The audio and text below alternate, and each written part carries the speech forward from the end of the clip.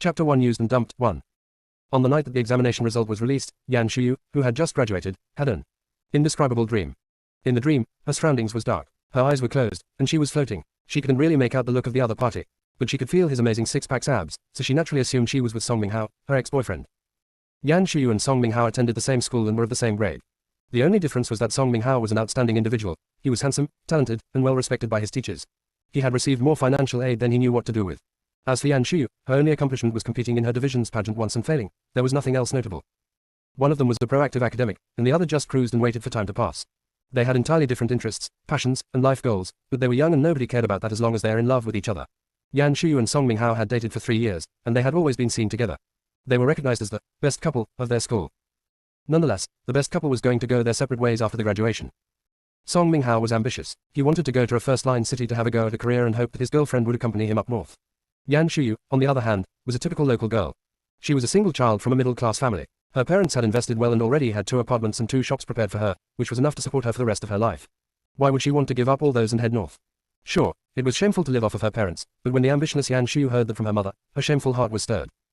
While her boyfriend refused to stay where he was and accompany her in her shameful acts of living off of her parents, Yan Shuyu also refused to go north with him to kickstart his career. Finally, the two had no choice but to break up. Yan Shuyu felt that she had true feelings for her boyfriend, mainly because she was the type who thought bad looks were everything. As Song Minghao was the most handsome man she had ever met, naturally he was her true love. Even when he decided to finally leave her for his goals and ambitions, she still had no heart to blame him. So, it was only natural that she was snuggling with him in her dream. Quickly, Yan Shuyu realized that not only was she having intimacy with her ex-boyfriend in her dream, but she had given him a lot of extra credits. His skills were way better than they were in real life, making her not want to stop. His skin was also incredible. It was almost as smooth and silky as hers, and then there was his body. Never mind about the six-pack abs, she could even feel his Adonis lines. Wow, she couldn't get her hands off of him. She was responding to him passionately as she groped him up and down. Perhaps, her passion was felt by her partner. She heard a low, magnetic chuckle from above her. It was farther at first, then it came closer and closer. Yan Shuyu could almost feel him breathing into his ears, and the sensation became several folds stronger. Who could resist that? Yan Shuyu felt her knees growing weak, and she couldn't help but scream to herself. Even his voice was sexier in the dream. What a wonderful dream that she was having. After the amazing sensation, she lifted her head to stop that knee-buckling laughter with her mouth. If he kept on laughing like that, she wouldn't be able to have 300 more rounds with this upgraded ex-boyfriend. Unfortunately, even though she was able to stop him with a kiss, Yan Shuyu couldn't handle too many more rounds.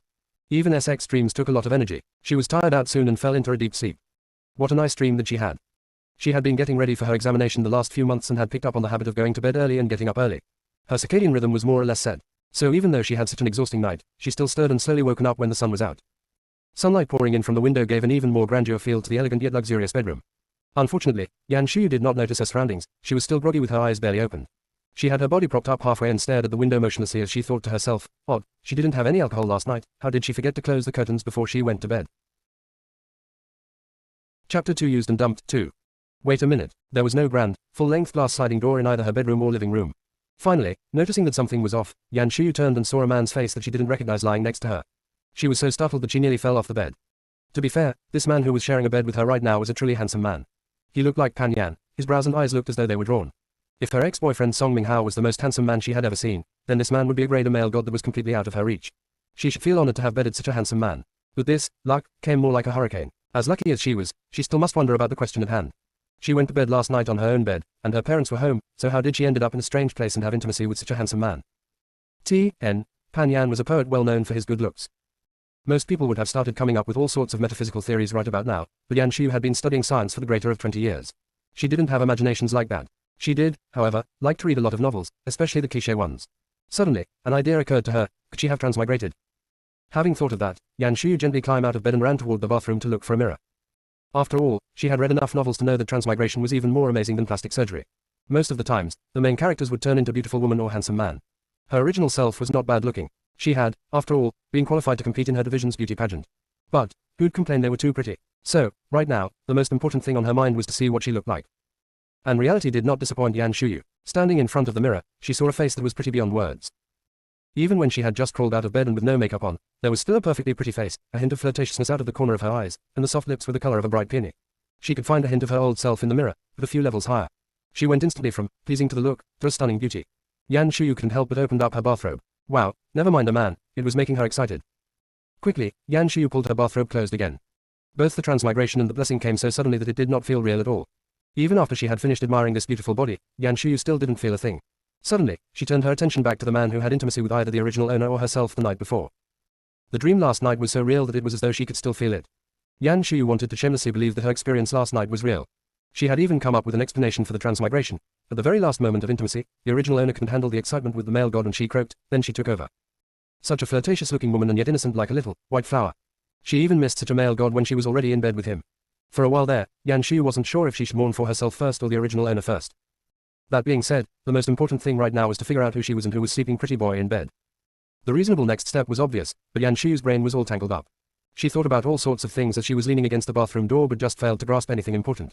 Finally, she was distracted by the handsome boy in the bed, and all her attention was drawn to the sleepy pretty bed who was still in bed. The longer Yan Shuyu ogled the male god like a pervert, the more she was drawn by his beauty. She almost wanted to write an 800-word article to talk about how pretty he was. It was very unfortunate that she was sucked dry by all the examinations recently, and no longer had that talent anymore. Thousands and tens of thousands of words could be boiled down to one sentence. This man was so pretty that one couldn't even keep her legs together. Zhou Qinhe certainly lived up to his reputation. Hey, Zhou Qinhe, that must be the name of the man. The name sounded so cultured, and a bit familiar. Chapter 3 Used and Dumped 3. Suddenly, Yan Shuyu's eyes widened. Now she remembered, Zhou Qinhe was the name of a character in the web novel that she has recently read. The CEO's father. How was she so sure that this was the CEO's father in the book and not someone who just had the same name, you may ask? That was because she recalled her own identity along with his. Lo and behold, she was the wife of the male lead's father, the villainous stepmother who'd be sent to jail by the male lead after he succeeded the company. The novel-loving Yan Shuyu, the one who has a special fondness of cliché novels, was so shocked by the upcoming event this time that her knees buckled. Just think about it. She opened her eyes and found out that she had transmigrated. Her new identifier was a peerless beauty and she had bedded a super handsome man. Any way you look at it, this should be the start of an amazing life. Yet she happened to know that the story was going to turn into Orange is the New Black. If she remembered correctly, the stepmother was sentenced to life in prison. After all, cliché novels were her favorites. She even remembered that this novel had plenty of intimate scenes that she just loved. TN, a new TV show where the main character was in prison. Yan Shuyu was now filled with tears. She looked at the male god in bed but had no more desire to molest him. As handsome as male god was, she didn't want to spend her golden age in jail. That was too big of a price to pay. She had also learned from the original owner's memory that the story has yet to begin. She was just a mother working hard to marry into a wealthy family to fulfill her dream of having her son rising up to the top of the world. Last night was, indeed, her first time bedding the male lead's father, and that was only because he was drunk. She probably didn't even have a name in front of him, and it'd be quite a while before she became the legally wedding wife. From the male lead's memory in the novel, the stepmother married his father when he was 6 and brought with her his stepbrother who was 6 months older than him. As soon as the stepmother and her son joined the family, bullying, insulting, instigation started right away, and the male lead hated him to his guts. Right now, the stepbrother that the male lead had hated was only 4 years and 4 months old. There was still more 2 years from her starting down the path of the villainous stepmother. Yan Shuyu immediately made the decision to pick up all her clothes on the floor. Without even time to brush up, she ran out of the house. The male lead's family was ridiculously wealthy, and the male lead's father was so handsome that one wouldn't even want to leave. There must be women lining up to be his stepmother, so it should be fine if she bailed out right now. Yan Shuyu left in the most carefree manner. She never looked back, like a sleazy man after a one-night stand. She ran off so fast that even though Zhou Qinhe had just woken up, he did not even have the chance to say anything to smooth the situation before he could do nothing but watch her run off after she had bedded him. As much as CEO Zhou was known to be accepting and easygoing, always having a cool head on his shoulder, there was a stunned look on him. This was his first time being dumped after he was drunk and used. Chapter 4 Shameful Deeds 1. Yan Shuyu dashed off from the crime scene and ran into an empty elevator. She finally felt a little more relaxed after the smooth, metallic elevator doors had shut. She leaned against the elevator wall, closed her eyes, and let out a long sigh. Truth be told, it still felt unreal that she had transmigrated to become the villainous stepmother. And that wasn't just because of the very tragic ending, but also that the villainous stepmother barely had any presence in the novel. At most, she was just the cannon fodder in the first 3 chapters. The stepmother and her son only existed for the purpose of the male lead honing his mental stamina and eventually becoming the powerful and fearless hegemony CEO. But what was the purpose of it all anyway? When the story had started, the male lead had already successfully gained his father's approval and took over his father as the new CEO, whereas the stepmother and her son, having perfectly fulfilled their purpose, bowed and exited the stage. The entire time, the villainous stepmother didn't even get to have a name. If she hadn't transmigrated, Yan Shuyu would never know that she happened to have the same name as the villainous stepmother. Had she known this would happen to her, she wouldn't have cheered at the decisiveness and ruthlessness of the male lead when she was reading the book.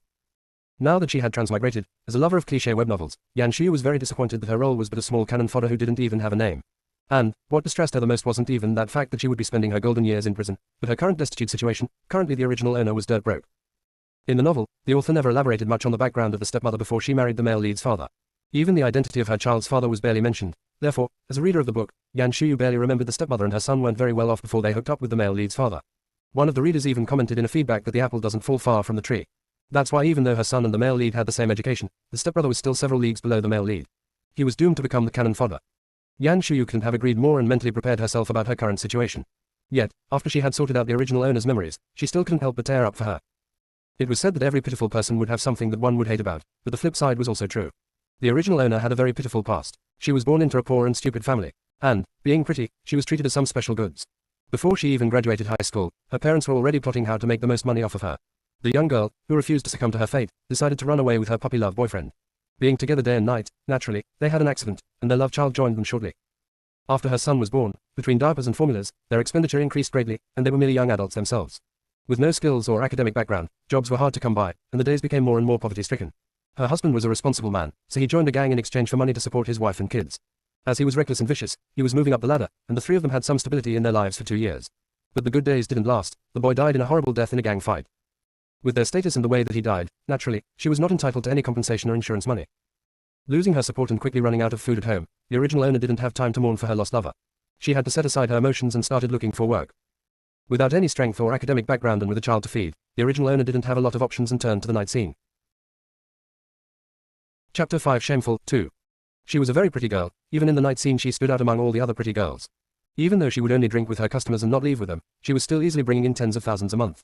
Her life was enriched in terms of her financial standings, and at the same time, she had been exposed to a world that she never had before. Having experienced eloping, having a child out of wedlock, and losing her spouse before she joined the night scene, the original owner had discovered the world of riches. She had a crazy thought all of a sudden: find herself a rich man, marry him, so her child can also become one of the top 10%er. Having been in this field for a few months, the original owner knew that customers went there for entertainment. Nobody would seriously look for a wife at a place like that. It'd be crazy to think that she'd be able to find her a rich man. Not to mention that most of these men were middle-aged men who had let themselves go. She couldn't even imagine being in bed with them, let alone anything else. After some careful consideration, the original owner came to the conclusion that her best option was to take the money she had saved up and retire from the night scene. And that was how she ended up in Hotel Dorset. At the time, the original owner had no idea that the well-renowned Hotel Dorset was also one of Joe's properties. She hadn't even heard of Joe Chinhay. The reason she picked Hotel Dorset was simple: it was the most famous hotel in the area. Words had it that everyone that went there was either officials or wealthy individuals. If she was to find herself a rich husband, a 5-star hotel seemed to be a good choice. Getting into Hotel Dorset wasn't easy. The original owner quit midway through senior high school, meaning her highest completed education level was only junior high school. Most upscale hotels required their candidates to be at least college educated. Hotel Dorset, being a world-class hotel, naturally had even higher requirement. Their candidates must have a degree in hotel management or equivalent experience. The original owner knew that if she just sent in her resume, she'd never hear anything back. She resorted to dressing herself up and just going there in person, and that actually worked. The original owner was well prepared for this job. She decided on a new setting for her personality and tried her darndest to create the image of an independent single mother. Compared to a working girl, an outstanding mother had much better odds of scoring herself a rich man. Opportunities were for those who were well prepared. The original owner's beauty and her mild and tender temperament made a perfect combination, and she immediately became the most well-loved stewardess at the hotel. She was more popular than other single girls with higher education. All sorts of qualifying suitors came out of the woodwork, making the original owner dizzy from all the options and didn't know who to choose. While she was looking at the sideline, the big boss of the organization's headquarters, who rarely ever showed up, had arrived. His first appearance was stunning. The original owner and her co-workers were summoned into the lobby and lined up to welcome the big boss. The young and handsome big boss, surrounded by all his elite workers, walked past them and didn't even take a look at any of the young and hot stewardesses. He only exchanged a couple of words with Han Yu, the hotel manager, before he entered the elevator while surrounded by everyone. The original owner's eyes lit up suddenly. At this point in time, she still didn't dare to make the big boss her target. She was merely aiming for the few elite upper management personnel around the big boss. Even manager Han was quite eager to appease them, so she figured they were fairly high up within the organization. Partly it was her luck. The internal news had it that for whatever reasons, the big boss would be staying at their facility for a while. Manager Han specifically handpicked the team that would wait on the big boss, the senior manager as their butler and the original owner and 2 of her colleagues. None of them had ever received any complaints, as their housekeepers, and promising 24 hours, around-the-clock service for the big boss. And just like that, the original owner had landed the opportunity to get up close and personal. And, just as she had hoped, all the elite upper management personnel also came daily to meet up with the big boss. Yet, an even more brazen idea occurred to the original owner. Why go above and beyond for an employee instead of going for the big boss right in front of her? Chapter 6 Shameful 3. If she could land the big boss, her son could be on the top of the world. The original owner was only toying with the idea originally. What really prompted her to make up her mind was when she overheard CEO Joe's phone call 2 days ago. CEO Joe, who normally barely showed any emotions, leaned sluggishly on the couch, cell phone in hand, while listening to the childish voice from the other end. His eyes were filled with tenderness and love, and there was a slight smile on his face. Having witnessed the scene inadvertently had rocked the original owner to her core. She was suddenly filled with bitterness and unreconciled emotions. Why was it that some people just had everything when they were born? With unlimited money and a pampering father, why was it that her Yuanbao, who was such a good child, would never be able to see his father again? And, that was the moment that she decided that she wanted to marry Joe Chinhay. She wanted him to be the father of Yuanbao, and for him to smile at Yuanbao the way he did to the boy on the other end of the phone call. All mothers were strong. When the original owner was contemplating about remarrying, she was actively avoiding married men. After all, it was hard enough to be a new age Cinderella. If the other party has a wife at home, she had to play the role of a third person first, and that would just make the whole thing unnecessarily complicated. But, now that the original owner had decided to achieve this for her son, the difficulty level no longer seemed to be an issue that stood in her way. She had no idea how many kids did CEO Joe has, or whether he has a wife. It was as though she was possessed, she only knew that she wanted him to be the father of her son. The original owner had never been this determined in her entire life. Same logic, opportunities were for those who were well prepared. Last night it was original owner's turn to be on duty, and CEO Joe returned very late at night. It was very rare that he wasn't working late or in a meeting, but he was out to a social gathering until the wee hours of the night. The cool and handsome man was slightly drunk, and none of his managers or assistants were sober themselves, so when they saw the original owner, they just handed him over to her. By now, Joe Chinhei had been staying at Hotel Dorset for over 10 days, and everybody working with him were already familiar with the team serving their boss. Original owner had left a particularly good impression with everyone, being a gorgeous woman who was tender, has excellent attention to details, and a single mother to top. What a model woman and a model mother. Nobody expected that the model woman would have the guts to take this opportunity and bed the big boss when he was drunk. Now that Yan Shuyu had figured out the whole event, she finally couldn't help but cover her face with her hands and cry loud. Wasn't this development a little too shameless? Yan Shuyu always had odd tastes when she was reading novels and watching dramas. She loved any kind of cliché dramas, and she was well aware that she was an oddball. She was lazy ever since she was a child, she was proud to be living off of her parents, and she had always been a drama queen in her relationship, unlike the other cute, innocent girls. Yet, after she had transmigrated, she had turned into the most cliché of all calculating and manipulative women. Compared to this woman, Yan Shuyu was an angel, who can possibly handle a role like this. Now that she had a clear understanding of the original owner's life, Yan Shuyu didn't care about the script or the male lead anymore. What was occupying her mind right now was, she had abused her position at work and bedded the big boss. Did her colleague at the hotel find out? What would they think of her? Regardless of whether his colleagues were aware of it, she felt shameless herself. She had planned to change out of her uniform first before heading home, but now she was too ashamed to face anyone. Yan Shuyu took the opportunity that there weren't too many people in the lobby and ran away with her head lowered. Still in her uniform, she would cover up her entire face if only she could. As a bonus to the $80 and $40 tier patrons, we've added a few advanced parts of the male lead's villainous stepmother. Advanced parts will trickle down to lower tiers once we translate more parts. Chapter 7 Running Away 1. Naturally, Yan Shuyu, who were too busy scrambling away, only knew that nobody seemed to have noticed her on her way out. What she didn't know was that news had exploded in the security room. The two guards, who were on duty and dozing off behind the security cameras, woke up the instant they caught sight of her fleeing the big boss's room like a robber. The gossiping spread was on full force. One of them followed her intently in the cameras as the other one rewound the footages from the night before. At the rate it goes, probably everyone in the security room would find out that she had spent the entire night in the big boss's room within 2 hours. Ignorance could sometimes be bliss. Yan Shuyu at least felt relieved after she had successfully fled the hotel. She was fairly determined that there was no way in hell she would become the stepmother of the male lead.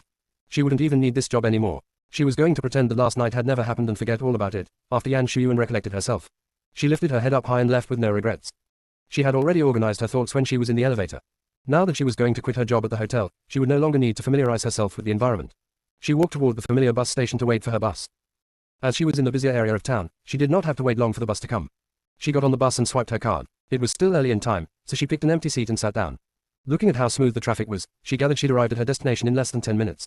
The original owner might be poor and manipulative, but she certainly enjoyed comfort as much as Yan Shuyu. Yan Shuyu must say that she was very impressed by how decisive the original owner was.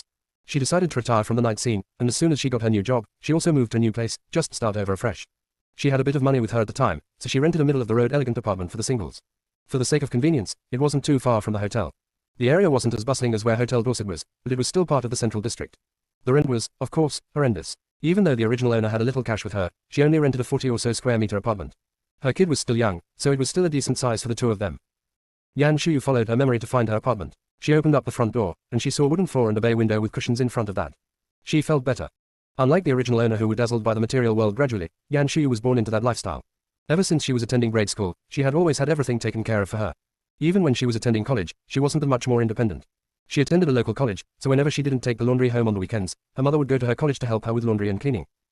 Had she transmigrated a few months earlier, when she had no money and living in poverty, the well-spoiled Yan Shuyu wouldn't even bother trying to struggle.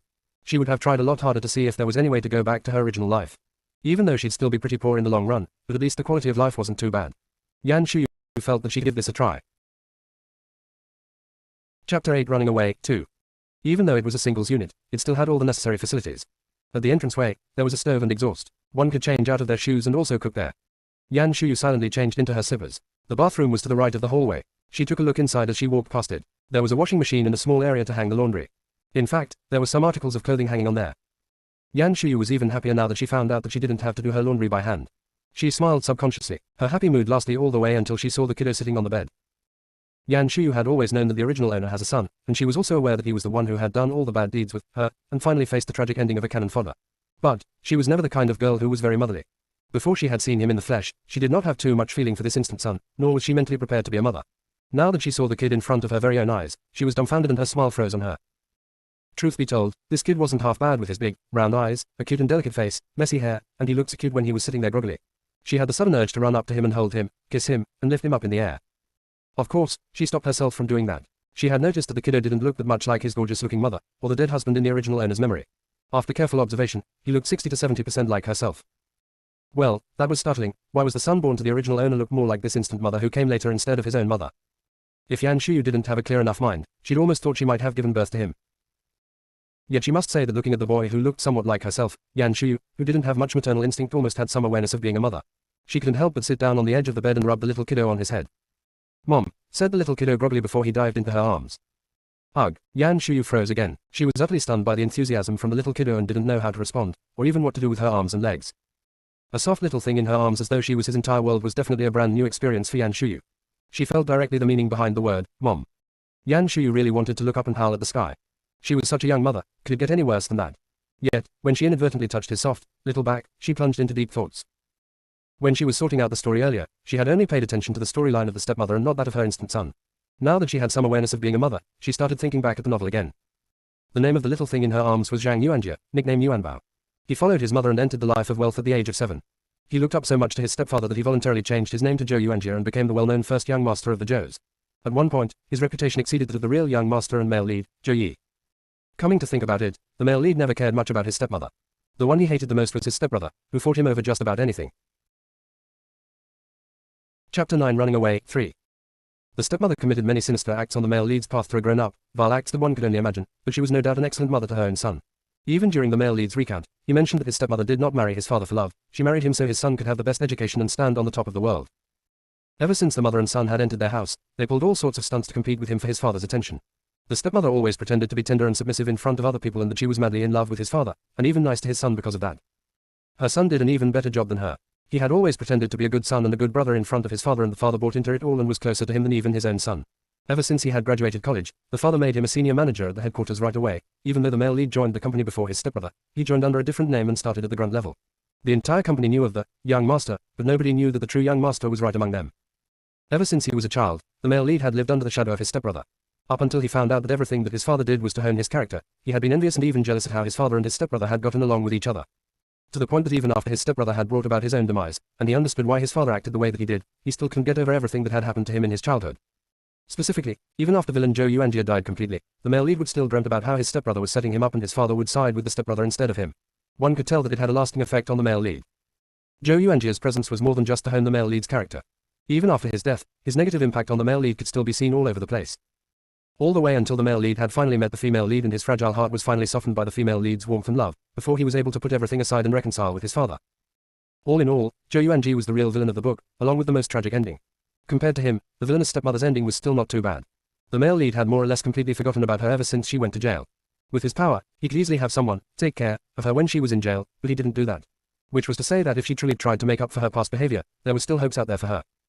And as the best villain, Zhou Yuanjie died during the climax of the fight over the inheritance. He died in the car that had been altered, the one that him and his mother had prepared for the male lead. In the end, the male lead was able to avoid it, but Zhou Yuanjie died in the car, without even an intact body, much like his own father. Yan Yushu hugged the small and warm body. Thinking about what would happen in 20 years, she couldn't help but feel bad for him, which had further solidified her determination that she must deviate from the script. Chapter 10 Running Away, 4. Judging from the age of the male lead, she'd have to pull all of her tricks to try and seduce Zhou Qinhei for 2 years before she would be able to officially marry into his wealthy family. And that wasn't even the happy ending, but a string of non-stop plotting and manipulation. Granted, they would be able to enjoy luxurious and wasteful life for a good 20 years, but there's a price associated with it. In the end, one of them died in his prime years and the other one was sentenced to life imprisonment. Yan Shuyu didn't think that was such a great trade. Truth be told, seeing how handsome the male lead's father was, along with his great skills and endurance, and that he was so filthy rich, Yan Shuyu had given it some thought to try to apply some first aids. They were the official couple after all, she could easily just follow the script and marry him, start her life over again, and be a well-behaved, good stepmother. She had nothing against the male lead anyway. It'd be more tiring to be plotting and manipulative day in and day out. From reading the novel, Yan Shuyu knew that the male lead was a nice person deep down inside. As long as she and her instant son didn't try any crazy ideas, they should be able to get along amicably, and if she would take her shamelessness one step further, she just might be able to enjoy her golden years in this wealthy family. But now that she had met her instant son, Zhou Yuanjie, and had sorted out his plotline some more, Yan Shuyu made the decisive determination to give up her impractical fantasy. Comparing to the icy-faced but overall benevolent male lead, the real issue here was the seemingly refined and gentle but actually ruthless male lead's father. Dogs that don't bark will bite. He quietly plotted against everybody. The original owner's only wish from the very beginning was to give her son the best so he could stand on the top of the world. Her dream was fulfilled the moment she married him. And Zhang Yuanjie, who lost his own father since he was a child, had always truly viewed him as his real father and respected and looked up to him. Yet, the male lead's father used the weaknesses of the two and slowly grew their appetite, all the way until they had brought about their own death so as to complete the male lead's training. Come to think about it, the male lead must have also saw through this point, which was why he couldn't get over it for the longest time. The father that he had looked up to his entire life was so cold and calculating. Who would be alright with that? Yan Shuyu had a pretty good idea about this. She was never the brightest, even if she could grow a few more brains she wouldn't be able to be a match of the male lead's father. It was no small feat trying to take advantage of a capitalist. If the original owner's purpose was to get herself a meal ticket, a better bet should be an average rich guy. All she needed was to be well off, which would also be a lot less drama than that of a wealthy, prominent family. And she would have all the time that she needed to cultivate her own son into a successful person in life. After all, the novel mentioned that Zhou Yuanjie had one such on the male lead, indicating that fact that he was quite talented himself. She just needed to start cultivating him now one small step at a time, and she would be able to bank on him for her happy golden years. Coming to this conclusion, Yan Shuyu was filled with joy, and she even felt less distressed about having to walk away from the class of male god, and even full of motivation. In order to clearly draw the line between them, she planned to pack up and move to a different city with her instant son. Then it wouldn't matter how powerful the script was anymore. Chapter 11 Poverty Stunts Ambitions 1. Fantasies were pretty but the reality wasn't quite so. As much as Yan Shuyu wanted to just move away so that the male lead's controlling father could experience what it meant by losing one's pants, but after she had reached for the original owner's phone and checked her bank account online, she had no choice but to give up on that idea. Unfortunately, money talks. Yan Shuyu couldn't figure out how the original owner, who had tens of thousands of dollars when she left the night scene, had only less than $10,000 left after just 2 months.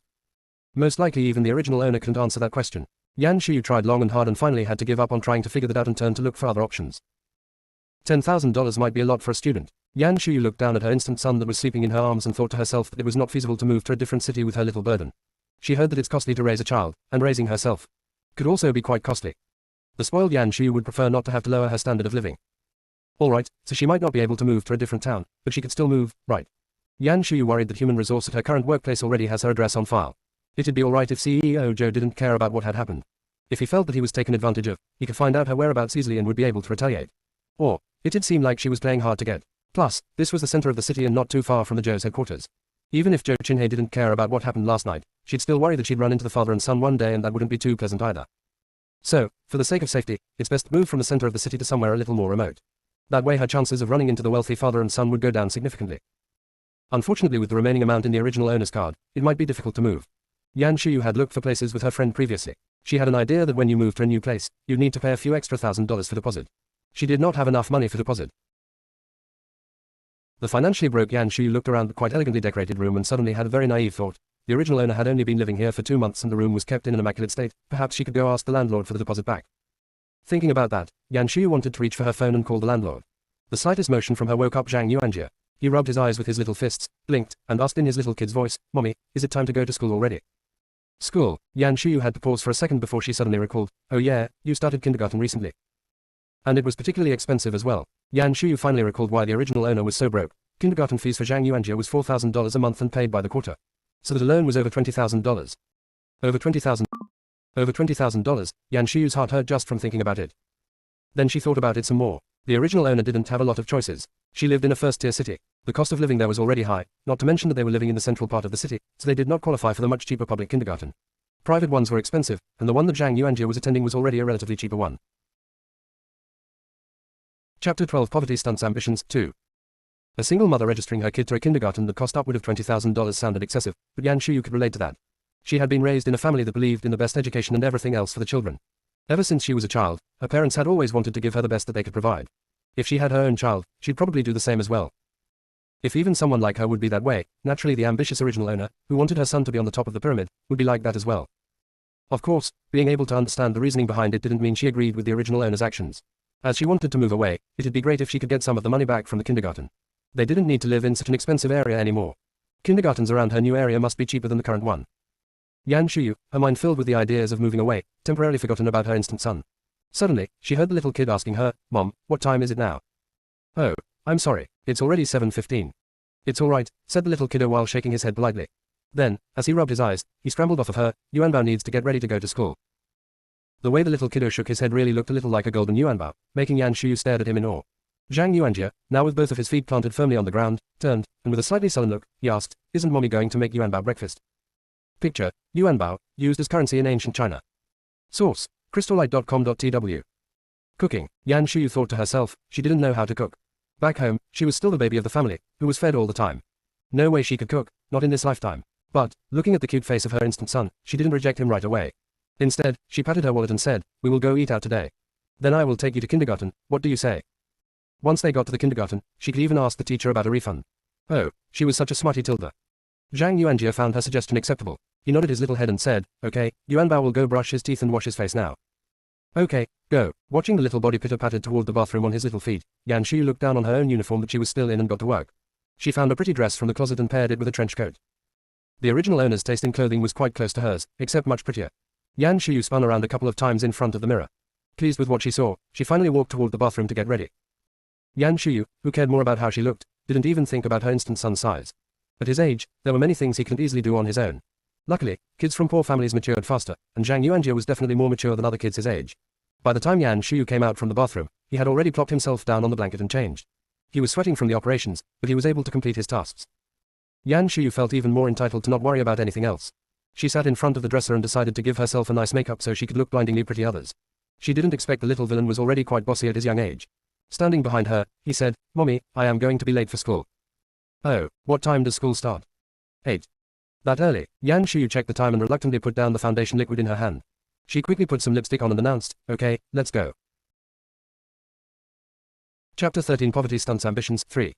Zhang Yuanjie already has his backpack on his back. Standing next to Yan Shu and looking up at her, perhaps noticing something different about her today, his eyes beamed and he said, "Mommy is so pretty today, like stars in the sky." Yan Shu assumed he was praising about how amazing she looked. Filled with mysterious self-confidence, she leaned down and gave him a smack on his cheek. "Of course, your mommy is the prettiest." Even without makeup, she still was the prettiest woman on this street. Filled with confidence, Yan Shu left the house holding her son's hand in hers. They lived in a dual-purpose residential, commercial building, but even though there were malls and shops on the streets and lots of food places, none of them were opened at this hour. Zhang Yuanjie, the one who'd be competing with the male lead for his glory, was quite a smart boy at his young age. When Yan Xian was standing downstairs in the middle of the busy commercial street, baffled, he suddenly said to her, "Mom, Ling Ling said there's a shop by our school that serves really good soy milk. She gets a bowl of it every day on her way to school." "Really?" Yan Shu held his hand tight and said, "Then let's go get ourselves some soy milk." Following the lead of kiddo Zhang Yuanjie, they easily located the breakfast shop by his kindergarten. After a hearty meal, the mother and son resumed holding hands and walking toward the kindergarten again. The teacher welcoming the students of the kindergarten happened to be Zhang Yuanjie's class teacher, Teacher Lin, today. Teacher Lin looked like a very quiet and very patient young woman. She waved at him from a distance away. "Classmate Zhang Yuanjie, Yuanjie's mommy, good morning." Zhang Yuanjie, in his well-mannered way, greeted his teacher, "Good morning, Teacher Lin." Teacher Lin bent over and patted him on his head, took his hand, and said, "Say bye-bye to mommy then go to your own classroom, okay? Your little buddies are all there." Compared to the gentle and delicate kindergarten teacher, Yan Xia looked much more like a single person. She didn't even bother with any routine in joining. She just casually waved at the little kiddo and acted like her job was done, acting nothing like a real mother.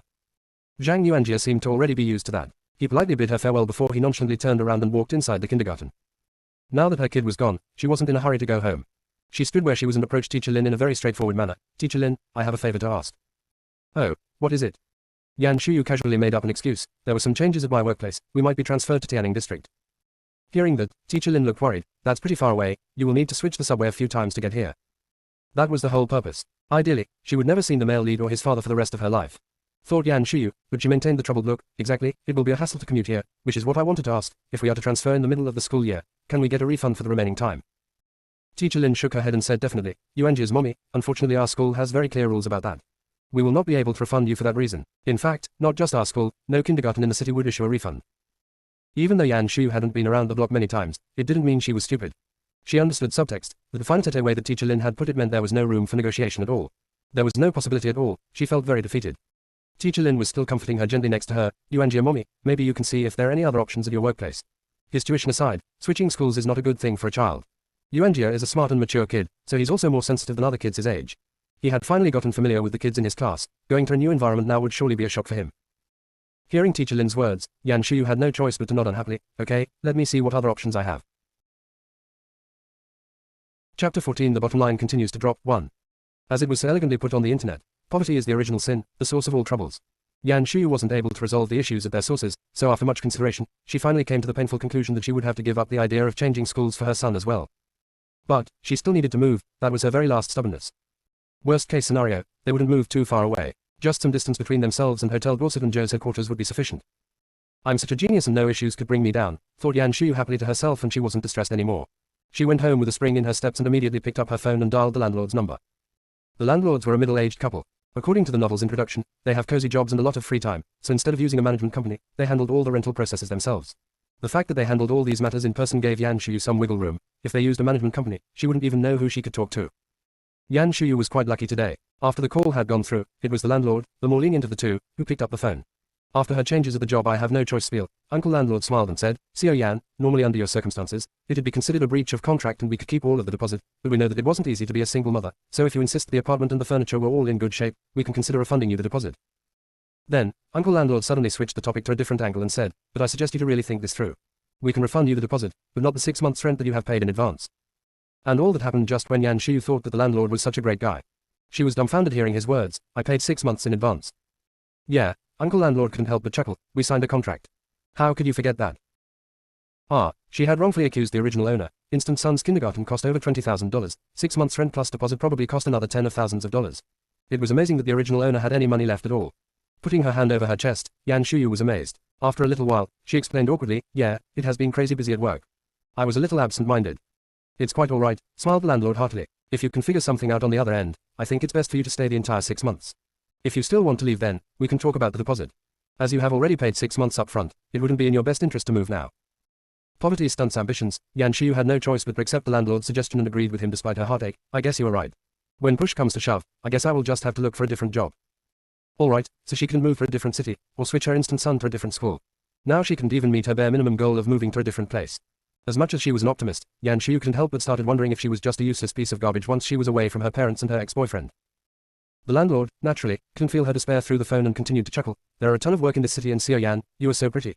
It won't be difficult for you to change jobs." The shameless Yan Shuyu didn't have any immunity toward anyone who praised about her looks in front of her. Every time she heard it, it brought a big smile on her instantly, as was right now. As soon as she heard the landlord's word, she was revitalized right away and not despairing anymore. Happily, she nodded and said, "That's what I am thinking too, it's easy to just change jobs." After she was done bemoaning, she didn't forget to thank the landlord genuinely. "Thank you so much, Uncle Yi." Chapter 15. The bottom line continues to drop too. Yan Shuyu couldn't help but sighed after she ended the call. Now that she couldn't even move, things were a little sticky. She didn't need to go in front of the male lead and his father to remind them of her existence, but she couldn't stop them from looking for her. After all, she was the one who had successfully bedded CEO Joe for the original owner, multiple times at that. If he has a problem with that, she was the one in the wrong. After all, it was all about equality between the two genders nowadays. One could go to prison for RPing a man too. Grant, Yan Shuyu trusted that no matter how disgruntled Joe Chinhe was, he most certainly would not sue her for RP. With his social status, squishing her would be easier than squishing an ant. So if she wanted peaceful days in the future, she couldn't just run off like this, but at least understand the current situation first. If everything was alright, she'd bail. Otherwise, she needed to figure out some way to apply some first aid. Here came the next problem. The original owner had been working at this new place for just 2 months and didn't have any close friends. She was just colleagues with everyone else. How could she approach just any co-workers with something like she had advertently bedded the big boss? All said and done, Yan Shuyu was still quite embarrassed about what had happened, so after staring at her cell phone for a while, she finally phoned the human resource department with the reason that she was quitting.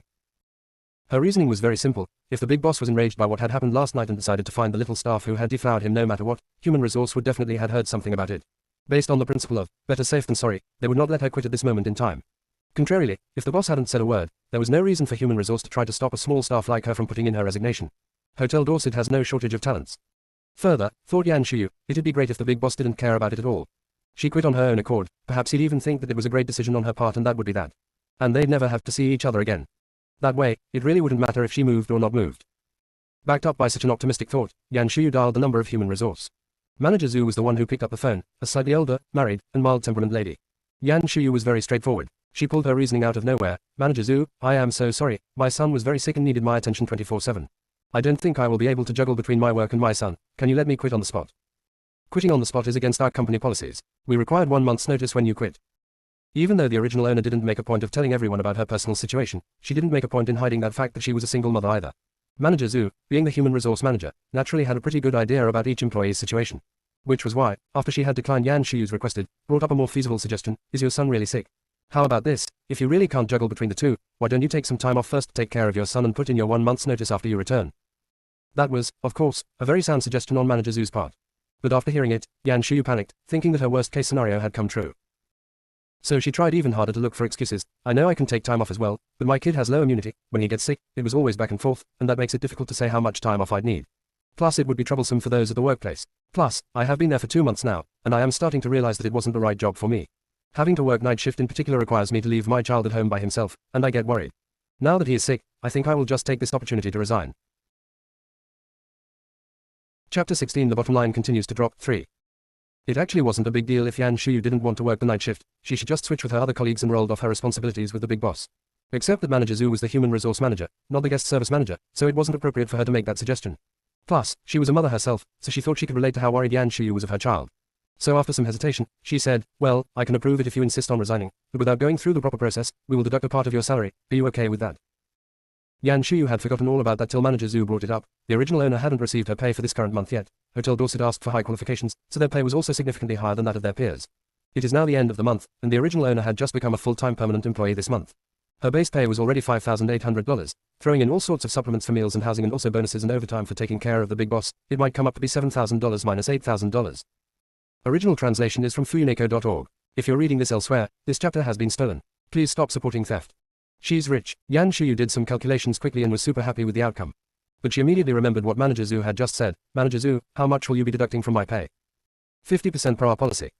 50%. Yan Shuyu felt that she was having a hard time breathing. Manager Zhu smiled and said, "That's why I suggested for you to take some time off first, then put in your resignation properly after you have returned." The money-loving Yan Shuyu had to struggle for quite a bit, but the rational side of her finally won out. From what Manager Zhu had said, she needed to give 1 month's notice, meaning that she'd be parading in front of the male lead's father for another month. She was trying to avoid the big boss as much as possible in order to avoid her fate as a cannon fodder. She didn't think that half a month's salary was worth the risk. Finally, and painfully, Yan Shuyu made up her mind. "I think I should just quit right now." "Thank you, Manager Zhu." "No problem. Would I still need to inform Manager Chen from my end?" Manager Zhu said kindly, "I am about to go into a meeting with her. I'll just let her know. You go take care of your kid." Yan Shuyu felt much better now. Human Resource Department might be far away and had no idea what happened last night, but her immediate supervisor probably had a pretty good idea. She was happy she could avoid the embarrassment of interacting with her again. She thanked Manager Zhu genuinely and asked immediately, "Oh right, Manager Zhu, when will I get paid?" Same as everyone else. Accounting department would deposit it on the 15th. Just 2 more weeks to go. She had accepted to take a 50% cut. What's another few days on top of that? Happily, Yan Shuyu ended her conversation with Manager Zhu. The first day after her transmigration, and she had run into all sorts of obstacles everywhere she went.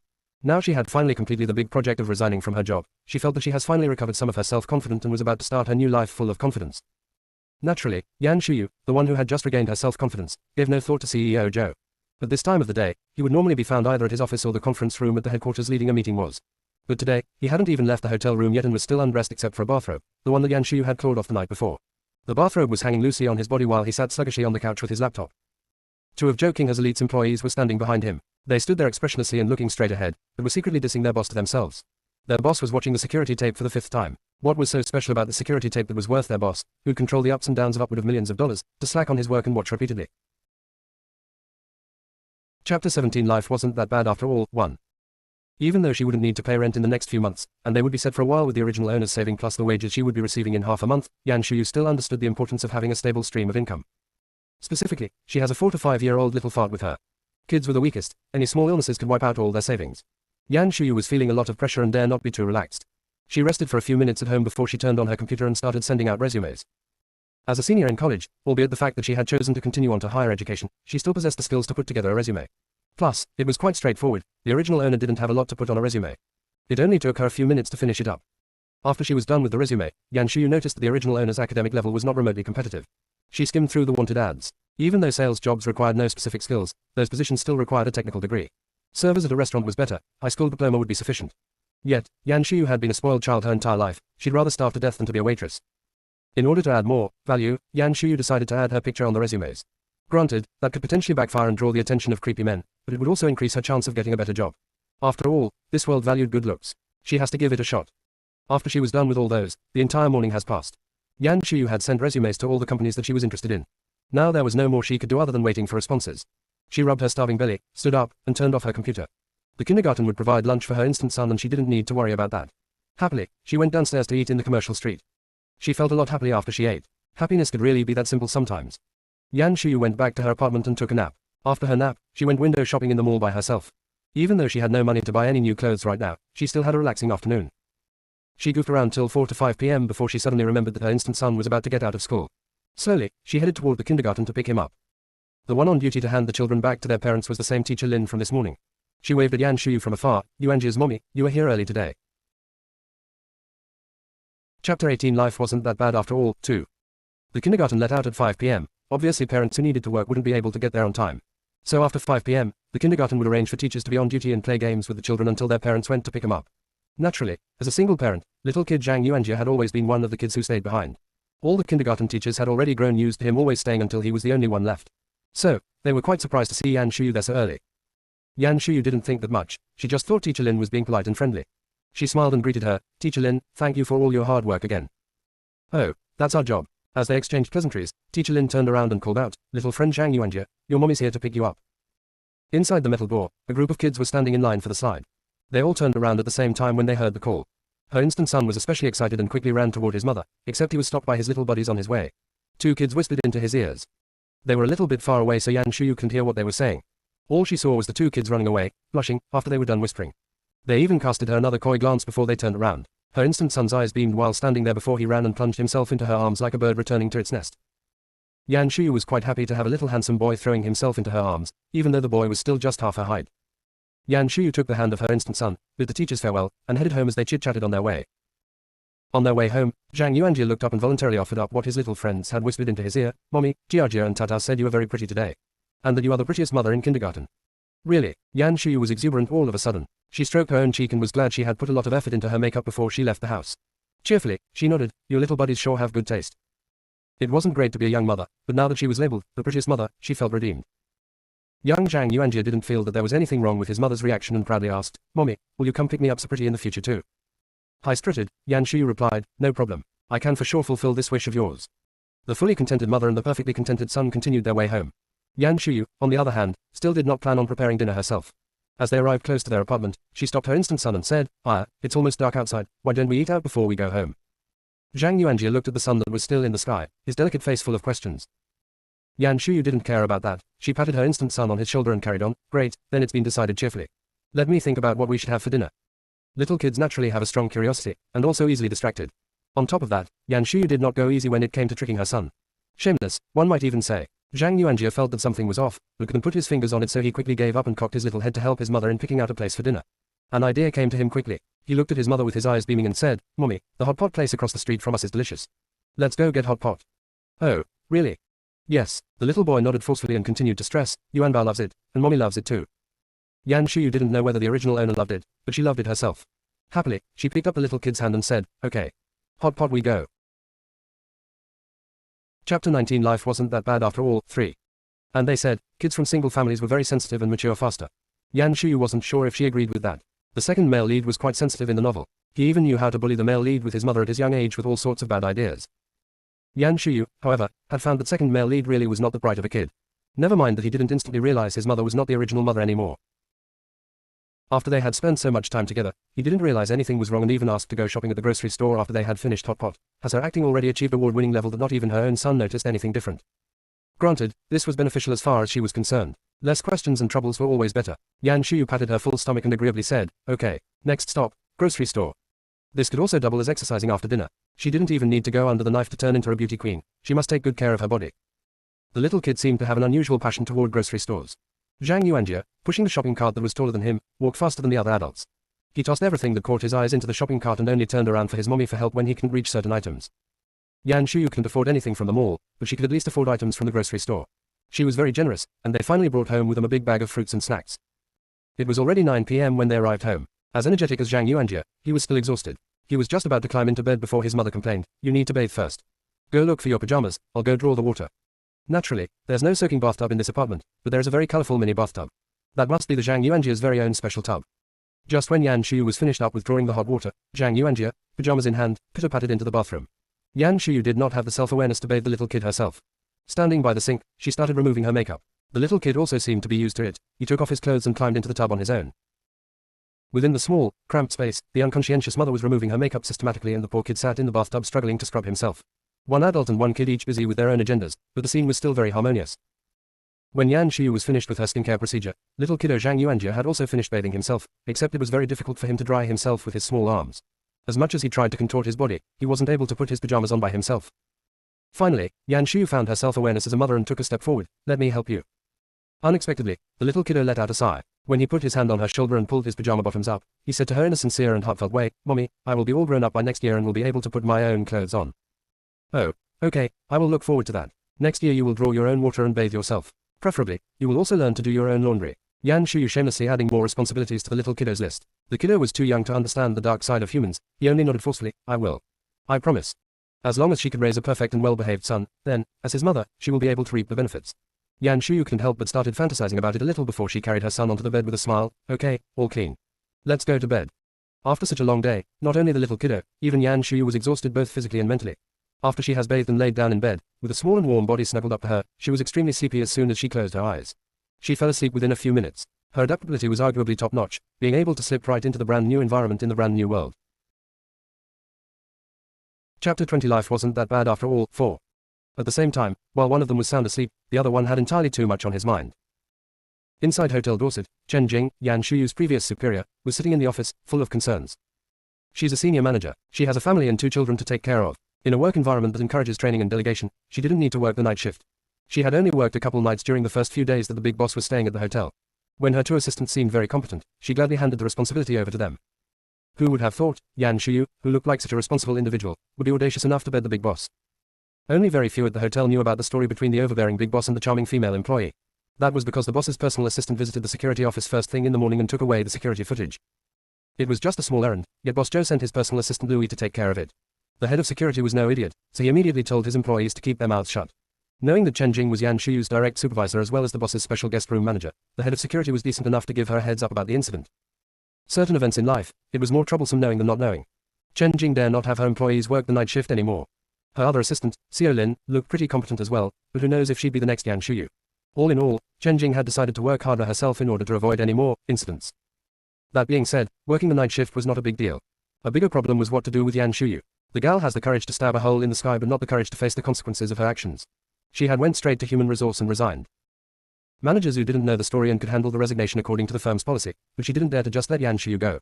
What if the big boss wanted to hold her accountable afterward? Or, if he felt like it wouldn't be so bad to keep the relationship going for a while longer, only to find out that she had already let her go, then what? The latter scenario wasn't too bad, but what if it's the first scenario? Chen Jing didn't want to be the one who let the responsible party go and ended up being the punching bag herself. Before she could sort it all out, she heard the doorman announcing through the intercom that Boss Joe had arrived. Chen Jing quickly recollected herself and went out to welcome him. The big boss seemed to be returning from another social event again. His ride tonight was a Rolls-Royce. He got out of the car in full 3-piece suit and carried with him a hint of alcohol smell. The smell of alcohol on him was smooth and slight intoxicating and was actually quite pleasing.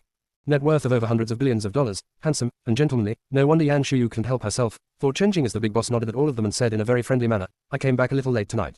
Sorry to keep you all waiting up for me. No problem, this is our job. Don't mention it. Everybody was pleasantly surprised and Chen Jing let out a sigh of relief to herself. The big boss seemed to be in good spirits. He must not be bothered by what happened the night before. That's great news. At least, she didn't have to worry about him taking it out on her. Now she could just pretend that she had no knowledge of the incident. Chapter 21 Innocent Bystanders 1. And just like that, Chen Jing had adopted the stance of an innocent bystander.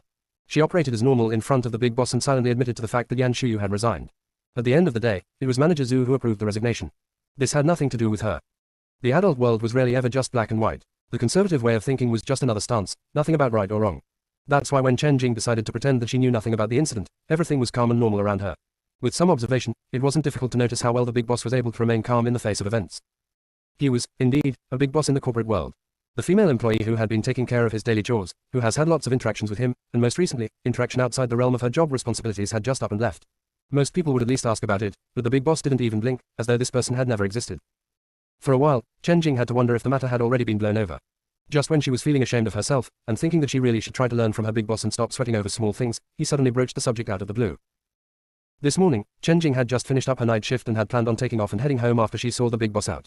Inside the elevator, as though they were just randomly chit-chatting, the big boss asked in the most casual of all tones, Manager Chen, it seemed your other colleague hadn't been here for the last couple of days. They were inside the VIP-only elevator at the time. It wasn't exactly super fancy, but it was definitely more spacious than a normal elevator. Inside this not-so-small space was their entire group of 5.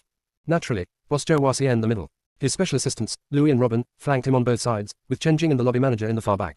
Even standing just next to the back corners of the elevator, Chen Jing felt incredibly exposed because, in perfect coordination, everybody turned and looked at her immediately after Boss Zhou finished asking his question. She could ignore the lobby manager who was oblivious to the truth, but even Louis and Robin had put on their innocent looks to enjoy the show. Chen Jing felt a sudden onset of a headache. The other colleague that Boss Zhou had mentioned was obviously referring to Yan Shuyu. As Chen Jing was worried about other incidents, she never took on another assistant since Yan Shuyu had quit. It had only been just her and Xiao Lin covering everything the last couple of days. Truth be told, she didn't have a good reason, otherwise, she would even let Xiao Lin go. Once bitten, twice shy. She'd rather suck it up and take on the responsibilities herself. And the big boss had to bring this up. Chen Jing moaned silently. Luckily, she had emulated the scene of the big boss interrogating her the 2 days following the incident, so she was no stranger to this. With a look of sudden realization, her acting E0 very bit rivaled that of the 2 special assistants, she said, "Oh. Boss Joe must be referring to Xiao Yan Shuyu, right. I forgot to mention, she had resigned." Resigned? Zhou Qinghe turned around and looked at her. A slight smile on him, as though amused, he asked, "When did that happen?" "Last Wednesday, exactly a week ago." What Chen Jing wanted to add was, "That's the day of the event," and our Xiao Yan had promptly and unequivocally made the decision to quit on the spot. Of course, one as brilliant as the big boss didn't need any reminders from her. He figured it out almost immediately. Chen Jing seemed to have noticed him licking his back teeth, then slowly a smile appeared on him and he said, "Is that so?" Chen Jing felt a bit anxious. Is that so? Whatever did he mean by that? Chapter 22 Innocent Bystanders 2. At this very critical moment, the clueless lobby manager, Wu Liang, stepped up to save her. Even though he didn't know about the incident, he felt he could relate when Boss Joe suddenly asked about the prettiest girl at Hotel Dorset. They were both men after all. He was quite bummed out too when he found out that the pretty girl had resigned. He took this opportunity to ask Chen Jing, but, Manager Chen, didn't Xiao Yan just join Hotel Dorset? Why did she leave all of a sudden? If I remember correctly, she didn't put in any notice either. Excellent question, Manager Wu. Chen Jing immediately offered up the explanation. Honestly, I only found out about Xiao Yan's resignation from Manager Zhu. It was personal reasons that she will be tied up, that's why she didn't have time to put in any notice. She would even have to take the deduction in her check. Wu Liang was genuinely curious. He took a sneak peek at Boss Joe and, seeing that he didn't exhibit any signs of being impatient, figured that he was somehow interested as well, so he boldly continued his line of questioning. What was so urgent? She is not sick, is she? Chen Jing gave her old colleague a secret thumbs up. With an innocent look, she shook her head and carried on. Xiao Yan wasn't sick, her kid was. Manager Wu smacked himself on his forehead and laughed. Oh yeah, I almost forgot. Xiao Yan looked like someone straight out of college, but she got married early. If I remember correctly, her kid is already in kindergarten. A single mother with a child, that must be difficult. Exactly, Chen Jing had nothing against Manager Zhu. She felt somewhat bad to have placed all the blame on her, so she defended her by saying, exactly, Manager Zhu only approved her resignation with her special situation in mind. I'd be inclined to agree with her, she was in a rough spot indeed. As they were chit-chatting, they had already exited the elevator and walked through the hotel lobby. There weren't a lot of guests in the hotel lobby at 8:30 a.m., and just a few hotel employees. The lobby seemed empty, and they quickly arrived at the front entrance of the hotel. Boss Joe's car had already been waiting there for a while. Once their master had gotten inside the car, it didn't take long before it started up and took off in front of everyone. Chen Jing and Wu Liang were the only two left in front of the hotel entrance. This entire time, it was just Chen Jing and Wu Liang chit-chatting with each other. The big boss merely brought up the subject and never expressed anything else. He looked nonchalant, and it was difficult to guess his thoughts. Thus, even after he was gone, Chen Jing was still standing there dumbfounded and wondering if she had dodged a bullet. Even though Boss Joe didn't say anything, he didn't seem upset either. She should be fine then. While Chen Jing was still comforting herself, Boss Joe, sitting in his car, had already taken off his unfathomable pretense. In the car, there was also the driver and his two special assistants. All of them had been his trusted aides for many years. It did look like Zhou Qinghe was leaning against the back of the seat relaxing with his eyes closed, but his slender finger was drumming on and off on his knee, his habit when he was in deep thought. After a while, Zhou Qinghe opened his eyes and chuckled, resigning the very next day. What do you think was the meaning of that? Louis and Robin exchanged a look and both were baffled. The boss was still thinking about that. They all say women were moody, how'd they know the meaning of it? Probably just playing hard to get to pique your sexual interest. And it looked like it had worked like a champ too. As good employees, the other party's intention and process were not important. What was important was that their boss's interest had been piqued, and now it's the job to assist him in any way that they can. Chapter 23 Innocent Bystanders 3. In the most serious tone, Louis started to say, since she is facing difficulty at home, would it seem a little heartless to dock her pay? I suggest to make an exception for an exceptional situation, have this lady come back, sign the document, and pay her the full amount of her wages. She was obviously a smart woman. All she needed was an opportunity, and she could take it and run from there. Robin had the same thought but, unfortunately, did not beat Louis in expressing his opinion. So not much he could do except to nod and said, I second Louis' suggestion. We should have Manager Chen handle this. She had been Miss Yan's direct supervisor. Coming from her will make it seem more caring. The key being that this Manager Chen also knew of the incident and, being a smart individual, she'd know what to do. With competent assistants like them, the boss didn't need to worry about anything. Zhou Qinghe smiled lightly and did not comment. Louis and Robin didn't say much more either. Their boss's intention could not be clearer, which was how Chen Jing, who had just stepped foot inside her own house, received a call from the managing director, Han Yu. Han Yu's call was very businesslike. All he said was that when an employee was facing difficulties, it was their responsibility to assist them. And that a large corporation should be caring and not turn their backs to their employees, or even former employees. And that they should provide a helping hand at their former employees' difficult moments and show the genuine concerns. And Chen Jing, as the direct supervisor, was the natural candidate for this assignment. The managing director never once mentioned the big boss, but Chen Jing was no spring chick. She had been working at Hotel Dorset for several years and climbed from a small hotel staff to her current position. Sure, the company was more generous than many of their peers, but as rich as the company was, she had never seen such a philanthropic act coming from them. One didn't need too much intelligence to figure out the reason behind this. Personally, Chen Jing didn't want to get too involved in this. Her job was stable, the pay was good, and the workload was light. She was happy staying at this cozy level and never had much ambition about continuing climbing up the ladder or making even more money. So, naturally, she never had the awareness of sharing the boss's issues. Unfortunately, she was already called out by her supervisor to be the point person in this. It wouldn't be easy to weasel out of it, so she resorted to be the caring ambassador to the former employee. When Yan Shuyu received her call, she almost started crying tears of joy. Manager Chen, is that true? All I needed to do is sign the paperwork and I will be able to get my full month's salary. Can I come over now? Now, as much as Chen Jing had prepared herself for this, Yan Shuyu's reaction still made her grumble. If you so urgently need the money, why did you bother with playing hard to get in the first place? She smiled quickly. Now is not a good time for me. How about you come by tomorrow? But tomorrow is the weekend. Yan Shuyu was a bit hesitant. Exactly because it's the weekend, that's why the big boss will be at the hotel in the daytime. Chen Jing smiled in a loaded way. Just when she thought Yan Shuyu had got the hint, she heard her worried voice coming from the other end of the phone. Isn't the hotel's treasury closed tomorrow? Chen Jing. Was this girl's purpose the big boss or her paycheck? She was getting progressively more confused by the development of this. But, on second thought, Chen Jing came to the conclusion that that couldn't be her real purpose. After all, if she didn't have a few tricks up her sleeve, she wouldn't dare make the big boss her target, right? Chen Jing nodded and said, you just come by, I'll inform treasury. Yan Shuyu felt better and happily said into the phone, that's wonderful. I will see you tomorrow then. Bye-bye. Chapter 24-$250, remaining 1. After hanging up the phone, Yan Shuyu was excited for having money all over again. Manager Chen's call came abruptly. Did she think it was odd? Certainly, but she only had $250 left in her account. She was more worried about starving to death than the storyline. So, how was it that she had about $10,000 in saving when she first transmigrated and suddenly turning into a pauper with only $250 left in the blink of an eye? Even Yan Shuyu blamed herself for being too overly wasteful. She only knew that the original owner had paid off 6 months of rent as well as the fees for the kindergarten and still had money left over. In addition, she was expecting her wages to be paid in the middle of the month. As long as she has some money with her, and it was sufficient enough to last her until she found herself a new job and picked up the responsibility of supporting her family, she didn't worry too much. Thus, the pressure was lifted off of the optimistic and proactive Yan Shuyu. The next day after her transmigration was a weekend, she dragged her instant son to go shopping in high streets. She bought herself a new set of clothes to start her new life. She may not be able to afford clothing from the mall, but she could afford to barter with street vendors. Yan Shuyu was fair too. She bought herself a pretty dress, but she also bought the little kiddo a set of new clothes as well. The two of them further enjoyed some good food and drinks, and blew through about $1,000 over the 2 weekend days. And then, she received a payment notice. The original owner had taken out a loan online. The interest was to be paid off before the principal. This was the last payment, so the principal amount was deducted from her account directly, a whole $10,000. When she learned about it, there was only $250 left in her bank. After her savage spending, and looking at her remaining amount, Yan Shuyu was stunned and began to have doubts about life. No work, 2 mouths to feed at home and only $200 or so left. That's the perfect setup for starving to death. Yan Shuyu didn't blame the original owner for taking out a loan online. Any normal person would know that borrowing money from online was a bad idea. Thinking about the timeline, a year ago was when the original owner and her kid were going through their rough patch. Now that it was all over, there was no point in trying to figure out the reason she did what she did. More importantly was to find out whether the original owner had other loans besides this one. Yan Shuyu anxiously searched through her memories and checked all the major apps on her phone and finally came to the conclusion that this was the only loan that she had, and it had already been paid off in full. Things could definitely have been much worse. That wasn't much use to her though. With only $250 left, she worried that she and her instant son would not survive until payday in the middle of the month. Yan Shuyu stared at the remaining amount, worried sick, and deeply regretted going out over the 2-day weekend. Had she not spent the $1,000, at least they could last till her next payday. Luckily, Yan Shuyu wasn't a bitter person by nature. She quickly collected her emotions and planned to go look for work proactively. After all, having a job would be like having a lifeline. In any case, it beats sitting around and waiting to die. Speaking of job hunting, that's another sad story. Chapter 25-$250, remaining 2. Yan Shuyu had sent out a bunch of resumes the very first day she had transmigrated over. She even reached out to a few companies that she was particularly interested in, yet, now that the weekend had come and gone, and it's already Tuesday, she still has not heard anything back.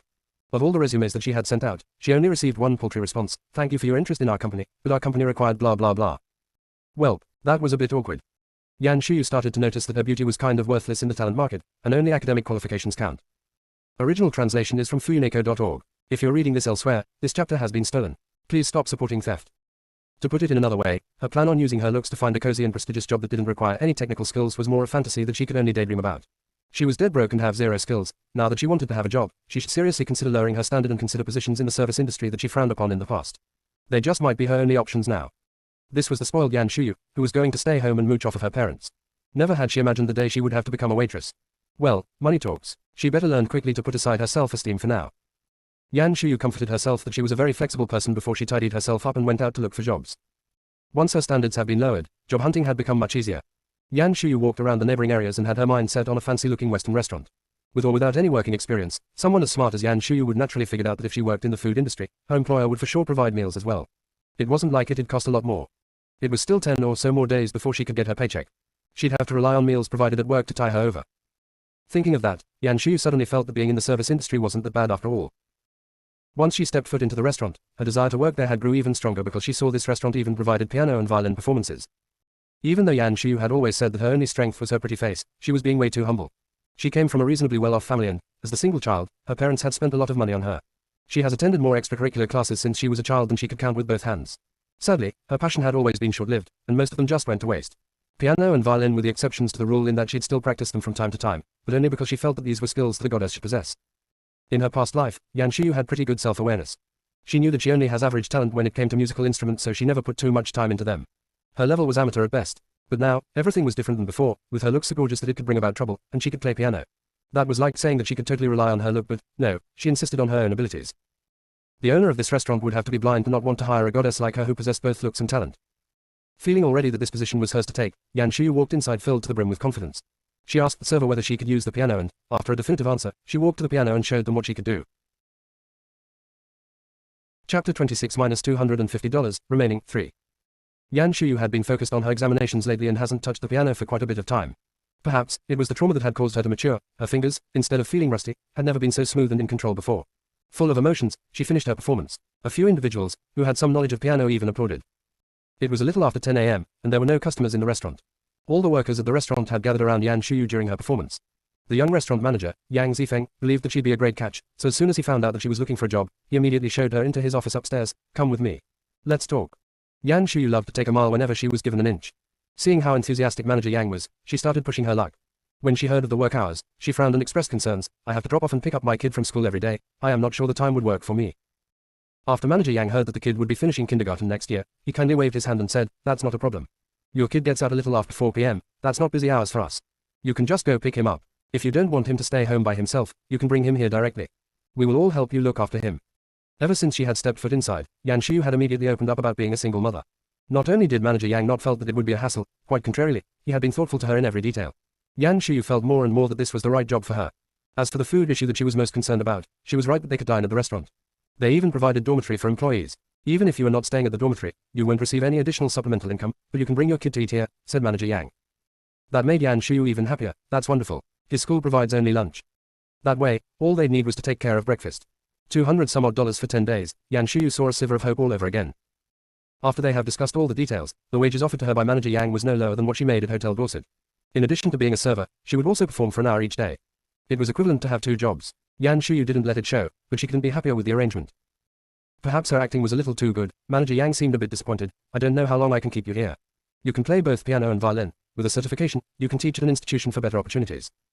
Yan Shu beamed. It had never occurred to her to obtain her certification, but it beats being a server for sure. Nonetheless, she wasn't too confident in her own skill level. With some hesitation, she asked, Manager Yang, you think my skill level is at the professional level? The young man held nothing back in front of the pretty girl. I don't know a lot about music, but my niece is taking piano lessons right now.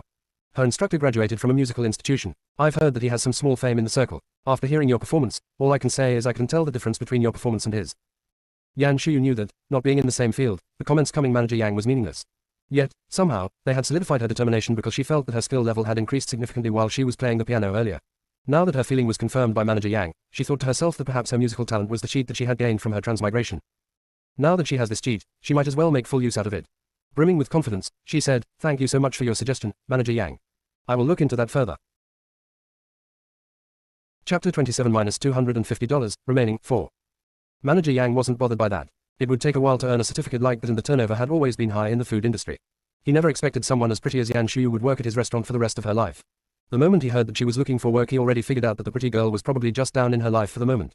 She would, naturally, seek higher grounds once she got back on her feet. Yang Zifeng only had more respect for Yan Shu after hearing that she was considering to earn her certificate as a piano teacher. With her looks, she was passing up on taking the shortcut and, instead, going to go through the proper channel. All the more Yang Zifeng felt that he had made the right decision with her. Instead of being bothered by her intention to become a piano teacher, he asked caringly, it would be rough trying to earn your certificate while you work. Yan Shu thought about it for a second. Was it going to be rough? Certainly, but she had already signed up to be a server. What's some more work on top of that? Once she passed the examination and become a piano teacher, she'd have her cozy, status dream job that she has already wanted. She would also be able to raise her child without worries. As the son of the villainous stepmother, this little kiddo was quite talented himself. His abilities and plotting skills rivaled that of the male lead. As long as he stayed on the right path, he very well could become a CEO, marry white, rich, and pretty, WRP, and walked on top of the world. And she'd only be a little over 40. She could very well spend her instant son's money and find herself a young lover. Life would just be amazing then tilde. T.N. White, rich, and pretty, Chinese internet slang for a girl who has light skin tone, wealthy, and pretty. From this point forward would be abbreviated to WRP. The future that she had planned for herself had further her determination. Full of raw emotions, she sighed, anything for the child, right? Having secured her new job, Yan Shuyu still didn't waste any time but took her instant son with her to the restaurant that very afternoon for a meet and greet. The mother and son successfully got their free dinner that night. She donned her new uniform and started her new job the very next day. Yan Shuyu received the call from her former direct supervisor out of the blue while she was getting settled with her new her. She told her to go in, sign some documents, and pick up her paycheck, and the full month's amount to top. Even though the call came a little later than ideal, but after the $250 scare, Yan Shuyu was still very appreciative. Truth be told, before she landed her new job, Yan Shuyu even thought about whether she should go back for a shot at the male lead's father. After all, if she could succeed, she would become a rich woman with a net worth of over hundreds of billions of dollars. If she didn't, she was just a dirt-broke person with barely $250 in her account. When she thought about it that way, becoming the male lead's whetstone didn't seem too bad after all. Yan Shuyu finally gave up on that thought, but not necessarily because she believed that one should always rely on oneself. It was more because she had transmigrated way too early. The original owner had just started to lure the male lead's father. That's like the first step of paving the road to Rome, and the road was long. She wasn't sure she has the stamina like that of the original owner, so it's best that she gave up now. Besides, she had already ran away from him. If she tried to engage again, and he gave her, and, who are you? That'd be quite embarrassing. After weighing her options seriously, Yan Shuyu had, once again, firmly decided that dumping the male lead's father was her best move. Chapter 28 Money from the Sky, 1. Yan Shuyu was at work when she received the call from Manager Chen. She did not make any special effort to avoid being overheard, so by the time she finished her call, all her new colleagues knew that she was going to go and pick up her previous month's paycheck from her old workplace. Everybody was both envious and happy for her. Yan, your old supervisor was so nice. She probably fought hard for you. But tomorrow is the weekend, Yuanbao doesn't have school, are you going to be okay? It had only been a few days at work, and Yan Shuyu had already become close buddies with her new colleagues, which was much better than how it was at Hotel Dorset. She didn't think that she had suddenly become so much more popular. She meshed with her new colleagues better mainly because the new environment was much simpler than her last one, almost no upward mobility, so there was no need for any manipulation or backstabbing. Plus, almost everyone here were girls in their 20s. They were close in age and had the same interests, so she became quick buddies with them right away. Compared to her instant son was the real charm. Yan Shuyu followed Manager Yang's suggestion and has been happily taking her instant son to the restaurant after kindergarten every day. They always stayed and had dinner here, rain or shine. After dinner, if Yan Shuyu has to work night shift, she'd go back to work, leaving her instant son to play with himself in Manager Yang's office. If she wasn't working night shift, they'd head home after dinner. Most of Yan Shuyu's colleagues, including Manager Yang, were basically single, only a few of them were dating.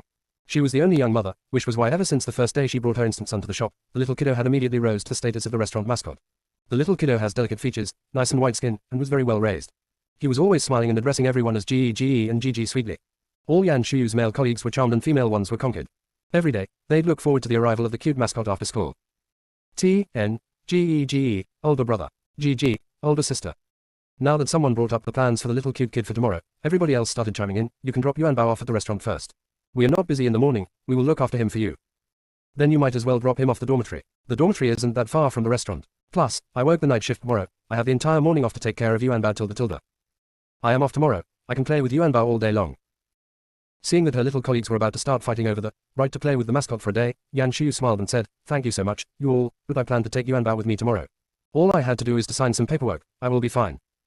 When Yan Shuyu first transmigrated over, she wasn't very used to referring to her son by his nickname. Now that she was influenced by her buddies at work, it was getting easier and easier to call him Yuanbao. The passionate colleagues. Blind spot. Somewhat busy and interlaced by chattering with her buddies, another day went by quickly and carefreely. Before she left for the day, she consulted with Manager Yan to switch to night shift the next day. She had thought about just taking the day off, but considering that she had just started this new job, she didn't want to leave a bad impression with her supervisor. Plus, this was her first job after school. Perhaps, it was the novelty, she didn't feel that it was too difficult being a server. In fact, it was kind of fun, so she didn't mind too much being an aspiring, hard-working youth. As the very understanding supervisor in Yan Shuyu's mind, naturally Yang Zifeng approved her request with alacrity and further followed up with, by the way, you mentioned wanting to take an examination for your certification last time, have you looked into it some more? Chapter 29 Money from the Sky, 2. Lo, and behold, Yan Shuyu actually did look it up. Seemingly well prepared, she replied, yes, I looked into it after I got home and planned to take my examination at the musical institution. They were more authoritative and their certifications are generally well accepted. But, all of these institutions only hold their examinations during summer and winter. It's still a few months away. Yang Zifeng nodded and asked again, have you put in your application yet? No, not yet. Yan Shuyu was openly broke. She made a fist and said, I will as soon as I get paid. Yang Zifeng didn't believe that she was so broke she couldn't afford the application fees, so he just assumed that she was kidding. He busted out laughing and said to her, my niece's piano teacher also graduated from a musical institution. She should have more information on that. I'll find out more from her on the preparation for the piano examination or any reference books etc. Yan Shuyu accepted his kind offer. Thank you so much, Manager Yang. I will take you to lunch when I get my pay. She was just being polite, but Manager Yang nodded seriously. Okay, I am looking forward to that. Yan Shuyu paused for a second, then quickly relaxed. That's alright, she would have money soon, she could afford to take him out. As pleasantly surprised from money falling from the sky, Yan Shuyu happily left for home while holding her son's hand in hers. She didn't even sleep in the next morning, but woke up early in the morning to shower and put on her makeup. Donning the new dress that she bought, she headed buoyantly to the hotel with her son in tow. Yan Shuyu only decided to bring her son with her because her colleagues were fighting over him. She didn't think too much about it. When the long-waiting Manager Chen saw that, she was dumbfounded. Seo Yan, you brought your son with you. It's the weekend, and there's no kindergarten today. I didn't want to leave him home by himself, so I thought I'd just bring him with me. All Yan Shuyu could think of was her paycheck, so she hadn't noticed the look on Manager Chen's face. She did, however, looked at her hands and noticed that they were empty. It almost looked like Manager Chen was waiting for her at the lobby. Instead of feeling honored, Yan Shuyu was more concerned about where she had left the paperwork. Anxiously, she asked, Manager, am I signing the paperwork now? Manager Chen gave her a complex look. With a little hesitation, she decided to follow her original plan. Smiling, she said, I didn't know you will get here so fast. I left your paperwork upstairs. Oh, so she wasn't here waiting for her specifically. Yan Shuyu wasn't disappointed, quite the contrary, she was very understanding. No problem, we can head upstairs with you. Zhang Yuanjie had never been to Hotel Dorset before, and it was also the very first time he has been to a fancy hotel. He couldn't help but to look around in the lobby. Curiosity filled his big eyes. Once they stepped into the elevator, he further couldn't help himself but reached out his little hand and touched the bright and smooth interior walls. Chen Jing was originally stunned by Yan Shuyu's move of bringing her son with her, but now that she saw the cute and well-behaved little boy, she couldn't help but grew fond of him and praised, your son is so pretty. Even if he looks half like you, that's pretty cute already. Cuter than any kids I have seen before. Yan Shuyu didn't even need to say anything. The little boy looked up by himself, blinked his large eyes and gave Chen Jing the sweetest smile. Thank you, Auntie. Chen Jing couldn't help but rubbed him on his head and said gently, you are welcome. Auntie meant what she said. The 4-year-old might have been very polite, but Yan Shuyu was not so much. Shamelessly she smiled, if he looks more like me, he will really be the cutest kid in the world. Chen Jing chuckled a little politely, she wasn't sure how to respond to that. On the other hand, the little kiddo got curious, turned his head and asked, how come Yuanbao doesn't look more like Mom? I don't know, replied Yan Shuyu casually. Perhaps you look more like your dad. Hearing that, Zhang Yuanjie's eye lit up suddenly, his little face brimming with anticipation as he looked up at his mother. Chapter 30 Money from the Sky, 3. In his less than 5 years of life, dad was an unfamiliar term. Perhaps he had a dad when he was younger, but for as long as he could remember, it had just been him and his mom.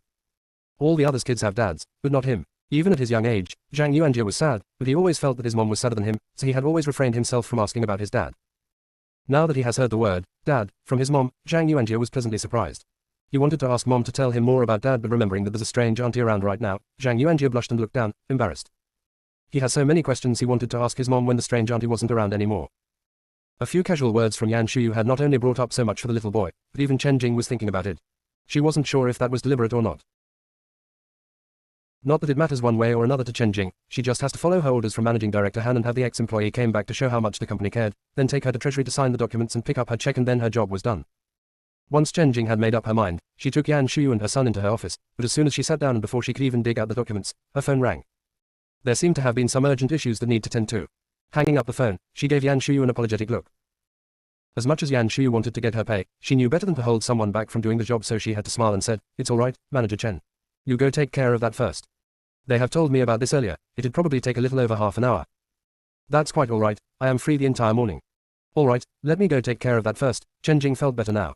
As she collected her stuff, she said, don't just sit here and wait, that'd be boring. You are familiar with this place, go show your son around. You won't need me for that.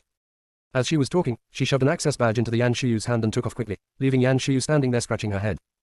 She knew that Hotel Dorset was a fancy hotel with impeccable security, even guests needed to swipe their room keys to use the elevator. Employees, of course, needed to have their work badge to go from places to places. Why did she feel that Manager Chen had other intentions?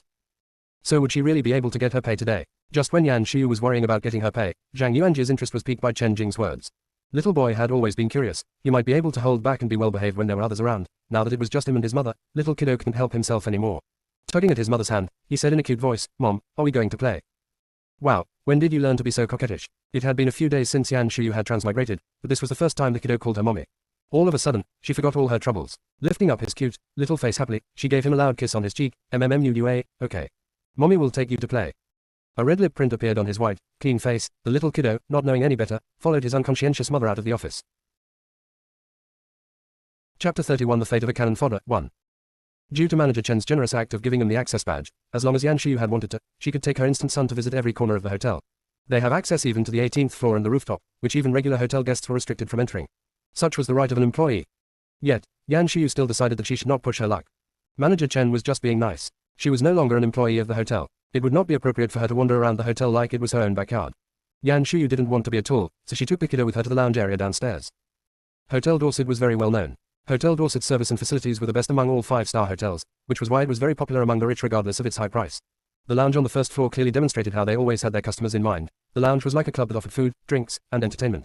Not only could one find the gym, swimming pool, game room, and theater room, there was also a children's playground, and everything was free to the guests. That was so very thoughtful. Entering the lounge with his mom, Zhang Yuanjia's eyes rounded. He was dazzled. The facilities in the children's playground were leaps and bounds better than those in their kindergarten. It held an immense attraction toward little kids. Even Zhang Yuanjia, who had always been a well-behaved kid that stayed within a few steps of his mother every time they left home, couldn't resist anymore. He tugged at his mom and asked, "Can I play for a little bit?" Yan Shiyu smiled and nodded, "Of course. That's why Mom brought you here. You can play for a while, not a problem." "Thank you, Mom." Zhang Yuanjia excitedly planted a kiss on his mom before he ran over to the facilities without even looking back. On a weekend morning, the lounge was actually busier than the lobby of the hotel. There were already a few kids playing here before they arrived. There were no parents nearby, possibly their parents had gone and sought their own entertainments.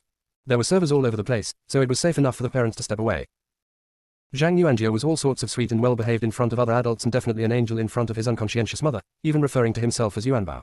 Yet, in front of those of his same age, he was already showing a little of his manipulative nature. Yan Shiyu watched with her own eyes that when he went to the playground, not only was he not excluded from the circle of children, he quickly befriended all the other kids. In addition, all the kids that were playing separately quickly became one group with him at the center, and everybody was having more fun. Witnessing this scene, Yan Shiyu felt oddly proud of herself. He was the one in the book to fight over the inheritance with the male lead after all. He was competent already at such a young age. It would only be a matter of time before he climbed to the top of the pyramid of life. As she was being so proud of herself, Yan Shiyu did not forget to praise herself for her own cleverness. Finally, she had gotten rid of her clingy instant son. She could take this opportunity to return to a booth that she had her eyes set on earlier to take some selfies. The decorations there was only too perfect for a young woman her age tilde. Having such a gorgeous looking face, every time Yan Shiyu started taking selfies, she had a hard time stopping. She was completely immersed in her own beauty that when she finally remembered that she has an instant son, he was already gone from the playground. Yan Shiyu didn't panic too much as she spotted him almost immediately when she looked up. The little kiddo probably got tired of playing in the playground and snuck to the entrance of the lounge area when she wasn't paying attention. Somehow, he was able to befriend a man much older than him, and the two of them were chatting like they were old buddies. Chapter 32 The Fate of a Cannon Fodder 2. The man was squatting down with his back to Yan Shiyu, so she couldn't see his face.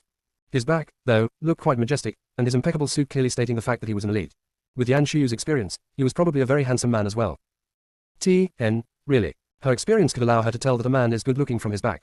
That's some skill. By now, the original owner had worked there for 2 months and had seen her fair share of tall, rich, and handsome customers. Naturally, Yan Shiyu assumed that some tall, rich, and handsome customers saw how cute the little kiddo was and decided to play with him for a little bit. Without sounding too braggy, her instant son was very cute. If only she knew someone in the acting field, she would want him to be a child star so he could make some money. Long story short, Yan Shiyu was quite used to everyone falling in love with her instant son immediately, so she didn't think much before she headed toward the two of them. She barely gotten closer before Zhang Yuanjia spotted her. The little kiddo stood on his tippy toes. "Mommy, over here tilde." He was grinning from ear to ear, looking even more excited than he was when in the playground. How was he so excited chatting with an adult? Yan Shiyu grumbled to herself, but she maintained her serious look. "You didn't even tell me when you walked away. Don't, over here, me now." "I am sorry, Mommy." The little kiddo apologized right away, but his eyes were curved, and his voice whiny. It was obvious that there wasn't much sincerity in his apology. Nonetheless, Yan Shiyu wasn't a mother with great principle herself and wasn't really upset, so she started smiling again as soon as the kiddo apologized. "Okay, I will forgive you this time," she said as she kept on walking towards the two of them. Zhang Yuanjia's old buddy did not turn around during the mother and son's conversation. He finally stood up slowly when Yan Shiyu was about to walk up to them. Yan Shiyu paused suddenly and had a bad feeling. The next second, the man who had just stood up casually looked at her. Yan Shiyu felt her scalp tingling and wanted to turn around and dash. That handsome features, the look that suggested friendliness yet also capable of keeping others in check, this was definitely the male lead's father. He has her son, so as much as Yan Shiyu wanted to take off running, she still remained standing where she was. At the same time, she exercised her imagination. She betted the big boss last week and today, she happened to meet him again. This sounded oddly like a plotline of those cheesy novels where the female lead ran away pregnant with the male lead's child. But, she really wasn't one of those young wives who'd say no verbally when her body was very true to itself. She even stopped by the pharmacy by her house on her way home and picked herself up a morning after pill just to be sure. She wasn't running away while pregnant. Oh wait, she had been trying to stay as far away as possible from the big boss. Why was her instant son trying to get close to him? Was she fated to be the cannon fodder after all? Suddenly, it crossed Yan Shiyu's mind to abandon her son altogether. Equals. While all sorts of crazy thoughts went through Yan Shiyu's brain, she was staring at Boss Joe in a very infatuated manner. Boss Joe was also looking at her calmly, showing no intention of being the first to break the silence. From the perspective of an outsider, it looked like two lovebirds looking at each other, to a point that while many others noticed Boss Joe and wanted to come and greet him, they felt that they should not interrupt and just stand and watch from afar instead of troubling him. Having received Yan Shuyu's text and just now, finishing up, all her work and coming to meet her was Chen Jing, who stopped halfway and started questioning, was she overthinking this? Perhaps, Yan Shuyu and the big boss were already an item. She even wondered if that was Boss Joe's son. Regardless of whether they were already an item, what she could definitely tell there was chemistry between the two, and she couldn't possibly intrude at this moment. She'd better go back, busy herself some more, and come back later. Chapter 33 The Fate of a Cannon Fodder 3. It was very unfortunate that Chen Jing didn't turn around quick enough. Out of the corner of her eyes, Yan Shuyu had already spotted her. Like a drowning person grabbing onto a straw, she called out loudly to her, "Manager Chen, are you done with your work?" She was so loud that Chen Jing couldn't even pretend that she didn't hear her. Manager Chen stiffened and stopped in her way before turning and smiling at him. "Hi, Boss Joe." "Hey, Shuyu, I still have a little more to do." Yan Shuyu straight up pretended she didn't hear that part and went on, "I am coming with you." She didn't know how to greet the male lead's father, so she decided to skip it altogether. She gave Zhou Qinhe an awkward smile before she took Zhang Yuanjie by his hand and said to him, "We are heading out now." This was when she noticed that her instant son had the corner of Zhou Qinhe's suit in one hand. TSK, that was too brazen. Being urged by his mom, the little kiddo gave Zhou Qinhe a reluctant look and said, "Bye-bye, uncle." "Bye-bye, little Yuanbao," said Zhou Qinhe as he looked down and smiled at him. He was no longer the superior man who was standing at the top of the world, the hard-to-read Boss Joe. Tenderness could be seen on his clear and handsome face, making it so dazzling it was difficult to turn away from. Now, not only the instant son, it was even difficult for Yan Shuyu to walk away from him. Exactly because she had betted him that Yan Shuyu knew how amazing this big boss truly was, hundreds of billions of dollars net worth, incredibly competent at work, super handsome with jade-like quality, odd body, great skill and stamina. It was said that a gorgeous woman only appeared once in 4,000 years in the entertainment industry. If that's the case, Yan Shuyu thought that Zhou Qinhe was the one in 8,000 years male god and could only be found in a novel. Even though she was a gorgeous beauty now, it was still very lucky for her to bed such a man.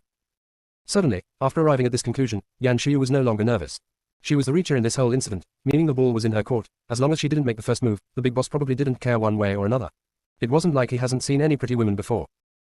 And, thinking about the way he was interacting with Zhang Yuanjie, Yan Shuyu suddenly felt that her son was in a much more vulnerable spot than she was.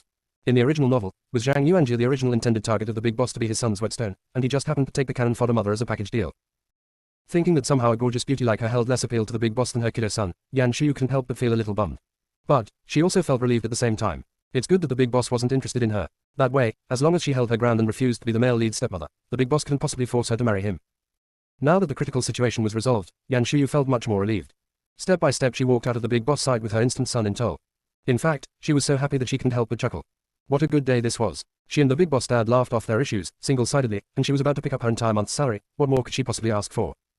What followed went smoothly. Manager Chen took her to sign the documents, then personally took her to treasury. The entire event took 10 minutes. Yan Shuyu headed home with a stack of cash on her back while holding hands with her instant son. She looked fully contented. On the other hand, Boss Zhou Qinhe, who was already completely gone from Yan Shuyu's mind, pensively returned to his room and said to his assistant, "Get me a copy of Yan Shuyu's human resource file." Louis was out on a business trip, and Robin stayed in the hotel assisting the boss. Hearing the request that was entirely not business related, Robin didn't even blink but just replied professionally, "Yes, Boss Joe, I will have that for you by the end of the day." Nevertheless, Robin was curious inside. The boss didn't even seem all that interested in learning anything about the lady right after the incident, so what brought on the sudden interest before coming back to the room? Chapter 34 The late husband was eye candy 1. Yan Shuyu, a commoner who once only had $200 left in her bank account, suddenly had money dropped into her lap and received a large amount of almost $10,000. On her way home, she was utter lost and worried. She could only imagine that she'd be too worried to even fall asleep with this money in the house overnight. What a sweet problem that she is having. When she spotted a 24-hour ATM machine on the side of the road, she made an immediate decision to walk over with her instant son and said, "Let's go and deposit our money into the bank." Yan Shuyu had never imagined herself being a good mother, but now that she already has this instant son of hers, she would try very hard to fulfill her responsibilities as a mother. This entire week, with her bank account being down to $200, she had no choice but to take her entire family to mooch the employee meals. Even though it was Manager Yang's suggestion, her actions were entirely too proficient. She may be able to shamelessly leech off of her boss, but in front of her innocent son, she gritted her teeth and never mentioned a word in front of him. Yan Shuyu had heard in the past that those from a single-parent family might be more inclined to have a more radical personality. Recalling about the novel, this villainous boss was, indeed, quite radical. As the boss's stepson, he could just do some sort of investments. He didn't even need to do anything and would still have enough money for life. What would be the one reason to fight over the inheritance with the rightful heir and finally ended up with his own tragic death in the middle of the street? Whatever for. Now that Yan Shuyu had transmigrated over, she possessed the gorgeous look of the villainous stepmother, but not her ability to scheme, which was why she had no desire to be a fighter in the world of the wealthy. She felt that the best option was to suck it up for a few years and raise her son, then she would have her son to count on for her golden years. This would, no doubt, be the longer path, but at least it didn't require much skills. Yan Shuyu figured that she had a capable body. As long as she wasn't aiming for a house and a car, she'd have no problem supporting herself and her instant son. Once her son had become successful in life, she would have her fancy car and fancy house, wazza. The future was quite hopeful, but she must learn the lessons from the novel and protect the villainous boss's physical and mental health. She had to make sure he'd become a positive and sunny youth who'd earn money to support his mother, instead of a dark villain who'd always have radical thoughts and went after what was not rightfully his. It was very unfortunate that Yan Shuyu had never been a mother before. She already had a 3-year-old kid when she woke up from her sleep. She could only rely on her imagination to raise this child. She figured that someone who has an extreme and overly sensitive personality must have an inferiority complex. On the flip side of the token, if she wanted her son to become positive and proactive, then she must install confidence in him. Luckily, Yan Shuyu was a very optimistic person herself. She trusted that she would be able to instill that in him through her own actions and change his course over time. On the other hand, she must be attentive to details as well. For example, she couldn't let him know how poor they were. She didn't want this to become a sore spot in him, as that might lead to dire consequences. As much as Yan Shuyu was serious like a person applying screen protector below a bridge asterisk, she still couldn't handle a mature little kid like Zhang Yuanjie. It was like he could see through it all. Now that they have some money in hand, his excitement level was no lower than that of Yan Shuyu's. In fact, he was so excited, he was about to bounce up and down on the spot. Yes. Let's go put away our moolah. I am guessing that meant someone who was being super focused, like a professional screen protector sticker. Here's a sample that you can see for yourself. Yan Shuyu was occupied by the joy of being rich and didn't notice the small details. The mother and son pair bounced toward the ATM machine with identical excitement. With a little bit of obsessive-compulsive disorder, OCD, Yan Shuyu added $200 from her card and made it a full $9,000, leaving $500 for expenditure in her wallet. Now that she was getting 2 meals a day at the restaurant, she trusted that this $500 could last her for quite a few days. Taking one more look at the amount in the bank, she felt a sense of completeness that she hasn't felt for a while. Chapter 35. The late husband was eye candy, too. Carefully put away her ATM card, Yan Shuyu immediately picked up her instant son, who was standing on his tiptoes and staring longingly at the ATM screen. She returned to her usual generous self and said, "Okay, Yuanbao, mommy got paid. Let's go out for a good meal. How about the hot pot place that we went to last time?" She would save the opportunity to milk her new boss later. Tilda. Zhang Yuanjie had never objected to having dinner at the restaurant that his mother worked at, but his little face couldn't help but beam. Okay. Let's go to hot pot. There was a little snack shop selling sesame pocket xiaobing with meat that was raved about online right next door. The line wasn't very long in the early afternoon. She thought about how on the weekend when she didn't feel comfortable leaving Zhang Yuanjie home by himself, she would always bring him to the restaurant with her, and how her colleagues would help her watch him when it was busy at the restaurant. She had just gotten paid today and should bring them something as a token of appreciation. Original translation is from fuyuneko.org. If you're reading this elsewhere, this chapter has been stolen. Please stop supporting theft. As soon as she walked inside the hot pot shop, she discussed with her instant son, "After we put in our order, you stay here and be good while mommy run next door to buy some snacks for the GG and GG at the restaurant, okay?" Picture: sesame pocket xiaobing with meat. Source: YouTube, Tears of Happiness. Not only did the restaurant that Yan Shuyu work at have elegant and luxurious decor, it also has a very Western name, Sunshine House. With a kid's voice, Zhang Yuanjie asked, "Are you going to Sunshine House by yourself?" "Of course not. We will go there together on our way back after lunch." After a slight pause, she added, "After that, we'll go home, take a nap. Then you will go with mommy back to the shop to work. What do you think?" "I think that's okay." The little boy has no other questions and waved his hand like a little adult. "Okay, Mom, you can go buy yummy food now." "Alright, you sit here and don't go anywhere, okay?" Zhang Yuanjie promised he would. Yan Shuyu felt quite comfortable about that. The villainous boss had been a smart kid since childhood. The only time he acted out of character was when he ran into the big boss Zhou Qinhe an hour ago. Nevertheless, Yan Shuyu didn't blame her instant son for that. In the novel, the villainous boss was the male lead's father's #1 fan. He was more fanatic about him than even his own son. It was all meant to be, for better or for worse. As long as the male lead's father was nowhere close, Yan Shuyu trusted that her son was a very responsible child. Of course, she gave the server a heads up to keep an eye out on him before she took off. That's what you'd call double safety. The gorgeous-looking mother and son pair was just here last week, sort of like returning customers already. They had almost made a lasting impression with the server. She gave her brightest smile when Yan Shuyu asked for the favor and said, "Don't worry, miss. It's not busy in the shop right now, I'll stand nearby to watch over him." "Thank you so much." Yan Shuyu wasted no time in going over to stand in line. After she had paid for the food and returned, Miss Server was really standing next to her son and somehow found a stuffed toy to keep him occupied. The soup base of the hot pot was already starting to boil and their food had come. The mother and son immediately started eating away. When they were done eating and both of their stomachs were rounded from all the food, Yan Shuyu went back to pick up the freshly baked sesame pocket xiaobing and went to Sunshine House with her instant son. Needless to say, everybody was excited to see them. As the shop was starting to get busy at that hour, Yan Shuyu didn't cause them any trouble. She brought the food back to the employees' lounge and left them there for everyone to help themselves whenever they freed up.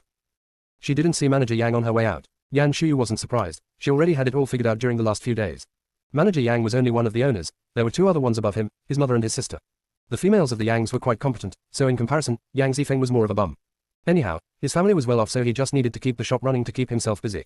He did not go into the shop every day. It was extremely lucky for Yan Shuyu to run into Manager Yang in person the morning that she walked into the shop. Normally he'd come during dinner time, stick around for a few minutes, and call it a day. Chapter 36 The late husband was eye candy. 3. In the manager's absence, she told the supervisor directly, "You guys do your thing, I will take off now. I work night shift today and will probably bring Yuanbao with me tonight." Yan Shuyu's special privilege was approved by the manager, so the supervisor didn't object to that. She even looked forward to it as she pinched Zhang Yuanjia's little cheek and said, "I'll see you this evening then, you little cutie." And just like that, the mother and son returned home happily. Yan Shuyu was young and healthy, plus she was now in the food industry. Naturally she didn't need an afternoon break. She only hurried because her instant son had gotten into the habit of an afternoon nap. Once they arrived home, the little kiddo changed into his pajamas, brushed his teeth and washed his face all by himself to get ready for his afternoon nap. Yan Shuyu also changed and crawled into bed. It was more enjoyable to play on her cell phone while lying down. This was her last entertainment remaining ever since she has become a young mother. After lying down today, Zhang Yuanjia wasn't able to fall asleep right away like he usually did. There was something on his little mind, causing him to not be able to fall asleep even after a few minutes of closing his eyes. Finally, the little kiddo turned his head, blinked his large eyes and asked softly, "Mom, have you met Dad before?" "You are still awake?" Yan Shuyu looked around, surprised. She said without having to think about it, "Of course I have met your dad. Where did you think you've come from? Did you think you came out of a rock?" Normally, Zhang Yuanjia was a real sport and would laugh at any horrible jokes that Yan Shuyu dished out, but the topic about his dad was too heavy for the little kid.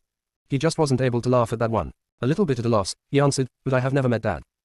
"Yes, you have. You just don't remember him anymore, that's all." She thought about how her instant son lost his dad so early in life, and his real mother was also switched on the inside. On certain levels, they shared the same experience. Yan Shuyu couldn't help but feel sorry for him. Not only was she comforting him verbally, she even put down her beloved cell phone and pulled him into her arms to make him feel better. Under his mother's tender care, Zhang Yuanjia's throat lifted up a little. He then asked, "Do you think Dad still remembers me?" Of course, Yan Shuyu had no problem giving her late husband all sorts of props. Yuanbao was Daddy's most favorite person. He would never forget Yuanbao. A little kid was easy to comfort after all. Zhang Yuanjia felt better quickly and became very curious. Does Yuanbao look like Dad? Did her instant son look like her late husband? Yan Shuyu was baffled as well. Sure, she has the memories of the original owner, but it was a shame that she was not interested in someone who was already dead. The fact she had gone from a single girl to a widow was hard enough for her to accept, which was why she had never thought about the original owner's husband ever since she had transmigrated. Now that the little kiddo was crying, this was the first time that Yan Shuyu had thought about it. Her son's dad seemed to be, oh my, so very handsome. That very important point suddenly lit up Yan Shuyu's curiosity. She put down the little dumpling, Zhang Yuanjia, and rolled off the bed before she rummaged through boxes and drawers and finally located a dust-covered marriage certificate at the very corner of a drawer. She opened up the certificate and in the picture with her was a refined and handsome and 100% pretty body. Yan Shuyu was stunned, and in the next second, her heart ached so much she could barely breathe. Her late husband was so handsome, he could at least waited until after she had transmigrated and ogled him for a while before he died. Chapter 37 The Story Behind the Villainous Stepmother 1. Yan Shuyu had not expected that even the late husband of the villainous stepmother was a super handsome boy. She wasn't exactly envious of the stepmother's luck, although she was quite the winner in life. Her second husband Zhou Qinhe was already a class A male god, and her late husband was every bit as handsome. Either one of them could have easily attracted thousands to tens of thousands of young girls. Was this stepmother a male god collector? Yan Shuyu has her doubts. The villainous stepmother was but a cannon fodder who didn't even make the rank of a villainous boss in the story. Her existence should be that of a theatrical property, so why did she have such a comprehensive and touching backstory? That did not make any sense. The stepmother's backstory did not sound like that of a cannon fodder at all. In fact, it was that for a main character. Nevertheless, the ending of the villainous stepmother was already predetermined. It was meaningless to wonder about that now. Yan Shuyu gently patted her instant son, who was very focused on looking at the picture right now, on his shoulder before she painfully put away the marriage certificate. She felt that she had a better understanding of the original owner's feelings now and why she had stopped talking about her late husband altogether. She even went as far as getting rid of all his pictures as though he had never existed. There could only be one explanation for her extreme actions, that she loved her late husband so much that she couldn't move on, except by forcing herself to forget about it.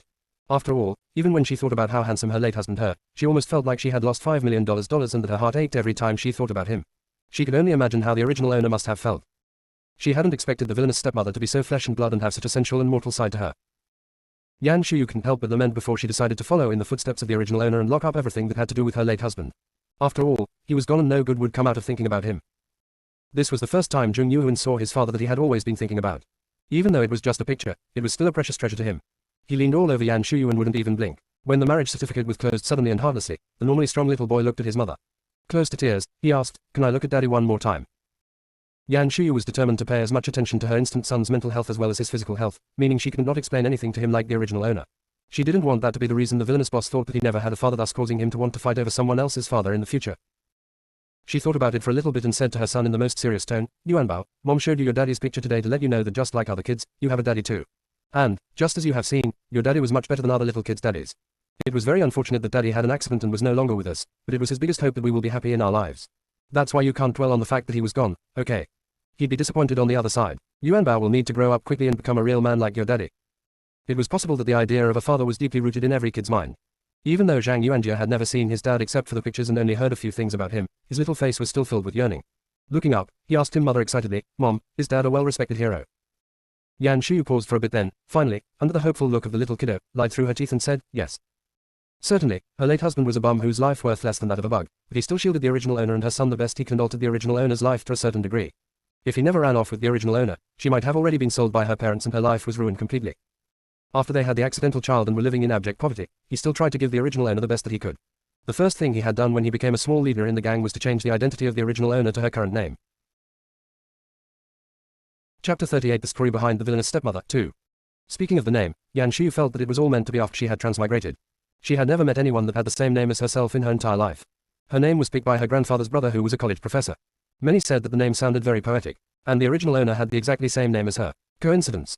It was surely a good thing that the original owner was able to get away from her poor and stupid family and resumed a new identity so they'd never be able to find her. Other than the original owner's identity, the two of them had been together before they have reached legal age. On top of that, she was pregnant before they were married. Both the marriage certificate and Zhang Yuanjie's birth certificate were challenging issues, but her late husband had them all taken care of. It was because of that Yan Shuyu didn't need to worry about any of them after her transmigration.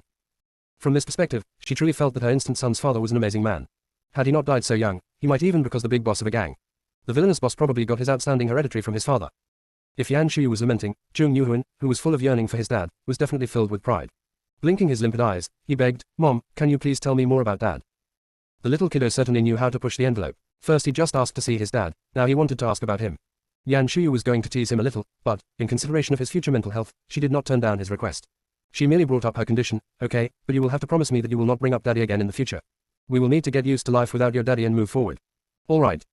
Zhang Yuanjie bit his lips and finally agreed to her condition, but even at his young age he knew what a fair exchange was. "Okay, but you will have to tell me about everything I want to know." Yan Shuyu didn't try to weasel out of it this time. "I will tell you anything that I know." "Okay, go lie down in bed, let me put everything back first."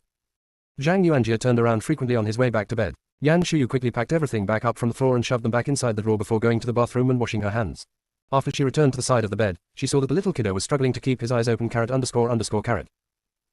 Yan Shuyu couldn't help but smile. "Do you want to take a nap first? We can chat tonight instead." Stubbornly, the little boy expressed his desire to carry on right away. Yan Shuyu didn't need to take naps, so she didn't care either way. She leaned comfortably on the pillow and said, "Okay, you can ask me whatever you like now." As much as he looked up to Big Hero, Yan Shuyu expected the first question to be what was Daddy's biggest power. Instead, the little kiddo sighed and asked in a very adult tone, "Why isn't Dad here with us anymore?" That caught Yan Shuyu a little off guard. She quickly organized her thoughts and said, "Daddy did it all for us. You were still a little baby back then, you needed milk and someone to take care of you, so Daddy has to make money to support the three of us. One day he had an accident at work and that's how he was gone." Yan Shuyu felt that she was such a genius to be able to phrase a gangster gunfight in such a refreshing way. After her instant son heard the story, he lowered his head, distressed, and said, "It was all my fault." "Of course not. Daddy loved Yuanbao more than anything else. He'd do anything for you. Your own daddy was so nice that you didn't need to be envious of male lead's daddy, get it?" Yan Shuyu was trying as hard as she could to shape her instant son's positive outlook on this subject. Zhang Yuanjie was just as curious as any other kids. Given him enough time, he could literally ask 10,000 questions. His little mouth asked all sorts of questions and never stopped for the entire afternoon. He even got gossipy in the end. "How did Mom and Dad meet?" "Since we were kids, we grew up together." "So Mom knew Dad when he was Yuanbao's age?" The little kiddo looked at her, full of surprise. "Was Dad as cute as Yuanbao when he was a kid?" Truth be told, Yan Shuyu did not find any of the original owner's memory of her late husband when he was a child, possibly because it was too long ago. The original owner's memory of him started during her late grade school years just before she started junior high school. Both the original owner and her late husband lived in a poor and remote village that didn't have a school of their own. After third grade they'd need to go to school in their neighboring village. Every day they'd have to hike through the hill for about a good part of an hour. There weren't a lot of girls in the village and even less that was attending school. Every day, the original owner was walking to and from school. There were always a few boys teasing her. Finally, she had befriended Zhang Shaolu, a person that most kids tend to avoid, and she was never bullied again. Chapter 39 The Story Behind the Villainous Stepmother 3. Zhang Shaolu was milky white and delicate and usually had on clean clothes. He looked nothing like a village boy, but he was vicious whenever he got into a fight, which was why kids in the village were afraid to play with him. Zhang Shaolu's mom and dad had 4 additional daughters before they had him, so he was particularly spoiled. Later on, his mom had another boy, and he became the one that nobody cared about, which was also why he didn't hesitate at all when original owner suggested to elope. The two of them packed their stuff and left that very night. Yan Shuyu sat up abruptly after remembering this part. Original owner had almost no recollection of Zhang Shaolu when he was younger. Could he have been kidnapped and brought to the village? Truth be told, if one was to look at the attractiveness of both the original owner and her late husband, they both looked like they could have been kidnapped. Yan Shuyu, however, had no doubt about the original owner's identity. She vaguely remembered that when she was 2 or 3 years old, she had an older brother and an older sister. Later on, she had another younger brother. Her family said they couldn't afford so many kids so they gave her older sister away. They even thought about giving away the original owner as well, but her grandmother said she was so pretty that she'd be able to marry into a good family, which was why they ended up keeping her. The way that Yan Shuyu looked at this was, they had already given away her older sister. If the original owner was not their own child, there was no way they would have kept her, regardless of how pretty she was. The situation surrounding Zhang Shaolu's family was more peculiar. With all the daughters that they had, they only kept one of them. The other three were given away, although some elders in the village said their family sold the daughters. Regardless, Zhang Shaolu was the one they had prayed for. Even if they had another son later on, it wouldn't make sense that they had completely ignored the older one unless he wasn't their real son. Take the original owner's parents for example, both their older and younger sons were the precious babies.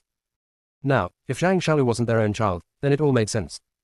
The backstory of the villainous stepmother was getting more and more exciting. Yan Shuyu only spent a few seconds in her heightened mood. After a second thought, her late husband was already gone, regardless of whether he was the biological child of the Zhangs, she wouldn't be able to find out his true identity for him. So was the point of getting stirred up over that. Yan Shuyu collected herself and saw that the little kiddo was still blinking at her and waiting for her to answer his question. She smiled and said, yes, Daddy was as cute as Yuanbao when he was a kid, which was why Yuanbao would be as handsome as Daddy when he grows up. Yes, I will, said the little kiddo. He nodded forcefully. Hearing the answer that he wanted, he didn't think much about Mom zoning out. After he finished saying that, the alarm clock that Yan Shuyu had set went off. She turned it off as she patted his instant son and said, okay, time is up. Let's get up and go to work. Chapter 40 Romance Killer 1. Zhang Yuanjie sacrificed his nap time to learn more about his father, so when he left the house with his unconscientious mother, his limpid eyes were beet red as he struggled to keep them open. Yan Shuyu, who was used to her lively instant son, oddly felt that her heart ached from seeing him the way he was right now. But, as much as her heart ached, she couldn't leave him home by himself for half a day. Just 3 days ago, there was an accident in their neighborhood. A young kid was left home alone, and somehow managed to climb out the window. Luckily, she didn't live on a high floor, plus she was noticed right away. She was caught by some good neighbors with a blanket with just a few scratches. The incident, however, alarmed all the parents nearby. Now that she's an instant mother, she must be responsible. Even Yan Shuyu was a bit anxious after hearing the story. Even though the original owner used to leave the son home by himself before, it would only be a minor convenience to her to bring her son to work. And, she had her boss's blessing to do so why not? Naturally, Yan Shuyu understood that she couldn't take him with her everywhere she went. There would be times when she couldn't, but she would cross that bridge when she comes to it. Maybe, one day, she would be okay with it. Thinking about that, she picked up her instant son and negotiated with him. Are you really tired? Yang Jiyiji's office has a couch. You can take a nap on the couch later. Okay. Zhang Yuanjie nodded like a mature kid that he was. He wrapped his little arms around her neck and rested his head on her shoulder for a while. After they walked out of the elevator, he said voluntarily, Mom, you can put me down. I can walk. Yan Shuyu's arms were getting tired, so she put him down right away and the two walked to her workplace holding hands. Her late husband's story was but a small side story. Yan Shuyu had forgotten all about it after she told it to the little kiddo. Running into male lead's father at Hotel Dorset was also another small side story that wasn't worth mentioning. The combined effect between the original owner's late husband and her future husband didn't rival that of the $9,000 in her bank. Becoming a rich woman instantly, Yan Shuyu was basking in the happiness of money counting. She was an optimist by nature. Back when she only had $200, she was still confident in living and messing around with her new colleagues every day. Now that she has money and a fun job, she was even happier and she passed her days in a very fulfilling way. Perhaps, because she had been too happy that one day, tragedy came to her. It was about 3 p.m. in the afternoon on a weekday. There weren't a lot of customers in the shop and all the colleagues were taking turns going on breaks. Yan Shuyu and the vice supervisor were also playing RPG on their phones in the manager's office. Manager Yang was a noob. Every time they went into a dungeon, he relied a lot on them. And, since the boss was playing games, Yan Shuyu could play to her heart's content. Right when they were on a roll, a colleague from the front called out to Yan Shuyu, Yanji, your side business is here. The shop has a set performance time of 7 p.m. previously because they hired a part-timer. Now that Yan Shuyu was here, not only could they maintain their regular performance time, they could further fulfill customers' ad hoc requests, as these requests would be charged separately. Manager Yang generously told Yan Shuyu that these additional incomes would be all hers, and that the shop would not take a cut. That was why performances outside of the regular scheduled slot was a side business for Yan Shuyu. Even though she didn't need money as much as she did before, she had fallen in love with the joy of making money. When she heard the call from her colleague, she immediately put down her phone, tidied herself up, and confidently walked to the front to earn her moolah. Chapter 41 Romance Killer 2. Hinted by her colleague, Yan Shuyu quickly noticed the pair of man and woman sitting by the window. She noticed the woman first because she was facing her. Yan Shuyu wasn't checking out whether she was attractive. There was no way she'd be more attractive than herself anyway. The first thing she saw was the Kelly diamond necklace that she had on and on her wrist. There was a Tiffany T bracelet that everyone was raving about lately. If they were both real, just the two pieces would cost between $50,000 to $60,000. In her past life, Yan Shuyu was still a student, so she didn't recognize the brands of the woman's rings, clothing, and purse, but that did not stop her from labeling her as a WRP, white, rich, and pretty. WRP was wonderful. They tended to be very generous, so she could look forward to the tip that she would be getting. And, if the woman was of such high quality, then the man with the towering back sitting across from her must also be a generous TRH, tall, rich, and handsome. Yan Shuyu was getting progressively more excited as she walked toward the two of them. Adhering to the principle that customers were like God, she asked in a friendly tone, "Good afternoon, Mr. and Miss. What would you like to listen to today?" As soon as she finished asking, Miss WRP looked up slightly and the man across from her also turned around. Yan Shuyu saw the face of the male lead's father who simply wouldn't leave her alone. It was deja vu all over again and, once again, Yan Shuyu's first thought was to dash out of there. She wasn't as worried that he'd want her to be his son's stepmother now. Instead, her worry was replaced by unmatched embarrassment and shame, especially when Boss Joe asked her, "So you were working part-time here?" With an unreadable look, Yan Shuyu was so ashamed that she wanted to dig a hole right then and there and burrow herself inside. As Yan Shuyu had bedded the male lead's father the night that she has transmigrated over, and knowing that she could have been the next Mrs. Joe, so even though she addressed Joe Chinhei as Big Boss, she didn't really think of him as someone belonging to a different world. Once she stopped factoring in his status, the amazing Boss Joe was but a man that she had bedded and dumped, so deep within Yan Shuyu's mind, she possessed this mysterious confidence and merely looked at Boss Joe as an ex. Think about it here, her ex brought a nice and pretty girl to afternoon tea and listening to music, and she was here serving them tea and water and would have to play piano on the side to help them better the ambience. That was kind of pitiful and sad, right? Yan Shuyu wanted to be prideful too, but she was also a great mother. She needed to support herself and her instant son, so she would have to bow down to money. She summoned up her courage, met the big boss's undecipherable look, and with an awkward but not embarrassing smile, said, What a coincidence, Boss Joe. Yes, I work here now. Joe Chinhei raised his brow a little and with a loaded smile, he said, very well. Yan Shuyu. She felt that she got the meaning behind the big boss's smile. He was just making fun of how she had quit right after she had bedded him and ended up going from an excellent employee of a 5-star hotel to a local restaurant, playing musical instruments for the customers. Sure, her situation seemed to be lower than where she was before, but the way that he was obviously making fun of her also made her very unhappy. She couldn't help but call him all sorts of names for being petty and a bully in her head.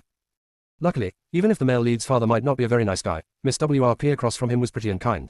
She kindly helped her out by saying that, "We just want to have some music to relax, just play anything that you see fit." Chapter 42 Romance Killer 3. No problem, I shall get ready right away. Yan Shuyu couldn't walk away from their table any faster than she did. She had stopped plotting about earning a generous tip. She just wanted to get rid of His Majesty as quickly as possible. Her son was about to get out in a little over an hour. When the little kiddo saw Joe Chinhei there, he just might throw himself at him.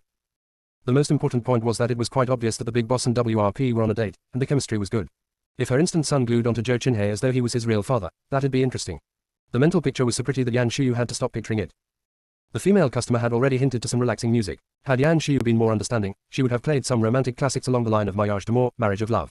But, the problem was that she was worried that the ambience would be too romantic, and the big boss wouldn't want to leave for a while. That would be an issue. So, Yan Shuyu had no choice but to choose to let down Miss WRP and started playing a classic piece from the animation Hull's moving castle, Merry-Go-Round of Life. When the especially cheerful melody started playing in the coffee shop, all the servers and customers turned and looked. Yan Shuyu, the romance killer, was completely immersed in the cheerful music. The piece might have been a bit goofy, but it was, after all, done by Master Hayao Miyazaki's best partner Joe Hisaishi. It had become a classic because it was cheerful and catchy. In addition, Yan Shuyu's piano skills had gone up significantly since her transmigration, so her performance perfectly captured the spirit of the piece. The customers might have been surprised at first, but slowly they were drawn by the music from the piano. Merry-Go-Round of Life was just the appetizer, the better was yet to follow. As soon as she finished her first piece, Yan Shuyu started playing the children's song Little Leapfrog. She was fearless right now, having already given up all hopes on any tips, but performing a children's song in a coffee shop during afternoon tea time was still hysterical and ruined the mood. Yan Shuyu's performance had finally got the big boss's attention. After she had finished her performance of Little Leapfrog, Joe Chinhei stood up. For some reason, Miss WRP did not walk out with him. To go downstairs, one must walk past the piano. When Joe Chinhei walked past Yan Shuyu, he dropped her a compliment, "Your children's song. It's quite good." Yan Shuyu replied, "Thank you." Was the big boss so mad that he had lost his mind? Equals. Now that she had successfully gotten rid of the big boss, Yan Shuyu felt bad about Miss WRP. Just when she was about to play some relaxing melody to make it up to her, her goofy performance had already caught the attention of the customers of 2 other tables. Both tables were a reunion of old friends, so they didn't mind the mood being even goofier. They quickly requested a few more unique pieces of music. Naturally, Yan Shuyu wasn't going to turn down any of her side businesses. That's how the romantic Sunshine House turned into a goofy atmosphere coffee shop for the afternoon. This batch of customers were also goofy and fun-loving. While Yan Shuyu was playing the piano, some of them started dancing, some started singing, and some played the role of photographers and took pictures and videos of them. Yan Shuyu had a lot of fun while surrounded by these young people. It was after her performance was over that she realized that Miss WRP had left at some point. She didn't care that much. However, later that day, the girl manning the cash register showed her the extra income of the day. It well exceeded her normal one day's pay. For a short while there, Yan Shuyu almost wanted the big boss and WRP to come more often. If they come more often, she just might become rich herself. Perhaps Yan Shuyu's prayer had really worked its magic. The big boss, indeed, returned in 2 days, except this time he didn't bring with him Miss WRP, but his son Joe Yi. Chapter 43 The Iceberg Male Lead was a QTP 1. The second time Joe Chinhei visited Sunshine House was also an afternoon, but this time it was the weekend and the shop was busier than usual. Yan Shuyu couldn't slack off in the back, so she was able to spot the father and son right away. The male lead did not look too much like his father. In the novel, the male lead was the type of icy boss most commonly seen in all boss novels. His father, on the other hand, was your everyday wolf in sheep's clothing, always giving others the false impression of being a friendly person. which was why when compared with the always expressionless and heartless male lead, the gentle and refined villainous stepbrother was more similar to Zhou Qinhei. In the male lead's memory, it was not uncommon when others mistaken the stepbrother as him. Seeing the closeness between doting father Zhou Qinhei and his loving stepson Zhou Yuanjie together, many others started speculating that Zhou Yuanjie was Zhou Qinhei's bastard child and his mother was so resourceful to have him become a Zhou's in a whole different way. This was also when after he had grown up and the villainous stepbrother was competing with the male lead to be the heir, many people even put their money on the villainous stepbrother. Yan Shuyu, who had read the book, was already prepared for this. Looking at the expressionless little boy standing next to the boss, she was a little surprised, but she was also able to think rationally at the same time. This must be the legendary male lead. The first time meeting the male lead, who would eventually send her to jail, Yan Shuyu was neither nervous or emotional. She was emotionally stable. She even wanted to bust out laughing. In fact, his 3 feet tall body was prettier than she had expected. Certainly, her own instant son was quite pretty as well, but not so much like his mother with unrivaled beauty. For whatever unknown reason, he looked more like her in her previous life. Yan Shuyu was a pretty woman in her previous life as well. Little kiddo Zhang Yuanjie, who potentially had her genes, was still a pretty thing. But Zhang Yuanjie was a pretty boy in a refined and delicate way. On the other hand, the male lead was above gender restrictions. His delicate little face, his limpid big eyes, and his bright red lips made him look more like a girl than a boy. Even when he had on a suit and tie and his face was expressionless, he still looked like a girl in a boy's outfit. She had not expected the legendary iceberg boss would look like this when he was a child. No wonder he started to become expressionless at such a young age. That might be the only way he could avoid creepy uncles and aunties that teased him because he looked like Lolita. Yan Shuyu wanted very much to laugh out loud to express her excitement for witnessing this. But when she thought about it some more, the pair of well-dressed father and son standing nearby were her future husband and her future arch-nemesis. This encounter was sort of awkward, even more so than running into boss and his date a few days ago. Instead of standing there and laughing at the little male lead, she should figure out how to get out of the situation as soon as possible. Once she arrived at that conclusion, she immediately turned around and wanted to dash, but as luck would have it, Zhou Qinhei had already spotted her. In a very friendly tone, boss called out to her, "Miss Yan." Yan Shuyu shuddered and stopped in her tracks. She realized the difference between Zhou Qinhei and the other customers. The other customers didn't know her name, she could easily slip away, but this boss man could call out her name any minute. Once he had called out her name, all her colleagues at the restaurant came to see what was going on. These young people loved gossiping and also had a very active imagination. They could create stories after stories just from their imaginations, let alone when there were indeed some backstory here. Chapter 44. The iceberg male lead was a cutie pie, too. Yan Shuyu, not wanting to become the future center of gossip, had no choice but to walk up to them and greeted them warmly and politely before the boss attracted any more attention. Speaking like a professional server, she said, "Boss Zhou, welcome." Yan Shuyu wanted to see this father and son pair in the most business-like manner, take their orders, then she could retreat nicely and appropriately. She hadn't expected the boss to be so polite as to introduce his own son to just a lowly server. "Xiao Yi, this is Auntie Yan." Even though the male lead, just about 4 years old, had already started to show his icy side, he still had the nature of a child. This might be because his dad has yet to begin his elite training. The little male lead's large doll-like eyes flickered with curiosity, and he said obediently to Yan Shuyu, "Hi, Auntie Yan." Yan Shuyu forced a smile on herself and said, "Hey kid, haha. Shoot, why would you address such a young, pretty girl like herself as Auntie? Underscore. Naturally, she quickly recalled that she was already a mother at her young age, and her instant son was even 6 months older than the male lead. He was already being polite for addressing her as Auntie. Shortly thereafter, her disgruntlement was replaced by rejoice. Today is a weekend day. Normally, her instant son would spend the entire day at the restaurant. Luckily, her son's kindergarten has a play coming up and it was said that the ones with the best performance would be nominated to enter into some sort of competition. Zhang Yuanjie, who has demonstrated outstanding performance in all aspects of the kindergarten, had been selected to participate, and teacher Zhou would be rehearsing with them over the next few weekends.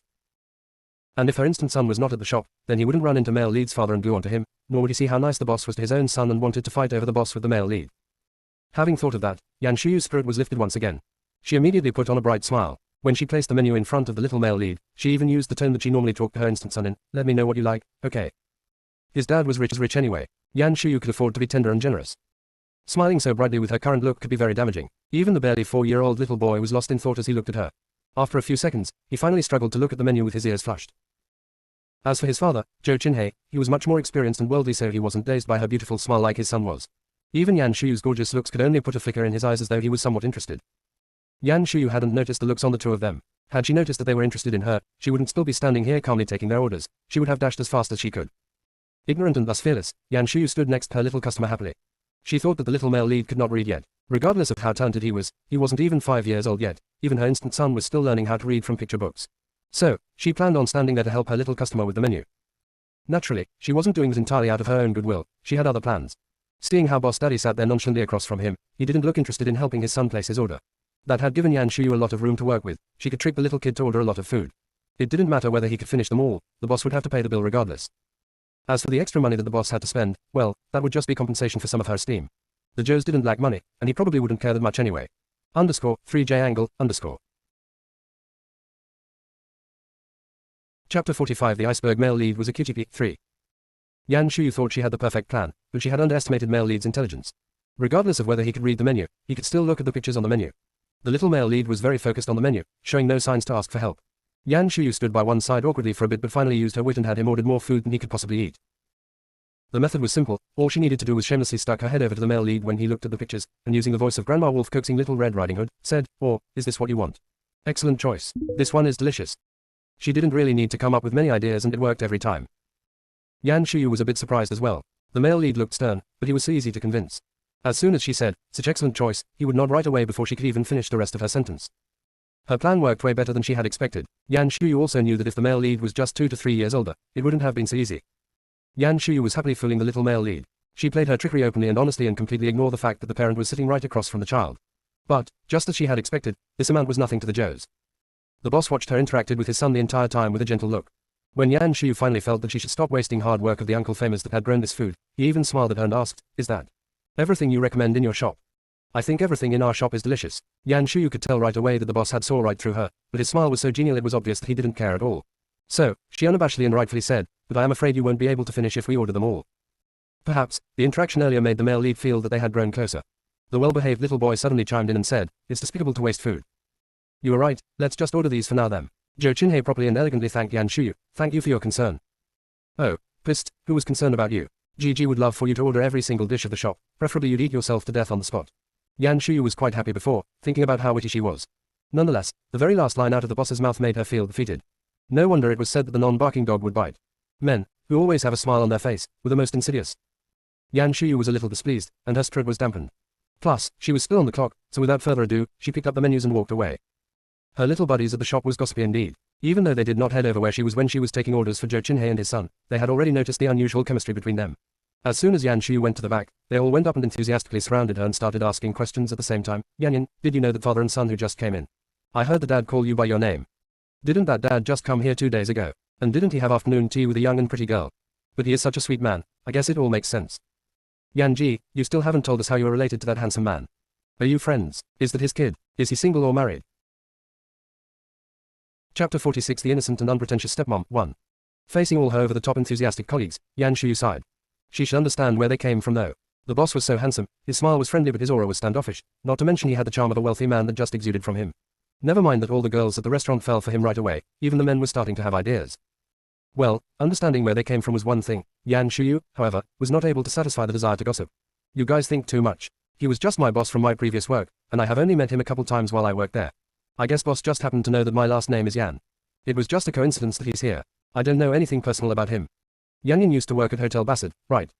Her little buddies exclaimed all over again, the Hotel Bassett that has branches all over the world and known to be very expensive. So that one out there isn't just a TRH, tall, rich, and handsome, he's straight up filthily rich. You were right, he's certainly from money. Yan Shuyu didn't mind that their attention was now focused on the boss himself. She even went on and added, Hotel Bassett is just a portion of his business.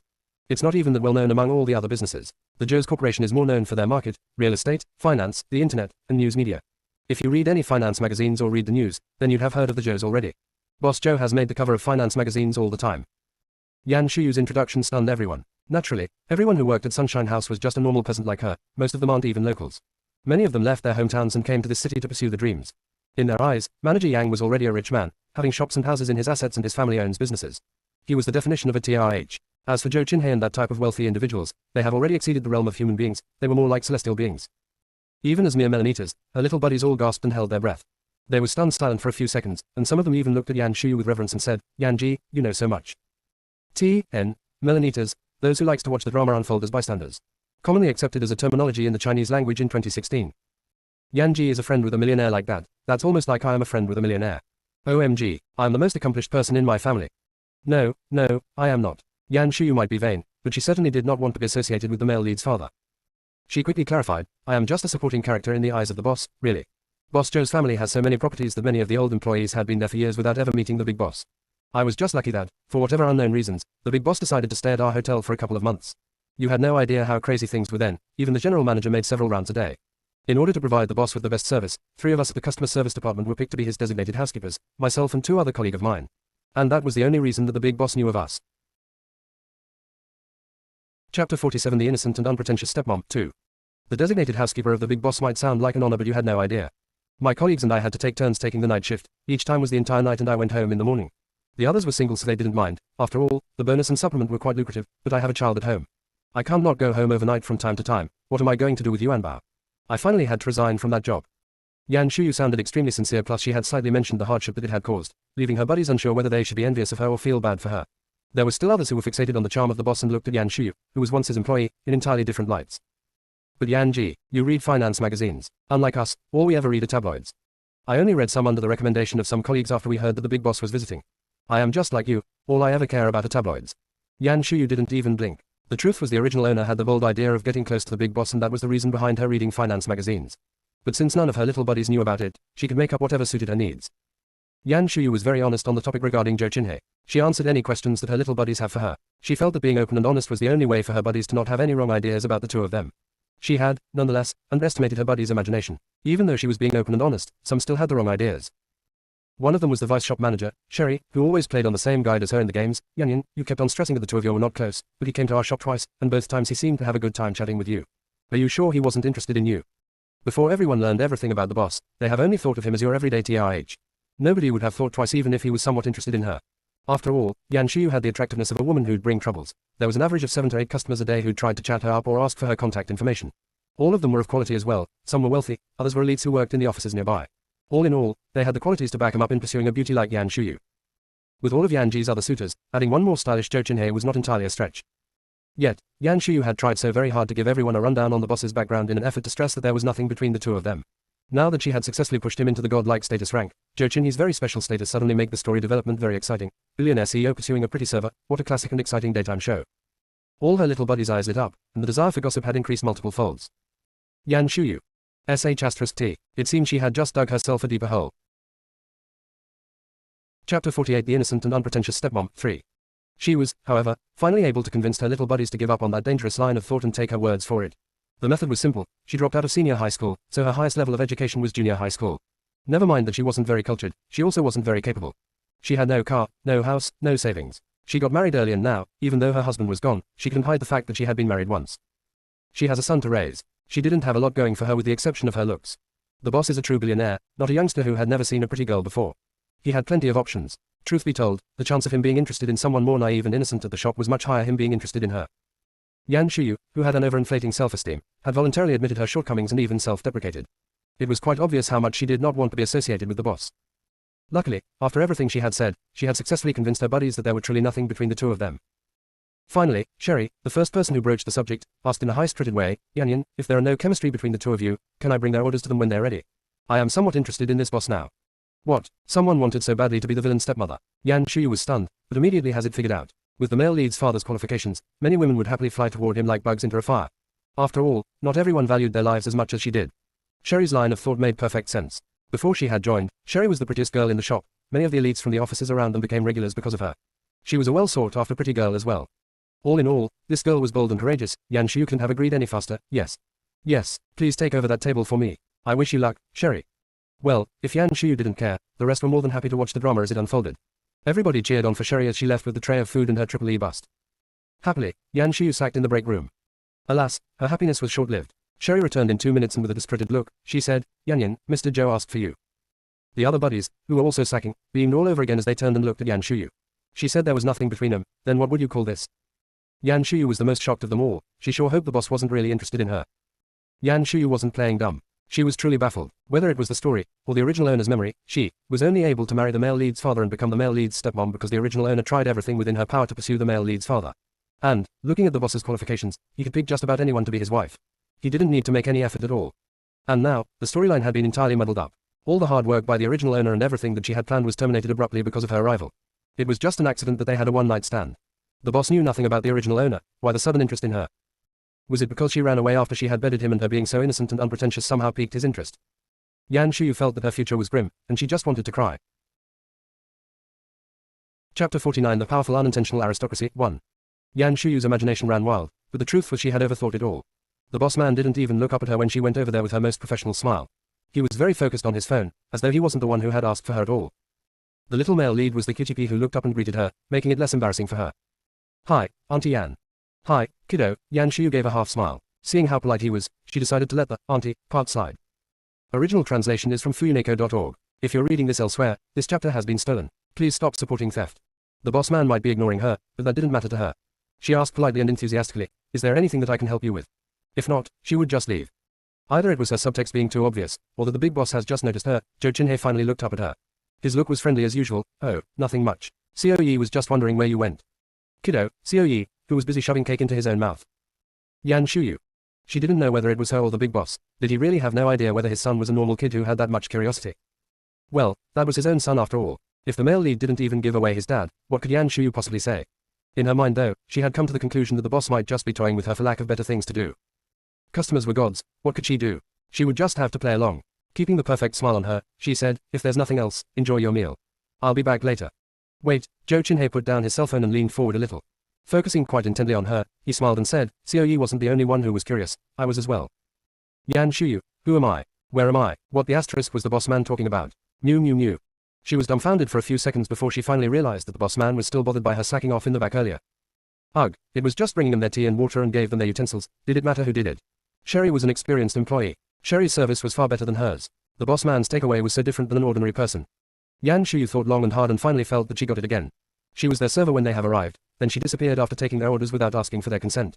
The boss probably felt that he was neglected, or worse, he'd think she gets commissions from their order and abandoned them as soon as she got the orders. Boy, oh boy, who'd have thought that the male lead's father, who normally seemed so easygoing, was as particular as any other CEOs deep down under. Granted, he was a billionaire CEO, one who was used to being the center of attention wherever he went, so, naturally, he'd also be more demanding than most. Yan Shuyu felt better once she had that figured out. In order to placate him, she thought of a very good reason to explain her disappearance guilt-free. "Pardon me, I wasn't feeling very well today, so my colleagues volunteered to take over for me." She didn't mean to be disrespectful. Upon hearing that, Zhou Qinhe looked at her radiant face and smiled, "Not feeling well."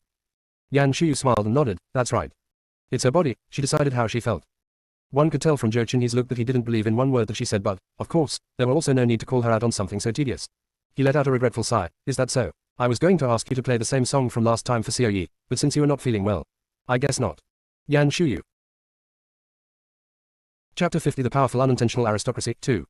Oh, piano. She was totally down for playing the piano. She wasn't going to push away extra earnings. But, the big boss did not give her a chance to say anything before he continued to say to Zhou Yi, "Since today doesn't work, we will take off now. Maybe next time." The male lead was the male lead after all. His self-control was impeccable from an early age. He was still eagerly working on the cake, but as soon as he heard his father's words, he put down his little spoon immediately. It could also be that he was used to all sorts of delicacies, so he didn't care too much about Auntie Yan's recommendation, which was why he was able to reply with no hesitation, "Okay." Were they leaving already? Yan Shuyu was dumbfounded. The father and son, who had quickly reached an agreement, both turned and looked at the dumbfounded Yan Shuyu. A few seconds later, as though being friendly, Zhou Qinhe said, "You can bring the check now." "Oh, all right." Yan Shuyu recovered right away. She just felt sad for losing out on her extra income. Quickly, she realized that it was a good thing that she didn't need to perform for the male lead and his father. Otherwise, she just might become the whetstone that the boss had prepared for his son and the best tool that the boss has for his son. If that's the case, she might as well just follow the original storyline. At least she'd be able to be a wealthy upper-class woman for 20 years and make it worth her while. Yan Shuyu, as proud as she was, didn't want to admit that her current situation was worse than it was before, so she just wanted the father and son to leave as soon as possible. For that, she directly ignored it when he said, "We will come again next time." Suppressing her own excitement, she said in the most professional tone that she could muster, "Would you like me to box these up for you?"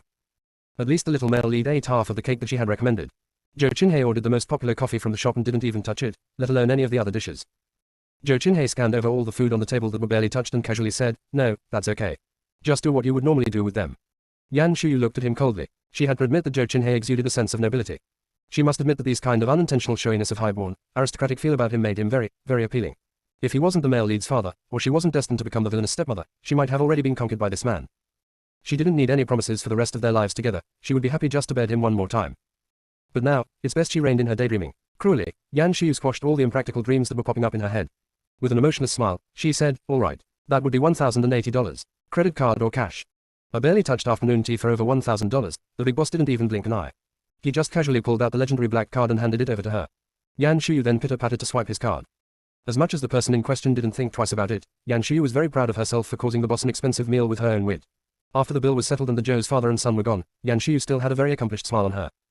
Once the boss was gone, all her little buddies who had been patiently waiting to eat the melons quickly gathered around for more gossiping. That had immediately dampened Yan Shuyu's mood some. She quickly clarified, "You guys are overthinking this, really. Boss Zhou even came with his kid." The others asked, "Why did he specifically ask for you then?" Chapter 51 The Powerful Unintentional Aristocracy, 3. Boss Zhou said the kid song that I played last time was quite interesting, so he brought his son here to hear it. But as soon as he heard that today wasn't a good day, he left immediately. He didn't even eat any of the food. Her little buddies. They were all the same. As one of the many commoners, they lived very ordinary lives when someone like Boss Joe with the status almost that of a deity suddenly entered into their lives and looking like he was somewhat interested in their Yanji, they were as excited as winning a $5 million lottery ticket. At the end, it wasn't because the boss was interested in Yanji, but that he felt that she was an interesting person and good with kids. Well, that's a little awkward. Everybody started to feel bad for Yan Shuyu. Sherry, the one who experienced a setback in front of the boss, seemed to have found some of her steam back and she was the first to break the silence. Man, all this time, here I thought he was a male god, turned out he didn't even know what romance is. No, little GG, I think the boss had a pretty good idea of what romance was. His skills were quite impeccable. Yan Shuyu took a look at Sherry and decided to not share her own thought. Yan Shuyu didn't share Sherry's thoughts and neither did her little buddies. They more or less had the same thought along the line of what she was thinking. Her colleagues expressed that Boss Joe simply looked like a very successful businessman with high intelligence and emotional quotients. He probably had been through scenarios like that many times and that was his excuse to turn her down gently. One of them said, "Didn't he come here with a girl last time? That girl looked like a lady of the upper class. Billionaires probably like that type better." Sherry, failing to regain her ground successfully, wisely changed the subject. "But Yanyan, why didn't you play the piano for Boss Joe? If he had ordered so much food without even planning on eating him, if only you'd entertain his kid for him, who knows how much he tip." "Well, I didn't know. He called me over and told me in a friendly way that his child asked why the server has swapped. I wasn't going to betray our Sherry, so I had to look for an excuse and told him that I didn't feel well today and my colleague was nice enough to help me out." Yan Shuyu made it sound very reasonable. Then Boss Joe said it was too bad that his son wouldn't get to appreciation my performance today and asked for the check before I could say anything else. Sherry bought the entire story and even felt a pang of guilt after hearing her explanation. She wrapped one arm around her neck and said, "I'm so sorry for making you miss out on your extra income. I'll take you to get barbecue after work as a way to make it up to you." Yan Shuyu wasn't someone who'd be shy when someone offered to take her out to dinner. She even brought her instant son with her to take advantage of Sherry's offer. They didn't go for barbecue as Sherry has suggested. Instead, they went to the secret base of Yan Shuyu and Zhang Yuanbao, the hot pot place nearby. And the three of them sweated it out as they dined. After their meal, Yan Shuyu and her little buddy were friends again.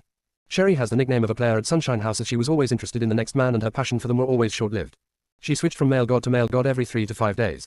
Her little interaction with Zhou Qinhe was but a fleeting, little incident that Sherry would forget in no time. Yan Shuyu forgotten about the incident even faster than Sherry had. She didn't even need to switch her fondness elsewhere. She forgot that the boss had been to the restaurant again shortly thereafter. Day after day, she immersed herself in the joy of working and making money. Before she knew it, the following weekend was there and the boss was in the mood to bring the male lead to the restaurant again. Chapter 52 Insult Me with Your Dirty Money. 1.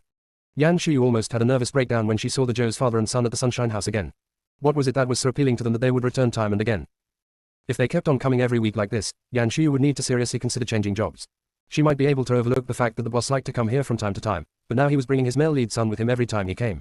This is the kid who was going to turn into her instant son's arch-nemesis when he grew up and grind him up until there was nothing left. She surely had no interest in mingling with her enemies day in and day out. Unfortunately, she could only afford to think about it. She wouldn't change her job, probably not in this lifetime. This job was cozy and fun, and her bonus and extras added up to higher than her wages. Not to mention taking her instant son to the shop for free food and drinks every day. Where else would she find another job like that?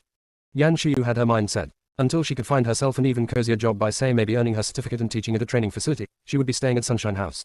Nobody could make her switch. So, as much as she was grumbling to herself, she complimented the boss in a polite and friendly manner. "Boss Joe, bring your kid with you again. How very nice of you." This time the kiddo didn't need to be introduced. Blinking his large, round eyes, Zhou Yi greeted Yan Shuyu voluntarily. He didn't seem as expressionless as he would in front of a stranger, his 2 light dimples somewhat visible when he said, "Hi, Auntie Yan." "Hi, kid." Yan Shuyu was shocked at the treatment that she was receiving. She was but a cannon fodder stepmother. She felt a lot of pressure when the male lead was so nice to her, much more pressure than when she suspected that his dad was interested in her. In the novel, she was, after all, the official Mrs. Joe, the designated spouse of the boss. So his having some feelings for her was still reasonable. Now that the male lead was so nice to her, wasn't that starting to deviate from his character setting? As she was grumbling to herself, the boss, whom she had just praised, also gone out of character all of a sudden and asked her about what she wanted to avoid talking about. "I've heard that you're a single mother. What do you do with your child when you work on the weekends?" Zhou Qinhe's tone was casual, like they were just 2 people chit-chatting. The topic, on the other hand, almost gave Yan Shuyu goosebumps. She felt she got it again. The boss didn't come to the shop time and again for her. It was her son that he was aiming for. The storyline of the novel had proven that point as well. Nobody made a better villain cannon fodder than her instant son. The boss man certainly was good at making an accurate and vicious assessment. Fortunately, her instant son was still rehearsing at the kindergarten. Kids' performance was much different than that of adults, in that their rehearsals run much longer. The teacher said that they take at least 1 to 2 months. The boss could come as frequently as he wanted, but he wouldn't meet her son, let alone luring him away from her. Thinking about that, she straightened her back all over again and put on a fake smile. "Oh, he doesn't have school on the weekend, so he stays home by himself." "Oh, really?" Zhou Qinhe didn't mean much when he asked, but her answer has now piqued his interest. With a half smile, he asked her, "You feel comfortable not having your kid at the shop with you?" Yan Shuyu felt that his true intention was finally showing through. She shook her head in a very determined way and said, "Don't worry, that's how he has always been. So give it up already. You could come here every day, but you still wouldn't meet my son." Chapter 53 Insult me with your dirty money. 2. Boss Joe didn't understand that she was being very protective of her son, but the way she tried to bullshit him in the most serious manner caught his attention. He gave her a very meaningful look and said, I see. Yan Shuyu was still maintaining her just and forceful appearance, but deep down inside she was already panicking from his look. She quickly changed the subject. What would you like today? How about an order of the cake that the kiddo had last time? Zhou Yi had been the quiet listener to the cheerful conversation between his father and Auntie Yan, but was suddenly cued without warning. He didn't know how to respond right away, so he just looked at Yan Shuyu with a cute and baffled look. Auntie Yan. The adult and the kiddo looked at each other for a few seconds, and finally Zhou Qinhei was the one who broke the silence. He still had the same warm and vibrant look, but it was obvious that he was in a good mood now. Sure, we'll take one of those. All right, Yan Shuyu quickly wrote that down. She had given up on making him order a table of food this time. She just wanted to get out of there as quickly as possible. What would you like to order, Boss Joe? Oh, same as last time as well. Upon hearing that, Yan Shuyu's immediate thought was, who the hell would remember what you ordered last time? But as she gave it some thought, she actually remembered that he had ordered a drink last time, the most popular coffee at their shop. It wasn't cheap either, but, most importantly, the boss didn't touch it at all. How wasteful was that? Grumbling to herself, she nodded professionally and said, okay, a cup of Irish coffee, anything else? The boss seemed to be very impressed by her memory. His smile deepened as he shook his head gently. I will bring your order shortly. Yan Shuyu deftly picked up the menus and was about to take off when the boss smiled and asked, will you be the one bringing us our food? Yan Shuyu paused for a bit after he said that. Man, this boss man was so petty, she thought to herself. But, since he had already called it out, she couldn't possibly slack off again. She could only nod and smile. Of course. After that, Yan Shuyu busied herself getting water and tea for the male lead and his dad, all the way until everything that they have ordered was served. She felt that she had accomplished lots. When the burden has been unloaded, she relaxed and said, enjoy. After she said that, she was about to slip away, but before she could even take her first step, she heard the boss's caring voice asking, oh, I forgot to ask. How are you feeling now? Yan Shuyu remembered her previous lie and had a bad feeling all of a sudden. Losing her courage, she replied, perhaps. I have recovered. Perhaps. Quote ellipsis dot dot quote. Yan Shuyu had no choice but to give a definitive answer, I feel much better recently. Then, she heard the boss politely asking her to perform for the little male lead. Oh, so you were that interested in, the little leaping frog, huh? She really wanted to ask. But, she had always been inexplicably intimidated and had weakened knees in front of the boss, including today. So she finally chose to remain silent. More importantly, she worried that the boss was very fixated on listening to her perform, the little leaping frog, again. He didn't get to listen to her performance last time and said he'd be back, and he had, indeed, returned a week later. If she looked for another excuse today, would the big boss, again, considerably express that he would be back again? Well, that just might go on indefinitely. The boss has both time and money, he could totally afford this kind of entertainment during his free time, but she couldn't. She needed to pretend to be innocent, unpretentious woman who had no interest in the boss. She needed to hold her ground and not continue to mingle with them. Her best move was to give the boss whatever he asked for, that way he'd lose interest and not return again. Once she had that figured out, she gave them a very enthusiastically smile and said, okay, you want me to perform, little leaping frog, right. Let me go get ready. Chapter 54 Insult me with your dirty money. 3. When she was talking to the boss, Yan Shuyu's enthusiasm was mostly fake, but once she sat down in front of the piano, it turned into genuine enthusiasm. It was because she has come to realize that the only way to send this VIP away was to give him what he wanted. And she could make some extra income at the same time. That's what one would call killing two birds with one stone. She was such a genius. As she was very pleased with herself, her cheerfulness could be felt directly in each note that she played. She had only performed, Little Leaping Frog, for the first time in this refreshing and romantic coffee shop to annoy the boss enough that he'd leave. It had never crossed her mind whether this type of music would jive with the ambience of the shop, but sometimes unexpected events take place in life. What she had done at the spur of the moment had turned into a new trend for the shop. Sunshine House was a small cafe made popular by the internet. Even though it was only well known among a specific circle, as a cafe that was raved about on the internet, it had always drawn trendy young people to go there and check in. When Yan Shuyu performed, Little Leaping Frog, on that Saturday afternoon, it just so happened there were some of these trendy young people there. They had subsequently shared the surprising performance on the net. In the week that followed, Yan Shuyu had received 2 separate requests for her to perform, Little Leaping Frog. Yan Shuyu was quite proud that her performance was sought after. More importantly, it meant more money. She was happy, and her fondness for this song continued to grow. As she was happily performing away, she even started singing alone. Before she even realized it, a small kiddo snuggled right up against her. Zhou Yi might only be 4 years old, but as a kid born into wealth, he didn't have much of a childhood to speak of. Other kids might be listening to kids' songs, but someone of his status listened only to classical music. He had recently started piano lessons, and his instructor was a young pianist, the kind who'd very likely become a professional pianist at some point. Perhaps influenced by his instructor, the little young master has always thought of piano as something as noble and refined. To the point that when he witnessed Yan Shuyu performed a cheerful kid's song with the elegant piano, the little young master was stunned, and his worldly viewpoint almost crumbled. Quickly, his shock turned into a novelty. The cheerful tunes of the kid's song relaxed his otherwise stern look. When he saw Yan Shuyu started singing along, he couldn't help but slide off the couch and looked at his daddy with those big, round eyes. On a personal level, Zhou Qinhei treated his son the same way as he did anyone else. He looked friendly all the time. Seeing the longing look in his son, Zhou Qinhei nodded and said, go. Zhou Yi then waddled over toward Auntie Yan on his stubby legs. He was still a bit reserved at the beginning, but when he was about a meter or so away from her and perhaps noticing that she hadn't noticed him at all, he got braver and braver and slowly nudged closer and closer. Finally, he was leaning up against her thigh and closely watching her 10 fingers happily bouncing up and down the keys. Yan Shuyu had been completely absorbed in her performance, but she wasn't too nervous when she came to. Instead, she looked at him in the same pure way that she looked at her instant son and expressed her welcome. Sing with me. A happy pond was built, dreams became ocean, round eyes and big mouth, singing loudly. Normally, Zhou Yi would have just ignored that. He was the male lead after all, no matter how young he was, he still has his own brand of personality. But, he was overly curious today, and Auntie Yan's look was too infectious. The little young master started singing with her without even noticing. Chapter 55 Insult me with your dirty money. 4. He reacted quickly, anyhow. Noticing that he was making a fool out of himself before he finished the first line, he quickly closed his mouth tightly. Auntie Yan, on the other hand, was still singing and playing the piano and showed no signs of stopping. He has already agreed to sing with her, so the polite little young master was too embarrassed to backpedal on his own words. After looking at her face and struggling for a few seconds, he finally hummed along with her.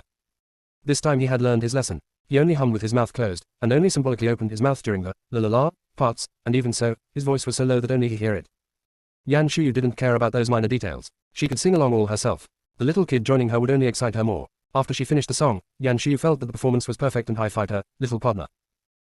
After the perfect partnership between the adult and the child, the little partner's dad chimed in. Xiao Yi did enjoy it a lot. He just started taking piano lessons. Maybe Auntie Yan can teach you a little bit now. Zhou Qinhe's seat was right next to the piano. Now that the music had stopped, Yan Shuyu could hear him clearly even though he didn't stand up. She looked down curiously at Zhou Yi and asked, "You want to learn this song?" Zhou Yi didn't acknowledge, but his white ears turned a pinkish color. Now that she was well versed in child rearing, she could tell by the looks that the kiddo was more than willing to, just too shy to say it out loud. TSK TSK TSK, each little boy was more shy than the one before. What were girls going to do after they grew up? Shy than the one before. What were girls going to do after they grew up? Yan Shuyu, who was thoroughly enjoying herself, scooped up the little master directly and plopped him onto her lap. With uplifted skirt, she said, "Okay, let's begin. Follow my beat." Since she has started this job, Yan Shuyu would sometimes teach her son while holding his hand when it wasn't busy at the shop.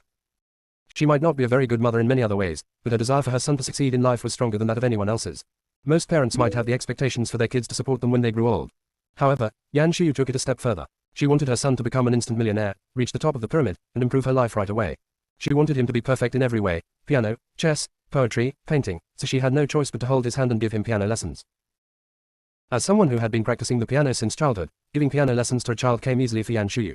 Her instant son seemed to have inherited her wondrous talent. Even with no background at all, he needed very little guidance. The male lead was even better, having been learning from famous instructors.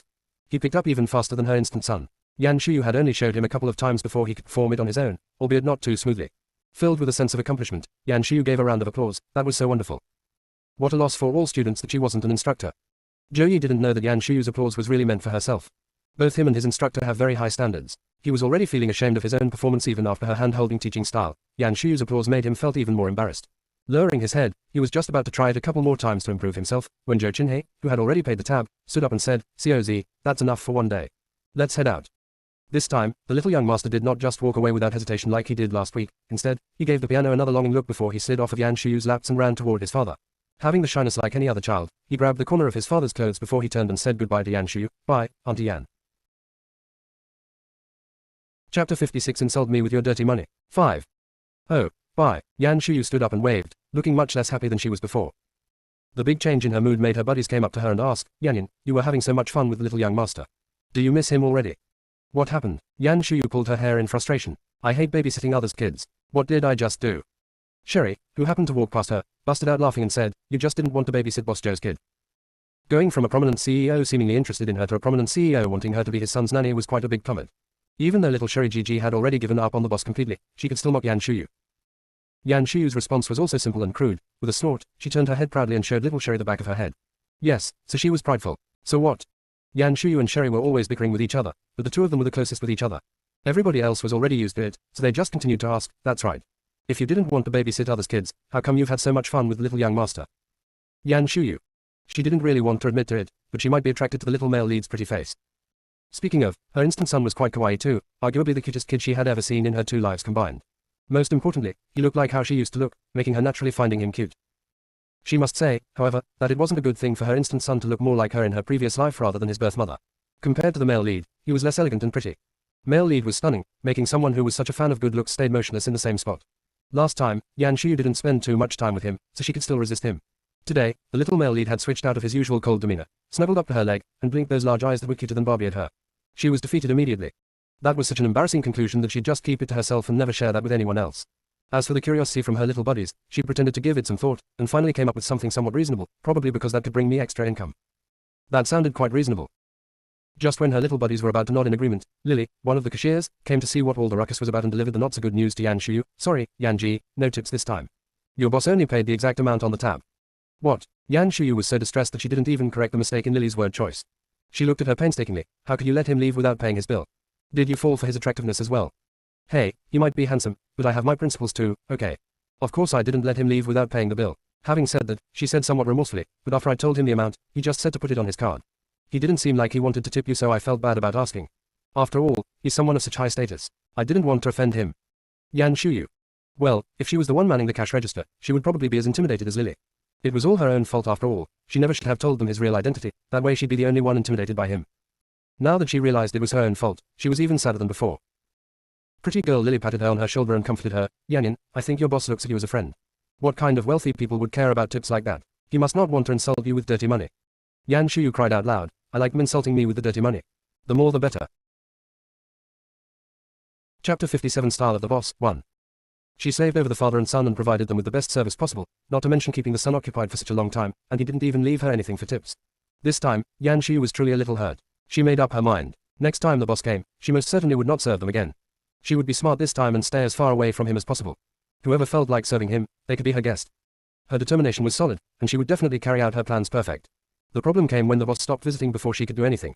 She didn't see him in the next 8 to 9 days and, well, that was kind of awkward. Yan Shuyu couldn't explain why she suddenly felt somewhat at a loss and could do nothing but to comfort herself that it was a good thing that the boss stopped coming. No troubles, everybody was happy. Yes, the weekends without the boss, and perhaps combining with the fact that the novelty of working had worn off, Yan Shuyu felt more and more bored as the days go by. That was when Yang Zifeng delivered her good news. Yanyan, it's 2 more months to the winter break. It's not too far away from now, but not too close either. Did you say you have started preparing for the certification examination at the Musical Institute? I made a point of getting her WeChat info. She was quite enthusiastic and said she'd swing by our shop this weekend or next weekend, so you can ask her everything you want to know then. Oh, that's great, nodded Yan Shuyu sluggishly. I'll pick her brain when she comes. She had always been a girl of high spirits, always shining like a little sun, so when she suddenly became distracted, it was quite noticeable. Even a man like Yang Zifeng noticed it. He asked caringly, what is going on with you lately? You seemed a little blue. Yan Shuyu was embarrassed to say that it was because the boss had stopped coming, so she wasn't able to do to him everything that she had so nicely planned out in her head, and she was blue from her disappointment. She had no choice but to tell him the second reason. Working is so tiring. Yang Zifeng had been messing around with him for too long that Yan Shuyu had so little respect for him as a boss that she would complain about work directly to his face. And that didn't bother Yang Zifeng a bit either. He even chuckled and said, yes, business has been quite well lately. That's right, you have been here for almost a month, right? I started on the 4th, so 6 more days to a full month. Then you will become a perm next month. Manager Yang thought about it for a bit and said in a very considerate way, why don't we do this? You take tomorrow and the day after off and come back on the 1st. Starting next month, you can have 1 day off a week like any other formal employee.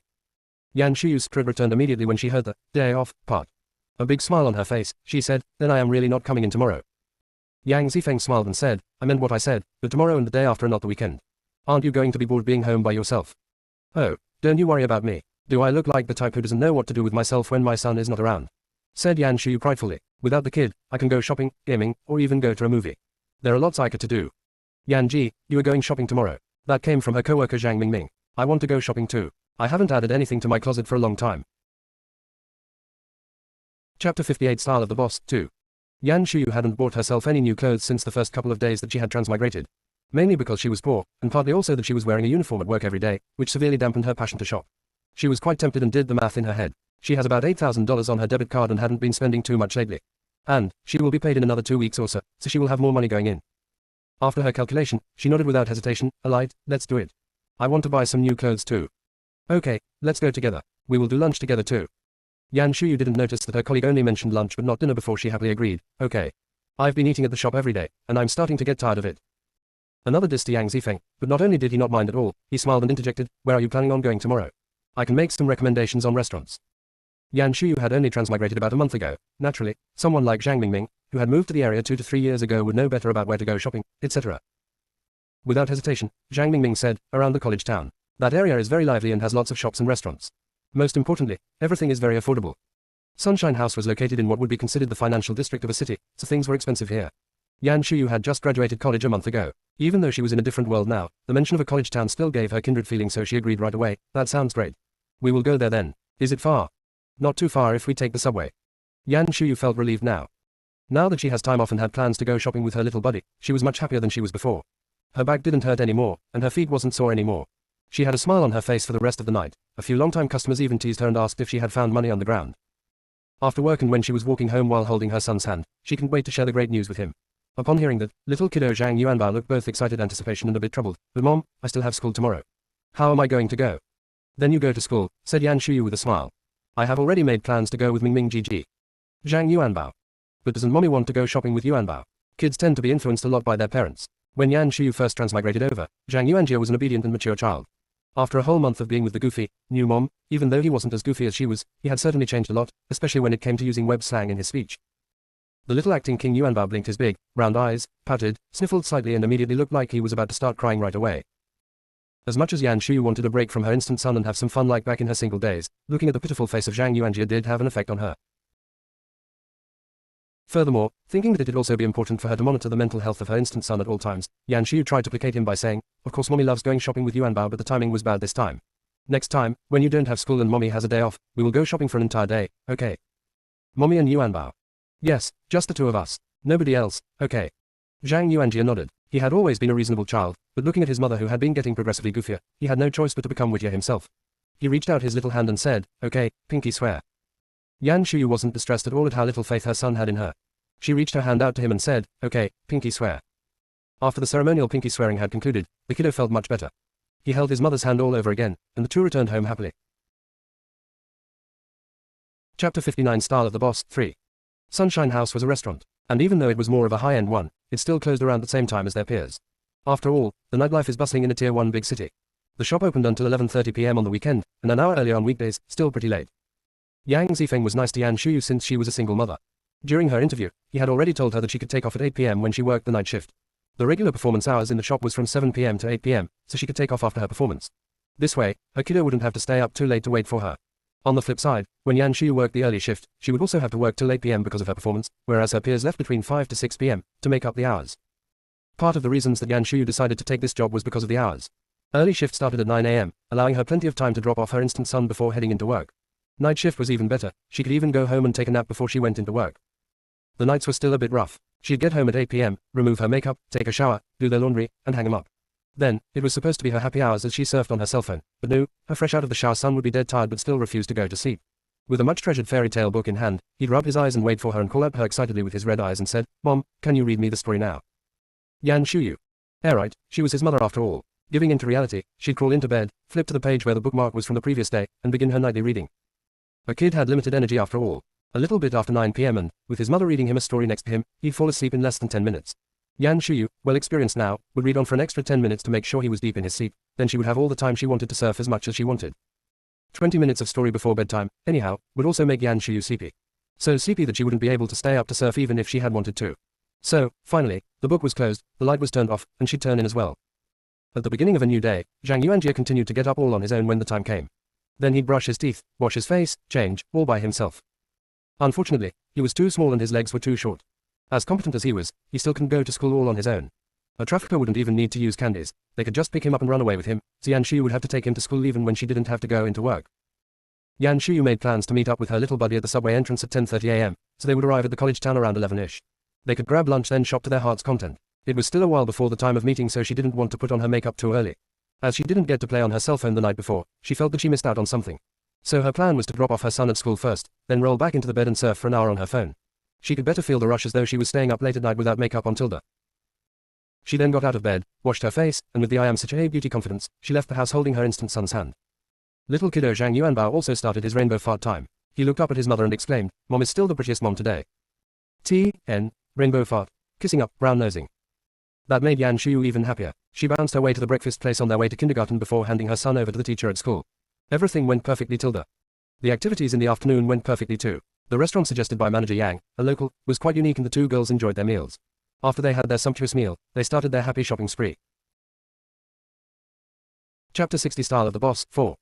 The malls over in the college town were at least half the prices of those around where Yan Shuyu lived. The brands and price points were very different, yet she still couldn't afford them or, better yet, she didn't dare to buy them. Yang Mingming's, whose income was even lower than that of Yan Shuyu, also belonged to the clan of no money left over. The two of them wandered around in the malls for about half an hour and had their fill of window shopping before little Gigi took Yan Shuyu another 10-minute bus ride away and arrived at the woman's street where only students and locals would visit. The street was known for the cheap prices. Yan Shuyu was just a student in her past life. Sure, she had a few $100s more in spending power than her peers, but it really only meant she could buy 2 more items of clothing a month. She was far from being a WRP, so when it came to clothing, she looked more at style than quality. Having arrived at this famous woman's street, Yan Shuyu couldn't tell whether their quality was good, but their style certainly meshed with hers. A first-tier city certainly always led the trend. As soon as Yan Shuyu and her little buddy arrived here, they were back to where they belonged. They shopped like fish in water. With her current looks and body, it wasn't an exaggeration to say that each and every one of the item of clothing fitted her perfectly, almost as though they were custom-made for her. Yan Shuyu couldn't take any of them off, and that's when her little buddy stepped up to help her out. Yang Mingming was petite and cute and usually a quieter one, but her skills to barter had her FWS, foolish, white, and sweet, like Yan Shuyu amazed. Finally, she ended up with a sweater, a dress, a jacket and a pair of jeans, all for less than 1,000 yuan. Even though Yang Mingming did pretty good herself and had bags upon bags of loot in her own hands, but that didn't affect how appreciative Yan Shuyu was toward her little buddy, so when she had spent enough money shopping, she couldn't hide her excitement when she told her little buddy, "It's not even 4 o'clock yet, what say we find a place to take a break first before we go to dinner?" "My treat." Her little buddy asked nicely, "Yan Ji, don't you need to pick Yuanbao up from school today?" Zhang Yuanbao's school let out at 4:30 p.m. Even though the school was very nice and usually they would extend childcare for another 2 hours for parents that couldn't make it there on time and only need to pick them up before dark, Yan Shuyu had never done that since she had transmigrated, nor did she plan on starting that trend today. Yan Shuyu reassured Yang Mingming, "That's not a problem. Manager said he'd pick up Yuanbao for me and take him home to meet a new buddy, his niece, and told me that I could enjoy myself today. I figured he had been wanting to kidnap my son and bring him to his place for a while now." "Yan Ji, every one of us at the shop wanted to kidnap Yuanbao," smiled Zhang Mingming and then added, "but I have heard that kindergartens nowadays are very careful. Will they let Yuanbao go home with manager?" "Oh, I have already let his teacher know this morning. Plus, manager drove me to pick up Yuanbao a couple of times before. His teachers might have already seen him once or twice." Long story short, nobody could deter her plans of staying out all day today. If the mother wasn't worried, normally there was nothing else that someone else needed to worry about, but Yang Mingming pursed her lips and said with some shyness, "I am sorry, Yan Ji. I assumed you'd need to hurry back to pick up Yuanbao, so I told my boyfriend ahead of time that I was going to swing by to visit him. He lives right here in College Town." Yan Shuyu. So when her little buddy only mentioned having lunch but not dinner yesterday, that was not an oversight, but that she has a date tonight. The single Yan Shuyu felt a pang of pain. Perhaps, her sadness was too obvious. Her little buddy immediately added, "But I can go get a drink with you first. My boyfriend isn't too far from here, I can go over there a little later." Yan Shuyu might be single right now, but she had dated before. She knew full well how lovers always wanted to spend every possible minute together, so she kindly talked her little buddy into taking off before she looked for a boba place to take a break. She would continue to hang out all by herself. That's how stubborn she was. Chapter 61 Style of the Boss 5. While she was drinking alone at the boba shop, Yan Shuyu wanted to play some mobile game for fun. But, all her buddies were her colleagues at Sunshine House and all of them were at work. The only one available would be the strong man, Yang Zifeng. Alright, so Manager Yang was a noob, but helping her manager gain experience points would be good for future promotions and raises, so Yan Shuyu somehow happily pinged Manager Yang on WeChat. Manager Yang, on the other hand, didn't seem particularly interested in gaming today. Instead, he asked Yan Shuyu how she has time to play mobile games when she was in the middle of shopping. Looking distraught, Yan Shuyu gave him the hold down low and immediately Manager Yang giggled non-stop. "You are both girls. She goes on a date with her boyfriend on her day off, and you asked a male friend to play RPG. Doesn't that sound kind of sad?" Yan Shuyu. She couldn't help but diss him back. "Oh yeah. Other TRHs were surrounded by nice cars and beautiful women, and you stayed home and scratched your feet. Isn't that even worse? Must we hurt each other like this?" Yang Zifeng quickly threw in the towel. Manager Yang felt quite helpless for having such an employee who has no respect for him as her boss. It might seem like she wasn't a very hard worker, but every quarter when he looked at the financial report, the revenue of the shop had grown visibly since Yan Shuyu had started.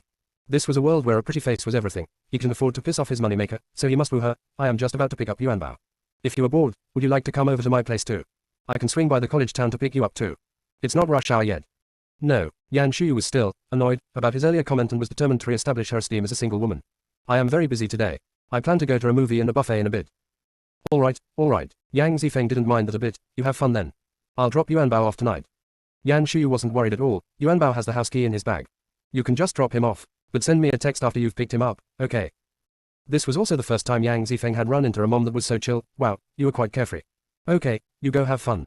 I will have him video chat with you after I pick him up." Yan Shuyu wrapped up her conversation worry-free. She had rested just about enough so she picked up all the bags she had with her and walked out. Her plan was to wave down a taxi and went back to the mall she was at earlier to catch a movie and have dinner. Yup, such was the carefree life of a single woman Tilda. Never underestimate the attraction of a beautiful woman. Yan Shuyu had barely stood there on the side of the road for 2 minutes, and before she could wave down a taxi, a very luxurious-looking car pulled over in front of her. Yan Shuyu was startled, but convinced herself that she was overthinking it.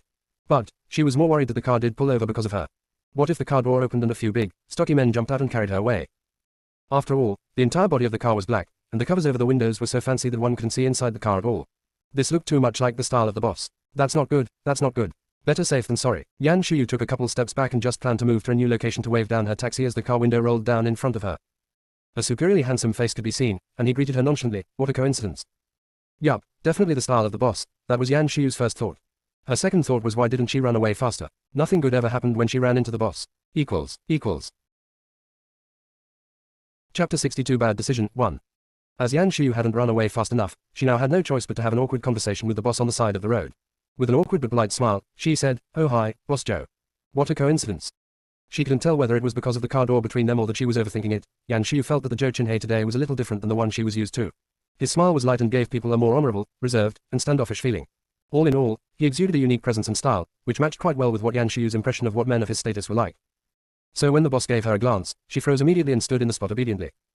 Even though Joe Chinhei looked more standoffish than usual, he was still very polite. An ordinary person who ran into an acquaintance while riding in a car probably wouldn't even have pulled over. Even if they took the time to politely greet them, at the most they'd exchange some pleasantries before taking off. Joe Chinhei, a man who easily controlled the ups and downs of transactions well over several millions every minute, seemed unusually leisurely and continued to chit-chat with Yan Shuyu. "I was here for business, what about you?" She really didn't want to know why the boss was here at all. Okay. Equals. Yan Shuyu was a bit baffled, but she still waved her shopping bags in her hands and said, "I am here to shop." Joe Chinhei glanced over at the obviously common and cheap plastic bags in her hands for a second or two and said, "By yourself?" Yan Shuyu.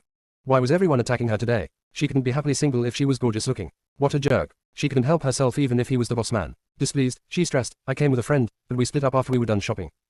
"I see," smiled Joe Chinhei casually. "Where do you plan on going next then?" He seemed so casual that it actually made Yan Shuyu felt silly to have reacted the way that she did. Feeling a bit defeated, she said, "I am heading to the mall." "I thought you were done with shopping."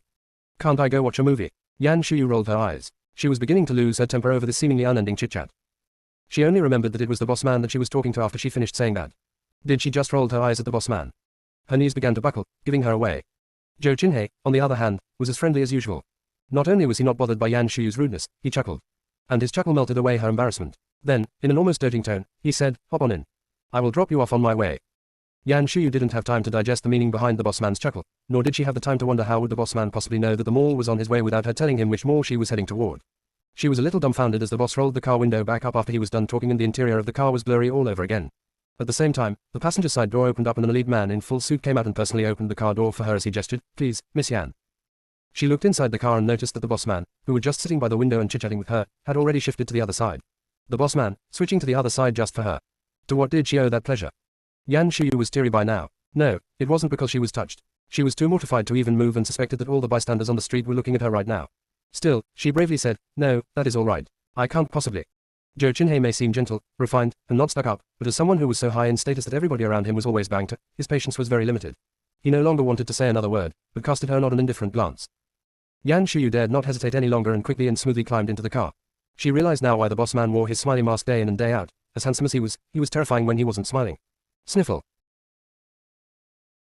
Chapter 63 Bad Decision 2. After she had settled down in the car, she cupped her little fragile heart and comforted it. The big boss was only doing that because his CEO-ness was showing and didn't like anyone going against his decisions. His look earlier was not meant for her. In fact, she should rejoice that she could ride in such a luxurious car to the mall free of charge. The boss's car looked very high-end, and she probably wouldn't be able to ride in anything like it until her instant son became a winner in life. She felt much better looking at it from this new point of view and became much less nervous now that she believed she was taking advantage of the big boss. She even thought she was being stealthy when she touched the seat beneath her butt. Wow, so soft and so comfortable. So this was the legendary real leather seat. In her past life, her dad had bought a new car when she was going to college. He also bragged about how it was real leather seat and an exalted luxury, but there was nothing compared to the boss's car. With their different tiers of leather seats depending on who the buyer was. Yan Shuyu was so occupied by all sorts of thoughts that she didn't notice that the corners of the boss's mouth had lifted up slightly.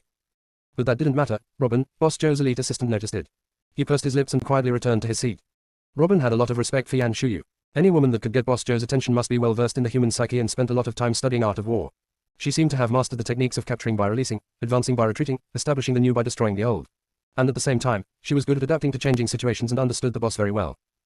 The boss might appear to be a friendly person, but those who had worked with him for a while knew that he has quite a bit of a temper after all and wasn't as patient as he seemed, nor did he like to be questioned. Somehow, Yan Shuyu could avoid all the buttons that others normally would trigger inadvertently.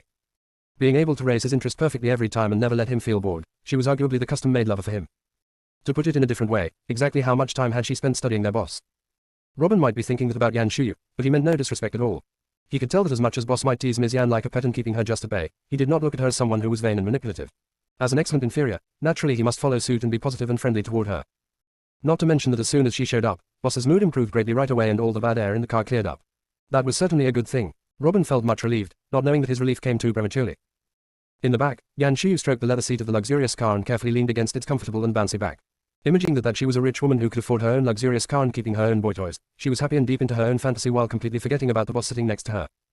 When she finally remembered that she was the one hitching a ride, she heard the owner's gentle voice next to her ear. Aren't you tired of holding onto your bags like that? Oh, not too bad. Yan Shuyu wasn't tired of holding the bags, but after being reminded by the boss, she did feel a little silly to be holding onto them the way that she was.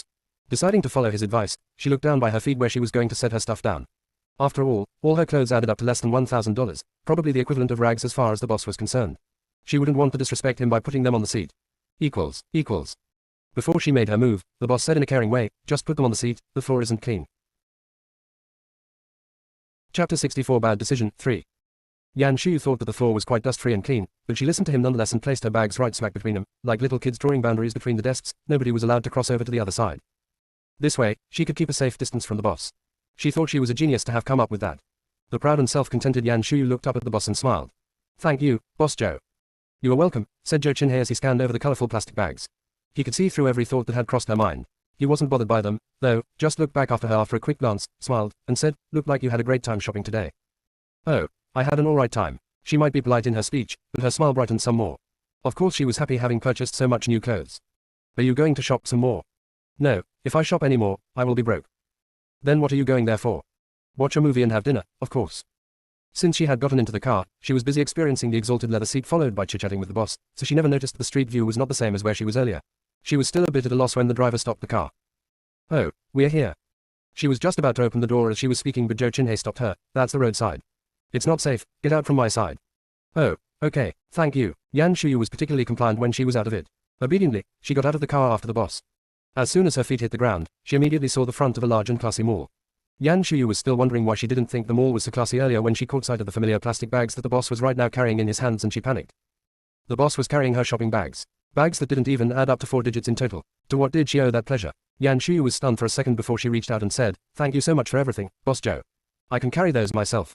No problem, said Zhou Qinhei gently. Having no intent of handing them over to her, he turned and said to Robin, why don't you guys head back without me? The workplace elite now looked as stunned as Yan Shuyu. What about you, Boss Joe? Zhou Qinhei turned and looked at the still dumbfounded Yan Shuyu and replied happily, a movie sounds relaxing, and I haven't watched one in a long time. Quote.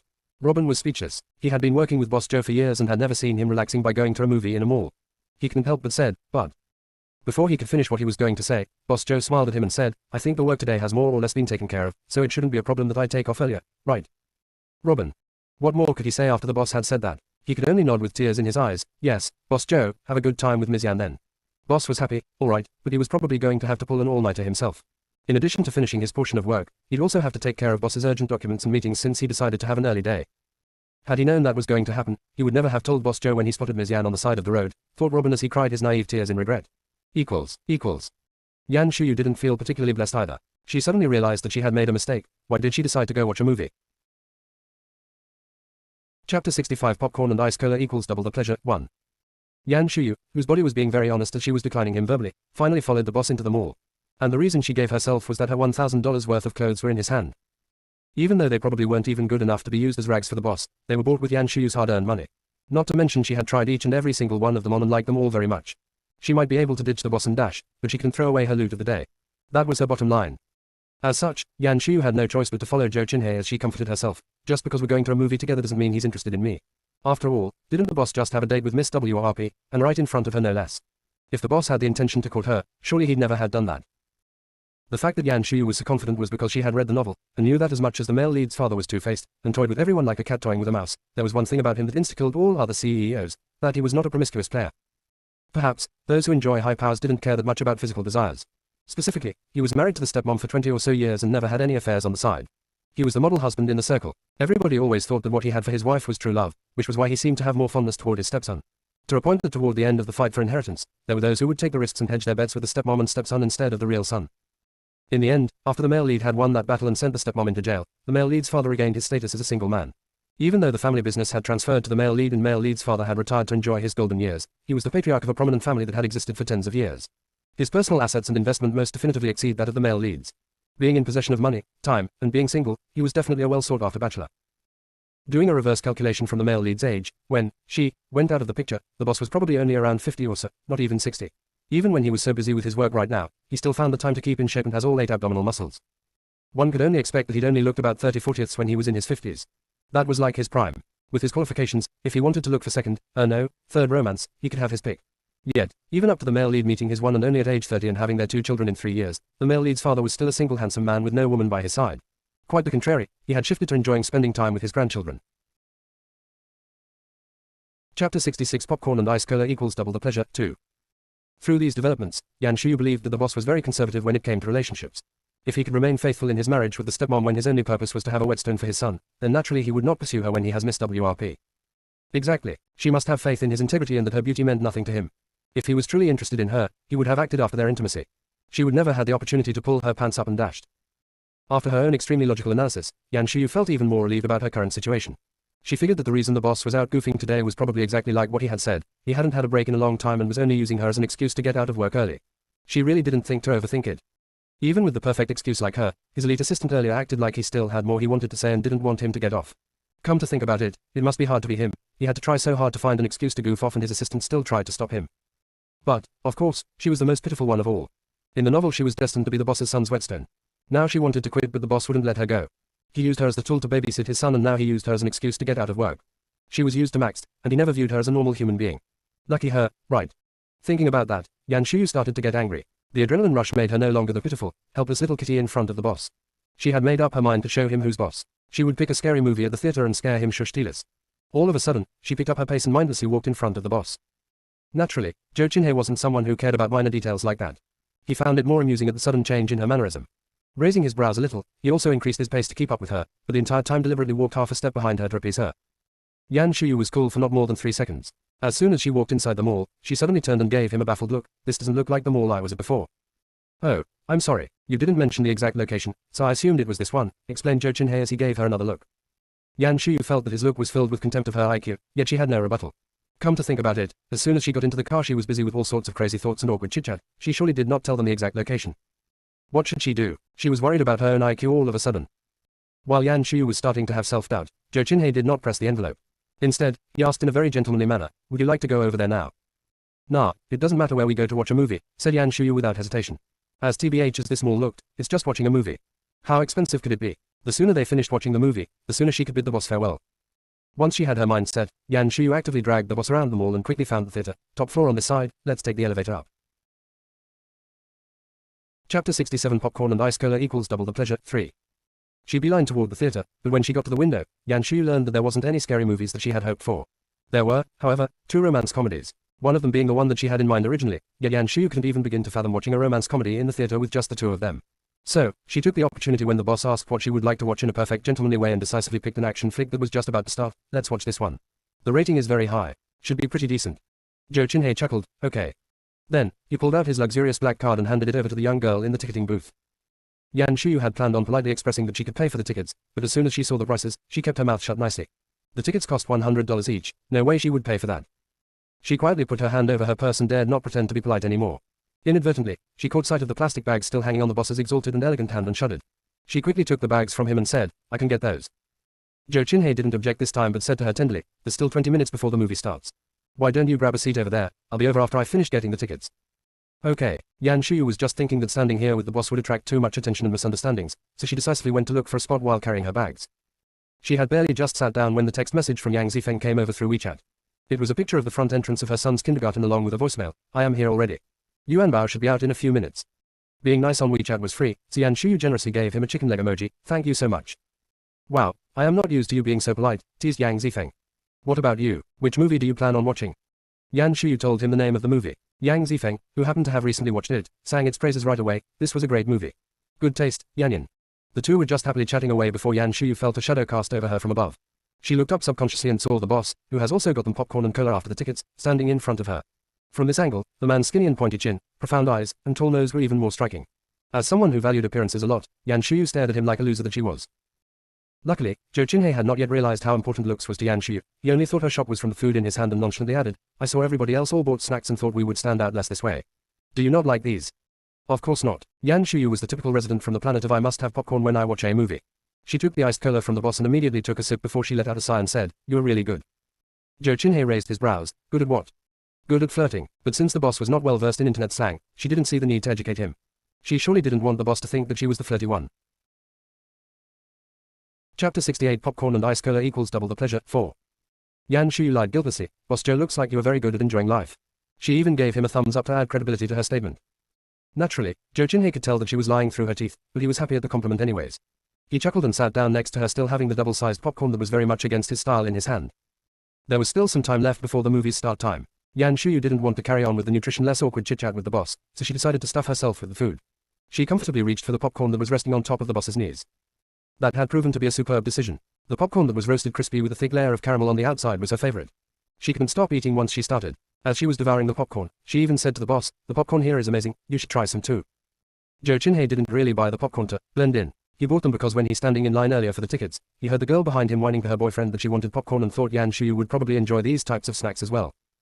Even though everybody else said she was the model of a single mother, after their several times of contact, Zhou Qinhei had a pretty good idea of what she was truly like. Her nature was closer to a spoiled little girl. So, he figured she would like what other girls like, which was why he went straight to the popcorn booth after he got the tickets. Even though he bought the twin set, he had the intention to try any of this. He didn't even care about the coffee at the internet-raved Sunshine House, let alone these kinds of snacks. Yet, the girl was selling it to him so passionately. She had just put a handful in her mouth and had immediately reached back into the bucket. Her moistened red lips opening and closing right in front of him. Watching her quietly, some other images suddenly flashed through his head, and he felt his mouth starting to get dry. He subconsciously pinched off a popcorn and popped it into his mouth. Yan Shuyu stuck her head in front of him the very next second, looking like a grade school kid who was ever so excited to share what she liked most to her little buddy. Her look was full of pride as she said, "It was really good, wasn't it?" Zhou Qinhei licked his lips and wanted to loosen his tie for some more fresh air, but remembering the caramel sticking to his hand, put his hand down.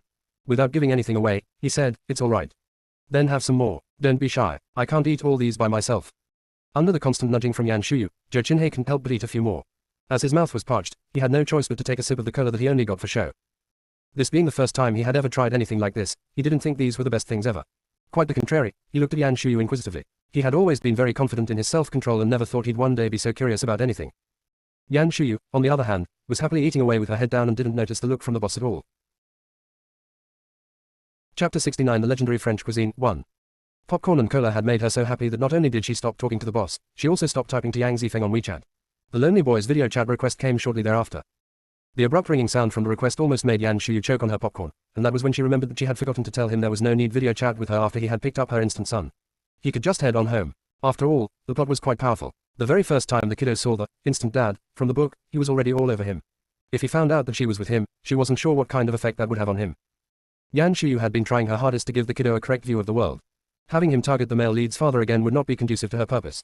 As such, she clicked on decline without hesitation. But, after she had opened up chat again and was going to text them that she couldn't do video chat right at the moment, her impatient buddy sent a second video chat request. Naturally, Yan Shuyu was going to decline the request again, but before she could do that, the boss's voice came softly, "Why aren't you picking it up?" His tone was very normal, but Yan Shuyu felt a chill around her for no obvious reason. She looked up subconsciously and saw the smile on the boss and confirmed that she was thinking too much.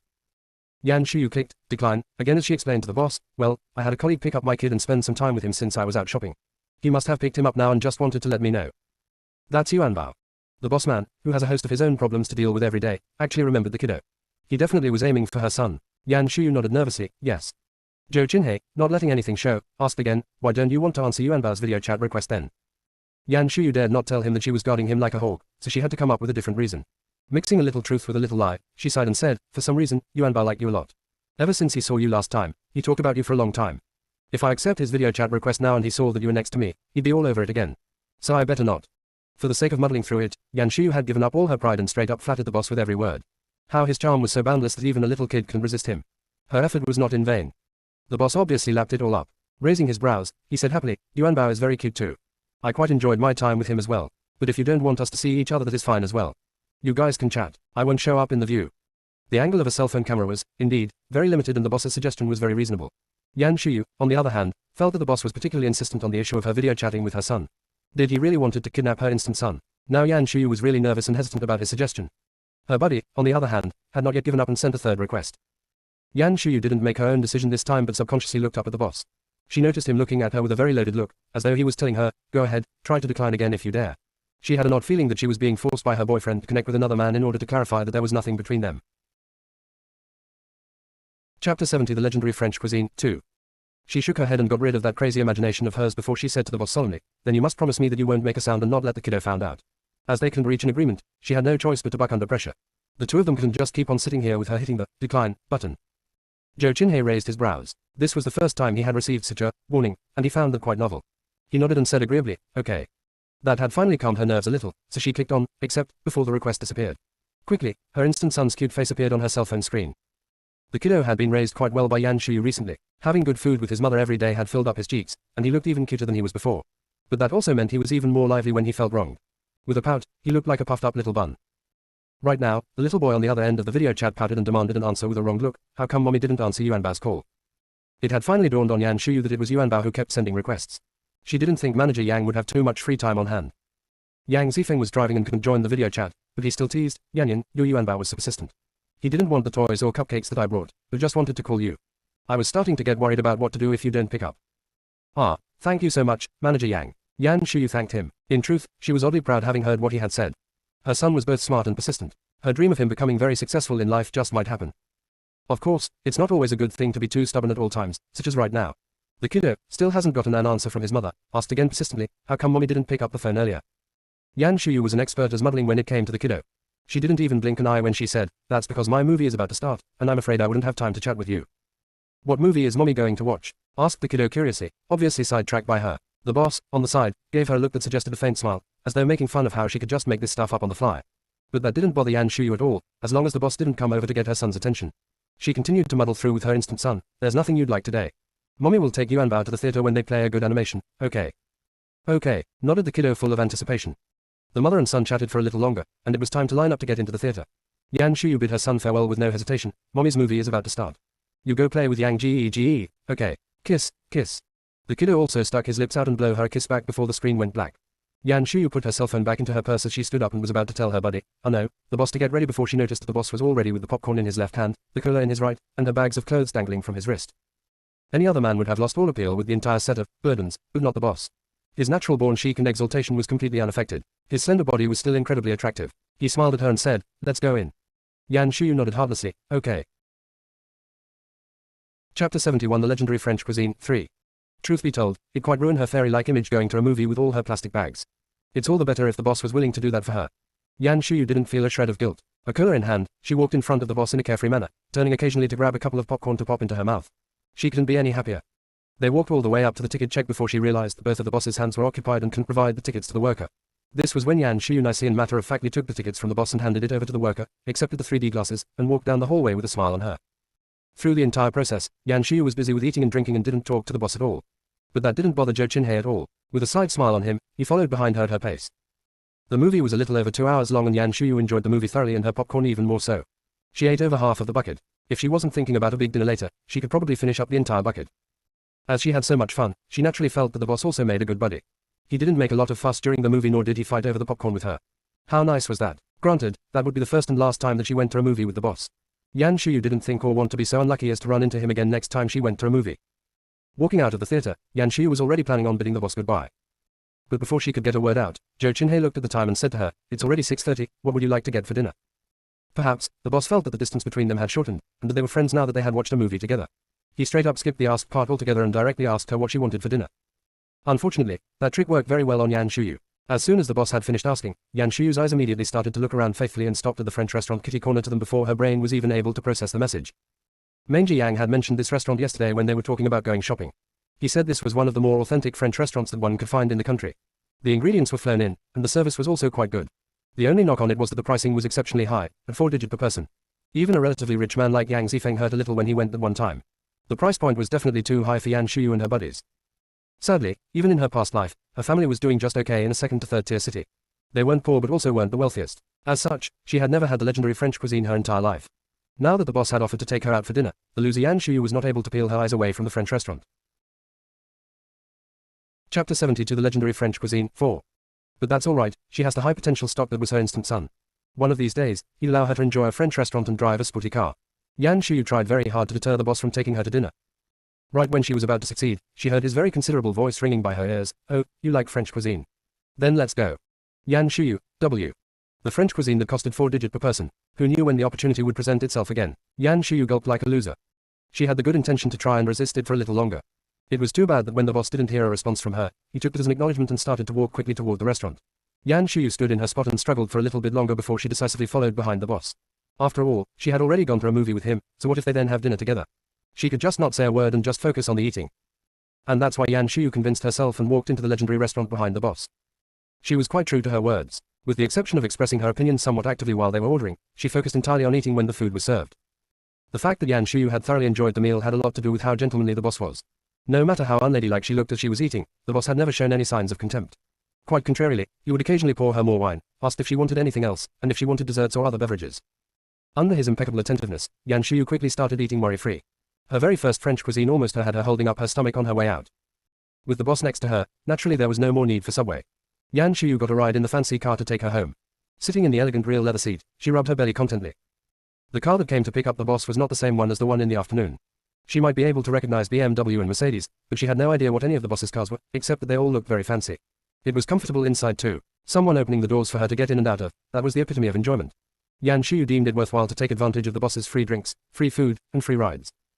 Half an hour later, the car pulled up steadily in front of her building. Yan Shuyu held up her stomach and picked up her loot and happily bid farewell with the boss before she exited the car.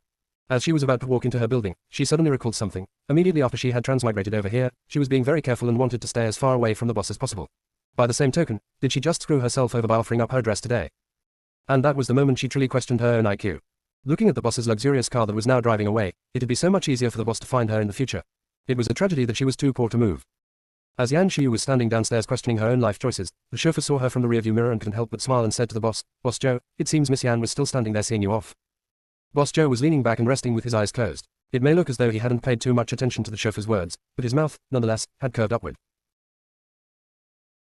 Chapter 73 The boss is very good with WeChat. 1. Yan Shuyu never self-reflected more than 2 minutes at a time. She was not the type who'd cry over spilled milk. She turned around and comforted herself. She was dying to quit and stay as far away from the boss as possible when she had first transmigrated because she had bedded the boss and was worried that he wanted to settle the scores. But she had come into contact with the boss a few more times since then, and she could tell from the way he acted that he had no intention to settle the scores with her or hold her accountable.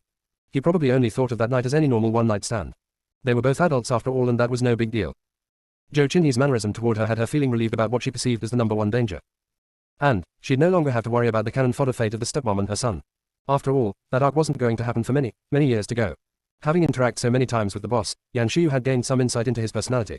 The boss might always have a smile on his face, but deep down inside, he was no less prideful than any other CEOs. As long as she and her son could resist the temptation and not grovel to be the male lead's whetstone like in the novel, there was no way the prideful Zhou Qinhe would cling onto them. After all, there were plenty others out there who'd love to help him out. It didn't have to be them. Although, it did hurt her ego that the boss could find a better, more qualified, Mrs. Zhou, any minute of the day, but she, on the other hand, would never find someone better than him. But, since what she worried most wasn't going to happen, Yan Shuyu did feel better overall. Given all this, even if she'd willingly offer up herself and let the boss find out where she lived, what difference would it make? It wasn't like the boss would lower his stance and hang out here and bother her. And, if she really thought it through, she was the one who came out ahead today. The boss paid for the movie tickets, the popcorn, and the 4-digit person French cuisine. She didn't even spend a penny and had a great time and came home with a fully belly. This was just too good to be true. Looking at it from a different perspective, Yan Shuyu no longer felt sorry for herself. In fact, she was quite proud of herself. In the original novel, the stepmom was completely used by the male lead's father. He squeezed out the very last drop of usefulness from her. In contrast, she hasn't given him any opportunity to take advantage of her since she had transmigrated. In fact, she had taken advantage of him time and time again. She was such a genius. Smacking her own belly happily, Yan Shuyu walked inside her building full of pride for herself. As soon as she walked out of the elevator, but before she could even look for her keys, she looked up and saw that the door to her apartment was ajar. She walked closer and saw that her instant son was sitting on a little stool by the door. As soon as he spotted her, the little kiddo jumped up with a face filled with happiness, shouted aloud, "Mom," and dashed into her arms. Yan Shuyu also squatted down, threw her arms around him, and smooched him up and down. "Muetilda baby, you guys are home so early." Looking at the over-the-top performance from the mother and son, anyone who didn't know better would think that they hadn't seen each other for years. Yang Zifeng stood helpless behind him and explained, "We just got back as well. Didn't you always say Yuanbao was very independent and could bathe and dress himself? I was going to have him take a bath first while we wait for you to come home, but he wouldn't budge. It was as though he was worried that you'd walk inside the wrong house if he didn't wait for you by the door." Even though Yan Shuyu was an unconscientious mother who'd forget that she had a son when she goes out, she still felt quite a sense of accomplishment hearing about how much her instant son had missed her. She gave him another big hug and a kiss before she picked him up and said to Manager Yang, "Thank you so much for your trouble today. You really didn't have to wait for me. You just needed to drop Yuanbao off." Yang Zifeng smiled and said, "Oh, you're okay with him being home alone." Chapter 74 The boss is very good with WeChat too. Of course, our Yuanbao will be a good boy even if he's home alone, right? Even though Yan Shuyu's motherhood wasn't exactly a spur-of-the-moment thing, it wasn't far from it. Almost a month had passed, so the cautiousness from the incident from the neighboring community was more or less gone. Now, she felt that it would be alright to leave the little kiddo home by himself from time to time. Even the original owner used to do that as well. Even little kiddo Zhang Yuanbao agreed with that like a little adult, I know how to take care of myself. Yang Zifeng looked at the kiddo and nodded in agreement, surprisingly. That's probably better than having Yuanbao stay in the shop all day long and be bored. Especially on the weekend, when you don't have a lot of time to spend with him anyway. If he stays home, he can nap whenever he's tired. That was what Yan Shu thought as well, except for one little detail, the only tricky part is his meals. He's so young that I don't feel comfortable to have him order delivery alone. The original owner used to make the meals in advance and store them in thermal insulated lunch boxes so the temperature would be perfect when it was time to eat them. Yet Yan Shu had never cooked at home since she had transmigrated over. She was too lazy to even cook breakfast, never mind preparing meals for her son after she came home from work exhausted. She deemed that idea unrealistic. Yang Zifeng smiled. You wouldn't need to order takeout. You wouldn't know how clean those food are anyway. Just pick him up before dinner and drop him back off afterward. Your place is close enough that it wasn't too much of a hassle anyway. The boss man was smart, and more importantly, not petty. Yan Shuyu gave him a thumbs up in appreciation. Great idea. As they were chatting, Yan Shuyu picked up her son whose arms were still wrapped around her neck into the bedroom. Yang Zifeng saw the plastic bags on the floor and casually picked them up and brought them inside for her as he teased. Looks like you had a fruitful trip today. You were exactly right, said Yan Shuyu proudly. She put her son down and gave Yang Zifeng an odd look. You are not leaving yet. Yang Zifeng pouted and pretended that he was offended. You just want to get rid of me now that you don't need me anymore. Of course not. I mean, it's getting kind of late and I need to bathe Yuanbao and put him to bed. I'm afraid I wouldn't have time to be a good host. Don't worry, I'll treat you to dinner another day to repay you for the favor. Yan Shuyu was very sincere as she said that. She had learned that it was only too important to have a good relationship with Manager Yang. And not just for promotions and raises, he would even babysit for her. Where else could she find such silly, rich, and caring boss? Granted, the other girls at the shop all volunteered to babysit for her, but Yan Shuyu was most comfortable with leaving her son with Yang Zifeng. All the other girls were single girls. They may be okay to play with her child, but she wasn't 100% comfortable having them take care of him. Yang Zifeng was single too, but he has a niece and at least has experience taking care of a child. Long story short, Yan Shuyu knew she'd need his help more often than not in the future. She better take him out to dinner. Chapter 75. The boss is very good with WeChat. 3. Manager Yang didn't seem excited at all when he heard that. Instead, he countered, you said the same thing when you first joined. I have been waiting for a whole month already, so this meal would happen something next year. Yan Shuyu. She might have forgotten about that one. She immediately patted her chest and said with utmost sincerity, okay, we will combine the two meals and take you to a fancier restaurant. You pick the time, how does that sound? As she was poor and becoming more frugal, Yan Shuyu felt a pang of heartache as she was saying that. But then she remembered how much she had gotten from the big boss today, so it'd be fine to spend some on Manager Yang. She'd still come out ahead anyway. As she arrived at this conclusion, she felt more comfortable with her decision. Yang Zifeng, looking at her very serious expression, suddenly burst out in laughter. I was just kidding. Did you think I was serious? Yan Shuyu. Hey, change of subject, said Yang Zifeng with a serious look. Yan Shuyu had no choice but to put away her distress and listen to him. What's up? I was going to bring Yuanbao home to play with my niece in the afternoon, but as it turned out, Instructor Lin had another engagement this weekend, so she moved her session today instead.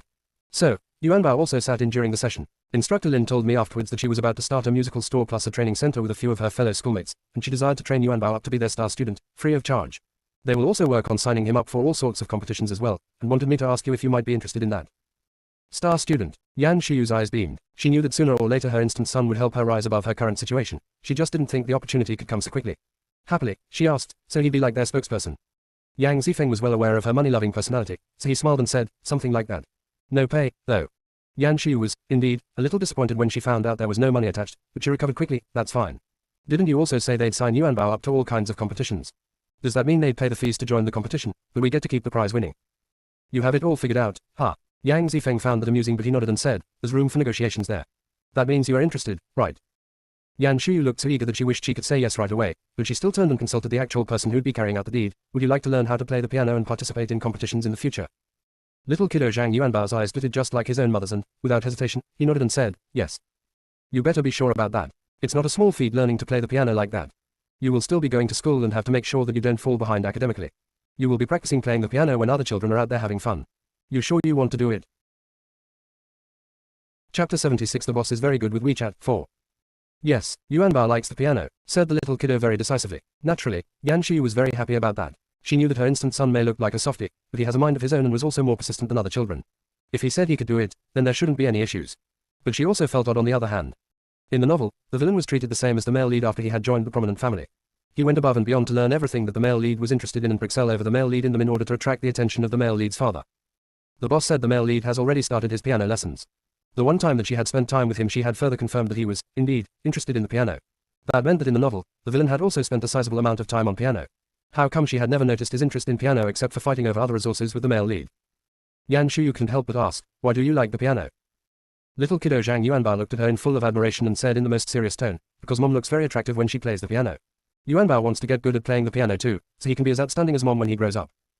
Oh, so it was because of her influence. Yan Shuyu couldn't be more proud of herself. She bent down, threw her arms around her instant son, gave him a big kiss, and said shamelessly, okay, then let's make a pact. Yuanbao must work very hard on it so he can be as outstanding as Mom when he grows up. Zhang Yuanjie blinked and reached out his hand. Okay, pinky promise. The two had gone from a serious discussion to pinky promise, and the solemnness from earlier was all gone. Yang Zifeng, who was just watching the entire development quietly, chimed in with a smile. It seems Yuanbao had truly inherited your talent. My niece had been practicing for most of a quarter and the teacher only said she was doing alright and picked up slightly faster than other children. Yuanbao had only been practicing with you for a few days and Instructor Lin had her eyes on him right away. Shamelessly, Yan Shuyu smiled and said, the looks plays a big role in this. He tilde. Yang Zifeng thought about it for a bit and did not disagree. There were certainly plenty of talented and fast-learning children out there. The fact that Instructor Lin had her eyes on Yuanbao right away probably had a lot to do with his looks. The little boy was delicate and cute. If he had on tuxedo and a bow tie, he would look like a prince straight out of a fairy tale. One must possess qualities like that to be the star student. When is this great plan of raising him going to start? Did Instructor Lin give you her contact information? It's coaching, not raising. Sheesh, what is it that goes through that brain of yours? Yang Zifeng wasn't sure what to make of that, but quickly he recollected himself and said, Instructor Lin just had this idea. They're still at the stage of looking for a location. The remodeling will take 1 to 2 months. It won't be for a while. But she did say that she will pay a visit to our store soon and you will be able to discuss the details in person. Chapter 77 The boss is very good with WeChat. 5. Yan Shuyu nodded before lifting her son's soft face and rubbing it with her hands as she asked, we can goof off for 2 more months. Are you happy? The kiddo expressed that he wasn't that happy about it. I want to start sooner. What are we going to do then? Yan Shuyu spread her hands helplessly. Yang Zifeng smiled suddenly. You can start teaching him yourself during your free time. Your place might not be big enough for a full-size piano, but it can fit a smaller electric one. My niece started with an electric one as well, the portable kind. She doesn't use it anymore. Let me ask my sister for it, that way Yuanbao can practice at home as well. Hey, your niece is your sister's child, not your brother's. Yang Zifeng. That is your takeaway. Of course, said Yan Shuyu matter-of-factly. That's a very important point, alright. Quote ellipsis. Quote. Yang Zifeng was speechless again. But he also knew that as curious as Yan Shuyu was, he wouldn't be leaving tonight if he didn't clarify that. So he elaborated, my sister was divorced. I didn't think it was necessary to mention that specifically. Oh, I see. Yan Shuyu nodded and was suddenly enlightened. Is that why you have been so nice to us? Because we are also a single-parent family. Why else did you think? I just assumed I am so pretty that everybody would fawn over me, bragged Yan Shuyu in a not-so-humble way. But this is fine too. Yang Zifeng couldn't help but rolled his eyes and called her out. Either way, you have nothing to lose, right? Yan Shuyu smiled proudly again. Before she could say anything else, her WeChat chimed and she looked down. It was a message from the boss. The message was short and concise. I am home. I had a great time today. The boss was the one who requested to add her as WeChat friends while they were having dinner. Yan Shuyu was quite shocked by the fact that a boss man like Zhou Qinhe would use something like WeChat like a commoner. That was very different than how it was in the novel. How could a CEO be so skillful at using WeChat? Nonetheless, he had taken her out to dinner. Under the circumstances, she had no choice but to obediently fish out her cell phone and add him as her friend. Her thought at the time was to placate him first, then she could ban him after a while. But she had second thoughts after that lavish meal. It was far too enjoyable getting free food and drinks from the boss. Seeing her staring at her cell phone, Yang Zifeng couldn't help but ask curiously, who was it? Sending you messages so late at night? Oh, just a friend. Just saying hi, replied Yan Shuyu casually. She quickly replied to the boss's message with just a, thank you for treating. Good night. It was so dismissive that even Yang Zifeng didn't give it another thought. He stood up and said, alright, you guys get some rest. We will talk about Instructor Lin's business in details some other time. After a whole day of shopping, Yan Shuyu was quite tired as well, so she didn't try to keep him any longer. She and her son walked Yang Zifeng to the elevator before returning to take their shower and go to bed. The boss did not send another message after that, so she conveniently forgot all about him. Chapter 78 What was going through the boss's mind? 1. Yang Zifeng was as efficient as he has always been and wrapped up the electronic piano, delivered it to Yan Shuyu's house, and installed it for her. Thus, little kiddo Zhang Yuanbao started his busy life of practicing the piano day and night. When Yan Shuyu was teaching her son to play the piano before, she was mostly doing that for fun and had zero pressure. Now that her son was seriously learning to play the piano from her, the pressure had inevitably increased. She had to juggle between both her work and teaching her instant son at the same time, and she had never been this busy before. But that was Yan Shuyu's own choice, so she didn't have too many complaints. This wasn't because of her motherly nature, but that whenever she saw the little kiddo sitting there with his back straight and practicing attentively, she'd remember Manager Yang's words that when he has on tuxedo and a bow tie, he would just turn into the piano prince and attract all the girls once he was grown up. In the novel, this little kiddo was the worst of all villains who just wanted to fight over everything with the male lead as though he was spellbound. He wanted to learn whatever the male lead was learning. It might appear that he was a manipulative, but the truth was, he had no sense of self. And yet, merely a month after her transmigration, the junior villain has already decided to learn from her and become a constructive member of the society. This showed that she exuded positive energy and was even able to make the conniving villain decided to switch sides. She was so incredibly proud of herself. Original translation is from fuyuneko.org. If you're reading this elsewhere, this chapter has been stolen. Please stop supporting theft. The villain that was destined to be hated by most would grow up to be the piano prince that would attract tens of thousands of girls. Yan Shuyu was filled with anticipation. As the beautiful mother of the piano prince, surely she'd also be the interest of many of his fans as well. The thought of the bright and promising future made Yan Shuyu forget about all the hard work that she has to put in. It was also mainly because she figured that this wouldn't go on for very long. Soon, Instructor Lin would take him away, and she'd be freed and wouldn't even need to worry about what to do with her instant son on the weekends. And just like that, Yan Shuyu stayed busy as she looked forward to the day when Instructor Lin would show up at Sunshine House. She was, however, disappointed when this instructor hasn't shown up for over a week. Manager Yang comforted her and said, Instructor Lin has been busy. She even pushed back my niece's class this week. Just relax. I know, good things are worth the wait. Yan Shuyu came to terms with it right away. She wasn't too worried that Instructor Lin wouldn't follow through with her promise. Her son had been destined to become the villain. Before the story arc really started, he almost forced the male lead into a situation that even with his male lead halo he couldn't get out. If he didn't die at such a young age, he would for sure become a big boss. He was talented and attracted the eyes of many, and now that he has already gotten Instructor Lin's attention, it was simply impossible for them to walk away from such a talented young genius. Chapter 79. What was going through the boss's mind? 2. All in all, Yan Shuyu was extremely confident about her instant son. She only felt bad for her poor self that had to juggle multiple roles. For the time being, the ball was in their court. She has no choice but to wait around for now. Equals. As opposed to Instructor Lin who has yet to show up, Zhou Qinhei, who hadn't showed up in front of her for over a week, had been appearing more in her life. This big boss, who had a million things to worry about at work every day, had not only asked to add her on WeChat, but had been messaging her on and off. The first time Yan Shuyu received a message from the boss she was stunned, but the next few times she had gotten used to it. Her initial shock had been replaced by confusion. Normally speaking, when a CEO with a sky-high status suddenly decided to try some peasant-like entertainment and went to a movie and dinner with a pretty girl, then asked her for her WeChat contact and has been messaging her time and again, then for sure he was interested in her and wanted to court her. After all, Yan Shuyu had competed at her college's beauty pageant in her previous life. Even though she didn't win in the competition, she still had a lot of suitors. Plus, she loved all sorts of trashy romance novels. She had seen these developments way too many times. But Zhou Qinhei wasn't just any CEO. As the father of the male lead, he should have been a positive character. He was, after all, on the male lead side. But the connivance of this boss man no doubt put many other villains to shame. Never mind that he straddles the line between good and evil, the biggest issue here was that he has the story arc of sending his wife to jail. In order to train the male lead, he could toss away the instant son that he had for 20 years and straight up send the woman who had been sleeping next to him for 20 years to jail. And she had been such an attractive wife too. She understood what a man wants and had done a great job acting out the role of a good stepmom. If Zhou Qinhei could do all those things, Yan Shuyu must say that instead of him being interested in her, it'd make more sense to say he was more interested in her instant son. This was her being self-deprecating. Yan Shuyu was very confident in herself, the problem being that the series of actions from the boss man just didn't seem very much like he was trying to court her. Naturally, she wouldn't expect someone standing on the top of the pyramid such as Zhou Qinhei would turn into a puppy who followed her around, but there were still things that one should do when they were courting a girl, like talking to her on a regular basis, send her flowers from time to time, or ask her out to dinner, etc.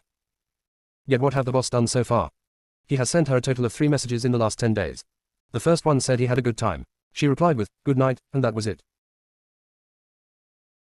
Chapter 80. What was going through the boss's mind? 3. At first, Yan Shuyu was a little worried and wondered if her not-so-gentle message might have annoyed the boss. But after 2 to 3 days had passed and there was still nothing from the boss and he hasn't shown up in the shop, Yan Shuyu started to feel better and forgot about the entire incident. But, right when she felt relieved, she received a second message from the boss out of the blue. The content was confusing as well. It asked if she has been busy with work lately, to which Yan Shuyu replied with a standard, quite. Thanks for asking, and then that was that. His third message was even simpler. He didn't even bother with any pleasantries, but merely sent a picture of the little male lead attentively practicing his piano with his back straight. Needless to say, this was the boss man bragging about his son to her and achieving the intended result. After all, it was not possible for Yan Shuyu to tell how good the male lead was with the piano from the picture, but she could tell in one glance that the piano he was playing on was a Steinway, the legendary Rolls-Royce of pianos. Even the base model could easily cost in the millions. She has never seen the male lead's one in the market either, so it might have been a custom-made one. It could truly cost as much as a Rolls-Royce. Even though both little boys were starting to practice piano, the male lead's first piano was a Steinway and her son was using a second-hand electric one that he received as a gift. As upbeat as Yan Shuyu was, she still felt a little envious. She tried to comfort herself by thinking, so what? My son is about to become a piano prince and climb his way to the top. It was not necessary to be envious or jealous of the male lead. But, for the sake of being nice to the boss man, Yan Shuyu still responded to his message with 3 thumbs up. Then, the boss dropped off the surface of the earth again. She was being so nice, and he didn't even bother sending her a thank you back. Now, Yan Shuyu was completely baffled. What exactly was the boss's intention? Some men might just be too innocent to know how to properly court a girl and everything ended up backfiring on them, but from Yan Shuyu's cool observation of Zhou Qinhei, he certainly wasn't someone who didn't understand what romance was. Oh, he knew that quite well. When he went on a date with Miss WRP, he knew to take her to this somewhat well-known internet sensation shop. He even knew to ask for specific songs to create the atmosphere to appeal to the woman. See how good he was with this. And yet, his actions were so inexplicable when it came to her. That could only be one possible explanation, that he wasn't interested in her at all. Whether it was going to the movies with her or adding her to WeChat, he was just messing around with her to kill time. First, he used her as a tool to keep his son company, then she had further slipped to the status of being his toy. Thinking about it that way hurt her ego. The original owner was at least the proper Mrs. Zhou, so how come when it came to her, she wasn't even treated like a human being? Chapter 81. What was going through the boss's mind? 4. As disturbing as the thought might be, she also felt a sense of relief. Okay, so the boss wasn't interested with her. That's good, right? Now, she wouldn't have to worry about the boss making her the stepmom of the male lead, right? With that thought, Yan Shuyu gathered herself and made it through another week before Manager Yang delivered the news to her. Instructor Lin was out of town meeting some clients with her partner the last few days. She came to give my niece her lesson yesterday and left a message for you with my aunt. She'd be here to talk to you over the weekend. Really? Yan Shuyu was so happy she could start crying. You really wanted him to take your son off your hands, huh? Teased Yang Zifeng. He then reminded her again, your qualification examination should be close too, right? Remember to ask her whatever questions you have when you meet up with her over the weekend. Yan Shuyu had already gathered all the information that she needed when she registered for the examination. Plus, she has this inexplicable self-confidence and felt that with her current level, she would no doubt pass the examination with flying colors, so she didn't think much of Manager Yang's reminder. She just nodded and said, okay, I will. Yang Zifeng could tell right away that she had totally missed his point. Now, he'd have to break it down for her. Isn't your purpose of earning the certification to switch to a better job? Instructor Lin is about to start her own music studio. You might want to talk to her about a job opportunity while you discuss about Yuanbao. You just might be able to start working there as soon as you earn your certificate. Wouldn't that be nice? Oh, yeah, now Yan Shuyu got it. Then, she gave Manager Yang a very dubious look and said, but you are the boss here. Is it okay that you are giving your own employee ideas to switch jobs? Yang Zifeng. Somehow, he felt that the intelligence was questioned by the FWS. Quickly, he switched gears and said in a sincere tone, I have a pretty good idea. I know we won't be able to keep you here forever. So when a better opportunity comes up, I'd like you to pursue that as well. Plus, even after you go over the Instructor Lins, you can still come over for some side gigs. I don't think you would object to some extra income. Yang Zifeng knew Yan Shuyu only too well. As soon as she heard, extra income, her eyes lit up, and she nodded without any hesitation. Yang Zifeng laughed when he saw that and said, then I have nothing to worry about. It was inevitable for her to switch to a different job, but Yan Shuyu also understood that Manager Yang has been very nice to her.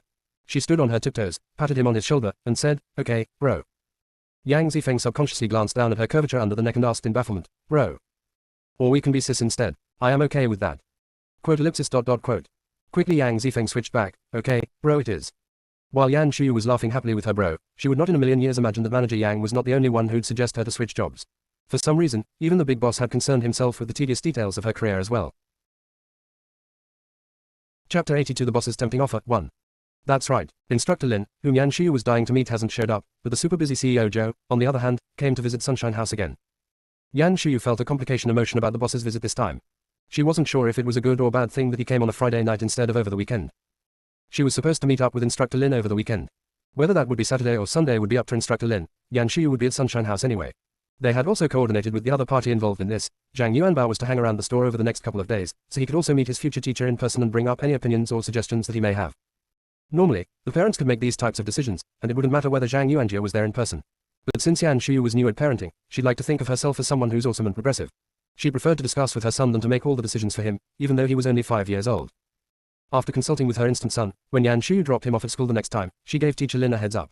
Teacher Lin expressed that their rehearsal was almost done and little kiddo Jung Yuhun was one of the ones that picked up the quickest and had the best performance. It would be okay for him to miss one weekend of rehearsal. That was how happy kiddo Zhang Yuanbao's weekend plan was set. If Zhou Qinhei also happened to show up over the weekend, he just might run into the kiddo. Yan Shuyu would worry that the story would unfold like it did in the novel and that her instant son would be crazy about the male lead's father. If she could have her way, the two of them would never meet each other again. That being said, it was pure luck that the big boss decided to go visit on a Friday instead. If his past pattern held true, he wouldn't be back again for another 10 days to 2 weeks. By then, her son would have entered into his new pattern of going between his kindergarten, music school, and home and wouldn't have time to go to the store anymore. The boss could be there with the male lead every single day, and she would have nothing to worry about. Thinking of that, Yan Shuyu's headache was gone. Her heart was no longer pounding. When the boss walked past her, she even gave him a happy smile to greet him before looking down and continuing with her performance. In the past, Zhou Qinhei had only been here during the afternoon tea time in the past. Today, he came here at almost 8 p.m. this time, the same as the other white-collared workers. Sunshine House was very conveniently located next to shopping malls and office buildings, so most of their clientele were the white-collared workers going there to relax for a bit after work and dinner. It was also a favorite spot for meetups for office workers. As such, 7 to 8 p.m. was the busiest time of the store. And this was also the fixed performance time for Yan Shuyu. A pretty face was welcomed anywhere. Yan Shuyu had been at Sunshine House for over a month and had become the biggest attraction of the store. Half of the customers during this hour came here to see her perform. The coffee shop that normally has a quiet ambience was now jam-packed with customers, yet it wasn't boisterous at all. As soon as Yan Shuyu sat down in front of the piano, everyone would lower their volume in sync and focus their attention at the middle of the room. As concentrated as they were, anyone who didn't know better would think this was some sort of a concert hall. Chapter 83 The Boss's Tempting Offer 2. Yan Shuyu loved being the center of attention. Even though her salary already covered her performance, and she wasn't making anything extra, seeing how much fans she had, she put all she has into her performance. She looked so engrossed in her very own melodious performance that once again, she forgot all about the boss. Zhou Qinhei, as usual, was a very thoughtful person. Seeing how busy Yan Shuyu was, there was no need to ask for her specifically. He ordered a cup of coffee from another server and quietly appreciated her performance just like everybody else. One side inevitably submitted to the other in any relationships. When the boss was being forceful, Yan Shuyu was very obedient. Now that he was being quiet, Yan Shuyu completely ignored him. When 8 o'clock hit and her performance was done, she stood up, bowed, and stepped off the stage in the midst of the applause. Yan Shuyu was so eager to go home and didn't even have time to listen to all the praises from her regular patrons as her shift ended when her performance ended. The time that she spent listening to them, she could have changed and gone home instead. Ever since they were deep in autumn, the temperature has been dropping. This meant that her work uniform could last a couple more days before washing. After she had changed, Yan Shuyu folded up her uniform and placed them inside her locker before she slugged her backpack over her shoulder and waved goodbye to her buddies. I am taking off now. See you tomorrow. Zhang Mingming asked longingly, Yan-ji, tomorrow is Saturday. Will you be bringing Yuanbao here? Yes, I will. Awesome, have a good night, Yan-ji, waved Zhang Mingming with a smile. Yan Shuyu left the back room in brisk steps. As she walked past the bar, she smiled brightly at the girl behind the cash register and waved goodbye. Lily, I'm taking off Tilda. Yan. Lily looked up and called out to her as though she had something she wanted to share. Unfortunately, Yan Shuyu, who was eager to go home, thought that her little buddy was just saying goodbye to her, so she didn't even turn and look at her as she floated past her. As she floated out of Sunshine House, Yan Shuyu's bright smile froze all of a sudden. She happened to see the boss not too far from her just opening the driver's side door. Which meant to say that, had she come out just a few seconds later, he would most likely already be gone. How could she be that unfortunate? She started to have doubts about her life. The very next second, she seriously considered blocking her face with her purse and hoped to walk past the boss without him noticing. She didn't care how that'd look in the middle of the street, anything was better than running into the boss. Sadly, just as Yan Shuyu could see the boss right away, he, too, could see her right away as he was standing facing straight at Sunshine House. Even though he was looking down when he was opening up the car door, his tall and straight body was still an entire head above the car's body. Just a slight lift of his head was enough for him to spot her. Yan Shuyu's plan was ruined before she even had a chance to carry it out. Just getting off, smiled Zhou Qinhei calmly at her as he leaned against his car. A pretty car and pretty girl combination attracts the most attention, but a graceful male god like Zhou Qinhei with his sword-like brows, starry eyes could also attract the attention of the passersby. Chapter 84 The Boss's Tempting Offer, 3. As a very superficial person, Yan Shuyu couldn't help but be distracted by him before she regretted deeply.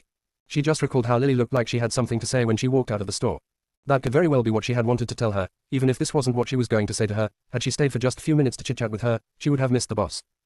Alas, what was life if it wasn't full of surprises and awkwardness?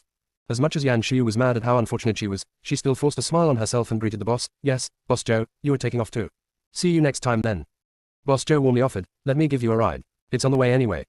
No, it's okay. I live very close by. Yan Shuyu tried to frantically decline him, but before she was done talking, Zhou Qinhei had already closed the door that he had just pulled over and walked over the passenger side in person. The boss had personally opened the door for her. Yan Shuyu was so touched that she wished she could cry, but she just stood there dumbfounded. Zhou Qinhei lifted his brows. As though he was being impatient, he said in a teasing tone, it has only been a few days. How come you are acting like we are just acquaintances? Bro, we have always just been acquaintances, alright. Plus, it had been almost 2 weeks since she had last saw him. As much as that's what she wanted to say, Yan Shuyu was a coward. She could merely put up a very touched look as she shuffled closer to the car while making her last-ditch effort. Really, you didn't need to. I live very close by.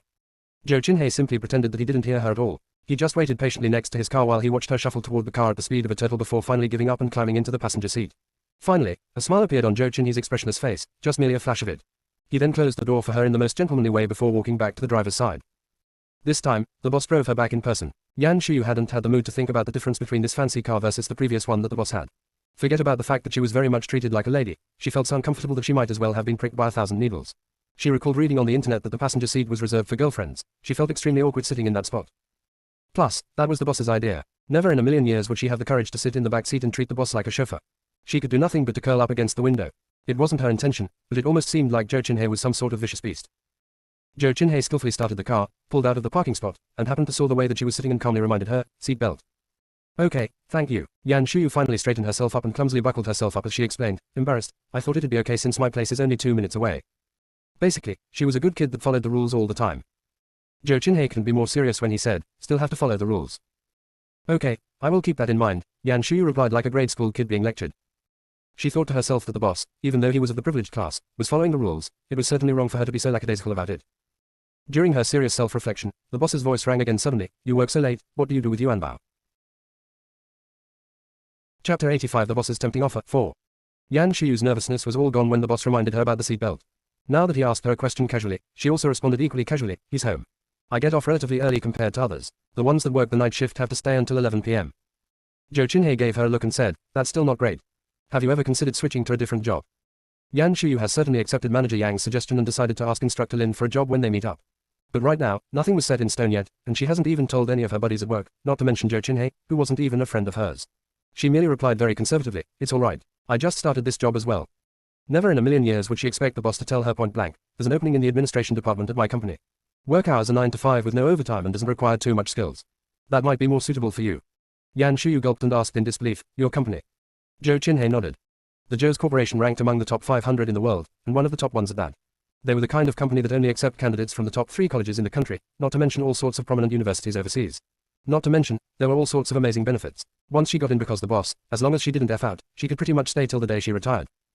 Truth be told, Yan Shuyu was very tempted at the opportunity, much more than becoming Mrs. Zhou. After all, with her qualifications from her previous life, she wouldn't even dream about ever getting into a company of that caliber. Once she gets in, even just as an administrative personnel, she would still be way ahead of any of her peers, alright. The temptation was so attractive that Yan Shuyu had to struggle for a few seconds before her rational side finally won over. It was because she recalled the ending story arc of the stepmom and how much effort she had put in since the day she had transmigrated for the boss to forget about the incident where she had bedded him. The little male lead seemed to be friendly to her as well. As long as she remained a safe distance from the two of them, her future was looking quite good. If she accepted the boss's favor, she was just walking into the fire herself. Why would she ever do that? Thinking about the story arc, Yan Shuyu had no choice but to decline the boss's offer. It felt painful to give this up. Moreover, she came up with a very good excuse. "I've heard that the politics of a large corporation could be very daunting. I will have to politely decline. I am quite happy where I am at currently, and everybody there is nice to me." Zhou Qinhei lifted his brows and gave her another look as though he was surprised by her final decision. But, they had already arrived at her place, and he didn't have the opportunity to pursue the subject further. He merely gave a non-committal, and stopped the car. The next second, Yan Shuyu quickly released the seatbelt and more or less scrambled out of the car. She barely remembered to wave goodbye at the boss only after she was standing outside of the car. The reason she was so frantic was because she had no faith in herself. She might have declined the boss's help with the best reason, but she just might regret her decision the very next second. The opportunity of working for a large corporation was simple too tempting. Equals. Chapter 86 Even a broken clock is right 2 times a day, 1. Even though Yan Shuyu had undergone a lot of struggle when she declined the boss's offer, her biggest strength was that she didn't let anything bother her for too long. As she watched the boss leave in his car, her struggle also dissipated, and she returned home happily. When she dropped her son off at home, Yan Shuyu would wait until he finished bathing before she took off. This way, he could go to bed whenever he wanted and not have to wait for her to come home. Yet little kiddo Zhang Yuanbao was a warm-hearted person even at this young age. Even when he was bored and sleepy at home by himself, he'd still insisted on waiting until Yan Shuyu come home. As soon as he heard the door being opened, he'd pitter-pattered to the door in his bunny pajama and offered up his warmest smile immediately. "Mommy, you are home, Tilda?" Yes. Yan Shuyu would rub the little kiddo's well-combed hair until it was a mess and thought to herself that for how much she was sacrificing for him, he'd better be nice to her after he was grown up. Otherwise, she'd break his legs. The main reason that she had been avoiding the Zhou's father and son like they were plagues was, quite honestly, for her instant son. In the novel, the stepmom merely ended up in jail, nothing life-threatening. And, now that she possessed the knowledge of the plotline, she could at least try to save herself. Yet the instant son's ending was much worse. Not only did he die in the middle of the street, he didn't even have an intact body when he died. Yan Shuyu didn't even know where to start in order to save him. Her only option was to go with the dumbest method of all, stay away from the male lead and his father as far away as possible. All in all, Yan Shuyu felt that she was a perfect, wonderful mother. If the little kiddo was not nice to her after he had grown up, she'd definitely have to hurt him. Naturally, little kiddo Zhang Yuanbao had no idea what was going through his mother's mind. He just assumed she was playing with him. He threw himself into her arms and displayed his affection some more before he lifted up his face, looked at her with his big and shiny eyes, and said, "Mom, Tongtong's teacher will be here to see us tomorrow, right?" Tongtong was the name of manager Yang's niece and Tongtong's teacher would be the legendary instructor Lin. Yan Shuyu had been looking forward to this day for a while now, but looking at the little face that was full of eagerness, she decided to mess around with him and said, "Maybe. Could be the day after tomorrow too." Zhang Yuanbao was not your average kid. Hearing his mother's words, not only did he not express any impatience, he gave a content smile and said, "Day after tomorrow will be fine too." Yan Shuyu loved to see this happy-go-lucky side of him. It clearly showed that her education of him was still quite successful. She decided to stop teasing him. She pinched his soft and chubby cheek and said, "Then you must go to bed early and come wait with me at the shop for Tongtong's teacher tomorrow." The little kiddo nodded softly and said, "Mom should go to bed early too." "Then you've got to let go of me first. I need to remove my makeup and bathe before I can go to bed." Hearing his mom's request, Zhang Yuanjie rubbed his little face on her first before he reluctantly let her go. If there was any negative effects of Yan Shuyu's transmigration to speak of, it would that the little kiddo was becoming more and more clingy and more affectionate toward her. From the original owner's memory, the little kid had always acted very maturely and was somewhat of a sensitive child, probably has something to do with the original owner's personality. Like mother like son. Now that the content of the stepmom had swapped to the happy-go-lucky Yan Shuyu, the villain son had also been acting more and more like a child of his age. But that's no problem. Her son has always been a nice and obedient child, so Yan Shuyu had no problem with his changes. She patted the kiddo on his head, put her purse down, and went into the bathroom. Chapter 87 Even a broken clock is right 2 times a day, 2. Saturday morning, the mother and son, hand in hand, headed over to Sunshine House with equal eagerness. They didn't think that Manager Yang, who usually only come in the afternoon or even the evening, would also come at 11 a.m. All the little buddies teased him and Yan Shuyu joined them in making fun of him. Yang Zifeng called out, "Never mind that the rest of them were teasing me. How could you do the same? Why do you think I was here so early today? Yan Shuyu, slow as usual, asked, why? For you and Yuanbao, of course. Yang Zifeng couldn't possibly roll his eyes even more. Can you handle Instructor Lin on your own if I don't stay on the sideline? Yan Shuyu thought about it for a second and must admit that what he said was the truth. Manager Yang might seem the type who was silly and rich, but after all, his coffee shop business was going up and up. Compared to him, she was the naive FWS. Thinking of that, she immediately changed to tune 2. I am so glad you came early, Manager Yang. I feel much better now. Yan Shuyu might be unconscientious, but she knew when to do the right thing. Yang Zifeng was pleased with her sincere apology and smiled again. You owe me one if this works out. Of course. The fact that Yan Shuyu was looking to switch jobs was not shared with her colleagues until they knew what was going on, but all the little buddies at the restaurant had heard about how Zhang Yuanbao was handpicked by Manager Yang's niece's piano instructor and how they'd offer him free lessons just to have him as their student. When they heard that Manager Yang and Yan Shuyu were discussing about serious matters, one by one they've dispersed. There weren't a lot of customers in the daytime, and the chefs in the back were about to start preparing their lunch. With the exception of the oddball Yan Shuyu, the other servers were mostly hardworking and motherly young girls. During these hours, most of them loved to go watch the chef cook, and the ones who didn't care about cooking would go and chit-chat in the back room. With the competent Manager Yang rooting for her, Yan Shuyu definitely felt much better and started eagerly awaiting Instructor Lin as soon as lunch was over. She had a strong hunch that Instructor Lin would not make them wait too much today. After all, her son was so incredible. Sure enough, Instructor Lin did not have them wait too long. She arrived around 1 p.m. She probably had learned about Yan Shuyu's name from Yang Zifeng. She asked for Yan Shuyu as soon as a server had seated her. Yan Shuyu, at the time, was learning how to make a cafe latte from the barista with a few other of her buddies to kill time. A sense of relief washed over her when she heard that someone was looking for her. She was so eager to meet her that she went to greet her before she went to get Yang Zifeng and her instant son. Among the customers that were in groups of 2s and 3s, there was only one young woman sitting next to a window. Yan Shuyu was pretty sure she was Instructor Lin before she even walked up to her. The woman had noticed her as well. The young woman had on her stunned look that Yan Shuyu was very familiar with when she saw Yan Shuyu walking toward her from afar. She stood up and greeted Yan Shuyu proactively and said, "You must be Ms. Yan." "Hi, I am Lin Shuwen. When I saw Zhang Yuanjie for the first time, I thought to myself that his parents must be very attractive people. But I still didn't expect that you would be such a graceful beauty." Chapter 88 Even a broken clock is right 2 times a day, 3. Yan Shuyu was the kind of person that lived off of praises and she'd never get tired of any kind of compliments. Not to mention Instructor Lin's praises were so refined and artistic. She was ecstatic immediately. She shook hands with the artsy female instructor and said generously, "Hi, Instructor Lin. It was nice to meet you today. What would you like to get?" "My treat." Instructor Lin gave her an elegant smile and said to her, "I can't possibly. I should be the one treating." The two had exchanged some pleasantries and the beverages and desserts came out, along with Yang Zifeng and Zhang Yuanjie. They snacked as they chatted, and the atmosphere was quite pleasant. As Lin Shuwen was truly fond of Zhang Yuanjie, she was very agreeable to most little asks. Yan Shuyu could totally understand that. Her son was so unusually talented that anyone who could appreciate him and would naturally fall in love with him. They have quickly reached an agreement on matters concerning Zhang Yuanjie, but when it came to Yan Shuyu wanting to work over at their venue, that was a little trickier. After all, her qualifications were on the lower side and even though they were just a training institution, it may negatively impact their credibility if the students' parents found out that their instructors were of subpar quality. This was also why Instructor Lin had a more serious look after she heard the request. Perhaps because she really liked Yuanbao a lot, she has still decided to give Yan Shuyu a chance and said, "Manager Yang, Ms. Yan, you must know that I am starting this with a few of my classmates with one of them being the majority owner. He was the one who has the final say. Maybe I can see if he has time tomorrow to come over and we can discuss this in more detail." Seeing the look on Instructor Lin's face, Yan Shuyu realized that she was being a bit overly optimistic.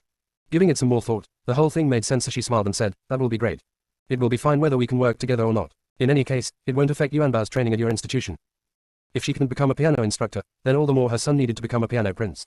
This way, it would be easier for her to become rich and give her a better life. Lin Shuwen couldn't read Yan Shuyu's mind and just felt that she was not the type who'd try to push her luck.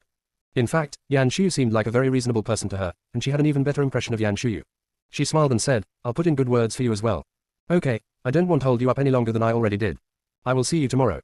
The elegant and demure young instructor took off like the wind. After she left, Yang Zifeng gave Yan Shuyu a thumbs up and said, "Good job, Yanyan." That tactic of taking a step back in order to move forward was smooth. Instructor Lin might had a displeased look after they had brought up their request, but she was looking at Yan Shuyu with more approval by the time she was leaving. Oh, was that what it was? Yan Shuyu was a little hazy about the praises from Manager Yang, but it didn't take long for her to become proud of herself. "I'm such a genius." Yang Zifeng. He had overestimated her. Even a broken clock is right 2 times a day. Chapter 89 Tacit Understanding Between Father and Son, 1. As promised, Lin Shuwen returned the same time on Sunday and brought along with her a quite handsome man who was dressed quite chicly. Lin Shuwen's colleague was quite fashionable. On top of that, he had a delicateness that could only belong to a man in the field of art. He had spent some time working with his comely features, making him all the more elegant and eye-catching. His disposition made him stand out among a crowd. As soon as he walked inside, he immediately captured the attention of all the girls that worked there. Working at a coffee shop that was somewhat well known on the internet, they have no shortage of fashionable, handsome men among their patrons, but those that came with star quality were few and in between. Never mind that her little buddies were stunned by him. Even Yan Shuyu, who was used to looking at class a male god like Zhou Qinhe and prided herself as having seen it all, still had her breath taken away when she first saw him. She didn't need her colleague to notify her before she walked up and said, "Hi, Instructor Lin, welcome." Good afternoon, Ms. Yan. Smiling, Lin Shuwen introduced the two of them. This is my colleague Lu Si. Lu, this is Ms. Yan, the one whom I have mentioned to you previously. She's Yuanjia's mom. Not only was Lu Si refined and delicate, he was also very gentlemanly. He reached out his hand first and said to her, I have heard a lot about you, Ms. Yan. You are too kind, Mr. Lu. Yan Shuyu smiled as she replied in a natural and poised way. When she reached her hand out, she almost thought the one shaking hands with her was a beautiful woman and not a handsome man. Of all the men she had encountered in the past, she had never felt a hand that was smoother and softer than Lu Si's. Not even the well-pampered boss. This must be what it was like to have never lifted a finger in one's life. Along with his actions, she almost thought she smelled a subtle aroma. This being her first time meeting such a metrosexual man, she had a strong urge to ask him for the brand of perfume and hand lotion that used. Even as a female, she didn't think her taste could rival his. Luckily, Yan Shuyu remembered that they had a real issue to discuss today, a very important one at that. She needed to be on her best behavior, which was why she finally suppressed all her thoughts and put on a serious look as she chatted with her two new friends. As they didn't settle the matters yesterday, both Zhang Yuanjia and Yang Zifeng were at the stop today to provide Yan Shuyu with moral support. But their presence did not contribute much to the conversation. Perhaps, Lin Shuwen wanted to emphasize her neutral standpoint. After they have sat down and chatted for a little bit, she suddenly asked, Manager Yang seemed to have mentioned in the past that Ms. Yan was also familiar with the cello. The moment that Lu Si saw Yan Shuyu, he was already wavering. It was a rarity for someone to be that beautiful. Otherwise, with Yan Shuyu's qualifications, she probably didn't even meet the minimum requirements to work at their business, let alone their training institution. But, her beauty wasn't what caught Lu Si's attention. His focus was on Zhang Yuanjia. If they wanted to prime Zhang Yuanjia to become their star pupil and help recruit new students, then for the sake of long-term cooperation, they should agree to employ a pretty woman like his mother. Even as a child, Zhang Yuanjia was already so good-looking. With his mother's DNA, for sure he'd not outgrow that in the future. He would only become more and more outstanding as he aged. On top of that, he was quite talented in the realm of music. Right now, Lu Si almost felt confident that he had a piano prince in the works. Even if Zhang Yuanjia's mother was just a pretty face, he'd still try to arrange a decent job for her. Granted, it's even better if she has real qualifications to back it up. After all, the more outstanding the parents are, the more potential the kids would possess. Chapter 90 Tacit Understanding Between Father and Son, 2. When he heard Lin Shuwen's words, Lu Si's interest was piqued immediately and he asked, Is that so? In that case, will we have the honor to see your performance? Yan Shuyu had been practicing both piano and cello since she was a child. As the cello was less common and seemed classier, she had dedicated more of her time on that. She had no problem performing in person. After all, with such an incredibly pretty face, even if her performance was mediocre, people would still think that she was a goddess who possessed both looks and skills. Of course, being confident was one thing. Yan Shuyu still explained in a very pragmatic way that, I haven't practiced cello in a while, as I don't own one right now. Original translation is from fuyuneko.org. If you're reading this elsewhere, this chapter has been stolen. Please stop supporting theft. Lu Si was a little shocked when he heard that. Lin Shuwen, on the other hand, seemed well prepared. She smiled and said, That's no problem. We have one at our shop, but it is a bit far from here. Shuwen, do you mind taking the car and making a trip? Lu Si recovered quickly. Seeing that Lin Shuwen had nodded, he fished out his car keys while smiling at Yan Shuyu and said to her, Don't worry, just think of it as a learning experience. It so happened that I have also taken cello lessons for 2 years. Yan Shuyu knew that a top student from a professional school would have experience in many different instruments. If he told her that he had taken lessons in cello, he must at least be proficient with it. That, however, did not intimidate her a bit. Sure, no problem, she said. Lin Shuwen took the keys and stood up. She couldn't help but rub Zhang Yuanjia on his little head and said in a tender voice, Yuanjia, would you like to come with me and take a tour of our institution? Zhang Yuanjia had been sitting there cheering his mother on with a serious look this entire time. When he heard his teacher's words, he couldn't help but be tempted. He looked at his mother with his little face, looking troubled. Yan Shuyu waved her hand with no hesitation, Sure, you can go if you want to. Yang Zifeng had expected that from Yan Shuyu. The real mother might feel very comfortable with trusting her son with strangers, but he was worried. He had no choice but to stand up and say, Why don't I take you?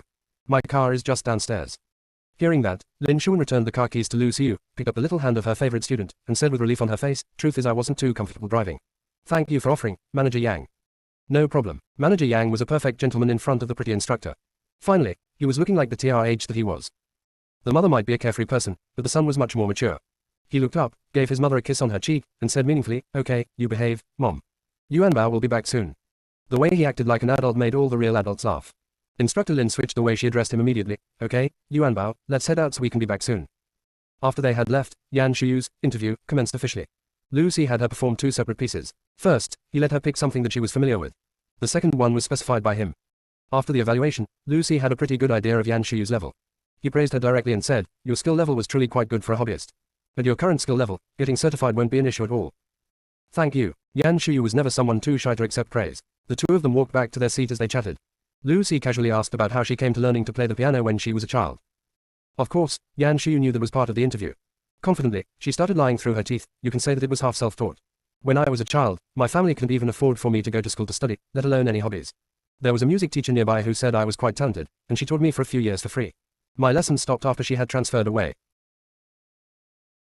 Chapter 91 Tacit Understanding Between Father and Son 3. The original owner had taken on a new identity, and her name, her hometown, and her family background had been altered. Yan Shuyu could make up whatever she wanted with no worries. When she got to the sad parts, she even feigned blotting her eyes. Lucy. He suddenly felt that she shouldn't be an instructor at their music institution.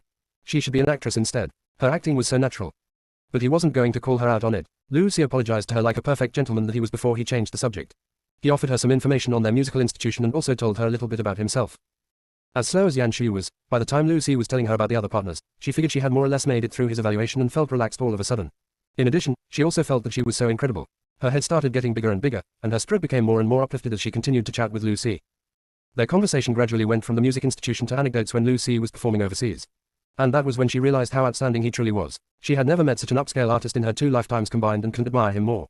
She had been completely conquered by male god Lu's graceful demeanor. Yes, Lucy had already gone from a handsome man to a male god in Yan Shuyu's mind. Part of the reasons that Yan Shuyu thought so highly of Lucy was because she has associated him with her own son. Recently, she had imagined many times what her son would be like as a well-renowned piano prince. But as she had never encountered a true artist in the past, her inexperience had limited her imagination. And even she felt that her imaginations weren't very realistic. Now that she had listened to Lucy's journey of becoming who he was today, she started overlapping him with her own son, and she started getting very excited. In the near future, her son might need to travel overseas on a regular basis for higher training, competitions, or performances, and she'd tag along and travel the world. How wonderful would that be? When she saw those scenes in her mind, her eyes started to sparkle when looking at male god Lu. With his audience showing such great interest, Lucy was also becoming progressively chattier and chatted away happily with Yan Shuyu. What both of them failed to notice was that when a handsome man like him and a beautiful woman like her sat together having a very engaging conversation, even the way they look at each other could be mistaken as having romantic feelings for each other to the untrained eyes and bring about all sorts of misunderstandings. At the very minimum, when Zhou Qinhe walked inside the shop with Zhou Yi, his look became very complicated immediately. He and his son were usually very eye-catching and always the center of attention wherever they went. But since they have walked in from afar, Yan Shuyu, who was facing the direction, was so focused on the man sitting across from her that she didn't even look at them once. As a person who was very good at hiding his feelings, CEO Zhou merely had a complicated look on him. Zhou Yi, who just started learning to have the emotionless look, already pouted in displeasure. The father and son pair have never had better tacit understanding. Both decided at the same time to walk straight toward the couple who were very focused on each other. Chapter 92 Welp. This is awkward. 1. Ever since they stepped foot into Sunshine House, the father and son pair walked quietly and unabashedly towards the table that Yan Shuyu was sitting. Zhou Qinhe was much better at managing his emotions than his son. His look was what you'd call inscrutable and nobody could tell whether he was angry or happy. Even so, his majestic presence was still very intimidating. If the little girl servers at Sunshine House didn't know Zhou Qinhe's identity and standing, they still might be able to treat him like a regular customer. Except that Yan Shuyu had educated all of them with a full lowdown on Boss Zhou's background and status, so now the little girls definitely felt intimidated in front of him.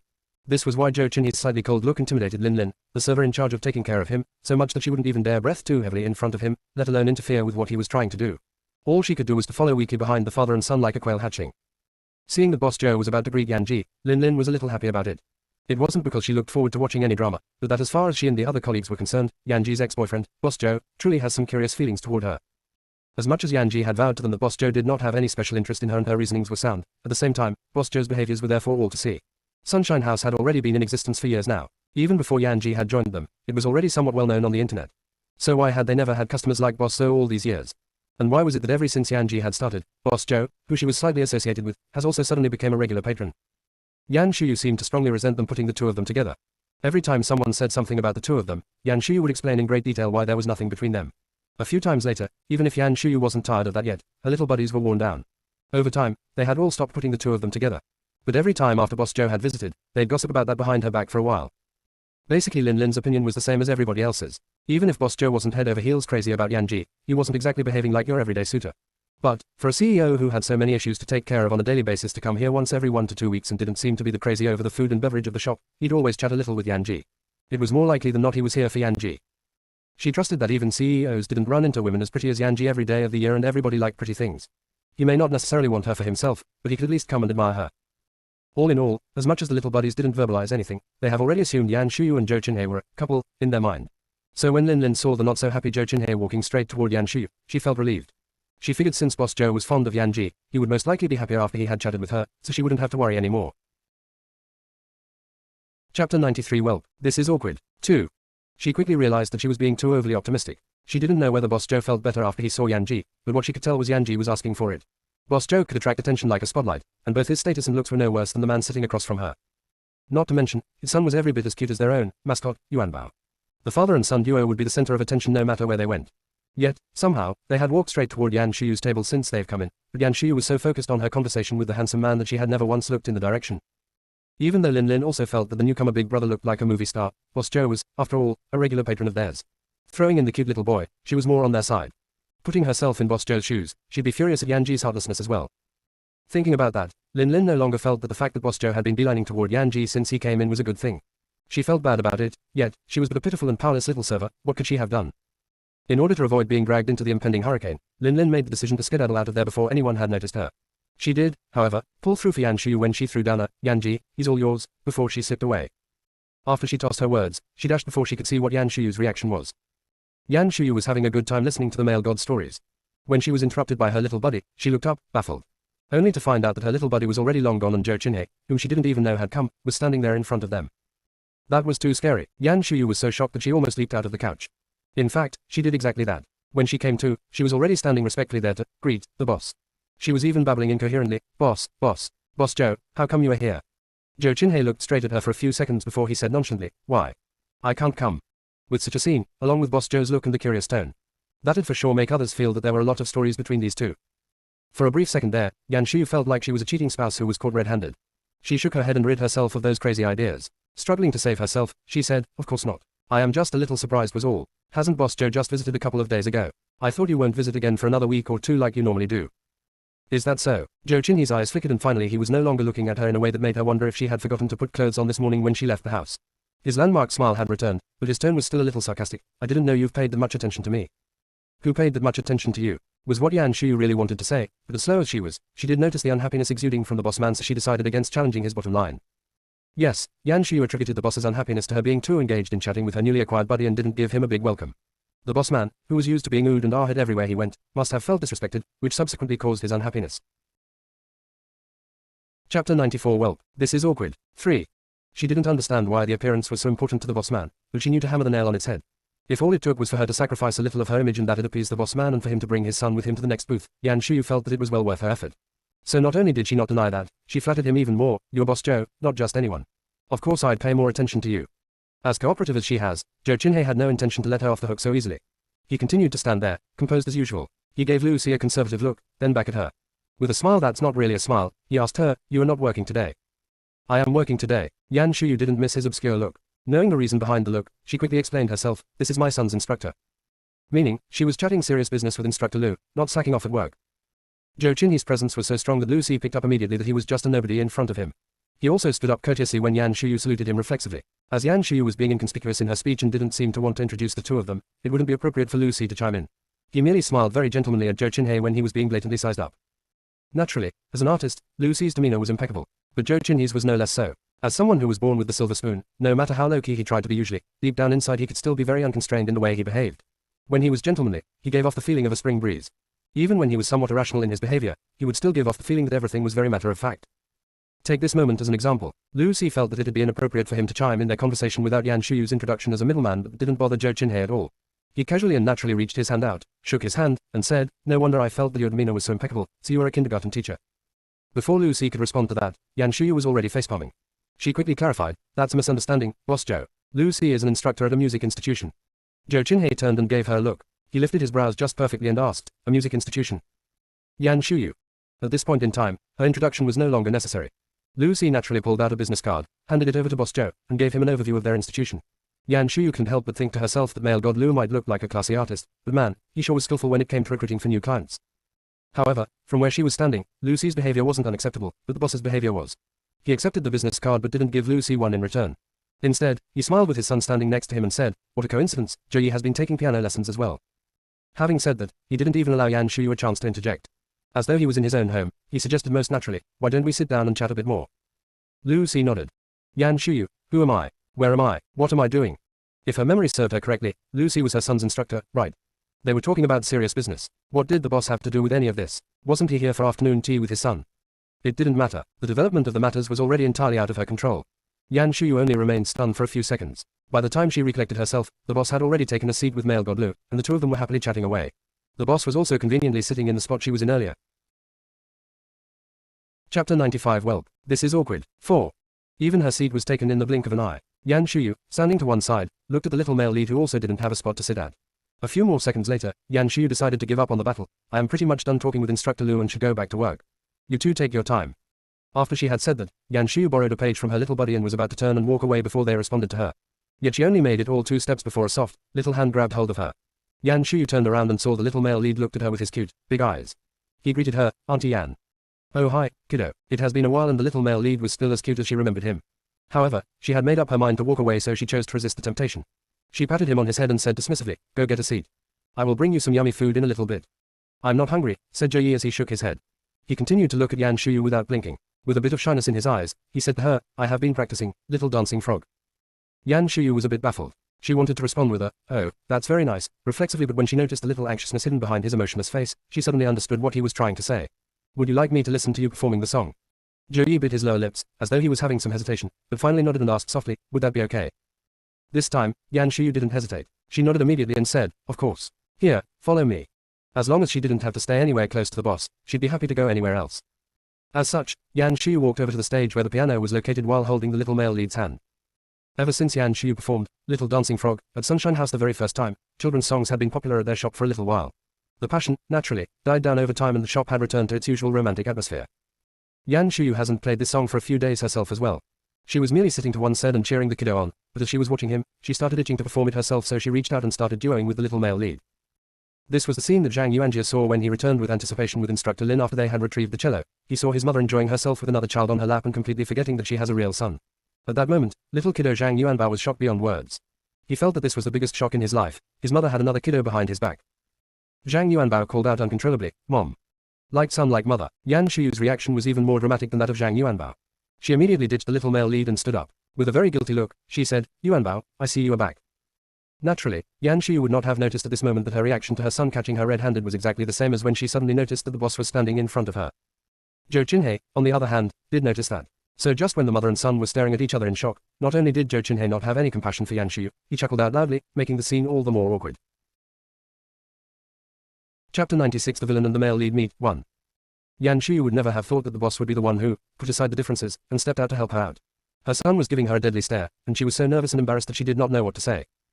Of course, she knew that knowing how the boss normally behaved, there was no way he was trying to help her out here out of the kindness of his heart. His chuckle was so abrupt because he couldn't wait to see what was going to happen next. But the timing of his chuckle was impeccable and immediately captured the attention of the two boys who were staring at each other. Yan Shuyu, holding onto the proverbial life-saving straw, immediately explained to her instant son, Yuanbao, this little buddy is Uncle Joe's son. The Uncle Joe whom you have met at the hotel before, do you remember him? Yan Shuyu totally used the boss as the excuse for her innocence. But the little kiddo, upon hearing her explanation, looked at Uncle Joe seriously for a few seconds, nodded in certainty. Who was it that said kids didn't have good memories? How was it that her son was able to remember a man that he had only met once 2 months ago? Was it the power of the storyline? Yan Shuyu was a little worried now. As the saying goes, what you worry the most would surely come. As she was secretly sweating over it, Uncle Joe wasn't done yet. He got up and strolled forward as though walking through a garden toward Zhang Yuanjia and said, Hi, Yuanbao, long time no see. Had she known the boss was such a troublemaker, she would have just grabbed her son and dashed the minute that he walked inside. The explanation of why she did what she did could wait. The most important point here was to avoid contact between her villain son and the male lead's dad. Yan Shuyu regretted deeply, but the fleeting opportunity had come and gone. If she was to grab her son and dash now, one of two things would happen. 1. She would attract the boss and the male lead's attention further. Or, everybody else there would think she had lost her mind. Neither one was the outcome that she'd want. Naturally, she didn't dare to act rashly. Consequently, it was now her turn to watch them like a hawk. With her hands balled into fish, she stared closely at her instant son without even blinking. As Uncle Joe approached him, Zhang Yuanjia cooperatively looked up at him and focused all his attention onto him. A smile appeared onto his little face and he said, Hi, Uncle Joe. Oh, that's not good, thought Yan Shuyu to herself. Her instant son was, indeed, most interested in other people's dads, especially the male leads. Now that the boss was approaching him, he had forgotten about her own mother. Yan Shuyu wasn't going to just stand by and watch the plotline take over. She must do something to alter its course. But before she could make any moves, little kiddo Zhang Yuanbao seemed to have sensed something and suddenly turned to look at her, then turned back to look at Uncle Joe, standing in front of him. His white and smooth little face struggled for a little as though he had a hard decision to make before he finally moved his chubby little legs and shuffled toward Yan Shuyu one step at a time with great determination. The male lead's dad might be good, but he still wasn't as good as his own mother. The twists and turns in the development were certainly very touching. Yan Shuyu wasn't someone who was good at hiding her feelings. When her son decided on giving up on the male lead's dad and walked toward her, she couldn't help but give the boss man a glance. Chapter 97 The Villain and the Male Lead Meet 2. It so happened that Zhou Qinhe was also watching Zhang Yuanjia's activities and saw every single look from Yan Shuyu. As smart as Zhou Qinhe was and as much of a thorough planner as he was, he never would have guessed that Yan Shuyu, as a full-grown adult, would be so childish as to compete with him over an issue as tedious as who her son chose to stand next to. How was that any different than the two kids staring at each other? Zhou Qinhe had overestimated Yan Shuyu and totally misunderstood her look. After he thought for a few seconds, he raised his brows at her meaningfully. Except that, by this time, Yan Shiyu had already shifted her attention away from the boss. In all actuality, Yan Shiyu's glow lasted all of 2 seconds. Sure enough, her son had decisively chosen her over the male lead's dad. In fact, his little body was glued to her leg and he had no plan of letting it go. But Yan Shiyu noticed that the little male lead was also planning to glomp onto her. What was going on? The male lead and the villain were no longer fighting over the boss daddy, but were now fighting over the evil stepmom. Yan Shiyu was dumbfounded. She looked down at the little male lead who was getting closer and closer to her and looking like he was about to wrap his arms around her other leg just like little kiddo Zhang Yuanbao. Yan Shiyu opened and closed her mouth. She wanted to encourage him to go to his own dad, but looking at the little male lead's face that was cuter than Lolita, she couldn't get herself to say anything. Even though Yan Shiyu had been referring to Zhou as little male lead all the time, she didn't really associate him with the male lead. After all, she was sent to jail by the male lead personally in the book. If she really associated Zhou with the male lead and as timid as Yan Shiyu was, she would have peed herself the first time she met Zhou at Sunshine House no matter how young or how pretty he was. She might not be able to afford to move, but she'd have at least changed a job to draw the line between her and the male lead. The fact that she could still work there gleefully and even play with the little male lead was evidence that deep inside her mind, she clearly distinguished Zhou from the male lead. Removing the male lead status, Zhou was a very likable little boy. His face that was as pretty as a little girl alone was enough for someone as superficial as Yan Shiyu to not be able to walk away. More importantly, even though this little kiddo was also always expressionless like an iceberg in front of others, whenever he was in front of Yan Shiyu, he turned into this quiet and shy little boy. How could anyone resist a kid that was as cute as him and also has such a cute personality? Unfortunately, that's a side effect of being such a young mother. 2 months ago, Yan Shiyu was a cold, heartless woman who could say no to any terrible children. After all, she felt that she was still a child herself, so it didn't matter how cute or pretty the child was. But now, her motherly instinct had already expanded to a point that she couldn't say no to others' children. Chapter 98 The Villain and the Male Lead Meet 3. Just when Yan Shiyu was sighing and had no idea what to do, Yang Zifeng, who was carrying her cello in its case, and Lin Shuwen came upstairs as well. It was obvious that little kiddo Zhang Yuanbao was eager to get back to his mother and ran ahead of the two of them as soon as he got out of the car. Manager Yang missed the development earlier. He just walked in and saw the two boys clutching onto Yan Shiyu's 2 legs left and right, each claiming their stakes. He assumed that the two hit it off right away and were already the best of buds, so he suggested, "Alright, kiddos. Let's not just stand around. Go find a spot that you like and take a seat. Big brother will get you some food, what do you say?" Given Yang Zifeng's age or generation, he really should be the two boys' uncle, except that little kiddo Zhang Yuanbao has a mouth that was sweeter than honey. He had been referring to his mother's colleagues as big brother or big sister, including Yang Zifeng, which was how he had become the two kids' big brother now. How he referred to himself was the least problem right now. The fact that Manager Yang popped out during the most heated moment between the two little boys was doomed to bring out an awkward outcome. As mature as Zhang Yuanjia was, he paid him no attention and continued to hold onto his mother's leg quietly. Zhou Yi also didn't respond to this big brother, who came out of nowhere. Yang Zifeng gave them a curious look but didn't think too much of it. He assumed the two kiddos were just being shy, so he went ahead and called Yuanbao out directly. "Hey, Yuanbao, you're a little host now. Why don't you bring your little buddy to play elsewhere? Don't bother mommy, okay? She has some business to take care of." As he was talking, he purposefully waved the cello case in his hand toward the kiddo as a reminder. Zhang Yuanjia was a smart kid, and his mother wasn't like an ordinary parent either. As soon as they had arrived at Sunshine House, Yan Shiyu had already told her son that she wanted to become an instructor at a musical institution when the opportunity arose. And she had been quite open with him the last few times this matter was discussed. Zhang Yuanjia was well aware that his mother had her eyes set on Instructor Lin's musical institution and that Instructor Lin brought another instructor with her today to see whether his mother was a suitable candidate for the role. Truth be told, Zhang Yuanjia also wanted his mother to become an instructor at the musical institution, for the simple reason that she'd always be there when he was there practicing. As such, the kiddo processed all the information quickly as soon as Manager Yang was done talking. He turned his head and looked at the other boy, who was fighting over his mother with him. He wasn't happy about it. For some reason, he felt a natural animosity toward the other boy. But since it was for the sake of his mother's business, Zhang Yuanjia finally nodded at Yang Zifeng. He was the first to let go of his mother's leg, then he reached out to the kiddo across from him and said in a friendly and poised manner, "Come play with me, Zhang Yuanjia had already demonstrated his outstanding social skills at Hotel Dorset previously. He wasn't intimidated at all by the slightly distant male lead and was able to lure him off of his mother's leg with just a few words. Chapter 99 The Villain and the Male Lead Meet 4. Even though Zhou Yi did not hold his hand and the atmosphere wasn't exactly lively, the two archnemesis in the novel were already showing signs of shaking hands with each other. They introduced themselves to each other and looked for a spot to sit down as Yang Zifeng had asked. Little kiddo Zhang Yuanbao was a smart boy. The spot that he led Zhou Yi to was the couch that Yan Shiyu was sitting at earlier, meaning that he had no intention of entertaining his little buddy at all. The two little boys sat down on the couch properly and they locked eyes as though wanting to see who'd be the first to give in and break the silence. Seeing the scene, Yan Shiyu's eyes beamed and she gave Yang Zifeng 2 thumbs up.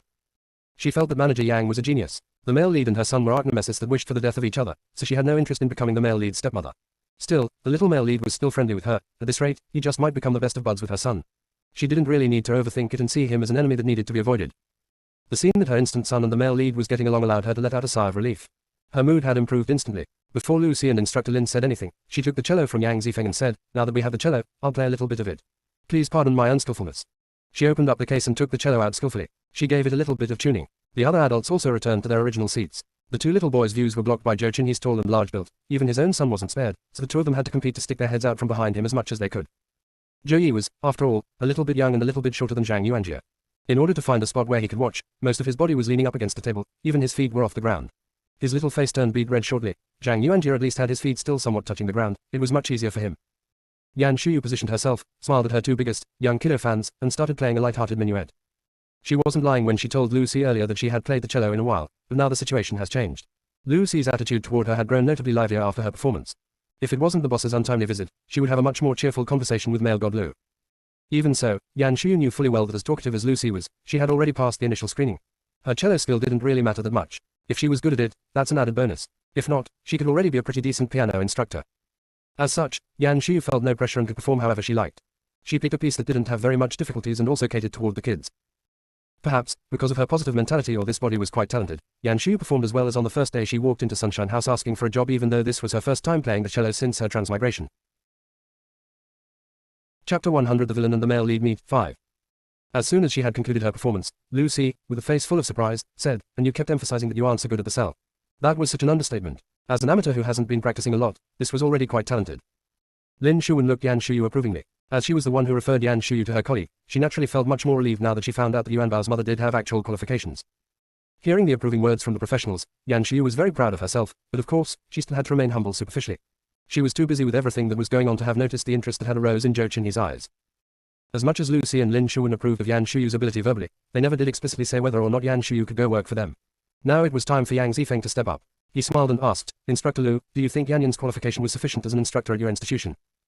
Before Lucy was able to respond, Zhou Qinhe, who had been sitting quietly up to this point, interjected suddenly, "You wanted to go work at a musical institution." Of course, by you, he was referring to Yan Shuyu. Yan Shuyu was getting goosebumps from being stared at by the boss and even her anticipation lowered. Before she was able to make up anything to placate him, Yang Zifeng couldn't wait to chime in. "Well, it was like this. Instructor Lu and Instructor Lin manage a musical institution. They like Yuan Bao a lot and wanted to cultivate him. We feel that it'd be best if Yan Yan could also go to work there. Yuan Bao is still young after all. It'd be best to have his parent there with him." Zhou Qinhe had been to the shop a few times, mostly on the weekends. Yang Zifeng was mostly there as well, and he had heard a little bit of the gossip between them. Yang Zifeng might be a TRH and a winner in life in many people's eyes, but he knew where he stood. His family might be well off, but they didn't even make the rank of nouveau riche, let alone networking with the super wealthy. So, his attitude toward Zhou Qinhe was more or less like the other little buddies at the shop. People like Zhou Qinhe with godlike status was to be worshipped from afar. He had no particular intention to socialize with him. However, socializing or not socializing, chit-chatting with the boss man occasionally was still an honor. Which was why Yang Zifeng held nothing back and rambled on in front of Zhou Qinhe. Yan Shuyu couldn't even stop him even if she had wanted to. Luckily, he was on her side after all. He had added plenty of filters during his speech and made her out to be a loving mother who'd sacrifice anything for her child.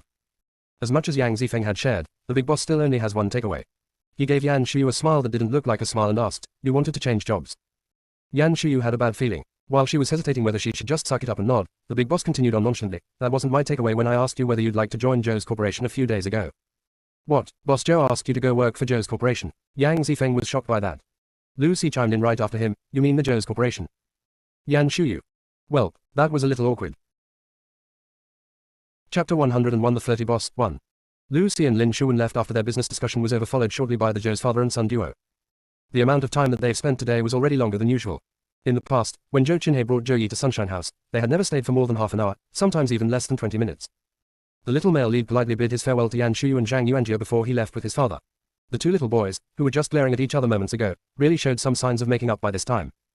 The showdown and aggressive feel between the two little boys seemed to have slowly melted away after Yan Shuyu's cello performance. Ever since little Zhou Yi learned, Little Leaping Frog, from Auntie Yan, he had felt close to her and looked up to her. Now that he found out that the same Auntie Yan who could play Little Leaping Frog on the piano could also play the cello and was so good at it, the little kiddo was marveled by her. Zhou Yi was only slightly emotionless right now and nowhere close to his father's level of hiding his feelings. Like a good-for-nothing person, his mouth had dropped open as he was immersed in Auntie Yan's beautiful melody. And Zhang Yuanbao had witnessed the entire scene.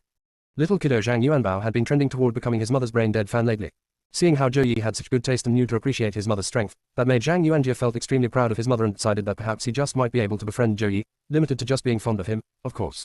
If he still wanted to fight him over his mother, his stance could change instantly. Yan Shuyu's instant son's change of heart happened during her most awkward moment. Without the adults being aware of it, friendship quickly sprouted and grew between the two little kids. Granted, Yan Shuyu hasn't had the time to notice any of those minor details. By the time she noticed that the relationship between the two little boys had changed, it was when Zhou Yi was saying his goodbyes. Then, while Yan Shuyu was looking on, Zhou Yi proactively thanked Zhang Yuanjie. "I am taking off now. Thank you for showing me around today." No worries. Putting his pettiness aside temporarily, Zhang Yuanjie slipped right into the role of a kiddo host and even threw out an invitation, come again. I will be able to spend more time with you next time. The little male lead nodded seriously, I shall come again. The two little hands connected, and Zhou Yi then left with his father. Yan Shuyu, on the other hand, was still fascinated by the scene of the two little boys shaking hands, her son and the male lead with the arch-nemesis who had always been at each other's throats in the book. Now, with the incredible effort that she had put in, they had become friends. At this rate, they just might become the best of childhood friends. OMG, she was so touched right now. When Yan Shuyu had finally recollected herself from her own fantasy, she suddenly noticed that she was surrounded by her little buddies and her son had already gone over to the office. She felt a bad feeling washed over her. Shivering, she wrapped her arms around herself and asked, what are you guys trying to do? Miss Sherry, leader of the crowd, was already rubbing her hands together. Yan, you little brat, keeping us in the dark this entire time. Spill, what's your relationship with Boss Joe? Exactly, we've all heard Boss Joe's words. What's the situation here, Just as Yan Shuyu has anticipated, that they tried to pry it out of her forcefully. But, when it came to this topic, in all honesty she was as baffled as her little buddies. Chapter 102 The Flirty Boss, 2. When Boss Joe extended the job offer to her a few days ago, Yan Shuyu surely had to exercise all of her determination in order to turn down the temptation. But she truly felt that episode wasn't a big deal to someone like the boss. After all, a CEO from such a prominent family could very likely be described as controlling the ups and downs of several $1 million every minute. And, even so, Yan Shuyu had to wonder if her imagination has been limited by her poverty state. Could the amounts she had in mind would be offensive to someone of the boss's status? For someone whose time and brain power were as precious as they were for Boss Joe, how could he possibly keep such a minute issue in mind? Never in a million years would she have imagined that not only did the boss keep it in mind, he had further brought it up in front of everyone today just to put her on the spot before he dropped the subject and just left without elaborating much on it. Zhou Qinhei had already left. If he was still there, even Yan Shuyu wanted to ask him what was his intention. Looking at how anxious her little buddies were, she started worrying whether she'd live to see another day if she just told them the truth. So she went silent for a little bit and embellished the incident irresponsibility. Perhaps Boss Joe was very offended that I turned him down. After being quiet for a couple of seconds, the little kiddos were even more emotional than they were before. So now you admit that Boss Joe is pursuing you? No, wait, that's not what I am saying. Yan Shuyu was just messing around with them. She hadn't expected it to result in such a major misunderstanding. She didn't even know where to begin to explain herself. What I am trying to say was that I had ungratefully turned down his offer to get me a job and he felt offended by that, which was why he was so petty about it. It was obvious that nobody believed Yan Shuyu anymore. Sherry, still the lead on this, crossed her arms in front of herself and asked again, alright, then tell us why wouldn't you want to join a corporation like the Joes? If this question came up just a day ago, Yan Shuyu would be totally speechless. After all, the excuse that she had given the boss wouldn't work with this crowd at all. Any normal human being would know which to choose between being a white-collar working at a corporation ranked top number 500 worldwide versus being a server at a coffee shop. And she was poor, not some WRP who just wanted a job to experience life. It wouldn't make any sense for her to give up a well-paid, cozy, and stable job just because she liked the work environment at the coffee shop better. But now, Yan Shuyu didn't feel trapped at all. She said with confidence, truth be told, I was, of course, very tempted when he brought it up. But I figured that we aren't that close and it was such a big favor so I finally turned it down. After all, it'd be okay even if I don't go to work for Joe's corporation. I have already decided to work in the capacity of an instructor at the musical institution once I have earned my certificate. Instructor Lu and Instructor Lin had already tentatively agreed, and I'd be with Yuan Baotuan from work going forward, which is a better option anyway. Even though the boss called her out at the very critical moment, he didn't pursue it to the end after all. Plus, Manager Yang also jumped in to help her out and was able to get her out of the awkward situation. There was no uncertainty in Lucy's decision. He even told her definitely that his musical institution's grand opening is next month and that she was welcome to start next month even if she still hasn't received her certification. This way, she could get familiar with the environment and settle in. She could start teaching classes after she has earned her certification by year end. Chapter 103 The Flirty Boss, 3. Yan Shuyu thought for a few seconds after hearing the offer and finally decided on turning down male god Lu's kind gesture. Instead, she had opted for following the proper procedures and waiting to start at her new position after she had received her certification. After all, it was still 2 months away from when she would take the examination and obtain her certification. Starting at the musical institution too early meant that she'd be drawing a salary for doing nothing for over a month. That would be like totally taking advantage of them, even though going to work there with just a junior high school certification was also taking advantage of them. In Yan Shuyu's opinion, she should take advantage of them bit by bit. If she was to go too overboard right away, she wouldn't be able to take any more advantages in the future. More importantly, the maximum time she had left in Sunshine House would not exceed another 2 to 3 months. Yan Shuyu was truly reluctant to leave her lovely little buddies, so she had decided to make the most of the last of her server days. One should always aim high, even though she wouldn't become the wife of a prominent family, but now that she has a better option, she'd never come back and become a server again. Tilda thought Yan Shuyu to herself confidently and then felt that the remaining days would be very meaningful. Her little buddies were really surprised upon hearing her reasons. They had known about Yan Shuyu preparing for the certificate examination and have known that she was different from them and wouldn't be staying at Sunshine House long term. But once they heard that she already had her next place lined up, they had a hard time accepting it all of a sudden and lost their interest in gossip. Not wanting to see her leave, they surrounded her and said words like, Yanja, you have only been here for 2 months. You are leaving too soon. Where is this musical institution that you are talking about? Is it far from here? Well, I guess being an instructor beats being a server. You must make more over there as well. And just like that, Yan Shuyu had successfully changed the subject. It was very unfortunate that she was only smart enough to mess around with these young server girls who had just joined the workforce. In front of the boss, she could do nothing but let him wrap her around his little finger. The next night, on her way home, she had unfortunately ran into the boss, who was always able to make her feel helpless in front of him. Why was it unfortunate? Because the boss was waiting at the strip mall in front of her apartment. It was a little after 8 p.m. at night, and there were a lot of people still walking around on the street. Even so, Yan Shuyu was able to see that tall and slim body amidst everyone else. She was startled and immediately wanted to turn around and dash. But she quickly gave up on that idea as she had noticed that the boss was standing just across from the entrance to her building, the only one at that. She wouldn't be able to avoid him for very long. As such, she forced herself to take him head on and started walking up to him. Chapter 104 The Flirty Boss 4. If there were no way of avoiding it, she might as well take the lead on it. Perhaps the boss would feel very well respected and let her off the hook easily. With her wishful thinking in mind, Yan Shuyu walked straight up to the boss. She greeted him as she walked in front of him. Hello, Boss Joe, what a coincidence. Are you waiting for someone here? Yan Shuyu was just making conversations. She hadn't expected Zhou Qinhei to turn around, looked at her for a couple seconds, and said meaningfully, indeed I am. For some odd reasons, Yan Shuyu had a feeling what he really wanted to say was, I've been waiting for you for quite a while now. At this very moment, she truly regretted letting the boss find out where she lived. Him waiting for her in front of the building couldn't be a good thing. She became alert all of a sudden, took a couple of steps back, and prepared to dash readily as she said to him, is that so? Then I will let you be. See you. Before she was even done talking, Zhou Qinhei had already seen through her. He took a couple of steps forward and gently wrapped his hand around her wrist. No worries, you are the one that I am waiting for. He was so quick that Yan Shuyu paused for a second. She recollected herself quickly. Did the boss just take her hand into his? Was she doomed to marry him and become the male lead stepmom? That was too scary of a thought. Yan Shuyu panicked and subconsciously jerked her hand back. It so happened that Zhou Qinhei wasn't really holding onto her with any sort of force, so she was able to shake her hand free easily. Oh shoot. Now she had offended the boss once again. Yan Shuyu's heart was beating out of her chest when she saw Zhou Qinhei slowly take his hand back, gave her a sideward glance, and asked, such a strong reaction, huh? Yan Shuyu. She suspected there was subtext to what he was saying, but he couldn't prove it. Thinking about everything that she had done to the boss the night that she had transmigrated over, Yan Shuyu had a bit of a guilty conscience. But, she forced herself to come up with an explanation. Pardon me, Boss Joe. I am just not used to it. It's nothing personal. Not used to, said Zhou Qinhei slowly, me touching you. Yan Shuyu. Now she was plenty sure that the boss's word had a lot of subtext and that she could prove it. He couldn't have just said what he wanted to without making it sound so suggestive. There was not much Yan Shuyu could do about that, naturally. Yet, with her 4 years of dating experience, his words didn't exactly make her blush. Which made it easier for her to play dumb. She widened her eyes and gave the boss a I have heard nothing look. The two of them looked at each other, and neither one of them talked. Right when Yan Shuyu thought she had gotten away with it, the boss started again. He looked squarely into her eyes. Even though his look wasn't piercing, it didn't offer her an opportunity to dodge it either. Accentuating one word at a time, he asked, if that is the case, then why did you do what you did? Now Yan Shuyu definitely had a bad feeling. Did what? Zhou Qinhei lowered his head all of a sudden. His warm breath reached her neck from her ear as he said, crawled into my bed when I was drunk. Should I go on? Yan Shuyu shuddered. Chapter 105 Working Hard on Becoming a Flirtatious Slut 1. Yan Shuyu was completely stunned, and her brain shut down altogether. All she could think about was, who am I? Where am I? A hint of hot hair lingered around her ear, and she finally snapped out of it and got what the boss was trying to say. At the end of the day, he was holding grudges against her, shaking his hand loose. But Yan Shuyu couldn't really blame him for being too overly petty. She tried to put herself in his shoes. Her behavior had been somewhat peculiar. Just 2 months ago, she was a bold and passionate little server girl working close to him. And, taking advantage of the opportunity offered by her job, she bedded him while he was drunk one night. As much as Yan Shuyu didn't want to admit to it, the entire process was like amazing fireworks. She thought she was dreaming, and it was a rare sex dream at that. Naturally, she was as passionate as she could be. Anyone in that state would be all instinct, right? Who'd think about morals or rationality at times like that? Yan Shuyu had secretly wondered if the original owner, or herself a harmastress, possibly had scored the boss because of her skills. After all, she transmigrated to the critical moment of lying in bed next to the boss. In truth, up until that point, it was still very innocent between the two of them. The original owner and the boss were just laying in bed next to each other. Yan Shuyu, on the other hand, remembered every detail. She was the one who unbuttoned the boss's shirt one button at a time. She was groggy at the time. As she was removing his clothes, she was thinking to herself, oh boy, there was everything in this dream. She even gave her ex-boyfriend such high-end cufflinks. How amazing was that?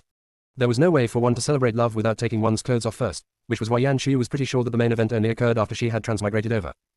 The original stepmom in her own flesh wasn't even there to seal the deal.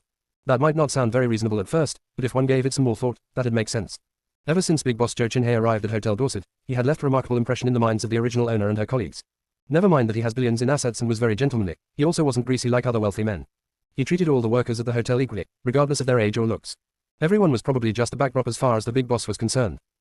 Take the original owner and Xiao Lin, the other employee, as an example. The original owner has the reputation of being a pretty flower at Dorset, and many of their return customers were well aware of that Xiao Lin's look was just barely above average among all the pretty girls at Hotel Dorset. Nothing about her looks made her stand out. Manager Chen picked her as her assistant because of her impeccable work ethics. But regardless of whether it was the gorgeous Xiao Yan or the not-so-standout Xiao Lin, the boss did not treat them any differently before the original owner had bedded him. Even when Manager Chen occasionally checked with the boss on his opinion on the two employees, his would only give concise answers like, not bad, and, doing all right. Evidence that for the entire month that he was staying at Hotel Dorset, the boss had not noticed the beautiful original owner at all. As the boss had never paid special attention to her beauty, her plan to bed the boss, needless to say, did not go as well as planned. Chapter 106 Working Hard on Becoming a Flirtatious Slut 2. All of Yan Shuyu's web surfer buddies had said it a million times, it was a lie that alcohol would affect one's judgment, a man would not be able to perform when he was truly drunk. Yan Shuyu tended to agree with that saying. She recalled hearing the boss chuckling that night and became noticeably more passionate after he finished chuckling. That meant he was somewhat conscious. In that case, the conscious boss had no feelings for the real stepmom, but was interested in her after she had transmigrated. Then why was that? Yan Shuyu had given this some serious thought and theorized that what had truly moved him must be her shameless passion. As much as the stepmom was the reincarnate of the devil himself in the mind of the male lead, she was still inexperienced when she met male lead's father. She was, after all, just a tad over 20. She might have a lot of ideas, but it was her first time going all the way out to seduce a man. In addition, this would only be the second man she was intimate with after her late husband.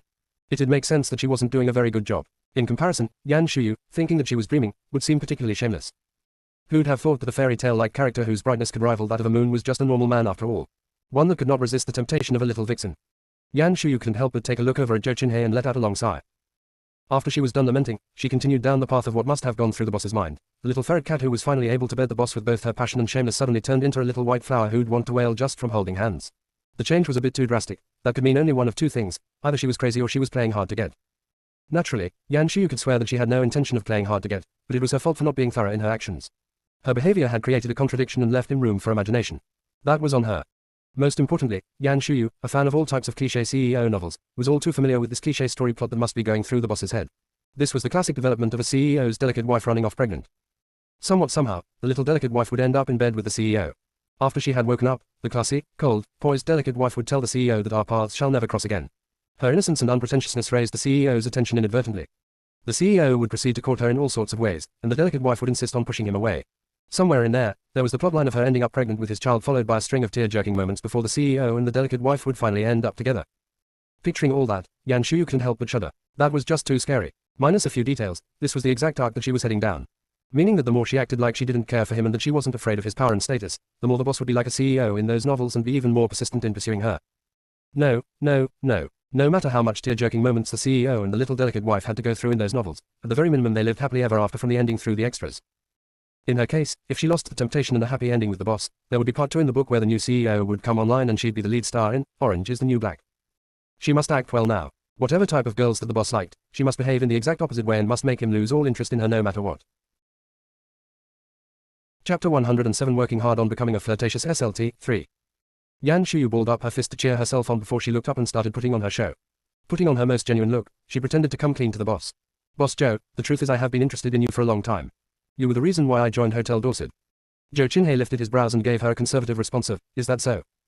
It's true. Yan Shuyu blinked her eyes emphatically, but one look at the boss and she could tell she wasn't doing a good enough job at all. So she continued to make up more of the story. But I hadn't expected myself to be so lucky. It had only been a month since I have started at Hotel Dorset before you came to stay in the hotel. I have never seen a man as wealthy and outstanding as you, Boss Joe. You have a different car every day, and some of them I couldn't even name. I have only heard from my colleague that even your cheapest car costs over $1 million. That was my first contact with a man as wealthy as you, Boss Joe. And I had this opportunity to be so close to you day in and day out, so I sank deeper and deeper every day. Finally, that fateful night when you were drunk, and I was the only one working the shift. I saw the opportunity and I took it. Yan Shuyu tried as hard as she could to make up her story and almost used up all the words in her dictionary. She thought to herself, this ought to make me sound enough like a gold digger and totally turn the boss man off, right? Now would be the perfect time to retreat.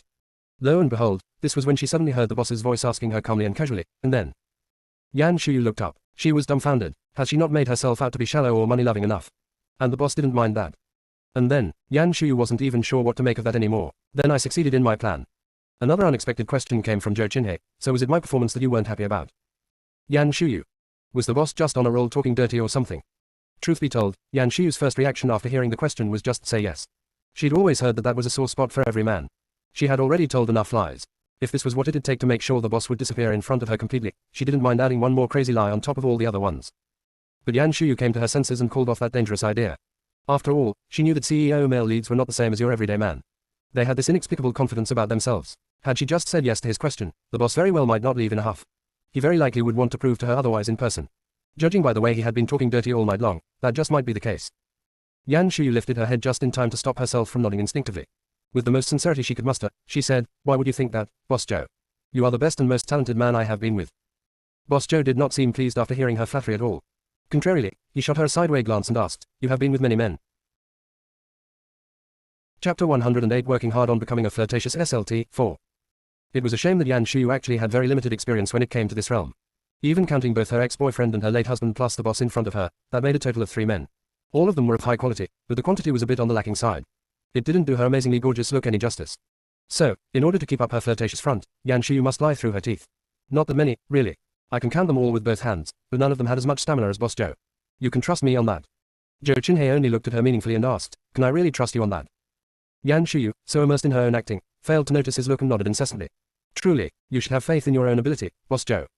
As she performed, she thought happily to herself, "I am so manipulative and SLTTY, the boss must have lost interest in her right about now." Completely out of the blue, the boss had changed the direction of the conversation abruptly and asked her point blank, "Okay, so if you looked up to me so much and you weren't unhappy with my performance, then why are you running away from me?" Yan Shuyu would never had expected that after she had tried all her might to make herself out to be a flirtatious SLT, the boss still hadn't left in a huff.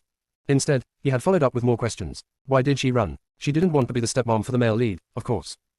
But Yan Shuyu couldn't possibly share with him the real reason behind her decision. She wanted to make up something else, but she had already used up all her creative juices making up the stories earlier. Now all she could think of was cuss words like, WTF, nothing useful. She froze in front of him.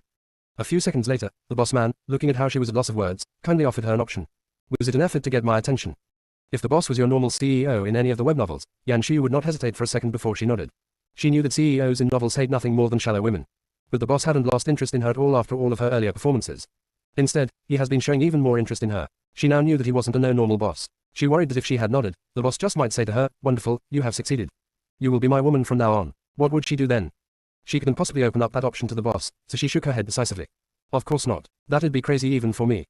Zhou Qinhei gave Yan Shuyu another cold look. If she was any smarter, she would have noticed the impatience under the boss's eyes. It was very unfortunate that after her lies and stories, Yan Shuyu was already pretty exhausted and wasn't able to pick up on all the small clues. She only knew that the boss had given her an unhappy look as he continued to pry. Then why? Yan Shuyu let out a long sigh. Looking at how persistent the boss was, there was no way for her to avoid this question. She was no longer able to make up even more dramatic stories, so she'd just have to keep building on what she had already said up to this point. "Yeah, it was a shame, but I really liked you a lot at the beginning. I even thought you were the one for me, but all feelings were gone after that day. Even continuing to work there had turned into some sort of torture, so I finally decided to quit and have a change of scenery." Surely and always looking for the next best thing. That ought to make herself look bad too, right? Thought Yan Shuyu to herself not too confidently. Chapter 109 Working Hard on Becoming a Flirtatious SLT, 5. The boss, who has always been calm and composed and seemingly could handle anything and everything at ease, finally got angry after hearing that. For the first time, he looked at her emotionlessly and said, "So you finally admit that you didn't quit your job because your kid was sick but to avoid me?"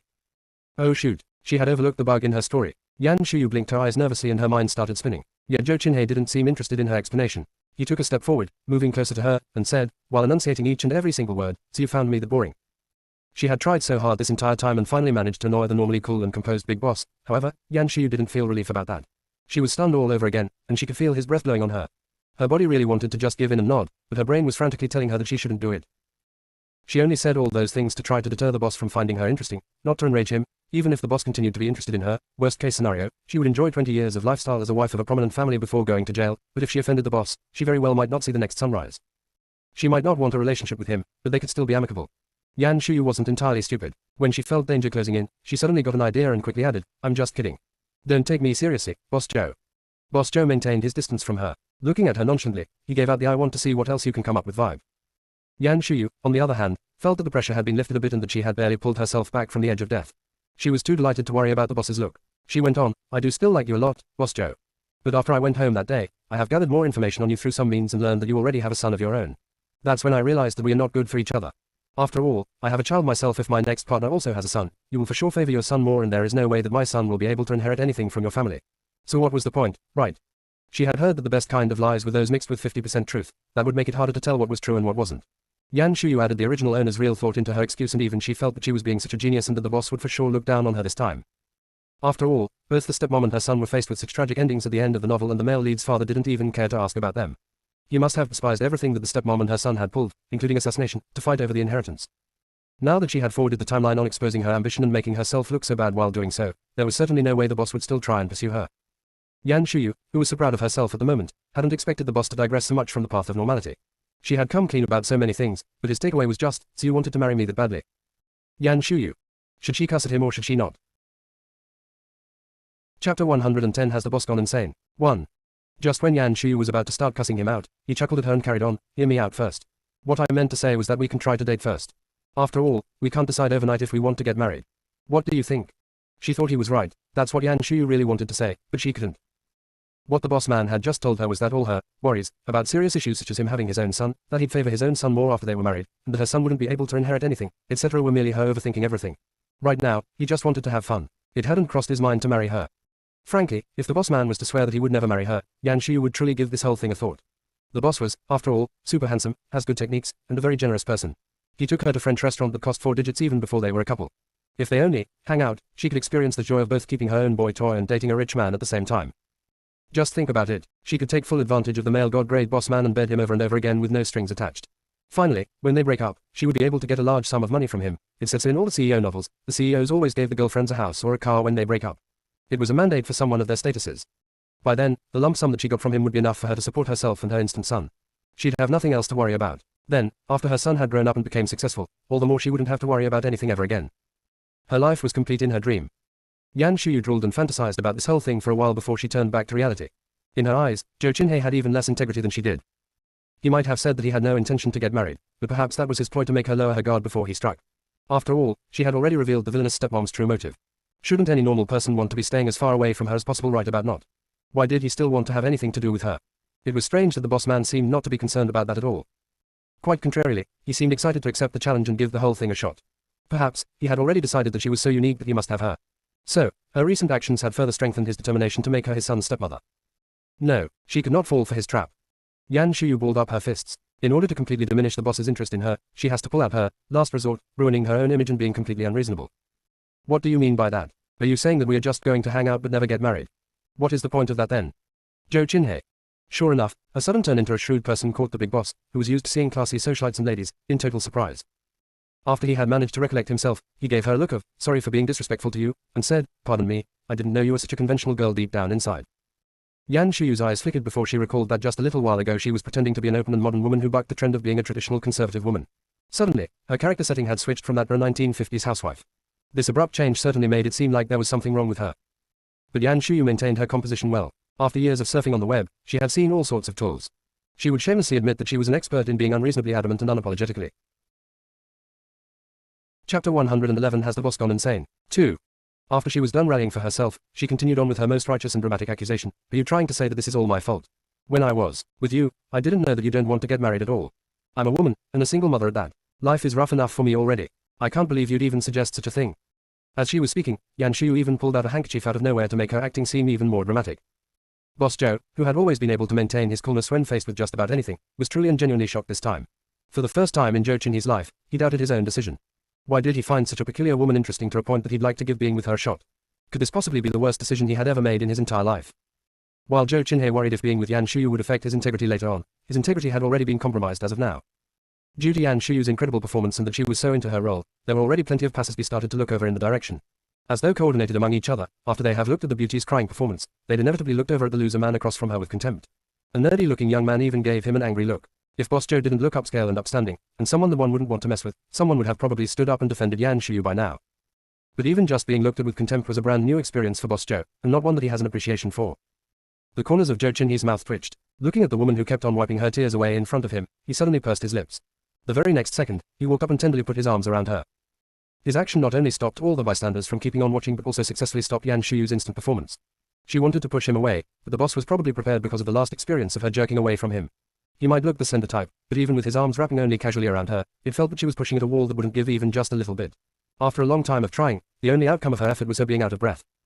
She finally pleaded with him, Boss Zhou, can you please let go of me?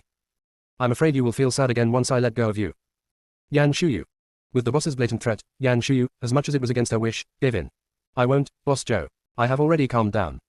Are you sure? Asked Boss Zhou in the most caring way. You don't need to hold it in. I am more than happy to let you borrow my shoulder. Yes, thank you so much for offering. I feel much better now, said Yan Shuyu through gritted teeth. Zhou Qinhe finally let go of her and took half a step back but stayed within arm's reach in case he needed to pull her back in again. Calm and composed, he asked, you sure you are all right? Yan Shuyu nodded. She soon heard the boss say, then let's continue what we were talking about. Yan Shuyu was fretting a little. She had already highlighted her unfaithful, gold-digging, and shrewd nature. Any negative side that she could think of she had already played it out. And that still couldn't turn the big boss off. Could she say that what the boss has for her was true love? She was all out of ideas if they were to continue this conversation. Yan Shuyu had all sorts of ideas running through her head, but the boss only said a simple, "Are you certain that if we are to date, we must end in marriage?" As much as she wasn't sure the meaning behind his question, Yan Shuyu nodded decisively. "Yes, I am certain." Chapter 112 Has the Boss Gone Insane? 3. In the novel, the stepmom had to work on it for 2 years before she was able to marry into the prominent family with her son. That ought to tell her it was no small feat to marry into his family. The boss might be hitting on her right now, but she doubted he wanted to get married anytime soon. That was just out of character for him. The boss, most likely, just as he had said so himself, just wanted to hang out with her right now. As long as she kept up with the greedy and overbearing front, the boss would lose all interest in her over time. Persistence would bring about victory tilde. Yan Shuyu's analysis was correct this time. In front of the busy shopping center, with countless passersby looking at him, and the person across the street going crazy from time to time. The scene was quite out of control, and the boss seemed to be getting pushed to his limit. Seeing how stubborn she was, he finally nodded slightly and said, "Okay, I get it." Well, that was quite a twist. Yan Shuyu seemed to have already seen the end of the tunnel. Her eyes beaming, she said in a testing manner, then, "I am going to take off now." Zhou Qinhei looked at her for a few seconds straight until her look went from hopeful to worried before he pursed his lips and said, "Okay, good night."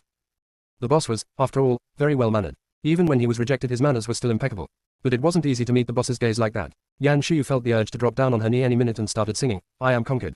She wiped away the non-existing sweat from her forehead. But, as much as the boss's look was very threatening, she was still able to beat him with her wit and her amazing performances. She should be applauded for that. Yan Shuyu was filled with confidence for herself again. Waving goodbye to the boss, she left happily and never even looked back once. Naturally, Yan Shuyu, who has left in such a carefree way, failed to notice how the boss was standing there in his usual calm and composed way. There was a smile under his eyes, and he looked nothing like a man who has just been rejected. Yan Shuyu walked briskly back to her place. The little kiddo, who had already crawled into bed, rubbed his tired eyes and said in a milky way, "How come you are just now coming home, mommy?"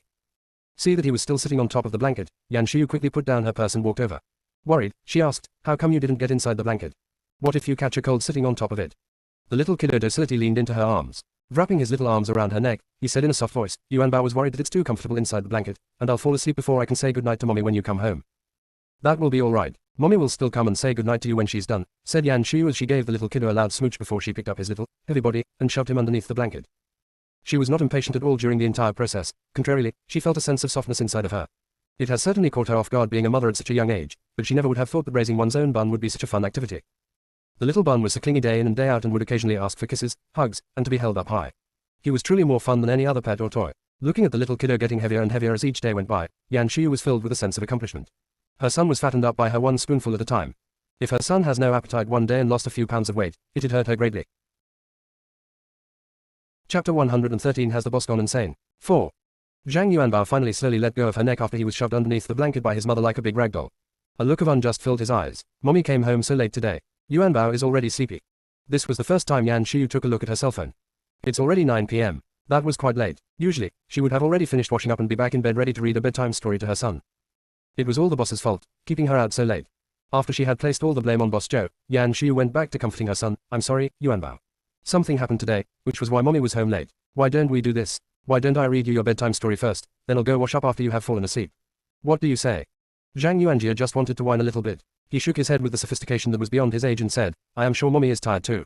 You should go wash up first. Yuanbao will wait for mommy for his bedtime story." Her son was already such a warm little boy at his young age. She must have saved the entire galaxy in her previous life. Touched, Yan Shuyu threw her arms around the little kiddo one more time and gave him another loud smack and said, "Okay then. Mommy will go wash up first. I will be back shortly, okay?" Little kiddo Zhang Yuanbao nodded. His cheeks reddened, and he asked, "Mommy, can I go play with Tong Tong?" Hey, Yan Shuyu stopped in her way, turned around, and asked curiously, "You like Tong Tong a lot?"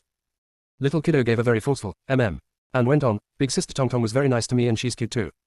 Yan Shuyu had always known that her son was well liked and that all the kids at the kindergarten wanted him as their partner. But she had never seen him particularly fond of any one person, so she was a bit surprised by his request. Naturally, she didn't object to his fondness toward Manager Yang's niece. Manager Yang was kind and well-mannered. His family members couldn't be that bad. Plus, the two of them had received so many favors from him and his family, including accepting Tong Tong's electric piano. They should, indeed, show a gesture of appreciation. Yan Shuyu smiled and said, "Okay, I will take you to go visit her when I have a chance. Should we bring gifts as well?" Little kiddo nodded and said happily, "The day after tomorrow is big sister Tong Tong's birthday. We can get her a birthday present." Yan Shuyu acknowledged his suggestion. 3 days later, the two of them brought with them a snow-white doll to the birthday girl when they went over to the little kid's birthday party. Naturally, they had let Manager Yang know in advance. The kids had a great time, and Yan Shuyu also had a sumptuous dinner at her boss's place. After the birthday party, Manager Yang even drove them home personally. The mother and son duo got out of the car happily. Hand in hand, they stood by the side of the road as they waved goodbye to Manager Yang before they turned around and headed home. When they reached the bottom of their building, they heard a familiar voice again. Yan Yuanbao. Stunned, Yan Shuyu turned around while thinking, since when did the boss start calling her the way her buddies did? On top of that, hadn't they had a thorough conversation just a few days ago? Why was he here now? Before she could ask anything, Zhou Qinhe proactively let her know the purpose of his visit. He looked at her deeply and said, I have given it a lot of thought. If you insist on getting married, we can work on that. Yan Shuyu, WTF. Has he gone insane? Chapter 114 A Family of 3, 1. Yan Shuyu had always been very intimidated in front of the boss. But, this time, that was not the reason why she didn't say it out loudly that the boss has gone insane. Even a coward has their bottom line. Even Yan Shuyu couldn't remain quiet after someone had randomly proposed to her when they had failed to reach an agreement. But, she was a little too slow. After she had recovered from the shock that she had experienced, she heard her instant son's milky voice. Mom and Uncle Joe are going to get married. Zhang Yuanjia's words were not emotional. He merely cocked his head and looked at his mommy like a little kid who can yet comprehend the meaning of a marriage. Yan Shuyu knew fully well, however, that whilst other 5-year-olds might not know the meaning of marriage, her instant son, being a little boy who was mature beyond his age, had a pretty good idea of what Zhou Qinhe was talking about. She had heard that kids from a single-parent family usually have a very strong reaction toward their parents getting married again. Judging by how calm her little kiddo was acting, perhaps he was just waiting for his mother to marry Uncle Joe. That would make him better able to fight over someone else's father with him. Thinking of that, Yan Shuyu shuddered and shook her head wildly. No, that's not true. Mommy is not going to marry Uncle Joe. Yan Shuyu, who was mad in denial, failed to notice the beam of light that flashed past the boss's eyes as soon as she was done talking, as though he had anticipated that reaction from her. But didn't Uncle Joe just ask you to? Little kiddo Zhang Yuanbao wasn't a kid that was easy to fool. He quickly raised his question, but before he was able to finish what he was asking, his mother had already interjected, Uncle Joe was just kidding. Was he? Yan Shuyu's very adamant tone had the little kiddo wavering. He slowly looked over to Uncle Joe standing across from him. Zhang Yuanbao is a smart kid. He needed both sides of the story and wouldn't just listen to his mother's version. This time, Yan Shuyu finally reacted quick enough. She beat her son at winking and signaling the boss. He hoped that he'd work with her on that. Never mind that getting married was just an excuse that she was using to turn away the boss. Even if she was very willing to go and get married, they haven't even started a relationship yet. It's way too early to be talking about marriage in front of her kid. The boss probably wouldn't be that crazy. Yan Shuyu had no choice but to count on the boss's integrity while she continued to signal him frantically. Zhou Qinhe saw the looks from both the mother and son, but he didn't answer right away. He looked at Yan Shuyu, then looked down at the little boy standing next to him and fell into a suspicious silence, as though he was plotting something evil. Seeing that the boss showed no response at all, Yan Shuyu blinked so hard and fast that she was about to have an epileptic seizure. She was so anxious that she wanted to hit him. She couldn't help but finally say to him, Boss Joe, don't you have something that you want to say? Boss Joe gave her a smile that wasn't a smile. Just when he was giving her the creeps, he finally smiled and said, You're exactly right. Yan Shuyu, meow, meow, meow. What just happened? The boss had turned nice all of a sudden. But that went along very well with his, very considerate, character setting. Yan Shuyu put aside all her criticism for the boss and gave him a thumbs up in her head, but in the next second, she was so mad she could explode. Chapter 115 A Family of 3, 2. Zhou Qinhe took a step forward, rubbed her son on his little head tenderly, and said, Yuanbao, I was just kidding. Don't misunderstand. But Uncle Joe has something else to discuss with your mommy. Can we take you home first? Yan Shuyu. Now she was really feeling the creeps. She knew that nothing good ever came out of the boss waiting for her underneath her apartment. She protested weakly, Boss Joe, it's so late at night, shouldn't we? As her voice was too weak and too pitiful, the sound of her struggle was directly covered up by her own son. The little kid had a look of confusion on him. Blinking his large eyes, he asked Zhou Qinhe, Uncle Joe and Mommy. Zhou Qinhe completely omitted the subject's opinion and gave the little boy a very determined, Then, it's the matters between the adults. Even though little kiddo Zhang Yuanbao was still a little confused, he nodded agreeably, all right then. Good boy, said Zhou Qinhe as he rubbed the little kid on his head again, looking even more tender and stuck up than when he was with his own son. But precisely because he was so tender, he looked exactly like the wolf who kidnapped Little Red Riding Hood in the fable from Yan Shuyu's perspective. Each move of him seemed so well thought out, just like right now. After Zhou Qinhe was done rubbing the little kiddo on his head and received a 10 rating in the little boy's heart, he immediately brought up his request of, Can I hold your hand, Yuanbao? Little kiddo Zhang Yuanbao, whose head was just rubbed by the uncle that he was fond of, was in a very excited state. So, naturally, he didn't even think before he put his hand into his and said happily, okay. And, just like that, the wolf grandma had received the initiative. With one hand holding the little boy, he turned and in a role reversal way, he said to Yan Shuyu, let's go, Yanyan. Zhang Yuanbao, who might have a little bit of black belly tendency in front of others, had turned 100% into her FWS. He, too, turned around and said to her, let's go, Mom. Yan Shuyu.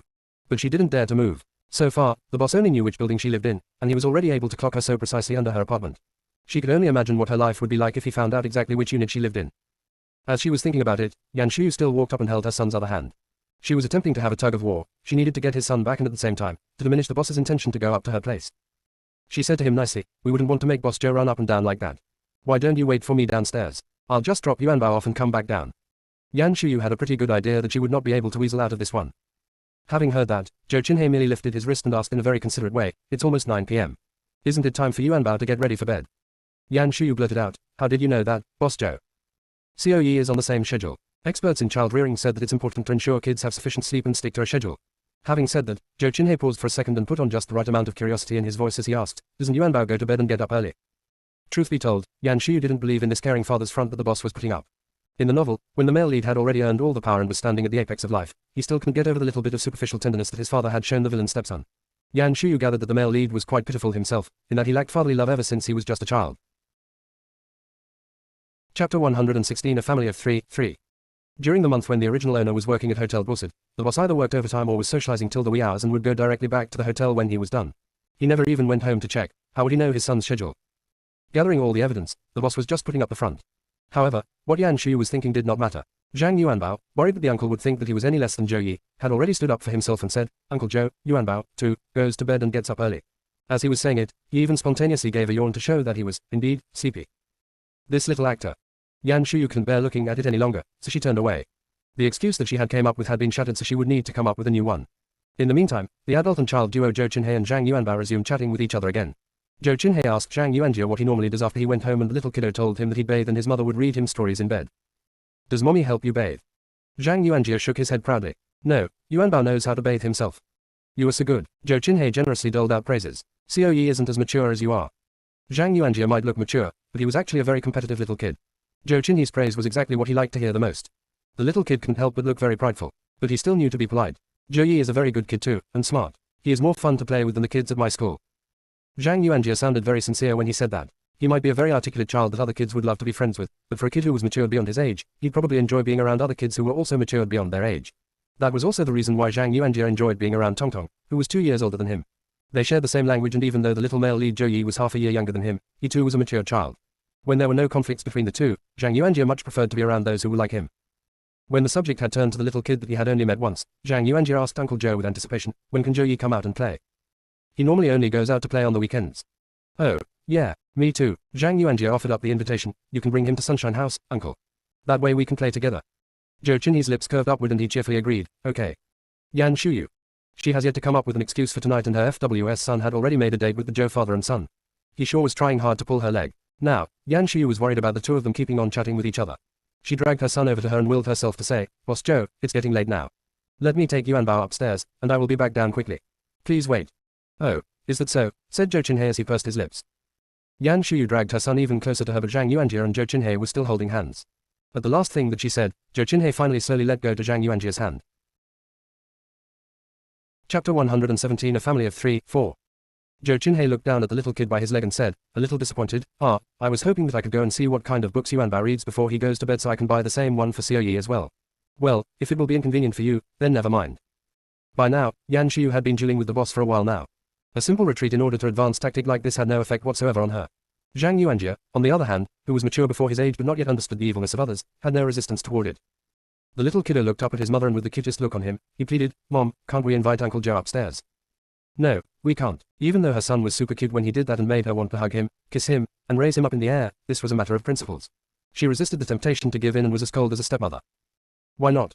Yan Shuyu had a sudden stroke of genius and came up with a great reason, because Mommy is a girl and Uncle Zhou is a boy. We shouldn't be in the same room together. Just like at school, boys don't go inside the girls' bathroom, right? Yan Shuyu didn't really expect her 5-year-old son to understand the difference between boys and girls. She was mainly talking to Zhou Qinhe, yet the man who was hinted at didn't even flinch and acted as though he had heard nothing at all. He just calmly and nonchalantly watched on as the mother and son duo dueled it out in front of him. Zhang Yuanjia was an extremely smart boy. He immediately found the hole in the other party's words and said, "But Yang Gege is also a boy. He came to our house before." The man who was acting nonchalantly just a second ago became very curious all of a sudden. He asked, "Who is Yang Gege?" Yang Gege is. That was not an easy question for little kiddo Zhang Yuanbao.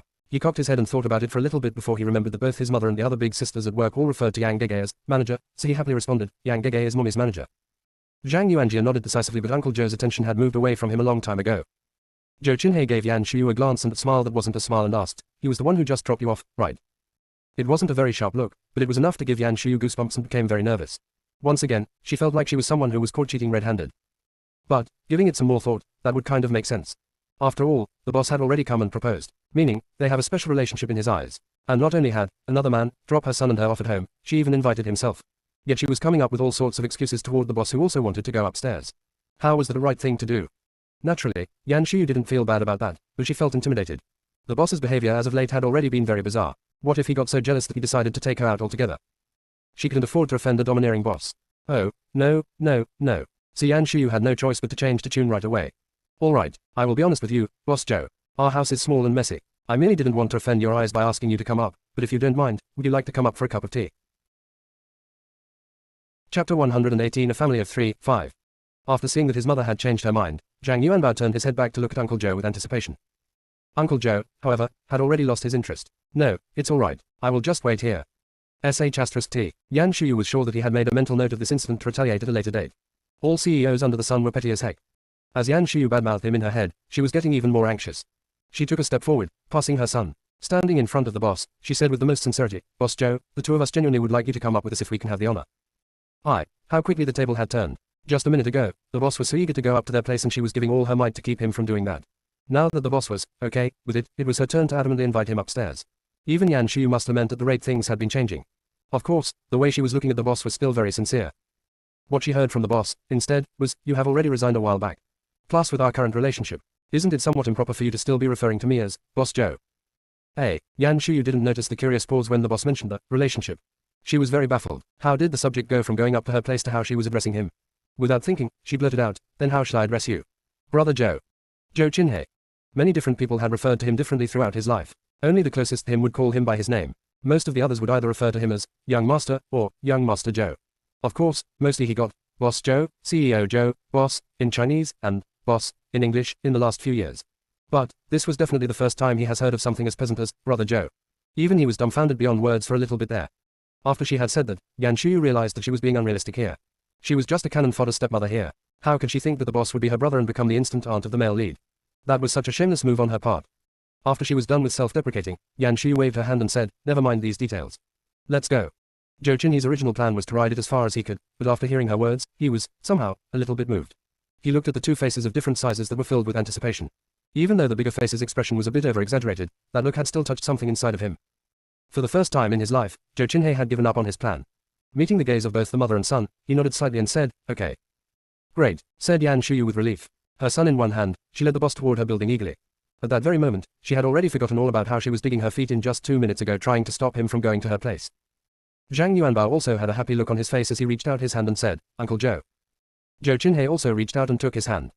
The two grown-ups and a child held hands and walked into the elevator together. Anyway, one looked at it, they looked like a family of 3. Chapter 119 The burden of being a goddess is starting to weigh down on her, 1. And just like that, as much as it was against her wish, Yan Shuyu must put up the having Boss Joe as my guest did with such an honor look as she walked toward her apartment one step at a time with the boss following behind her. She slowly fished out her keys to open up the door. As she was opening up the door, Yan Shuyu thought in dismay. She and her son were happy about their little place with the bay window with sunlight pouring in, the light yellow floral wallpaper, and the spotless wooden floor. It perfectly satisfied their needs as petty bourgeois, but the one-bedroom apartment was less than 50 square meters in size. In the boss's eyes, it was probably more of a doghouse than an apartment. She transmigrated too early in time. The original owner hasn't moved into the fancy mansion yet, so Yan Shuyu had no way of knowing what the boss's house looked like. She was, however, familiar with the boss's private room at Hotel Dorset. As the owner of Hotel Dorset, Joe Chinhei's private room was even fancier than the presidential suite. Never mind about the other amenities, just the bathroom in his room was bigger than the size of her entire apartment. It has not only a spacious shower, but also a two-person-sized bathtub. There was also a chaise and an end table facing the ceiling-to-floor window. Yan Shuyu could totally imagine the boss taking a tub bath every day and sitting on the chaise with a glass of red wine, overlooking the entire city skyline at night. If his mood was right, he could even summon up someone to give him a massage and enjoy his entranced life. Even so, Yan Shuyu still wondered if being poor had limited her imagination. Perhaps, she wasn't even to comprehend what happiness was like for someone like the boss. And, as far as she knew, Hotel Dorset was just one of the many places that he visited. One of the original owner's colleagues had mentioned once that in all chains of Hotel Dorset, even the ones that the boss had never visited, would have a room like that reserved for him. Meaning to say that these types of stations was nothing special for the boss. He probably didn't even think much about them, which was to say that the luxuriousness of his actual home would way exceed Yan Shuyu's imagination. After all, if they couldn't even convey the grandiosity of such a mansion on TV, she'd have nothing to use as a frame of reference. But she wouldn't need to imagine anything. Letting the boss, who was used to the kind of caliber like Hotel Dorset, visit her shabby little house put a lot of pressure on her, all caused by her own vanity. Yan Shuyu was a very vain person. Ever since she had that intimate night with the boss, she could no longer view him as a stranger. So the boss, in her mind, was her ex whom she would never see or talk to again. And now, the boss acted like he was totally head over heels over her, and in order to be with her, he was even willing to move the story arc 2 years forward to marry her. She was quite touched by the fact that he had gone from damned ex to an ex who's head over heels over her. After all, Yan Shuyu was always very proud of herself. It was one thing that she was trying very hard to push him away, but having someone as outstanding as the male lead's dad and someone that she couldn't dream about as her suitor still stroked her ego very much. Deep down inside, she was very alright with this loyal suitor. And yet, the boss, for reasons beyond understanding, insisted on going up to her place. Yan Shuyu was troubled by that. What if the boss saw that her residence really wasn't that delicate after all? Would he be disappointed in her? Perhaps, he might even change his mind and just turn around and leave. Chapter 120 The burden of being a goddess is starting to weigh down on her, too. She should be happy to be able to scare away her most loyal fan, just like that, but if that was the reason for how it came down, she couldn't feel happy about it either. In fact, she'd feel very distressed. After all, she'd like to have her self-esteem preserved as well. As she had the burden of being a goddess, her action of opening the door became slower and slower. So that the little kiddo on one side had gotten impatient and volunteered himself. Mom, let me help you, Tilda. He placed his two little, meaty hands on the back of her hand and pushed. And the door was opened just like that. There was no light in the room, but there was a bay window right in front of them with the curtains undrawn. The streetlights and neon signs alone were enough to light up the room. Standing at the door, one could clearly see the narrow walkway, the mini kitchen, and most of the bedroom. Yan Shuyu, carrying her heavy burden, couldn't help but take a peek over at the boss. Perhaps, her heads-up work with him. Zhou Qinhei merely scanned over the room once, frowned a little, but returned to his usual look right away. He looked back over at Yan Shuyu and met her eyes. His look was as calm and composed as usual, as though her place was just as shabby as he had imagined. The boss was, indeed, the boss. He wasn't scared off at all. Yan Shuyu wasn't sure if she should feel happy or sad about that. She spaced out for a little bit before she realized she was caught red-handed peeking at him. She quickly tried to smooth out the situation by saying, "The room is a bit messy, boss. Don't mind it, ha ha ha." She had no choice. She didn't want the conversation on how to refer to the boss all over again. Yan Shuyu decided to reduce the number of times she referred to him as Boss Joe, going forward. Instead, she was going to use you instead. Boss Joe, indeed, didn't mind it. Casually, he added, "It's fine." Hey, for a second there, Yan Shuyu wasn't sure whether that was a compliment or sarcasm. Quickly, Zhou Qinhei explained to her in a friendly manner, "Given how you normally don't dwell too much on small things, I thought your house would be like that as well." Yan Shuyu. So he was saying that her place wasn't messy enough. Now, she truly wasn't sure what to say to that. Zhou Qinhei had deadly observations. Yan Shuyu was, indeed, the type who didn't focus too much on details normally. Before she had transmigrated, she was still a little girl whose clothes were folded by her mother, and her room was cleaned by a part-time maid. Obviously, being transmigrated wouldn't have changed that right away. Unfortunately, she had become an instant mother after she had woken up. She may not care particularly about living in a place with clothes strewn all over the place, but she wasn't going to let the child live in an environment like that. Yan Shuyu slowly started to fold the clothes and make the bed daily and gain good daily habits. As much as she hated cleaning, she'd mop the floor at least once a week, so the room looked relatively clean. As for tidiness, that could mostly be attributed to how poor she was. She couldn't even bring herself to buy too many clothes, let alone adding anything else to the apartment. The entire 2 months since her transmigration, the only large item added to the apartment was the electric piano. And that was a gift from Manager Yang. She didn't even have to spend a penny on it. That ought to show how poor she really was. And since there wasn't a lot of stuff inside the house, naturally the place would seem tidy. Chapter 121 The burden of being a goddess is starting to weigh down on her. 3. While Yan Shuyu was still struggling for words, she heard a clack, and then there was light. It was little kiddo Zhang Yuanbao who, after helping his mother in opening the door, ran over and turned the light on like a good host. He then stood next to the door and said cheerfully, "Mom, Uncle Joe, come on in already." "Oh, change out of your shoes first, darling," Yan Shuyu quickly reminded him. Weekly mopping was a difficult task. The little kiddo nodded in a cooperative manner and said, "Okay." He immediately bent down with one hand on the wall and swiftly removed his shoes and changed into his fuzzy little slippers. He didn't even forget to put the shoes that he had taken off back onto the shelf neatly. Taking a few steps back, he blinked his large eyes at the adults and announced, "Okay, I'm all done changing." It was certainly a good thing that her son was so good at taking care of himself. But after he was all done, Yan Shuyu gave the boss a troubled look. "Oh, I forgot that we don't have extra slippers at home." Zhou Qinhei glanced over at the simple, plastic shoe rack nonchalantly. He had already noticed that when the little kiddo was changing out of his shoes. The shoe rack, just like the little tiny apartment, was quite simple. On it, there were 3 pairs of women's shoes and 3 pairs of kids' shoes. The constituent of the family was quite obvious. Even if there were men's slippers, Zhou Qinhei would never wear them. As a man from a prestigious family and was well taken care of by butlers and servants ever since he was a child, he had never, nor would he ever, consider wearing used shoes that had been worn by someone else before him. Before he was able to comment on that, Yan Shuyu had already suggested softly, "Or, perhaps you can wear mine." Zhou Qinhei gave her a nonchalant look and said, "Does Manager Yang wear your slippers too when he comes over?" Yan Shuyu had no idea why the boss would bring up such a random question all of a sudden, but she replied candidly, "Of course not. The first time Manager Yang visited was the day that I was off. He helped me pick Yuanbao up and I wasn't even home. He came in bare feet and has had very good self-awareness ever since then." She was hoping that the boss would have the same level of self-awareness, but she was worried he would find that offensive. Then, she would have no idea what she could possibly say to him. Yan Shuyu also didn't want to tell him to just walk right on in. After all, mopping was tiring, and she just did it 3 days ago. She only offered him her slippers because she wasn't able to come up with any other ideas. She wasn't sure whether Zhou Qinhei got her subtle hint or that he understood her struggle. He quickly lifted his brows and gave her a free and at ease smile. Then I won't need slippers either. Having said that, he bent over and took off his shoes. The shoe rack was already full, and Zhou Qinhe casually placed the shoes on the side of the rack and walked onto the floor in his socks. He looked down at the little kiddo standing next to him and asked, Yuanbao, where can I go to wash my hands? The bathroom was right behind him, but Zhang Yuanjie happily held his hand and said to him, I'll take you there. That's wonderful. Right now, Yan Shuyu didn't have the time to worry about how close her son was to Uncle Joe nor how pleasant it was for the boss to be in her apartment. Right at this moment, she just felt a great sense of relief. Her problem of the century, how to get the boss to voluntarily take his shoes off, had been resolved. Chapter 122 The burden of being a goddess is starting to weigh down on her. 4. Yan Shuyu, too, quickly changed out of her shoes and followed them into the bathroom. The three of them took up all the free space in the bathroom, and she quickly said, Boss Joe, can you go wait in the bedroom? Yuanbao, go get your own clothes. Mom will draw your bath water for you. Both the adult and child acknowledged her request. One again, Zhang Yuanjie picked up Uncle Joe's hand and gleefully led him toward the bedroom. There's a washing machine inside the apartment, and Yan Shuyu did their laundry quite frequently. Both her and her son change out of their sleepwear every 2 to 3 days. Zhang Yuanjie was able to pull out his sleepwear from the closet without any difficulties. He gestured Uncle Joe to have a seat and pitter-pattered back into the bathroom. Hearing his return, Yan Shuyu turned and asked curiously, did you just change into a clean set of pajamas yesterday? You want to change into a clean set again today? The little kiddo lifted his head at her and said, I like this set better. Yan Shuyu didn't care too much about that. She just nodded, carried him in, and peeled all his clothes off. Zhang Yuanjie was quite an independent child, but he was still young and had limited strength and the winter clothes were thick and heavy. If she let him take them all off on his own, by the time he was done, the water she had drawn would probably already be cold. Yan Shuyu placed the naked child inside the bathtub and told him to bathe himself instead of just goofing around before she walked out of the bathroom. She has a guest to tend to. When she returned to the bedroom, she saw her guest casually sitting at the edge of the bed flipping through a fairy tale storybook. The corners of Yan Shuyu's mouth twitched. Meeting the boss's very open look, she dared not ask nor say anything. After all, the only chair in the house has 2 jackets on it that she has yet to put away. The bed was probably the only place he could sit on. Not knowing what else she could say, she asked, I only have beverages and water at home, what would you like? Water will be fine, thank you. The boss gave her a leisurely look before he looked back down and continued to flip through the book, as though checking out what Zhang Yuanjie usually enjoyed reading was truly the purpose of his visit. Yan Shuyu docilely went to get him his glass of water and also poured herself a glass of juice at the same time to calm her poor heart. Just like how she didn't have extra slippers at home, she didn't have extra cups either.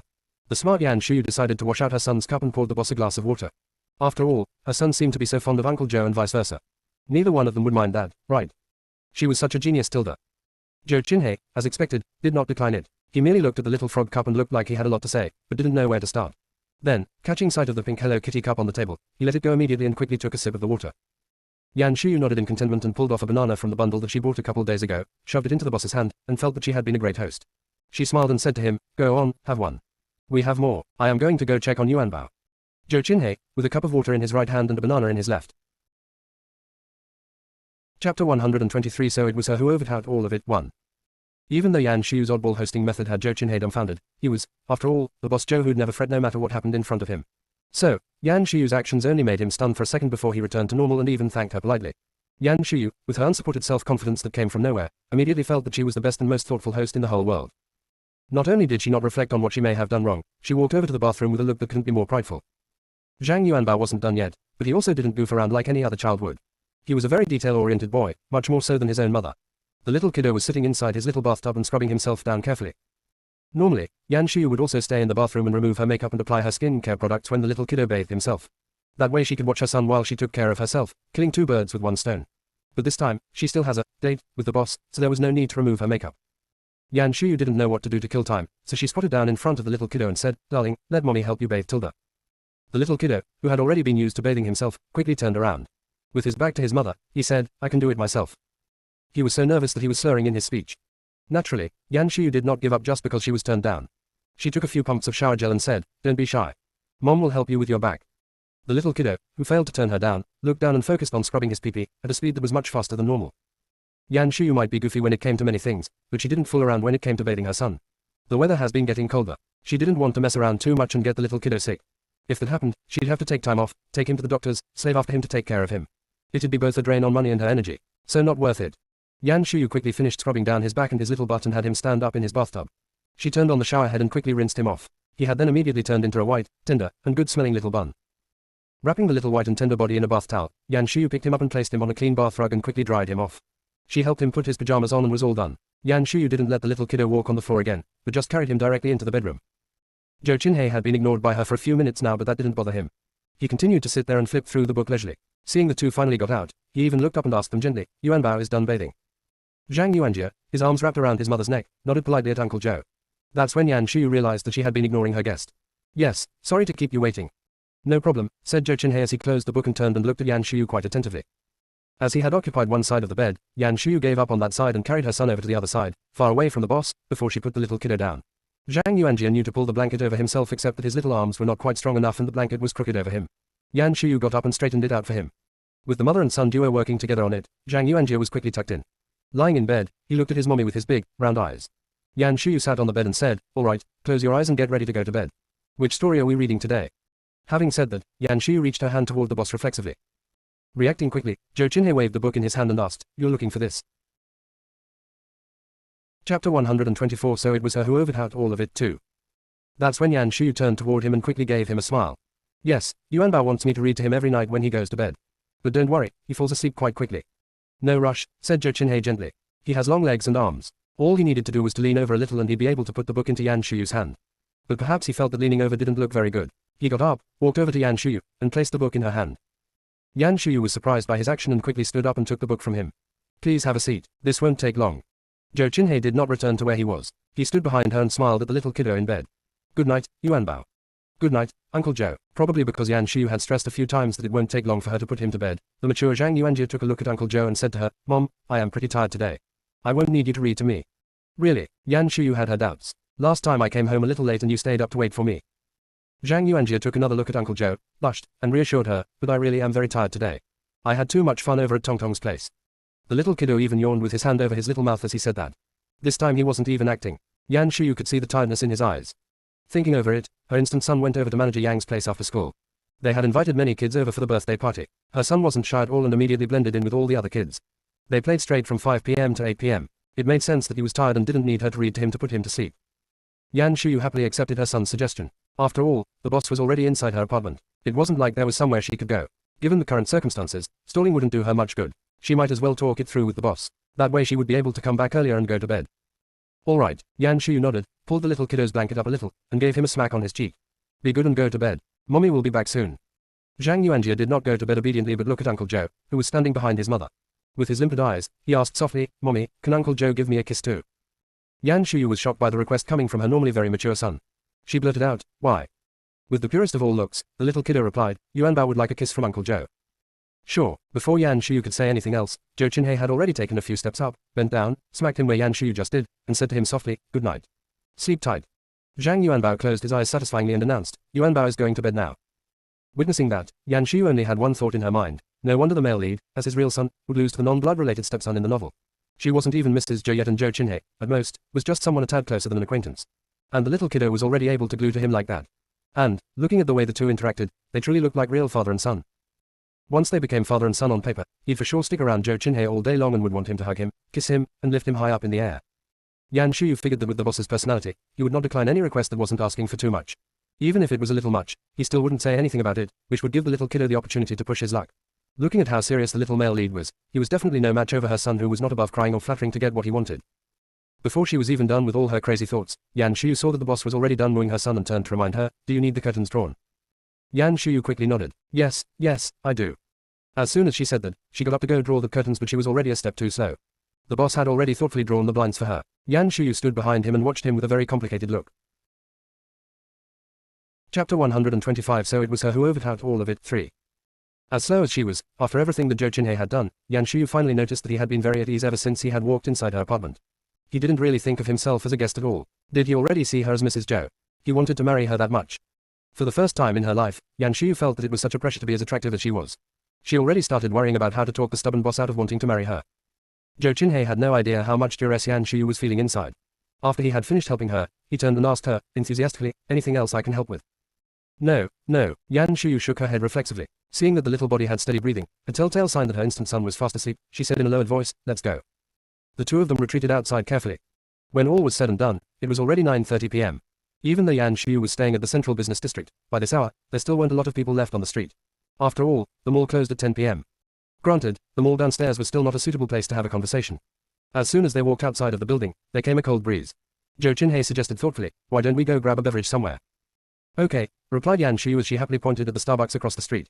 "Let's go get a drink there." Yan Shuyu beat him to the punch this time. The coffee shop that she worked at wasn't far from her place. She didn't want to give the boss the opportunity to suggest going to Sunshine House. She didn't want to have to turn him down in front of all of her little buddies. Even though she wasn't the one who was being turned down, it'd still be a hassle if her gossipy coworkers found out about it. They would never let her live it down. Plus, it'd also be a hassle if the boss snapped from anger after being turned down publicly. Which was why she cleverly suggested going to Starbucks. As far as she knew, this Starbucks closed even earlier than Sunshine House, meaning they could just get in and get out Tilda. Not knowing her evil intentions, Jo Chin-hye nodded agreeably, okay. It was after 9 p.m, even inside of Starbucks, there weren't a lot of people. The quiet coffee shop was perfect for a serious discussion. Yan Shuyu and the boss picked a seat in a corner. Yan Shuyu didn't sit down right away. Instead, she said to him, I am going to go place the order, what would you like? Jo Chin-hye rarely ever visited places like that. He finally took a look at the cash register after he heard Yan Shuyu's words. He said in a very gentlemanly way, I'll go. What do you want? Yan Shuyu quickly grabbed him and said in a serious tone, I'll get it. You have already paid for the movie and dinner last time. Any way you look at it, it's my turn this time. It was nice to take advantage of others, but Yan Shuyu wasn't that frugal. She could at least afford a cup of Starbucks coffee. Jo Chin-hye was very unused to the whole pulling and tugging in public, so he only hesitated for a little bit before he gave in. Okay, just get me one of whatever you are having. Yan Shuyu thought to herself, every time the boss visited their shop, he had never drunk the coffee. The cup of Starbucks coffee was most likely just a decoration anyway. She nodded and said, okay, I'll order 2 cups of cafe latte then. Jo Chin-hye nodded lightly and said, okay, I will wait for you here. Yan Shuyu had already turned around with her cell phone in hand. She waved at him with her back to him and said, have a seat. I will be right back. She might have said, right back, but in reality, Jo Chin-hye still had to wait for a few minutes before Yan Shuyu returned with 2 cups of freshly made cafe latte. Chapter 126. So it was her who overthought all of it, 4. She hadn't expected the boss to actually drink it, but as soon as he took the cup from her, he took a sip from it. Yan Shuyu couldn't help but ask curiously, is it good? It's alright, replied the boss nonchalantly, followed by another sip. He seemed to approve of her taste in coffee. Yan Shuyu should be happy about it, but thinking that both the price and the product at Sunshine House was higher end than Starbucks, and the boss didn't even care about their coffee that was raved about on the internet, there was no way he really enjoyed Starbucks coffee. Perhaps that was the rumored, by association. He only enjoyed the cup of coffee because she was the one who had ordered it for him. Thinking about that, there was not much to be proud of anymore. Yan Shuyu put on a more serious look and sat up properly before she said, HRM, Boss Joe. Jo Chin-hye put down the cup of coffee and smiled at her. Yes. The happier the boss looked, the more worried Yan Shuyu got. She worried that he would be enraged after she had turned him down. But she still needed to get her point across. She couldn't just agree to becoming his son's cannon fodder stepmother just because she worried that he'd get angry at her. So, as worried as she was, she decided to cut to the chase. Can we forget about the whole marriage thing? Yan Shuyu was still trying to come up with some sort of an excuse and let the boss know that she was just kidding the other day and that she wasn't serious about getting married. But, before she was even able to finish saying it, Jo Chin-hye, sitting across from her, nodded without hesitation. Okay. As it had all come so easily that Yan Shuyu now had a hard time believing it. She couldn't help but ask again, you mean you agreed to it? Yes. Jo Chin-hye looked at her with a grin. You really didn't need to stress that. I thought you already realized that I was just kidding when we were downstairs of your apartment earlier. Yan Shuyu. How'd she knew that what she had told her son under the given circumstances would turn out to be the truth? Shoot, now everything she wanted to say had been taken away by the boss. Now she felt sad. She had finally realized that the boss being head over heel crazy for her was but all her own imagination. Jo Chin-hye didn't really want to marry her, so naturally, he wouldn't be too insistent upon her either. Thinking about all the details that she had conjured up in her head that was even more cliché than the most cliché cheesy romance novel, Yan Shuyu felt very ashamed of herself. She couldn't sit still anymore and said, well, then, it was all just a misunderstanding. If there's nothing else, I am going to head back now. No rush, said Jo Chin-hye in an unhurried manner. I think we have more serious matters to discuss other than marriage. This whole thing did not go the way that she had expected. Now Yan Shuyu was completely in the passive stance of this event. She could do nothing but ask dumbly, what is it then? You said before that you'd only want to date me under the assumption that we will be getting married. Now that it's you who don't want to get married anymore, should you be considering dating me now then? Yan Shuyu. All said and done, that was the trap that the boss had set for her. Meaning that all those excuses that she had made up the other day, he didn't believe in one word of them. Okay, never mind that he didn't believe in one word of them, he pretended that he did and waited till the opportune moment to turn the table on her. All of a sudden, Yan Shuyu finally understood the meaning of Jo Chin-hye's action, and in that very moment all of her shame had turned into anger. Chapter 127. We are both single, 1. Yan Shuyu didn't care much if the boss truly wanted to marry her. In all fairness, she didn't exactly want to marry him either. Plus, she had read the novel previously and had a pretty good idea what kind of a person Jo Chin-hye was. It took the original stepmom 2 years to marry into the prestigious family. That bar was set pretty high. It only made sense that she wouldn't readily become Mrs. Joe. The problem was that the boss shouldn't have tricked her like that. That's exactly right. Yan Shuyu perceived the boss as pretending to believe in her excuses, quietly letting her act them all out, then dealing her the final blow and taking control of the situation as him messing around with her. Although she didn't exactly have a leg to stand on, having looked for so many random excuses to feed to Jo Chin-hye. But she was the textbook case of someone with a double standard. Anything that she had done was white lies, but when it came to Jo Chin-hye, there was only one word, evil. Growing up, Yan Shuyu had been pampered like a little princess. Nobody had ever fooled her like that before. She was very angry and that had consequences. Yan Shuyu's anger completely overtaken her fear for the boss. At this moment in time, she couldn't even be bothered with looking for more excuses. She said bluntly to him, "No. I will not consider it." Zhou Qinhe had been looking very leisurely as though he had the entire situation under control. Perhaps taken aback by her bluntness, his smile lessened a little, and he asked mildly, "Why?" Yan Shuyu's eyes flickered. Somehow she felt that the boss's aura had become sharper, but she wasn't intimidated by him. She has backbones now. She looked up squarely at him and said brazenly, "I don't like you, so would I want to date you?" Smack! Zhou Qinhe dropped the front of his cell phone flat onto the table. Yan Shuyu felt that the sound almost rattled her soul and made her little heart tremble. In reality, Zhou Qinhe, still expressionless, his tone light, and asked her softly, "So when you said you liked me the other day, you were just lying?" Yan Shuyu. As the idiom goes, you give it all of your courage the first time, worse the second time, and completely exhausted it all by the third time.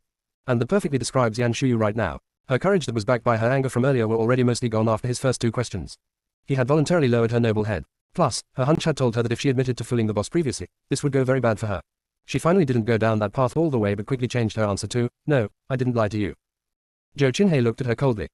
She had been so cooperative already, but neither the boss's look or expression changed any. Figuring that he was holding grudges against her, Yan Shuyu became more anxious. Panicking, her mind spun as she tried to come up with what she could say to save the situation. It's never too late to save your own mess.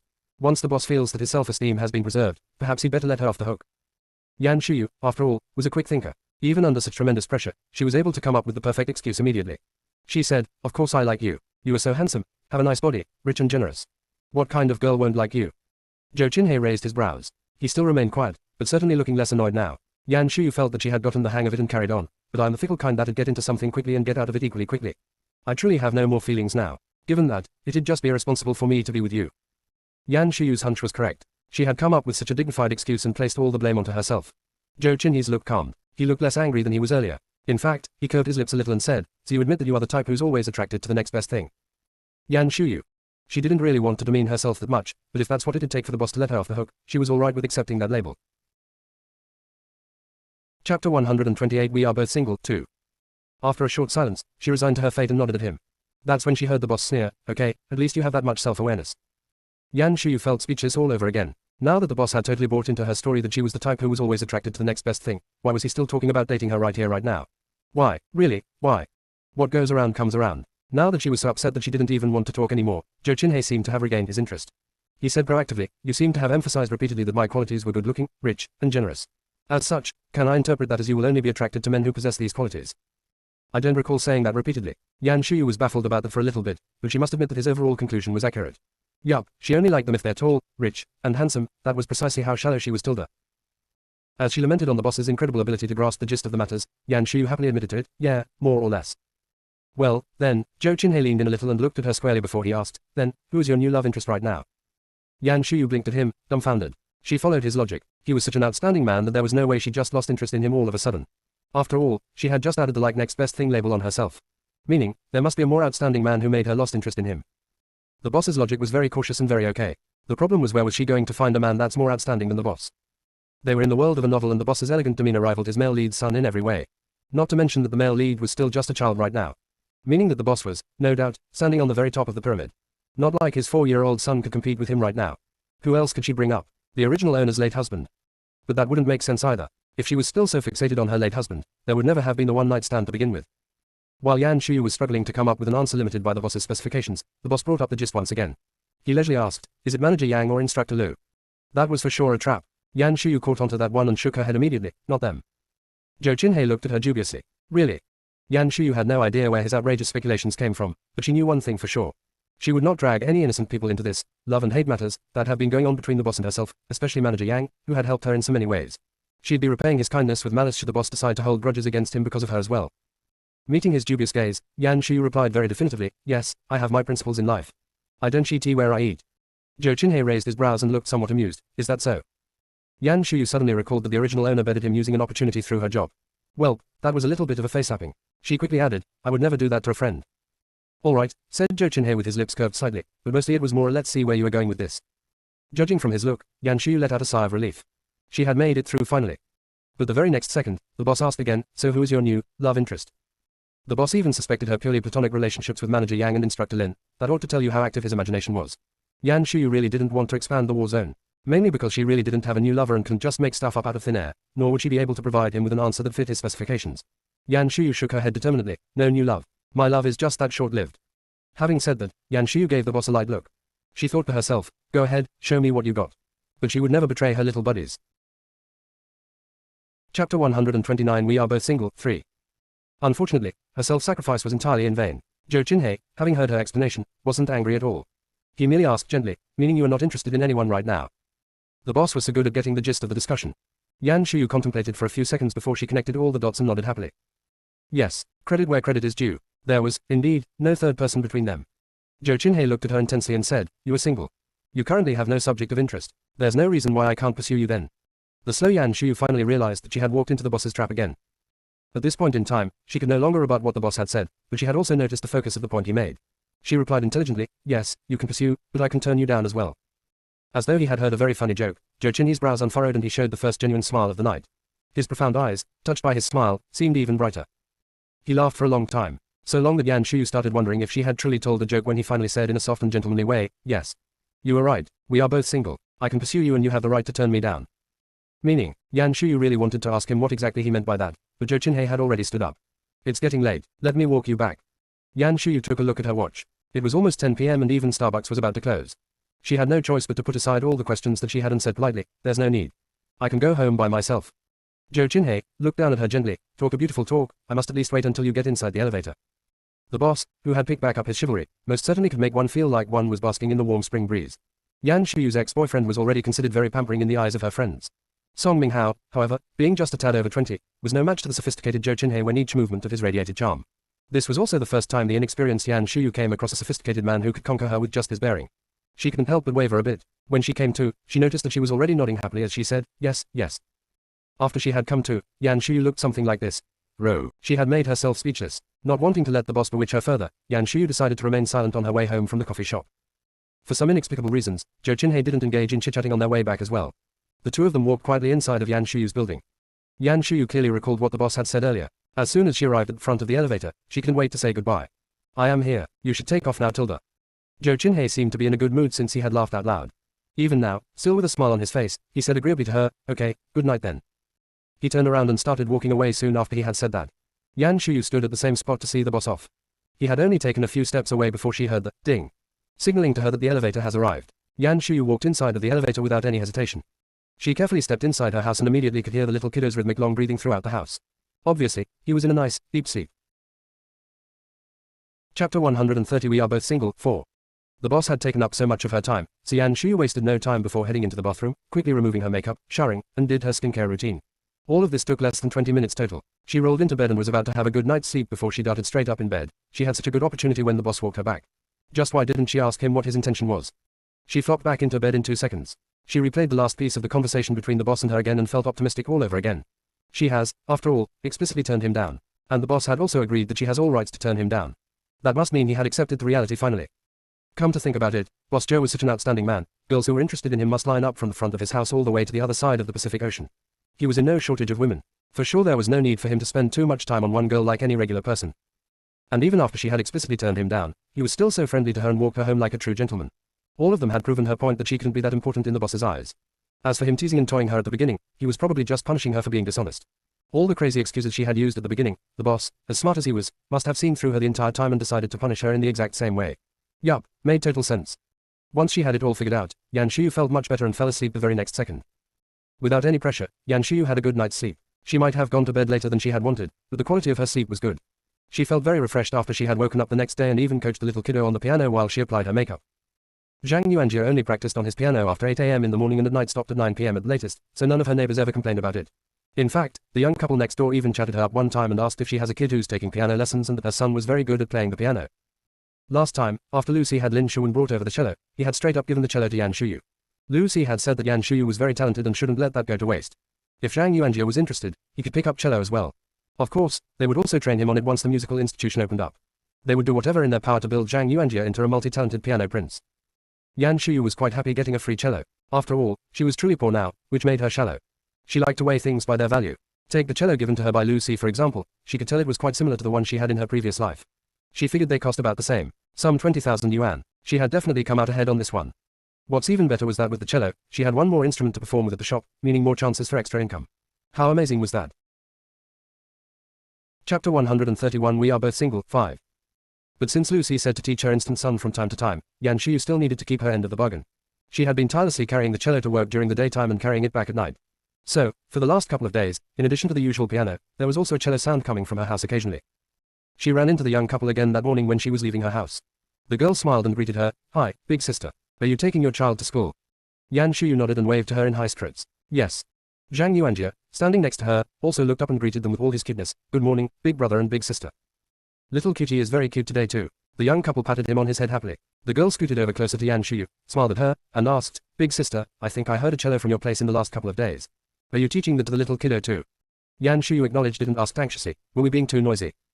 No, you always avoid the time when we're sleeping. Not noisy at all. Plus, you play the instruments very well." The girl explained. "I was just impressed. You are so multi-talented. Do you think you can teach me when you have free time?"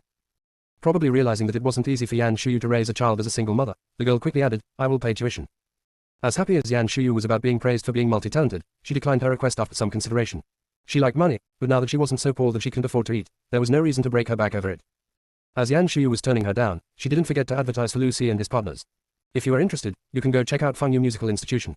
They will have a grand opening next month and should have some promotional activities. Most importantly, all of their instructors graduated from musical academies. You know you will be able to learn a lot from them." Yan Shuyu only learned of the magnitude of Lucy's organization at a later time. They opened up both Fengyu and Galaxy Musical Institution. The first one geared toward adult hobby classes and the latter only accepted kids or students in art schools with careers in the fields in mind. It was very appropriate to refer her neighbor there. After hearing her introduction, the girl asked Yan Shuyu for the address of the location as well. Yan Shuyu felt that she would be a potential customer. After they had parted ways, she texted Lucy via WeChat to brag about her accomplishment. "I talked up your musical institution to my neighbor today, Tilda." Lucy's response came quickly. "We have activities this weekend. Would you like to bring Yuanbao to join us?" That was perfect. Both Yan Shuyu and Zhang Yuanbao would love to network with them some more. She switched to voice chat and let the little kiddo come over to reply. The little kiddo said happily into the phone, "Yes. Yes." Later on, after Yan Shuyu had figured out the nature of the activities, she asked Manager Yang while asking for the time off, "Will Tong Tong be there as well? I've heard that there will be a lot of kids there."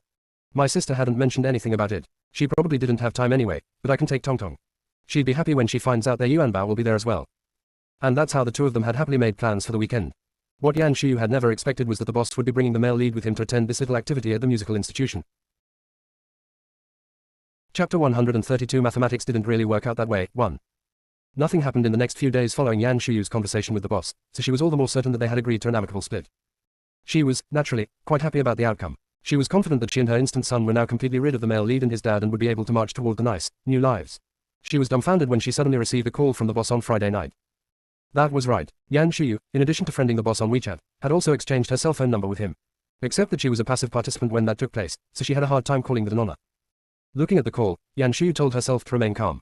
She had turned him down explicitly and the boss had accepted reality as well. There was no way the boss was the stalker type, so perhaps, he was calling her for some legitimate reasons. As much as that possibility was slim to nil, it wasn't against the law for her to fantasize about it for a bit. After all, the boss already knew the building and unit that they lived in. Should he turn into a stalker, whether she picked up his call or not wouldn't make too much of a difference. That being said, after her experience of opening up to the boss, Yan Shuyu had seen a whole new side of him. The male lead's father might seem like a very by-the-book kind of person, but there was certainly a wicked side of him. For example, she had looked for so many excuses earlier to turn him off, including but not limited to ruining her own image, and he knew from the very beginning that she was just making them all up to turn him away. Even so, he played along the entire time just to mess with her until she finally gave up and bluntly told him that she was no longer interested in him and did not want to pursue a relationship with him. He had accepted that calmly. Perhaps that was just a common issue with those in leadership roles. They could toy around with others, but they wouldn't allow others to do the same to them. That's the stubbornness of a boss. And the biggest lesson that Yan Shuyu had learned from this incident was that truly to beat around the bush with the boss with her limited intelligence would simply never end well. She might as well just be open and honest from the very beginning. After she was done preparing herself mentally, Yan Shuyu finally decided on avoiding it and bravely picked up the call before it stopped ringing. "Hello." To her surprise, it wasn't the boss's voice that came from the other end, but a familiar milky voice that said to her, "Hi, Auntie Yan." Oh, it was the little male lead. Yan Shuyu let out a sigh of relief right away and her tone became cheerful. "Oh hi, it's you, little Zhou Yi." Yan Shuyu had always referred to the male lead as a little kid, even though the male lead and his dad had introduced them on the very first day. Yan Shuyu's thought process was that she was just a cannon fodder stepmother, so she should know better than to refer to the male lead intimately and had always been politely distant with him. But now that the male lead had called her up, it wouldn't be right for her to call him little kid anymore. "Yeah, it's me," replied the little male lead seriously. "You can call me Xiao Yi, Auntie Yan." Yan Shuyu, being in a good mood, was very agreeable. "Okay, Xiao Yi, and why are you calling me?" Zhou Yi didn't respond to her question right away but properly exchanged pleasantries with her. "Have you had dinner yet, Auntie Yan?" "Yes, I have." Yan Shuyu was very cooperative when she wasn't talking to the boss. "How about you?" Normally speaking, Zhou Yi was just a 4-year-old child, so there must be an adult next to him. Plus, he was calling her from his father's cell phone, Technically, Yan Shuyu should ask about his guardian just to be polite, but she didn't want the boss to take over the phone, so she never brought up a word about him. She may not have asked, but the little male lead, on the other hand, replied very properly, my dad and I had steak and salad for dinner. What about you? We had fried rice at Sunshine House. Was it good? Yan Shuyu realized that the boss had no intention of taking over the phone, so feeling more relaxed, she smiled and said, it wasn't bad. You can come and try it next time too. Chapter 133 Mathematics didn't really work out that way, too. Okay, I will. Zhou Yi seriously made a mental note before he brought up the real purpose of his call. Auntie Yan, it's the weekend tomorrow. Will you and Bao be at the shop? Yan Shuyu paused for a little after she heard that. Not so much from the little male lead's question, but his referring to her son by his nickname surprised her. Her instant son used his nickname a lot, especially when he was around Yan Shuyu's little buddies at work. Most of them had probably forgotten about his real name by now. She didn't know when it started, but even Instructor Lin from his school started referring to him that way. When Yan Shuyu dropped her son off at school lately, she even heard some of the other kids referring to him as Yuanbao. Which was why she didn't think too much when the boss also referred to him as Yuanbao just like everybody else. As the saying goes, devils are in the details. Naturally, the boss would notice something like that, for someone who had such attention to details. But it completely caught her off guard that the male lead referred to his future cannon fodder stepbrother in such an intimate way. Her instant son would look up to the male lead's father so much that after his mother married into the Zhous, he even voluntarily changed his name to Zhou Yuanjie. As such, there was no way he'd bring a childish name like Yuanbao into the male lead's home. Even if he did, there was no way the male lead would refer to him as such. The two of them were doomed to be arch-nemesis. Now that the male lead was so friendly toward her cannon fodder son, even to the point of using his nickname. Did that mean her son's cannon fodder fate has officially started to be altered? Yan Shuyu couldn't read the boss, but she has some idea of the male lead's personality. In the novel, it was said that the male lead was the distant CEO type who lacked love since childhood. The little male lead she has been in contact with was not yet withdrawn and has a lot of personality. It might not be easy to warm up to him, but judging from the way he was referring to her son, he had already officially accepted him as a friend and her son had also started his friendship with the male lead. Once she got to this point of her thought process, Yan Shuyu became happy instantly. Even if she didn't become his stepmother, her son being good friends with the male lead was a good thing too. The male lead has his male lead halo. It couldn't go wrong being around him. She eagerly responded back to him, did you want to go play with Yuanbao Gege at Sunshine House? Tomorrow is not a good day. How about Sunday? The little male lead went silent for a little bit over the phone, as though he was pondering over it. Yan Shuyu had no choice but to wait for him patiently. In reality, where she couldn't see, Zhou Yi had moved the cell phone away from himself and turned and gave his father a troubled look. The father and son communicated for a bit with their eyes before he picked up the phone again. Using a serious but still very milky voice, he asked, does Yuanbao have plans tomorrow? As he was asking about Yuanbao and his voice was so harmless, Yan Shuyu didn't even give it a second thought before she smiled and said, yes, he does. There are some activities at the musical institution tomorrow and we have already promised we will show up. So what say you two hang out on Sunday instead? Yan Shuyu was still working hard on nurturing the friendship between her son and the male lead when the caller on the other end had been switched. Can we attend the activities tomorrow too? Came Zhou Qinhe's refined and cultured voice. Yan Shuyu, who was completed blindsided. Boss, how do you have so much free time as of late? She was thinking that in her head but also blurted it out uncontrollably. Zhou Qinhe chuckled and said, I haven't had too much free time as of late, but thank you for asking. Quote. Oh, ho ho, Yan Shuyu was speechless. Seeing that she has not yet responded to his question, he repeated himself again, so is it okay tomorrow? Chapter 134 Mathematics didn't really work out that way, 3. The boss was just asking her. Did that mean she can just say, no? Yan Shuyu's eyes flickered, and she was very tempted to say just that when she heard the boss say in a very nonchalantly way, when you said activities, you were referring to Lucy's musical institution, right? I still have Instructor Lu's business card that he gave me last time. I happen to have some questions for him. If you don't think it's appropriate, I can reach out to them directly. Yan Shuyu. Zhou Qinhe sounded very reasonable, but Yan Shuyu knew full well that Lucy already knew of the boss's real identity. In addition to being a very outstanding musician, Lucy also wanted to have a very successful business. Meaning, if the boss was to reach out to Lucy, Lucy would arrange for the boss to come no matter what hoops he had to jump through, never mind that it was just regular pre-opening activities tomorrow. So what was the point to make the boss go the indirect route and have him hold yet another grudge against her? As much as she had an inkling that the boss was threatening her a bit, she still replied with feigned enthusiasm, no, it is fine. I just heard that there will be lots of kids there tomorrow. It'll probably be pretty noisy and I worry that it isn't exactly your scene. Yan Shuyu really hoped that the boss would think this whole thing through. This father and son pair were standing at the top of the world. She could only imagine them going to places with others of their same caliber and the venues that were resplendent and magnificent. Definitely not activities that were so peasant-like. Nevertheless, Zhou Qinhe had already made the decision single-sidedly. That will be fine. COE and I would like to check it out as well. What time tomorrow? Things didn't exactly go as she had hoped. Yan Shuyu replied a little distressed, I heard there will be some games as well. It'll be from 2 p.m. to 5 or 6 p.m. Quote. Zhou Qinhe responded with a, before he suddenly asked another question, do you have plans tomorrow at noontime? Yan Shuyu had a bad feeling. Perhaps, maybe. I don't think so. Then why don't we have lunch together? Asked Zhou Qinhe directly without letting her tone bother him a bit. He then added, Yuanbao can have seafood, right? He didn't ask whether Yan Shuyu could have seafood, but as soon as she heard the word, her eyes beamed. All the words she had prepared to turn him down turned into, what kind of seafood? They have every kind. Zhou Qinhe reminded nicely, I heard that this restaurant is by reservation only. If you would like to go, this is the perfect time to make a reservation. If we wait any longer, that might be a problem. A restaurant that even someone with the boss's status had to make a reservation to eat there. Exactly how tall, big, and high class was this restaurant? If Yan Shuyu was only tempted earlier, she was now completely fixated. Struggling, she asked, Zhou Yi will be there as well. Of course, laughed Zhou Qinhei, that way we can just head over to the activities after lunch. Yan Shuyu thought she got it now. The boss was treating him as a token of appreciation for her and her son, taking him and his son out for fun. There was no reason to turn him down. As such, why should she? It'd be an extra opportunity for her son and the male lead to get closer to each other. And that was how Yan Shuyu happily made her decision. She was still being polite verbally though. Oh, I would hate for you to spend so much. Quid pro quo, you treated me to coffee last time. Trading a seafood meal from the boss with a $20 cup of coffee was a steal. Naturally, Yan Shuyu, being the one who came out ahead in this, would not remind him that the mathematics didn't really work out that way. With her lips curved madly up, she nodded. All right. We will go pick you up at 11 a.m, will that work? Yan Shuyu thought about it for a bit. She really wished the boss would give her the address, so she and her son could just take the subway over. But she figured that the boss's gentleman etiquette would never let her do that. Well, he already knew where she lived, so what difference would that make now? She nodded happily and said, okay, I will see you tomorrow then. Chapter 135 Pretty Flower for a Pretty Woman 1. After she had gotten home from work, Yan Shuyu immediately shared the good news of having a fancy free lunch tomorrow with her son and got a cheer from him. Then, the next morning, she was woken up by her impatient son. Zhang Yuanbao had inherited his mom's personality of wanting to look good. That was not usually obvious until it was an important day like today. As soon as the little kiddo had woken up, he sat on the bed, troubled, and asked, what should I wear today? Yan Shuyu took a look at the time. It was already 8:50 a.m. Even though it was the weekend, considering that her son has always been going to bed early and waking up early, it was plenty thoughtful of him to wait until this hour to wake her up. She rubbed her eyes and sat up.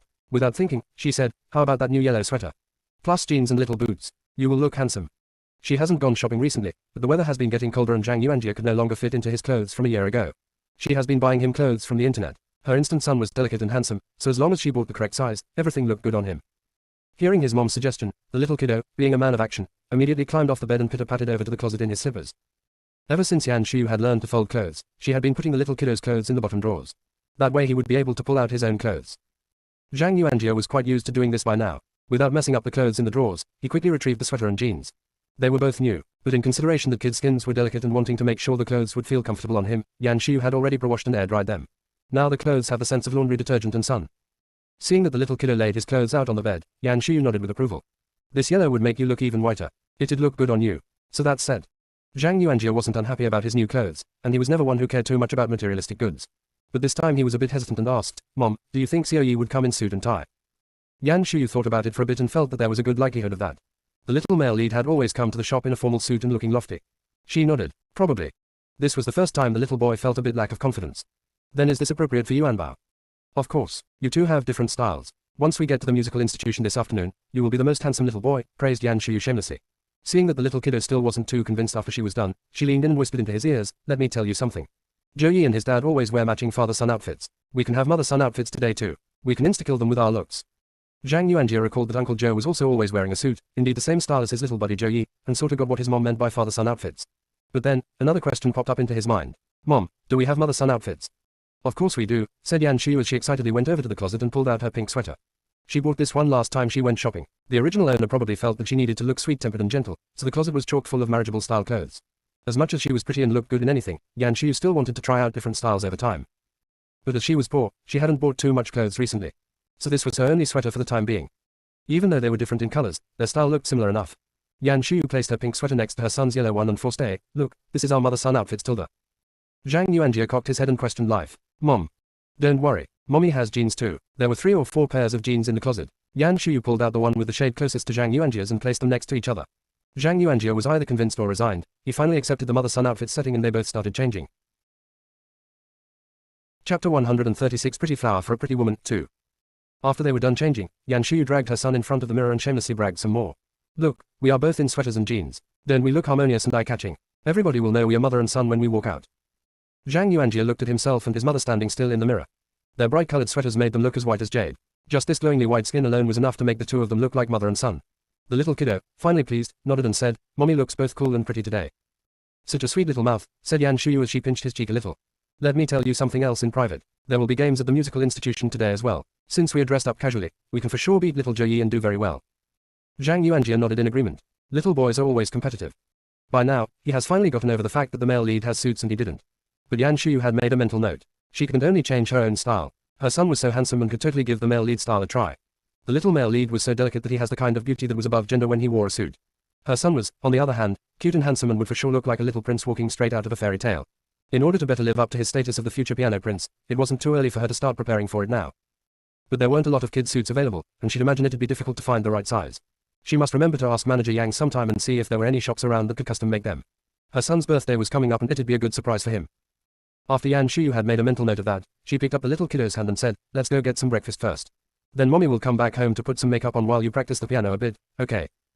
Zhang Yuanjia nodded docilely, "Okay." And just like that, the mother and son duo walked across the streets holding hands, had breakfast across the street, and went about their own businesses after they got home. Yan Shuyu spent almost an hour applying her makeup. Sometimes when she was lazy, she would only apply foundation, color in her brow, and add on lipstick before going to work. But she has time today and there would be lots of activities, so she spent a lot of time on really applying her makeup. She even picked a deep red color that wasn't too appropriate for work. After applying the lipstick, she was so pretty that she could make a man lose his kingdom for her. Yan Shuyu spent a little more time appreciating her beauty. When she looked at the time again, she noticed that it was already almost 11 a.m. Even though the boss hadn't reminded her that he was almost there, Yan Shuyu didn't think the boss was the kind who'd be late given all the servants and chauffeur that he had and that he wouldn't have to do much to be on time. She stood up and announced decisively, "Darling, let's get ready and go downstairs." As his mother had spent an hour applying makeup, Zhang Yuanjia had also spent an hour practicing on his piano and was beginning to get tired. Hearing his mother, he quickly leapt off of the chair and put away his digital piano. Yan Shuyu had also packed up the backpack and happily headed downstairs with her son. She went down almost 5 minutes early and had expected that they'd have to wait for a little bit, but as soon as the two of them walked out of their building, her phone rang and it was from Zhou Qinhe. "I parked at the 6 o'clock position. I put my blinkers on, can you see me?" The boss's car was as attention-grabbing as usual. Yan Shuyu looked around for a little and locked onto the luxurious car with its emergency lights going off. She still didn't recognize what kind of car it was, but as far as it's being luxurious and not low-key, that was doubtless the boss's car. Chapter 137 Pretty Flower for a Pretty Woman, 3. Yan Shuyu, with her phone in her left hand and her son in her right, walked toward the car. At the same time, she said in a surprised tone, "Have you been waiting long? I thought we came down before our meeting time already." "No, we just got here as well," said Zhou Qinhe with a smile. "Parking isn't easy over here, so I didn't walk up to you." Yan Shuyu didn't feel that she was so exalted that she needed the boss to walk up to her for the few steps over to his car. Quite contrarily, she was very surprised. From what the boss said, it sounded like he drove himself today. She seemed to recall that kids were not allowed to sit in the passenger seat. So when she got into the car, should she sit in the back with her son or politely take the passenger seat? Once she walked up to the car, she realized that she had overdoubted. Zhou Yi was, indeed, sitting properly in the back seat. And, next to his car seat, there was another car seat. The two car seats had taken up the entire back seat. If she didn't want to sit in the passenger seat, then her only other option would be the trunk. Naturally, Yan Shuyu wasn't entirely happy about that. "You even prepared an extra child seat. How thoughtful." Zhou Qinhe got out of the car and personally put Zhang Yuanjia into the seat and buckled him up as he explained nonchalantly, "Neither one of them are over 7 years old. It's safer for them to be in child seats." As the boss was being so thoughtful and with her son's best interest in mind, Yan Shuyu has even less room to complain. She would just have to be displeased about that. That was when the little male lead tried very hard to lean over from inside the car and said, "Hi, Auntie Yan." "Hi, Xiao Yi," said Yan Shuyu as she bent down to see him. She seemed to have noticed the little male lead carrying something in his hand. She quickly walked over to the other side and Zhou Yi opened up the window from inside the car and handed a rose over to her. "This is for you, Auntie Yan. It's from my dad and I." "You and your dad?" Yan Shuyu was pleasantly surprised and at the same time, a bit baffled. She felt that one rose was very out of character for the boss's nouveau riche style. If he was going to give her flowers, shouldn't it be like a bundle of 99 roses? Wait, what? Why did the male lead and his dad gave her a rose for no reason? The little male lead went and explained, "This is the prettiest flower in our garden. I picked it out myself and dad cut it off. It's a gift for you, Auntie Yan." Yan Shuyu looked at the flower that was trimmed and wrapped prettier than one from a florist and thought to herself that the boss's employees at home were certainly very talented. They even knew how to package a rose. But a gift like that certainly made her very happy. "I like it a lot. Thank you so much." As the saying goes, pretty flowers always go with pretty women. Shameless Yan Shuyu, on the other hand, naturally thought that only a fiery red, delicate, and alluring red rose could go along with her incredible beauty. Most importantly, this was from the boss's garden. He must have only given it to her because he found the rose pretty and that there was no special meaning associated with it. Naturally, she very much appreciated it. With the flower in hand, Yan Shuyu happily climbed into the passenger seat. As all her attention had been diverted by the rose, she was no longer dwelling over having to sit in the passenger seat. In her previous life, her boyfriend was just a student and was very limited when it came to being romantic. Which was why the hint of romance suggested by a flower that was hand-picked struck her immediately. Yan Shuyu liked it so much that she couldn't let go of it. She took a lot of pictures of it. When they arrived at the destination, she even carried it with her out of the car. Zhou Qinhe, who was completely forgotten. Chapter 138 Trading the Scrumptious Food with Labor, 1. Happily carrying the rose with her, Yan Shuyu's mood was ruined by the server's creative greeting. The seafood restaurant chosen by the boss was truly tall, big, and high class. Yan Shuyu could tell that as soon as she got out of the car. The service of the restaurant could rival that of some 5-star hotels. Even just going there for lunch, there's a handsome young man who'd parked their car for them. Naturally, there was also a valet who'd opened one's door for you, but Yan Shuyu, who wasn't used to it, had already opened up her own door as soon as the car stopped, before the handsome young man was even able to get close to them. She then saw the tall server with long legs bow to them and say, "Sir, madam, good afternoon and welcome." Yan Shuyu immediately stopped smiling. She was still a young girl. Even if she was a mother, she was the prettiest mother in the world. Why did she get greeted with a, "Madam"? Having greeted them, the server immediately went over and helped the two young customers out of the car. This was when Yan Shuyu finally noticed that the two of them along with two children in tow, it did only make sense for others to assume they were a family and referred to her as, "Madam." All she needed to do was to clarify it with them. Nevertheless, as soon as she turned around, she noticed that the boss had already given his car keys to the parking valet, thanked the server, and was about to follow the server inside with one kid in each hand. He seemed to have completely forgotten about the way that the server had referred to them earlier. Yan Shuyu felt hesitant all of a sudden. Now that was already in the past and nobody seemed to have paid it much attention, would it be odd if she abruptly blurted out that the boss and her was not a couple? It seemed like that would be a bit awkward. Before Yan Shuyu could make up her mind, the three who had already taken a few steps all stopped to look at her. The boss asked, concerned, "What's the matter?" Little kiddo Zhang Yuanbao, on the other hand, called out to her cheerfully, "Come on, mommy. Join us." Seeing the look of anticipation on the little kiddo, Yan Shuyu thought to herself that he was a little foodie as well and had finally shown his true colors today. That being said, thinking about the seafood feast in her near future, she, too, was quite eager herself. She cheerfully decided to put the little incident aside for the time being and enjoy the food first. Mainly she felt that the restaurant was so high-end, once they had walked inside and placed their orders, there would be more interactions and she'd just need to take the opportunity to clarify the mistake they were making in the way they were referring to them. It'd be much smoother and not embarrassing at all. Having it all planned out, Yan Shuyu quickly followed the boss and the kids and the family. No, the group walked inside the restaurant laughing and chatting. When a different, pretty hostess took them to a window seat inside the main dining area, Yan Shuyu, surprised, asked in a soft voice, "Hey, no private room today?" Even when they went to the French restaurant last time unplanned after the movie, the boss still asked if there was a private room available, but there wasn't. Which was how they ended up in the main dining area. This restaurant needed reservation in advance. Yan Shuyu figured that the boss would for sure have asked for a private room. Last time, there were just the two of them, so it'd be odd to be in a private room. But there were four of them today, so she didn't have to worry about that.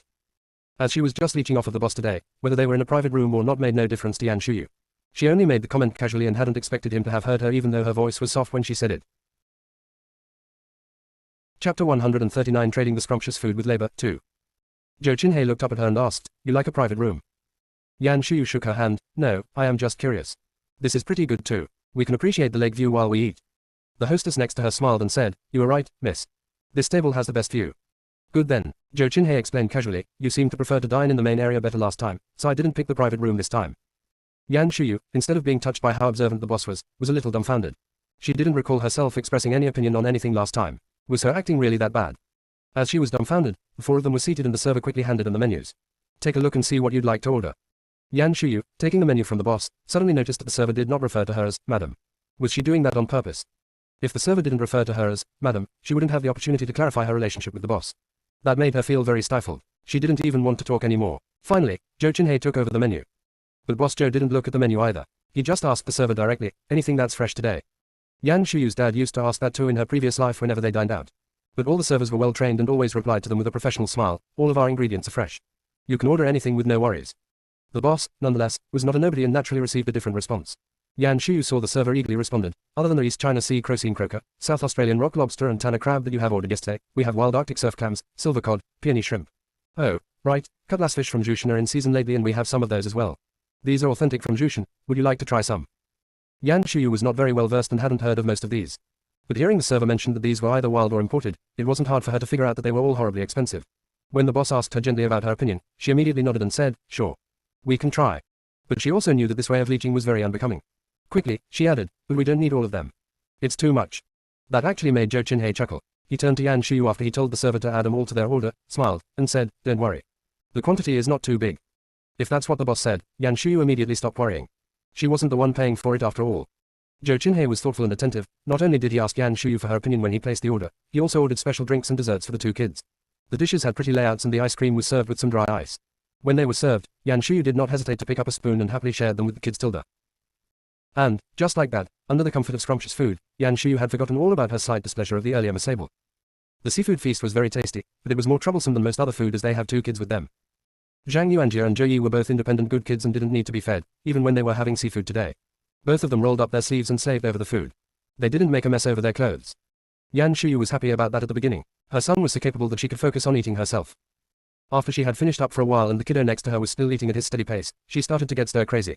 She took a look at her watch. Noticing that they had already been there for an hour already, she asked her instant son, "Are you almost done?" Zhang Yuanjia lifted up his head and told her, "No." Yan Shuyu asked incredulously, "Not at all?" Chapter 140 Trading the Scrumptious Food with Labor 3.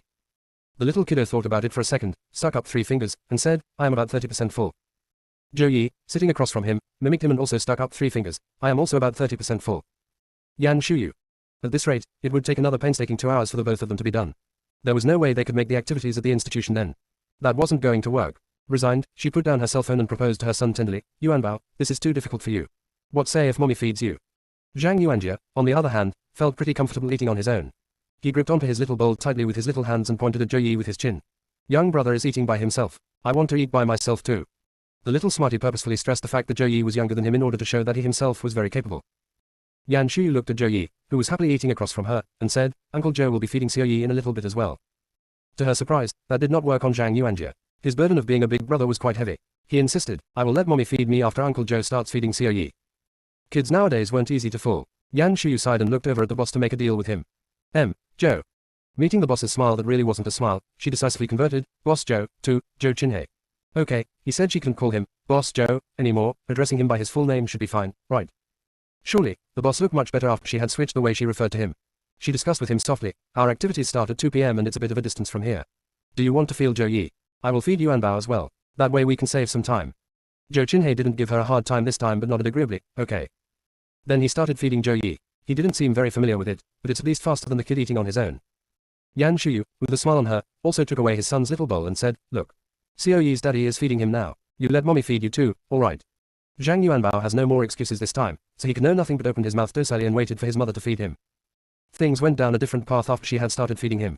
Yan Shuyu had just put a piece of cod in her son's bowl before she heard the little male lead across from her said he wanted cod also. So she split the piece of fish that she had just deboned into 2 and fed half to Zhang Yuanbao and the other half went inside little Zhou Yi's mouth. After that one time, the little male lead was stuck onto her. When Zhang Yuanbao had some soup, he'd lean over and say he wanted soup also. Zhang Yuanbao would have a shrimp, and he'd opened his mouth and waited for shrimp. Finally, Zhou Yi leapt off his seat, walked around, and shoved himself in between Yan Shuyu and Zhang Yuanjia to be fed. Yan Shuyu. Since when did the male lead become so shameless? It didn't bother Zhou Qinhe that his son had abandoned him. He put the bowl down and smiled at her. I've heard that kids enjoy joining in the fun. Food probably tastes better to him that way.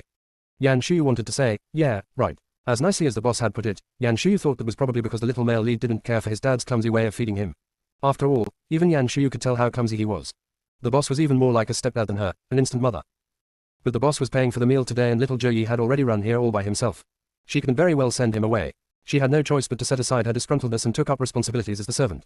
She feeds a mouthful to her son and a mouthful to the male lead. She'd just have to think of it as trading the scrumptious food with labor. Chapter 141 Failed Matchmaking 1. Yan Shuyu, focused on what she was doing, did not notice a group of guests who had just finished their meal and were walking out of a private room. One of the men, when he saw their table from afar, his eyes bulged out so much that his eyeballs almost fell out of his sockets. The man looked to be 2 to 3 years younger than Zhou Qinhe and was also the youngest in the group. He did, however, appear to be the leader among the group. The group of them were laughing and smiling, but one by one, they stopped in their paths as they noticed his odd look. Boss Qin, what's the matter? Boss Qin didn't say anything, so everybody looked in the direction that he was looking at.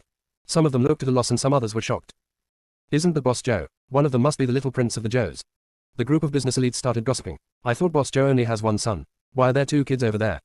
The woman sitting across from him doesn't look very familiar. Is she a socialite from one of the prestigious families? Qin Sarui, the young master of the Qins, hearing the gossiping behind his back finally recollected himself. He waved at the people behind him and said, you guys go first.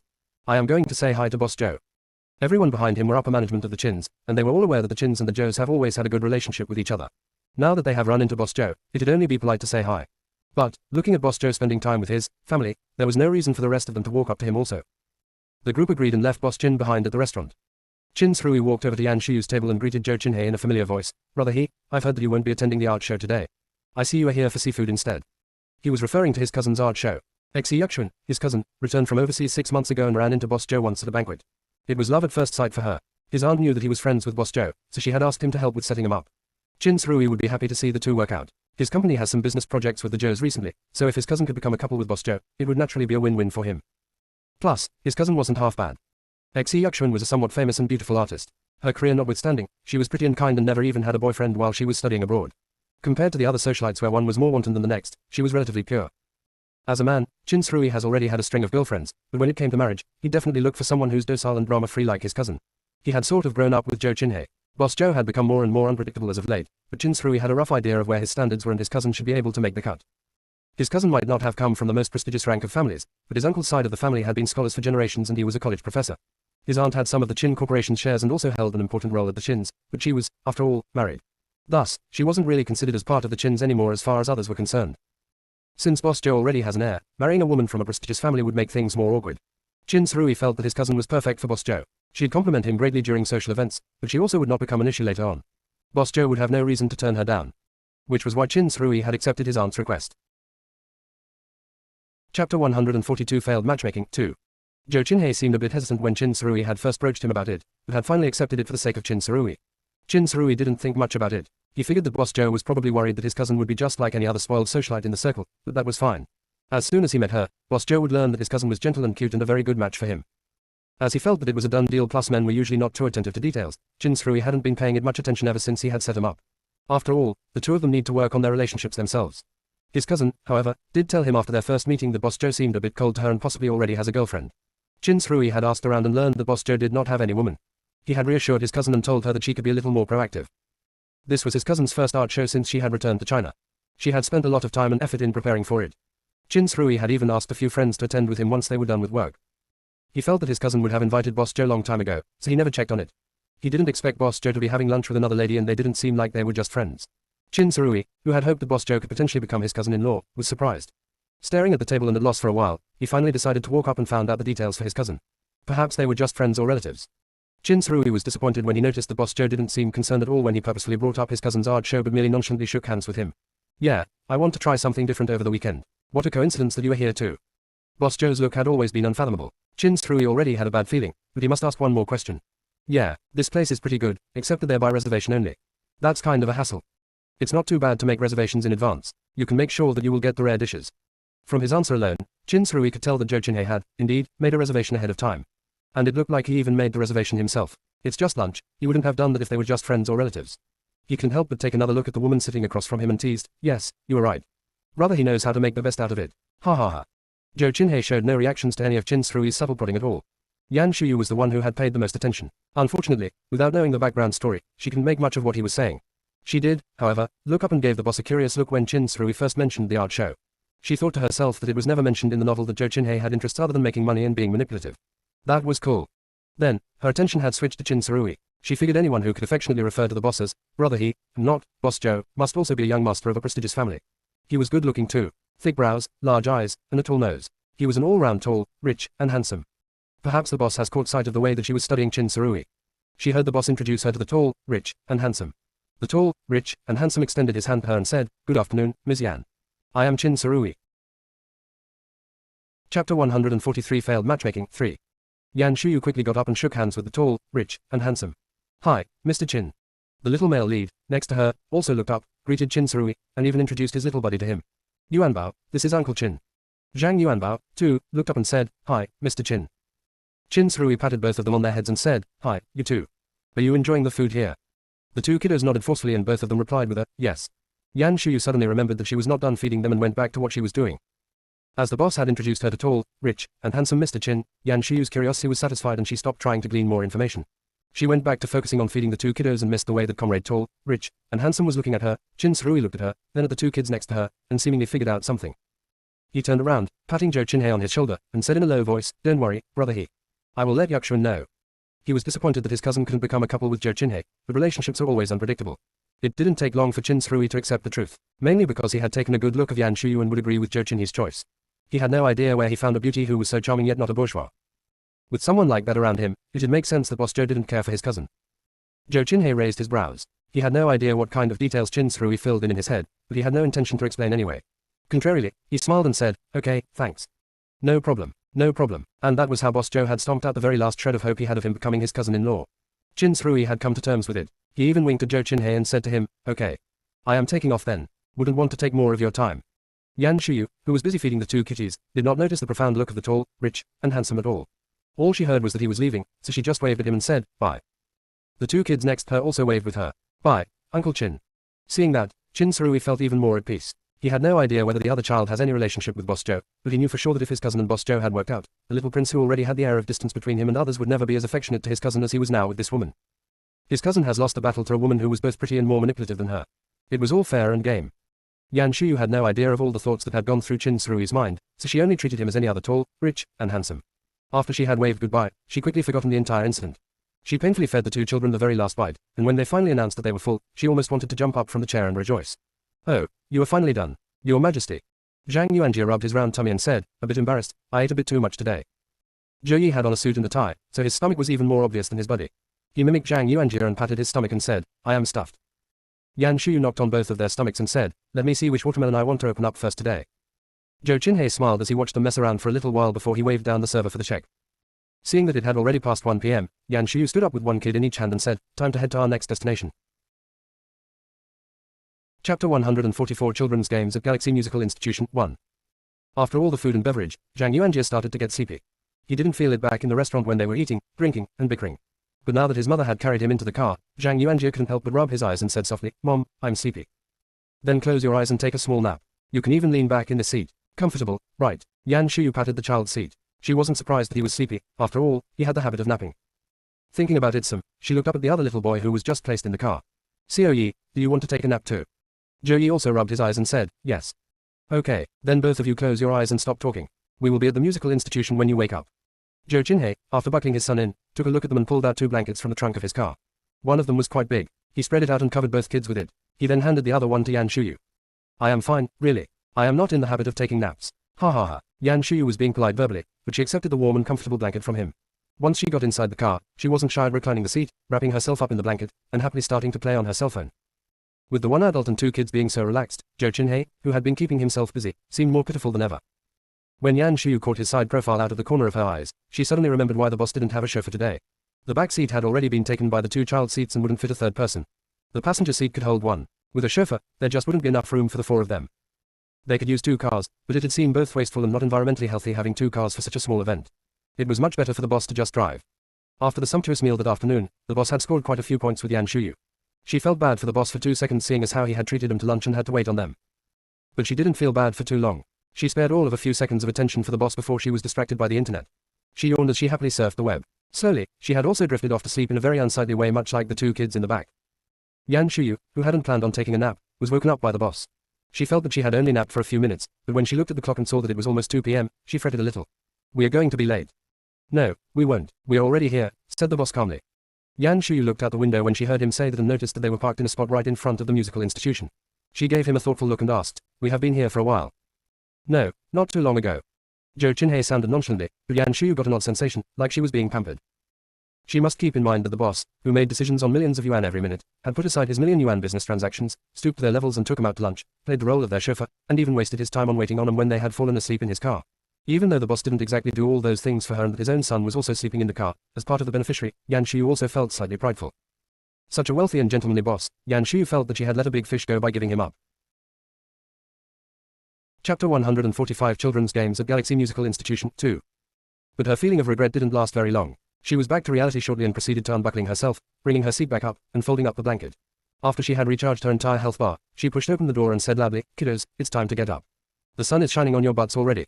The kiddos woke up one by one and stretched. Then, they were carried out of the car. Yan Shuyu, who was well fed and well rested, continued to hold onto one kid in each hand and proceeded to walk into the musical institution with her head held high. The very next second, she heard the accusatory voice of Manager Yang. Yanyan, you brought Boss Zhou. You promised me you will be on my team. Manager Yang looked at her with the grief and indignation equivalent to that of someone who had just caught his lover cheating on him, and the boss gave her a smile that was not a smile. Yan Shuyu felt her head throbbing. No, I didn't. I wasn't. We are all friends. Naturally I have to extend the invitation to you when something fun is going on. Lucy, who happened to notice them, walked over to greet them as well. Boss Zhou, Yanyan, you have arrived. Lucy didn't know that Boss Zhou was going to attend until just now. Nevertheless, they had met once before. After their meeting last time, Lucy looked up Zhou Qinhei afterward and confirmed that he was, indeed, the legendary Boss Zhou. He was emotional about that. Just the thought that he had just started his business and they weren't even qualified to solicit venture capitalists, an opportunity to meet a bankroller such as Boss Zhou was naturally very exciting. Mainly, Lucy felt that the way they met was such a coincidence and that it would never happen again. He didn't expect Yan Shuyu to do him a solid and bring him such a big surprise in such a manner. Lucy was pleasantly surprised and naturally gave them his passionate welcome. His behavior had helped out Yan Shuyu indirectly. Yan Shuyu let out a sigh of relief when the boss finally stopped looking at her. She immediately received a text from Manager Yang on her phone and this time he was much more normal. How come you brought Boss Zhou with you? Yan Shuyu summarized it for him. Boss Zhou's son wanted to hang out with Yuan Bao and I slipped and told him about this event, then they decided to come with for the fun of it. Okay, I can understand them wanting to come. But do you need to come together? Yang Zifeng was no idiot. I offered to pick you up, but you turned me down. Yan Shuyu felt that it was much easier to take the subway instead of having Yang Zifeng pick him up. But when he put it that way, now it sounded like she had ditched a friend for a guy. She explained herself quickly. Boss Joe wanted to take us out for lunch to show his appreciation, which was why we came over together after lunch. Oh, where did he take you? Seafood. Yan Shuyu thought about it for a second and also gave him the name of the restaurant. TSK. Manager Yang looked it up, gave her a profound look, and continued sending her messages on WeChat. And here you told me that there is nothing going on between the two of you. You are totally overreacting right now. Yang Zifeng's look wasn't as profound as that of Boss Joe. There were certainly advantages to being difficult to read. To Yang Zifeng and the lot, Boss Joe had always been difficult to read, so they couldn't tell much right now. Yan Shuyu. Chapter 146 Children's Games at Galaxy Musical Institution 3. She wanted to explain how the boss was interested in her previously, but she held her ground and refused to bow down in the face of money and turned him down. But then again, she had already explicitly turned down the boss. Providing Manager Yang with all the details would add no value other than giving him gossiping materials. So she decided to keep the story to herself and made her counterattack. That's because you caught me off guard. What was that all about? Yang Zifeng. At the end of the day, the activity today was about the kids, so as soon Zhang Yuanjie and Zhou Yi had arrived, an instructor came and took them to meet the other kids, one of them being Tong Tong, whom Zhang Yuanjie likes a lot.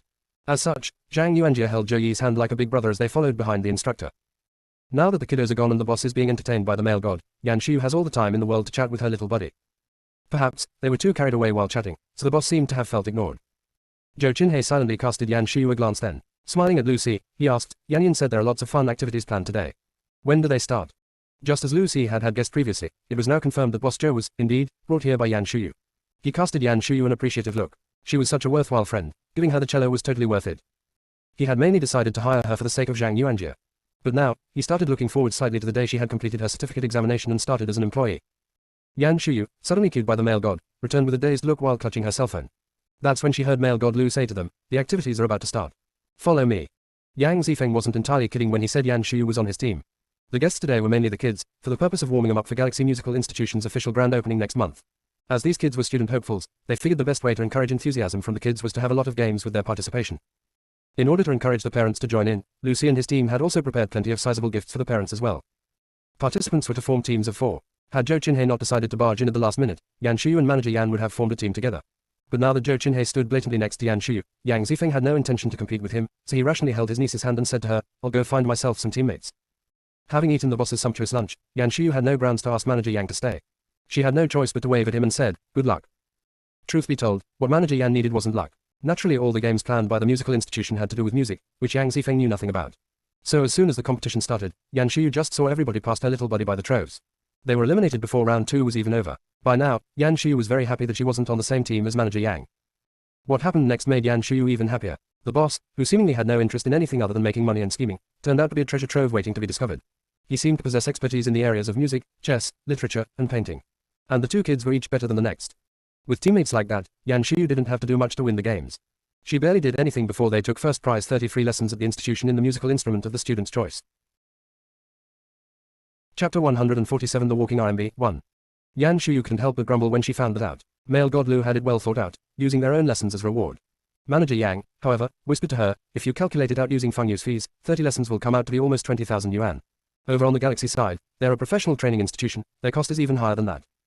Yan Shuyu had much more respect for male god Lu after she heard Manager Yang's explanation. The male god was quite generous. First prize was 30 free lessons for 2 kids, a value of 40,000 yuan. That was quite a prize. Except that her son was to get free lessons anyway, so this prize wasn't very meaningful to her. There wasn't much to be excited about. When male god Lu handed him the prize personally, she was even thinking that the boss probably didn't care much for it either. The little male lead's piano instructor was a well-known pianist. He was, by definition, a piano prince. Such was the privilege of a rich person. Even if the little male lead wanted to learn any other kind of instruments, he could totally hire a professional in the field. There was no reason for him to waste time at a small institution like this one.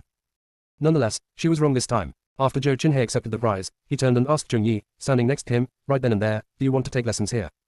By now, Zheng Yi and Zhang Yuanjie were already best of buds as could be seen by the fact that he did not resent Yuan Bao holding his hand. The two boys were still holding hands the entire time even after the games were over. Hearing his dad's question, little Zheng Yi gave his little buddy a look, then he lifted his head and gave Yan Shuyu a look and said, I want to take cello lessons from Auntie Yan. Zhang Yuanjie was very happy. I am taking cello lessons from my mom as well. Yan Shuyu was baffled, but I am not an instructor here and won't be able to teach you. Lucy smiled and said, Auntie Yan will become an instructor here 2 months from now, after she had completed her certificate examination. Can you wait that long, little Zheng Yi? Yan Shuyu. She really wished the male lead would shake his head. Unfortunately, this little kiddo has a mind of his own at his very young age. Once he had locked in on her, he nodded decisively and said, yes, I can wait. Are you alright with that as well, Boss Joe? Boss Joe put on the world's best father look and said, sure, whatever COE wants. Alright, then I will have the front desk enter him into our system. And that was how Yan Shuyu's future employer happily sold her off. But, for the sake of everything that she had done for the institution, Lucy pulled her aside when he freed up and said to her, Yuan Bao had no use of the first prize, so why don't I convert that to cash for you? We have a 20% off promotion right now, so 30 lessons come out to be 21,000 yuan. We can't start going down this path, so I can convert this to a bonus for you after you started here as an employee. What do you say? 20,000 plus yuan. Yan Shuyu's eyes were straight and suddenly forgot all the unpleasantness earlier. Holding male god Lu's hand, she said with utmost sincerity, Boss Lu, you are such a nice guy. Don't say that, said Lucy with a smile. Just make sure you take good care of Boss Zhou's young master in the future, okay? Yan Shuyu. For the sake of the money, she finally nodded. No problem, I will take good care of him. She had already clearly and explicitly communicated with the boss, and he had accepted it. So her being the male leads instructor shouldn't be a problem at all, right? Yan Shuyu felt much better after she had comforted herself. Yan Shuyu did the math quickly in her head. 30 lessons came out to be 21,000 yuan after 20% off. That's almost 800 yuan per lesson. 1/3 of that was close to 300 yuan. The way Boss Lu had put it, she only needed to teach one lesson a day and would already be able to make 8,000 yuan a month. Darn, she was going to get rich fast. Chapter 148 The Walking RMB 2. After being motivated by her future boss, Yan Shuyu was filled with drive. The little male lead now looked like walking RMB to her. She figured that even if she wasn't a great instructor, having just him as her student would be enough to pay her bills. RMB stands for renminbi, China's official currency. Yuan is the basic unit of renminbi. Returning to the break room, Yan Shuyu couldn't help but pick up the little male lead's hand and said to him tenderly, Xiao Yi, we have an agreement, okay. Auntie Yan will give you cello lessons after she has earned her certification. You can't switch to other instructors without me knowing, okay. Zhou Yi gave her a baffled look, but nodded nonetheless, okay. Yan Shuyu felt that that wasn't sufficient, so she added, pinky promise then. Zhou Yi was still baffled. What is pinky promise? Oh, what a poor little boy. He didn't even know what pinky promise is. Yan Shuyu gave him a few affectionate looks before she dragged over her own son and showed him what a pinky promise was. She was then able to do that with the male lead. That made her feel much better afterward. The entire time that Yan Shuyu was performing her little scheming act, Zhou Qinhe watched on with a smile. He could obviously see right through her, but he had no intention to stop her from what she was doing. He waited till she had sufficiently fooled the little kiddo while looking like the big bad wolf pretending to be the grandmother before he smiled and chimed in, it's getting late. What would you like for dinner?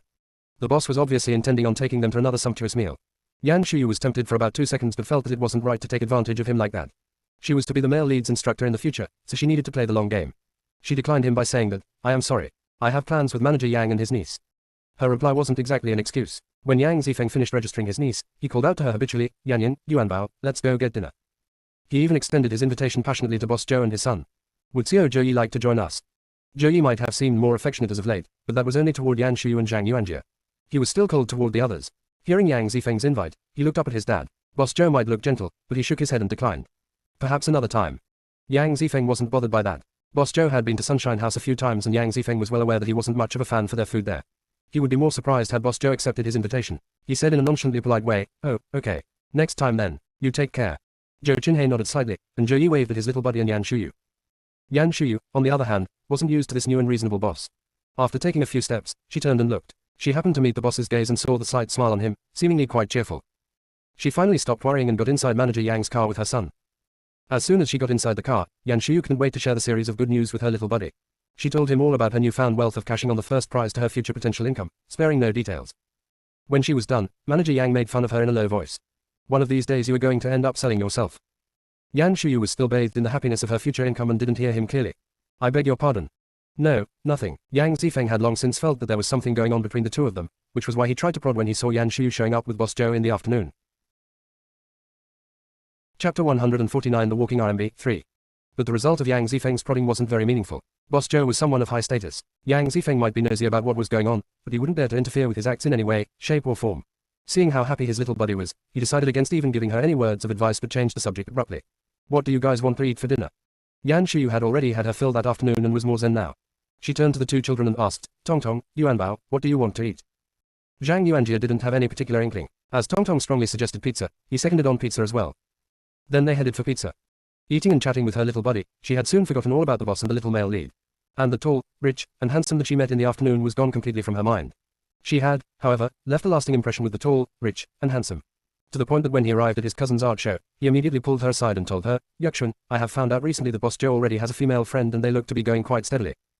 Qin Sarui, worried that his cousin would get too upset, didn't mention that they both brought their kids on the date and looked like a family of 4. He even put the blame on himself. It was my fault. I should have gathered all the facts instead of making this mistake. Just let it go, alright. Xi Yuxuan's face turned pale, but she remained silent in the end. Chin Luoi, Chin Srui's aunt, on the other hand, overheard the conversation and walked over with a displeased look. Which family is the girl from? Have you seen her before? No, she did not look familiar. So she isn't from our circle then. Chin Luoi snickered. Seo Rui, are you sure she is Boss Zhou's girlfriend? With the Zhou's status, not every woman can marry into his family. His aunt's words were rude, but Chin Srui didn't think much of it. He knew that his aunt pursued her romance back in the days and insisted on marrying his uncle, who was from a regular family. Even though his uncle was from a scholarly family that had a good reputation, they were still, nonetheless, of a lower status than the Chins. It was customary in their circles to kiss up to those of higher status while stepping down on those who were lower.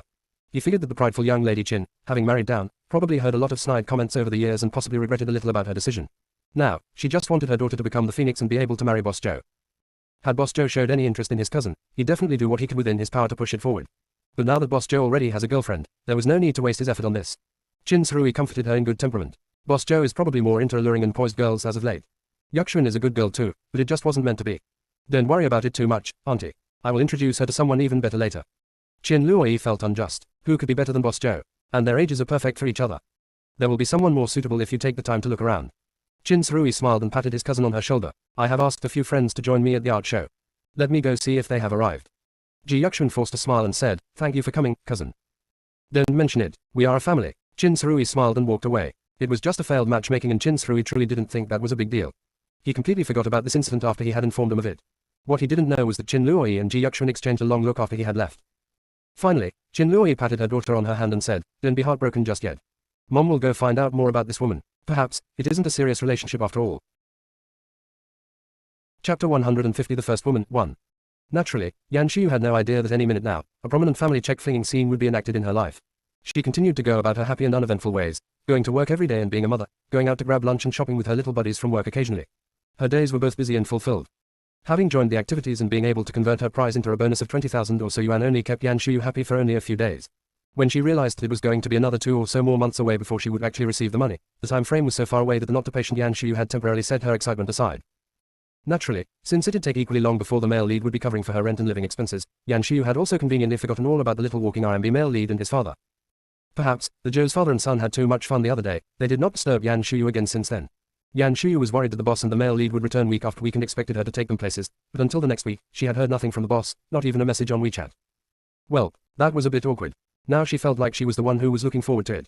That made Yan Xiu feel a bit disgruntled about it, and all she could do was to complain about the boss's bad habit of being unpredictable. This was, after all, not a big deal. After her usual disgruntlement, Yan Xiu moved on from it. Just when she felt that she wouldn't be seeing the boss for a long time, he showed up again without warning. Like a cat toying with a mouse, one could never predict his next move.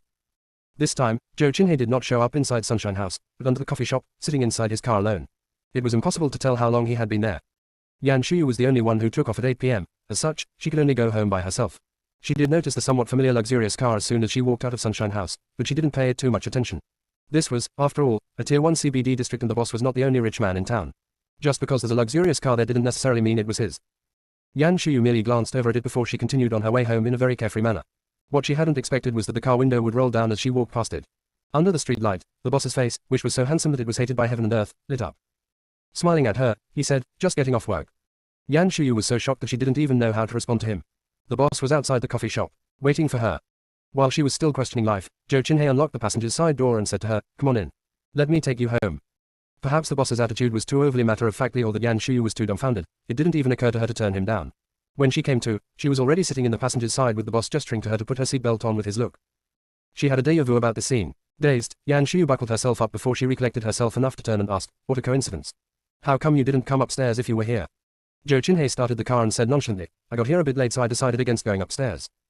Yan Xiu was even more baffled. It was only a little bit past 8 p.m. It will be a while before the closing time of the shop.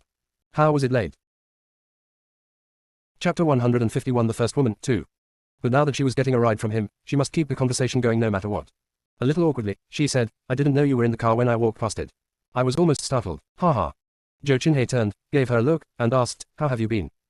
Not too bad. Yan Xiu worked with him on the awkward chit-chatting. How about you? I have been a little bit busy as of late. I just came back from a business trip.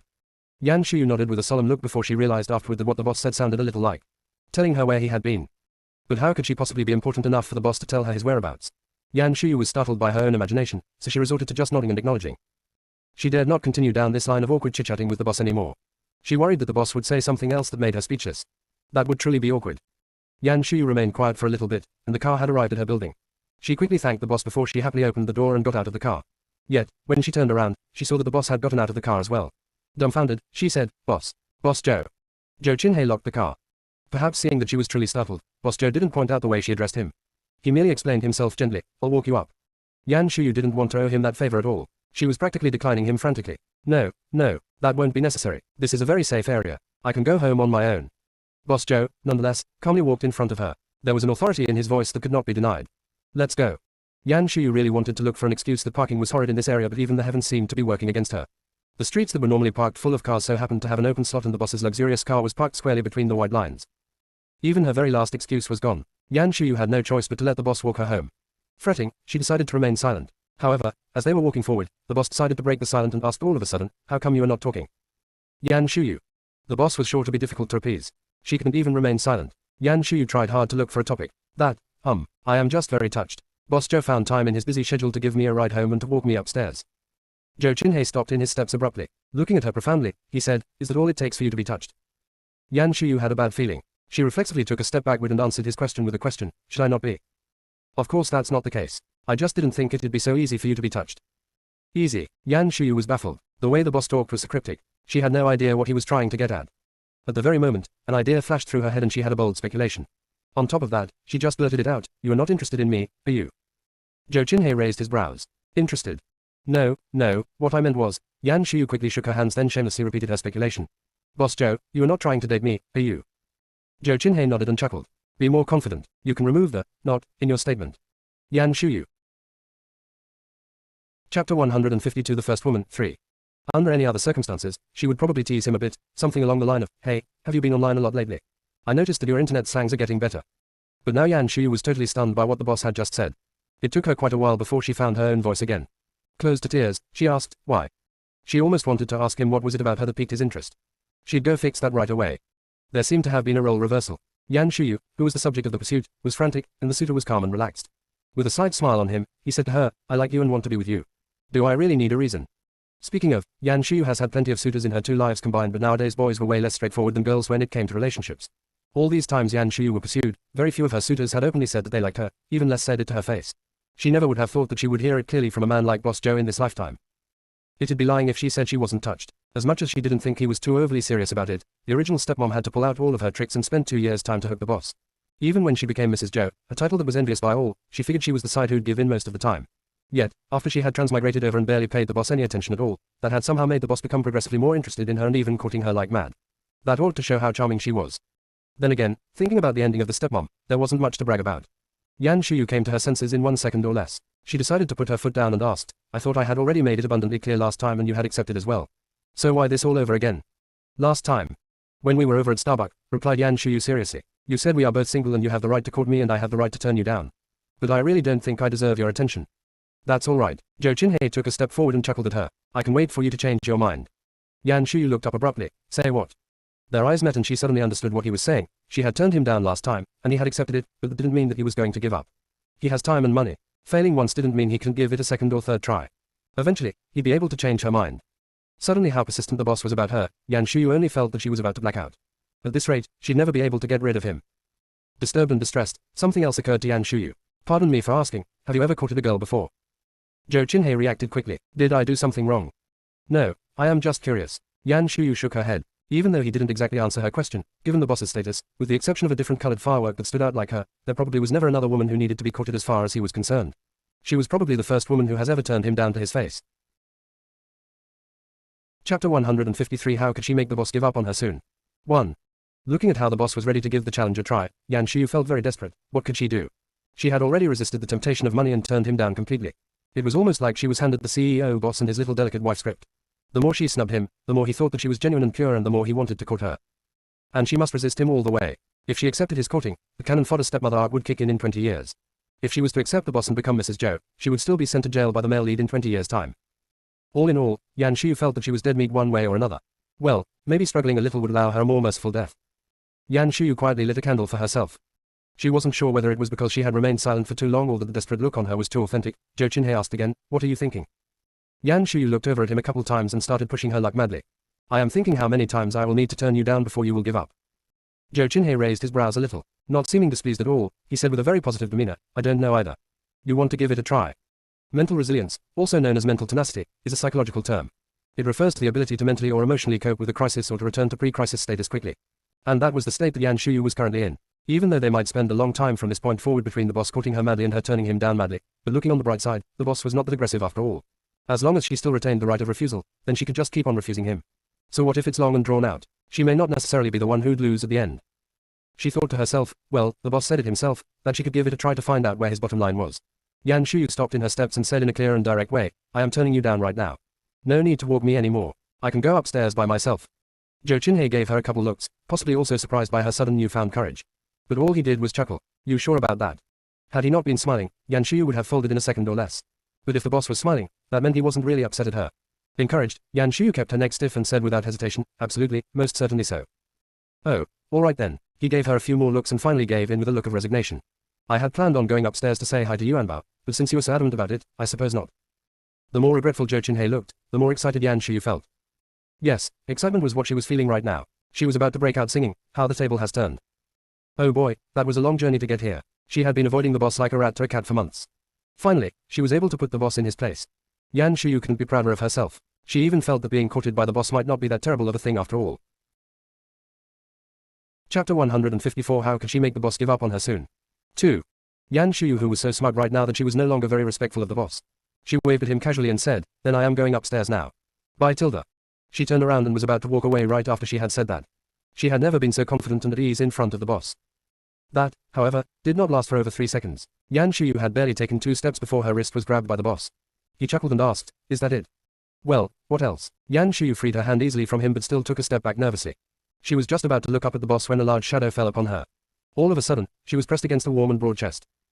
The boss would just go rogue whenever they did not reach an agreement. Yan Shuyu's body froze. Before she could look away from him, a kiss was planted in between her brows. It felt as light as feathers but also burned into her heart. Along with it, there was the smell of fresh snow and a melodious, good night, resounded in her ear. It was just a simple kiss, but she felt like she had had a 5-course delicacy meal, complete with color, smell, and taste. Yan Shuyu felt dizzy and all she could think about in her head was the scene of her being kissed by the boss. Good night. It wasn't that she was too weak, but that Zhou Qinhe had the status of someone up on the clouds in Yan Shuyu's mind. As much as she rationally knew that she had bedded the boss and bedded him thoroughly, she has yet to put herself next to the boss. When she had bedded the boss, she was only half conscious and half asleep. It didn't count. The boss was still the boss that for her was overreaching. With that label that she had placed on him, the fact that he was courting her did not seem real to her at all. Whether it was him professing his love for her in person, or the interactions between them recently. None of them were as shocking as a light kiss when she was fully conscious. The kiss from the boss made Yan Shuyu feel like a rocket launcher. She felt weightless and her mind was all jumbled up. The final image in her head was the deeply emotional look given to her by the boss inside the lobby downstairs. She could see clearly her own face in his eyes and then there were stars around her. It was so pretty that she was very engrossed in it all. When Yan Shuyu finally recollected herself, she was already sitting on her bed with little kiddo Zhang Yuanbao waving next to her trying to get her attention. Mom, Moom. Yes, Yuanbao. Yan Shuyu finally responded to him and pushed the little kiddo in his thin pajama underneath the blanket. It's getting cold. You don't want to catch a cold. The little kiddo blinked his big, round eyes and said, Mom, have you forgotten? We have a heater at home. Yan Shuyu. She had, indeed, forgotten about it. She lived in the south in her previous life. There was no such thing as a heater in the winter time. One just relied on their body alone. She felt a little embarrassed having that pointed out to her by the little kiddo, but Yan Shuyu struggled to maintain her authority as a parent. That still doesn't mean you can just climb out of the blanket willy-nilly. You need to get into the habit of staying warm at all times and give winter its well-earned respect. Zhang Yuanjie, meow meow meow. As young as he was, he still knew his mother was just making stuff up right now. He couldn't help but reach out his little hand and touch her on her forehead. Is mommy sick today? Being called out by her son once again made her tired. She tried hard to maintain her tender smile and said, No, mommy is just kidding with you. The little kiddo nodded as though he actually understood her. Is mommy very happy today? Yan Shuyu. Chapter 155 How could she make the boss give up on her soon? 3. Oh, never mind, she can go on with this conversation. She cleaned her face, stood up, and said, I am going to wash up. You lay down. Mommy will tell you a story when I come back. With the interruption from the little kiddo, Yan Shuyu forgot about the boss temporarily, but that sudden kiss from him was still burned into her heart. As much as Yan Shuyu liked to say that she was experienced, she only had one boyfriend in her previous life. She wasn't here when Zhang Yuanbao's real father was around. That had nothing to do with her. Zhou Qinhe was the second man that she was involved with since her puppy love. And, with such an amazing beau, as much as she said she'd turn him down, her body was being very honest. Her head was getting bigger. After she had put her son to sleep and turned the lights off, Yan Shuyu couldn't help but think about the goodnight kiss from the boss again. She thought about it so much that she had insomnia. She was the type to normally fall asleep within a second. She tossed and turned for a long time before she finally dozed off. Even so, her sleep quality wasn't very good. Perhaps because it was the last thing on her mind before she dozed off, Yan Shuyu, for once, dreamed about the boss. The dream could be divided into 2 parts. The first part was a good dream, of sorts. She dreamed about the night when she first transmigrated over and celebrated love with the boss. There were some additions of her favorite scenes. They were inside the hotel room of Dorset, then all of a sudden, they continued on in the boss's car. All in all, it was very X-rated. The fireworks and lightning lasted half of the night and that bit was finally over. Then, she and the boss got married and she became the Mrs. Joe that everybody was envious of. The plotline accelerated madly. Her little boy who was just whining while holding onto her leg suddenly grew up and looked exactly like the picture of his father on the marriage certificate. Her instant son with her dead husband's face got inside a car, and she panicked all of a sudden. Before she was able to say anything, she saw the car explode like fireworks in front of her. The very next second, the little male lead appeared. Her son had grown up like he had taken hormone pills, but Joey was still his current age. The little kiddo hugged her leg and smiled at her complacently. Now I have mom all to myself. Yan Shuyu cried out from fear. No, I don't want you as my instant son. That was when she woke up. Her eyes wide open, and it was already daylight outside. Sunlight came through the crack between the curtains. Next to her pillow, the little kiddo was sleeping peacefully. A rumbling noise coming from his throat, he was sound asleep. Naturally, Yan Shuyu felt much better seeing that her instant son was safely sleeping next to her. But she was still frightened. She felt that the dream was a warning to herself. If she failed to hold her ground, she would be faced with what she had seen in her dream. She'd be singing, "Orange is the New Black," while attending her own son's funeral. Everything would be boiled down to one word: tragic. After this nightmare, she was no longer as optimistic about being courted by the boss. Yan Shuyu thought to herself, even if the boss was a patient man and could accept being turned down by her over and over again, she, on the other hand, might not have the persistency to turn him down repeatedly. Just that one kiss almost made her feel like she was walking on clouds. She needed to address the boss's charm and end this quickly. As long as the boss didn't have any sudden seducing moves, her determinations could still be quite strong. But how could she make the boss quickly give up on her? This was arguably as difficult as her holding her course the whole way. Chapter 156. Did the boss have a stepmother too? 1. Yan Shuyu, who couldn't figure out a solution immediately, went to work with a frown on her face. She was very dispirited throughout the day and wasn't even in the mood to joke around with her little buddies. When Manager Yang asked her to join him in the game, she came very close to asking him for advice. He's a man too, so he should know of ways that would make other men lose interest. But after she gave that idea some more thought, had Manager Yang had that kind of EQ, he wouldn't still be single. So she decided against asking him for advice. She didn't want to provide her little buddies more subjects to gossip about when she couldn't find a solution to her problem. Yan Shuyu gave him a very loaded look and finally chose to remain silent. Yang Zifeng had no idea what went through his little buddy's mind, but he was able to read her "you are hopeless" look after she had looked at him a few times. He felt very unjust. All I asked was for you to join me to fight the boss in a game. Is it that difficult, really? Yan Shuyu waved her hand. With a profound look, she said to him, "Pass. I am pondering about the meaning of life." Manager Yang. Her reaction was making him want to ponder about the meaning of life. Was he really that bad in the game? Just when everybody was pondering about the meaning of life, a very special guest arrived at the coffee shop. When a little buddy came to notify Yan Shuyu, she even gave her a lowdown softly. It's a very wealthy-looking woman with a Hermes purse and driving a Ferrari. She frowned as soon as she walked inside the shop, as though our shop wasn't good enough for her. Her tone was very arrogant as well. She just asked whether you were here and said you had to go meet her. Well, I don't think she came in peace. The little buddy looked at Yan Shuyu with curiosity as she gave her the lowdown. Say, Yan, how did you end up offending a rich woman like that? Yan Shuyu, too, was baffled. But I don't even know any rich woman. Sherry, her little buddy, thought that made a lot of sense. As she walked out with Yan Shuyu, she said to her softly, "You play it by the ear, okay? Her manner might be imposing, but there is only one of her. If she tries to get violent, you just shout loudly." Yan Shuyu. She felt that her little buddy was exaggerated a little bit. Nonetheless, she started to get nervous. After walking out of Manager Yang's office, Yan Shuyu could see the wealthy woman that her little buddy had told her about. She immediately let out a sigh of relief. Nope, she had never seen her before. Must just be a misunderstanding. Even if it wasn't a misunderstanding, it couldn't be that big of a deal. Yan Shuyu, thinking optimistically, patted Sherry on her hand. Then, she turned toward Manager Yang, who was worriedly following behind them and said with confidence, "Don't worry. I got this." Both Yang Zifeng and Sherry, seeing how confident she was, decided to stop worrying about her and walked away. This was, after all, a place of business. If the other party bore no ill will, it would be rude to be too overly defensive. They were better off going back to what they were doing. Yan Shuyu quickly walked over to the wealthy woman and greeted her politely. "Good afternoon, madam. You were looking for me." She was going to address her as Miss, but judging from her look, as much as she was well maintained, she was at least in her 40s or 50s. That, on top of her fanciful outfit, Yan Shuyu suddenly felt that madam would be more fitting. She was also addressed as madam when she went to the seafood feast with the boss, so she gathered that rich people would probably prefer that title better. Chapter 157. Did the boss have a stepmother too? 2. Yan Shuyu might be enthusiastic and friendly, but the graceful and solemn rich woman, sitting with her back straight, didn't seem remotely as friendly. She lifted her chin and gave Yan Shuyu a nonchalant glance. Yan Shuyu immediately felt that she was being weighted and the outcome was obviously disappointing as there was resentment in the rich woman's eyes.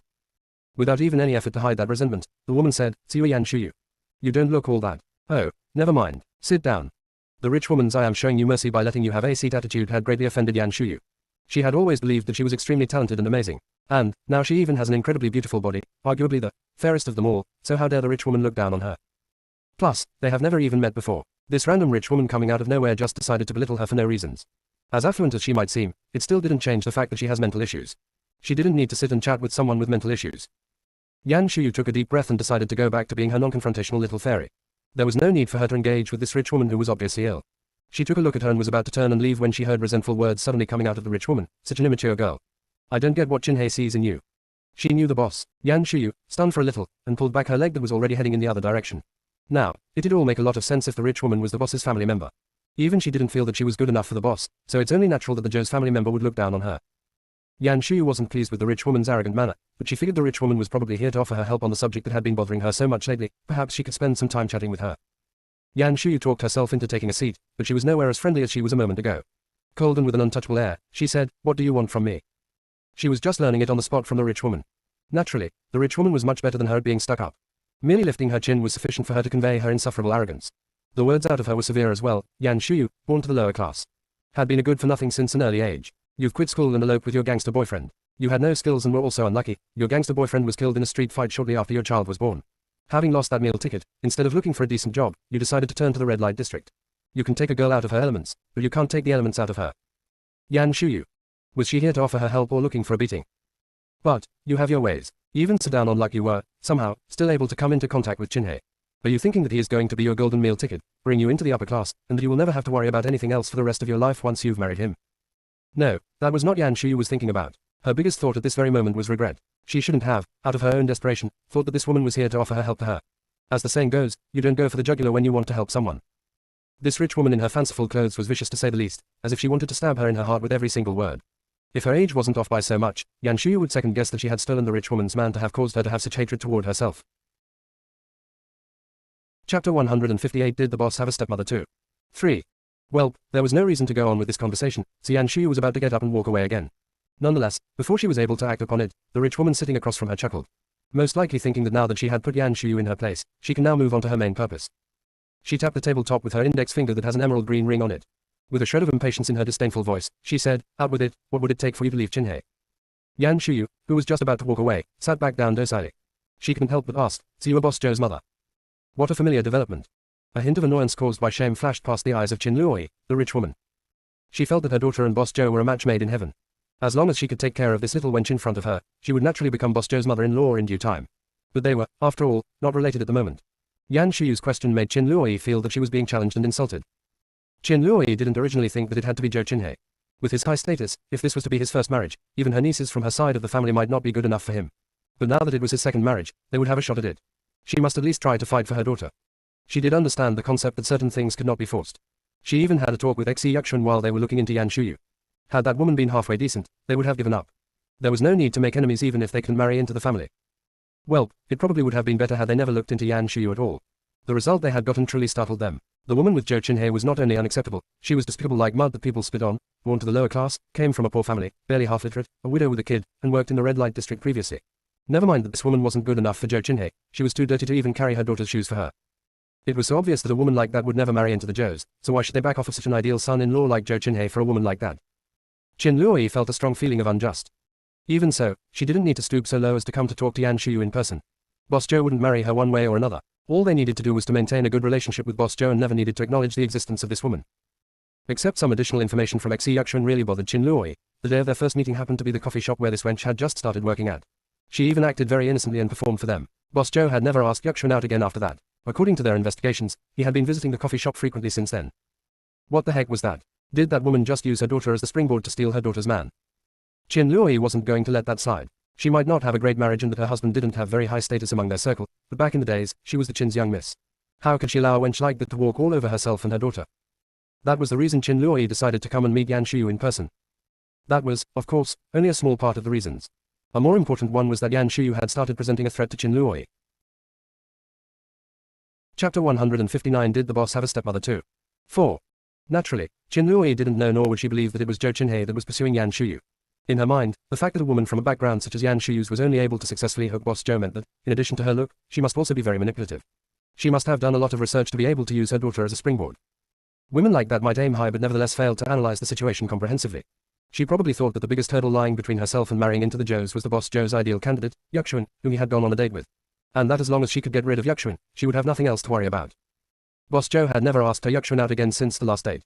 She figured it must be the handiwork of this little wench. As such, they couldn't just lay down and take it. They must teach Yan Shuyu a lesson that she couldn't just use someone else like that, and that was the real purpose of her visit. In other words, she was here to stake her claim. She wouldn't show a shred of friendliness, and she had, since walking inside the shop, maintained her insufferable and untouchable arrogant stance. Just as she had thought, Yan Shuyu was, indeed, as manipulative as she had expected. She had given her no reaction at all after everything that she had said. She was shameless and bold. That would explain how she was able to take advantage of Boss Joe back when she was working at Hotel Dorset. Qin Luoyi was now even more worried than she was before. She felt that she had been scorned by Yan Shuyu's seemingly indifferent words. Suppressing her anger, she made herself seem very righteous as she said to her, more or less. More or less. Yan Shuyu was a little baffled. Did the boss have a stepmom himself? She didn't seem to recall reading about that in the book. The rich woman sitting across from her didn't want to engage with her for much longer. With a very fake smile, she said to her, little girl, it's nice to have dreams. But let me give you an advice, greed has no end. With your looks, you can probably find a pretty decent husband if you just lower your bar a little. You will then be set for the rest of your life. However, if you insist on staying with Zhou Qinhe, you just might lose both yourself and your chance of money and end up with nothing in the very end. How do you know I will lose both myself and my chance of money in the very end? Asked Yan Shuyu most sincerely. Wasn't she the only one who has read the script before? Qin Luoyi's face dropped. Do I need to tell you the status of the Zhous? I am sure you have already done your own research. Even in ancient times they were nobles. The Zhous have businesses all over the world, and they have invested in just about every field. Many of their enterprises are listed in the world's top 500. They can be considered as tycoons. Now let's look at your status. Do you really think you can become Mrs. Zhou? Oh, so that's what the rich woman meant. Yan Shuyu finally understood what she was talking about. As much as the rich woman sounded so convincing, she still felt a bit uncertain. Are you sure that Boss Zhou would never marry me? Chapter 160. So now you have a guilty conscience. 1. Yan Shuyu's intention wasn't to be facetious at all. Quite the contrary, she really wanted to know what Qin Luoyi has in mind to prevent her from becoming Mrs. Zhou. Nevertheless, from Qin Luoyi's perspective, she thought that Yan Shuyu was being stubborn and didn't care about what she had said at all. Qin Luoyi was very angry. She figured that now that this girl had associated herself with Boss Zhou, she was just like a dog who had its teeth sunk into a bone. There was no way to make her let go of it. She snickered and said, am I sure? Can it be more obvious? Never mind about anything else, Zhou Qinhe's ex-wife, who is Zhou Yi's mother, you have met Zhou Yi, right? She was a beauty in our circle. Your look might be above average among commoners, but it doesn't come anywhere close to Zhou Qinhe's ex-wife's look. Truth be told, Qin Luoyi didn't really think that Boss Zhou's ex-wife was all that. At least in her mind, her daughter was the best and the perfect match for Zhou Qinhe. But, even if Boss Zhou's ex-wife wasn't as perfect, she was still someone out of Yan Shuyu's league. That being said, Boss Zhou's ex-wife's look and family background were certainly impeccable, even when compared to her Yuxuan. Which was why Qin Luoyi praised her repeatedly in front of Yan Shuyu, wanting to force Yan Shuyu into backing out. Not only was she the prettiest girl in our circle, she was also multi-talented and the favorite of the Lins. Their marriage was coined a match made in heaven, and if someone like Ms. Lin wasn't able to hold on to the position of Mrs. Zhou, what makes you think that you will be able to?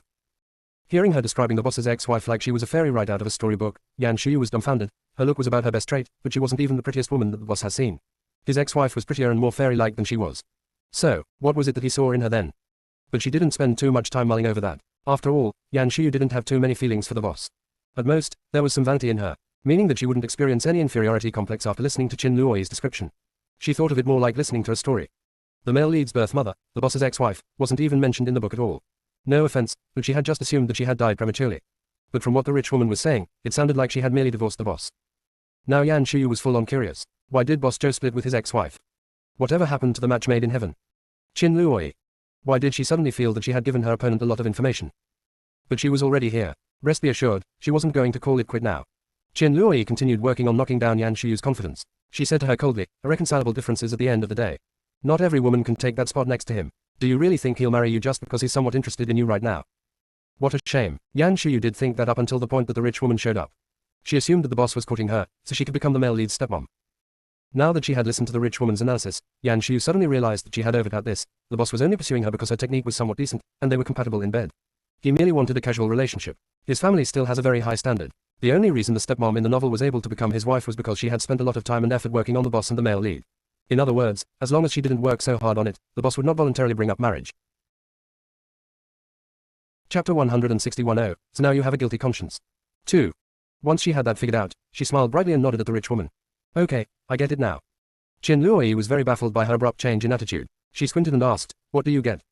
That Boss Zhou won't marry me. Qin Luoyi naturally didn't believe that the person who was very stubborn just a moment ago would suddenly gain this sort of self-awareness. And, even if she did, she shouldn't have looked so happy. Probably this girl just didn't want to offend her and was just saying it. But that's alright, as long as she was willing to feign that she was backing off in front of her, she could make it real. Qin Luoyi harumphed and said, I'm glad you can see that now.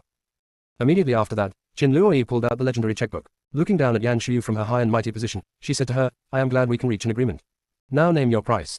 As long as she accepted her money, she wouldn't be able to pull any more stunts. She knew her ways around gold diggers like them.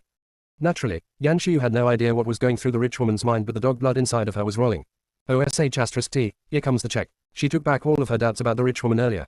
The rich woman was, indeed, an altruistic person. She was such a great sidekick. Not only did she help her analyze her situation, and now she was offering her money.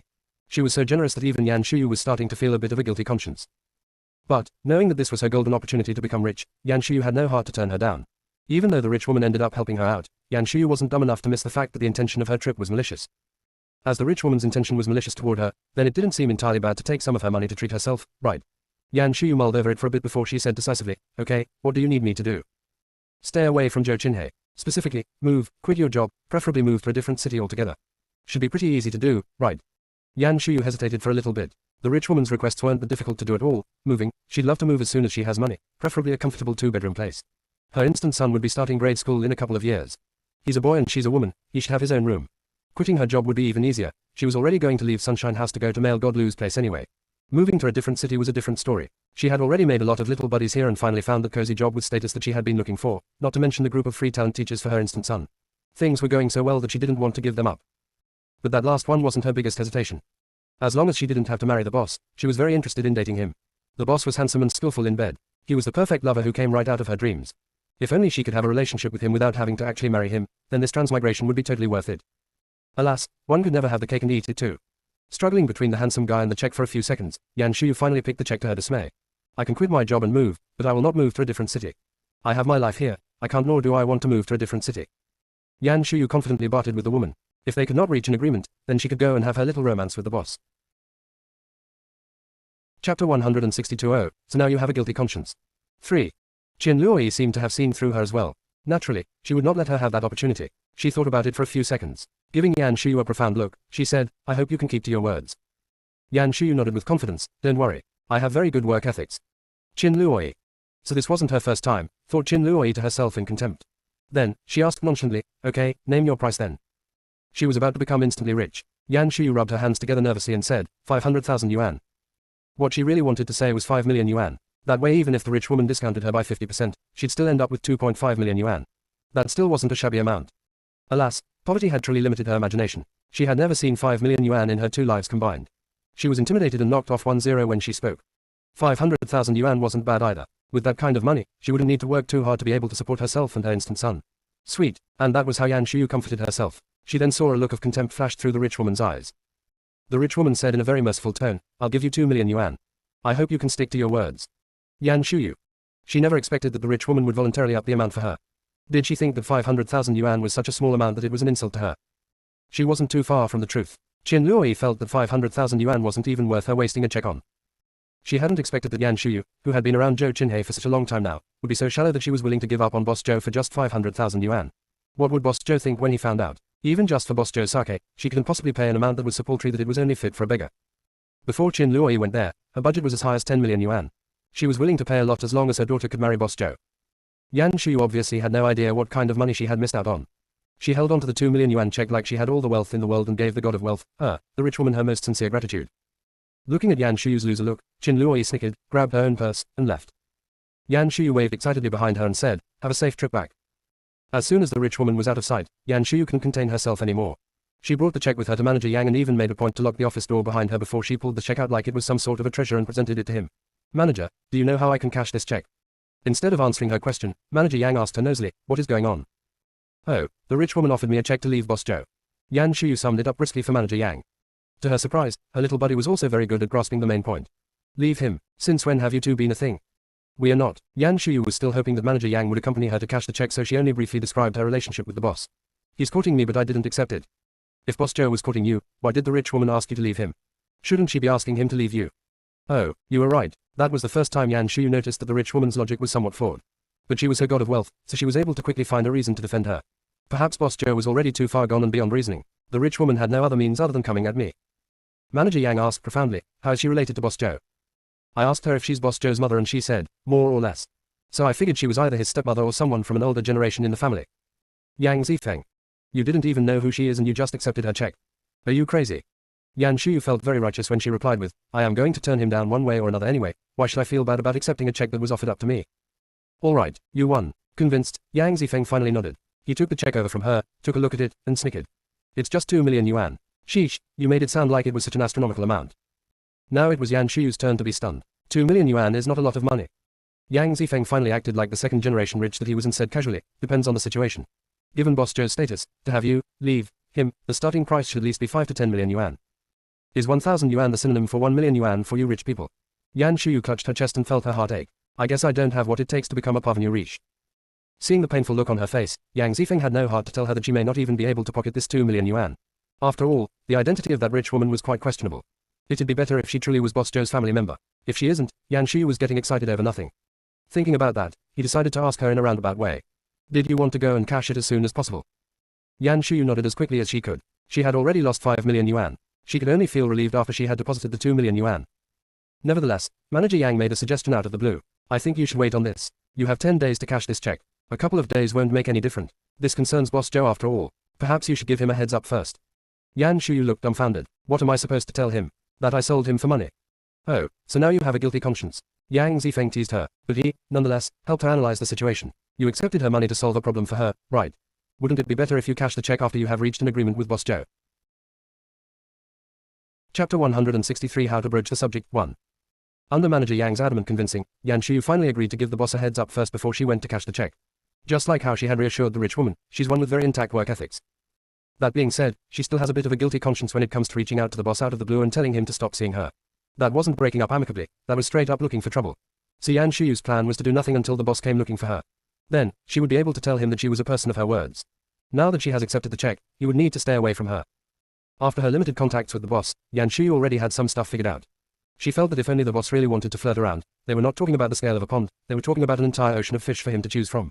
He was the master of keeping just the curious distance. She has a better idea now. The boss might really be busy, or that he simply enjoyed cooking frogs in a pot of warm water. They have just seen each other for a week. If the pattern held, the boss would show up again this weekend. She could just wait patiently. As long as the check didn't expire, she could just wait around for the time being. Without cashing the check, that meant her agreement with the rich woman was not yet in effect. Yan Shuyu continued to go to work at the coffee shop. Even though she has a 2 million yuan check in hand and that she could become an instant millionaire any minute, her painful experience from the transmigration taught her to never get too comfortable. Never mind that she hasn't cashed the check yet, even if the money was already in her bank account, she would still be going to work. Not having income at all was a bad idea, but most she'd do was to slack off a little during work in the future. And just like that, Yan Shuyu acted like nothing had changed and carried on with her low-key and busy life. Yan Shuyu did nothing in the next few days that followed. The rich woman, unexpectedly, never reached out to her again. That was very out of character of her considering her high and mighty attitude the other day. That made Yan Shuyu worried. She couldn't help but pull the check out again from her drawer at home and went to confirm it with Manager Yang. You sure this check is real, right? Yang Zifeng. As speechless as he was, he still took the check and verified it for her. Yes, don't worry, it's a real check. Plus, anyone that has anything to do with Boss Zhou are rich people. If words got out that they have given you a fake check, it'd make them look very bad. Yan Shuyu thought about it and agreed with him. Status was very important with those from a prestigious family. The rich woman even thought that writing a 500,000 yuan check for her was an insult and voluntarily increased the amount 4 folds. By that logic, that's no reason why this check would be fake. Once again, she cautiously put the check back into her purse. Looking at her pious look, Manager Yang couldn't help but make fun of her. If you have time to worry about the authenticity of the check, have you thought about what you were going to say to Boss Zhou? Now it was Yan Shuyu's turn to be speechless. She had been very torn lately. On one hand, she looked forward to the boss coming, that way she could resolve the issue and go cash the check. On the other hand, she wished he'd come later in time as she wanted to procrastinate the conversation as much as possible. Nevertheless, when it rains it pours. Yan Shuyu, once again, ran into Boss Zhou on her way home from work that day. Chapter 164 How to Broach the Subject 2. Once again, she ran into Boss Zhou right outside of Sunshine House. This time Yan Shuyu was certain that the boss had just arrived as she saw his car pulling to a stop as she walked down the stairs. His timing was so incredibly perfect. She stopped docilely and watched as the car window rolled down. The boss leaned over and greeted her, just getting off work. Yeah, what a coincidence again, said Yan Shuyu with a polite smile. Zhou Qinhei didn't chit-chat with her but directly asked her, come eat with me. Yan Shuyu didn't even give it much thought before she turned him down. I already had dinner at work.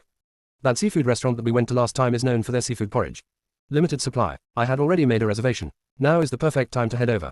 Hearing that, Yan Shuyu reflexively rubbed her belly. Porridge ha, she might be able to stomach 2 more bowls or so. As she was hesitating, Zhou Qinhei smiled at her and said, it might be a little bit on the late side, but porridge should be fine, right? Yan Shuyu mulled over it for a few seconds and finally patted where her purse was and hopped into the boss's car. She told herself that her main purpose was to talk to the boss openly about the check. Having porridges was only on the side. With serious business as an excuse, Yan Shuyu had a much more righteous look on her. Once she had gotten inside of the car, she immediately buckled up herself before she pulled out her cell phone and called her son. The place that they were renting did not have a phone.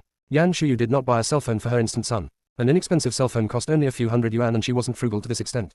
She was more worried that her son would be addicted to cell phone at his age. She was still counting on him for better times in her future, so that became a very important issue. Yet, without a cell phone also meant that she had no way of reaching her instant son. Luckily, she has Manager Yan. Manager Yang's niece has a high-technology smartwatch that allows her to call her mother even from school. Once Manager Yan had learned about it, he bought the same one for Yan Shuyu as a gift. Which was why Yan Shuyu was able to communicate with her son who was waiting home for her right now. Yuanbao, mommy has something else to take care of and will be home late. Can you go to bed by yourself? Zheng Yuhuan was a very mature little boy, but he was still a very clingy child. That was perhaps a character flaw of all children from a single-parent family. He wanted to get down to the bottom of it. Who are you with, mommy? And what are you going to do? Something minor. Yan Shuyu didn't want to get into it, so she tried very hard to change the subject. Mommy won't be home to read you a story today. Will you be okay to go to bed by yourself? Unfortunately, Zhang Yuanjia wasn't one to be easily dismissed. He continued to try to figure it out. Are you with Uncle Yang, mommy? Yan Shuyu could feel a look coming from the boss. She shook her head awkwardly. No. Then is it Instructor Lu? The boss casted her another glance. It was not her imagination after all. Yan Shuyu's voice lowered some more. No, can you go to bed like a good little boy? Little kiddo Zhang Yuanbao finally gave up and said in resignation, Yuanbao can't think of anyone else. Yan Shuyu. She has way more female friends than male ones, but for some odd reason, the little kiddo just assumed that she was with a man. She did, however, have an idea why her son would think of Instructor Lu but not the Uncle Joe that he liked so much. She had been texting Lucy back and forth on WeChat lately. As her examination time was getting closer, Instructor Lu was also providing her with free tutoring. They had been in touch a lot, so, from where Zhang Yuanjia was, he thought that his mother was close to Instructor Lu. As for Boss Joe, even though he had met him 2 additional times, after the event at the musical institution, he hasn't seen Uncle Joe for almost a month so he wouldn't even speculate that it'd be him. Chapter 165 How to Broach the Subject 3. Zhang Yuanjia, who can figure out who his mom was with, decided to give up. But then, he brought up a new request. If mommy can't read me a story, can you sing me a song? The little kiddo surely knew how to barter. Yan Shuyu was amused and bartered with him. Does that mean you will go to bed after I sing? Zhang Yuanbao agreed, and Yan Shuyu had him turn off his lamp on the night table, crawl into bed, and close his eyes. After the little kiddo did all those things, she started singing. She sang the same familiar song at Sunshine House, Little Leaping Frog. Before she started singing, she hadn't forgotten about the man next to her and had given him a heads up when the little kiddo was distracted. Let me sing him a song first.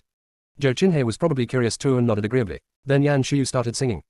Under her influence, Zhang Yuanjia now knew this song like the back of his hand, so as soon as she started singing it, he started singing along. But his volume lowered gradually by the end of the first round. It wasn't a difficult job to put a little kiddo to sleep.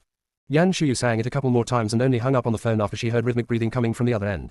She smiled and said boastfully to the boss, mission accomplished. Zhou Qinhe, his hand still on the steering wheel, turned and smiled at her.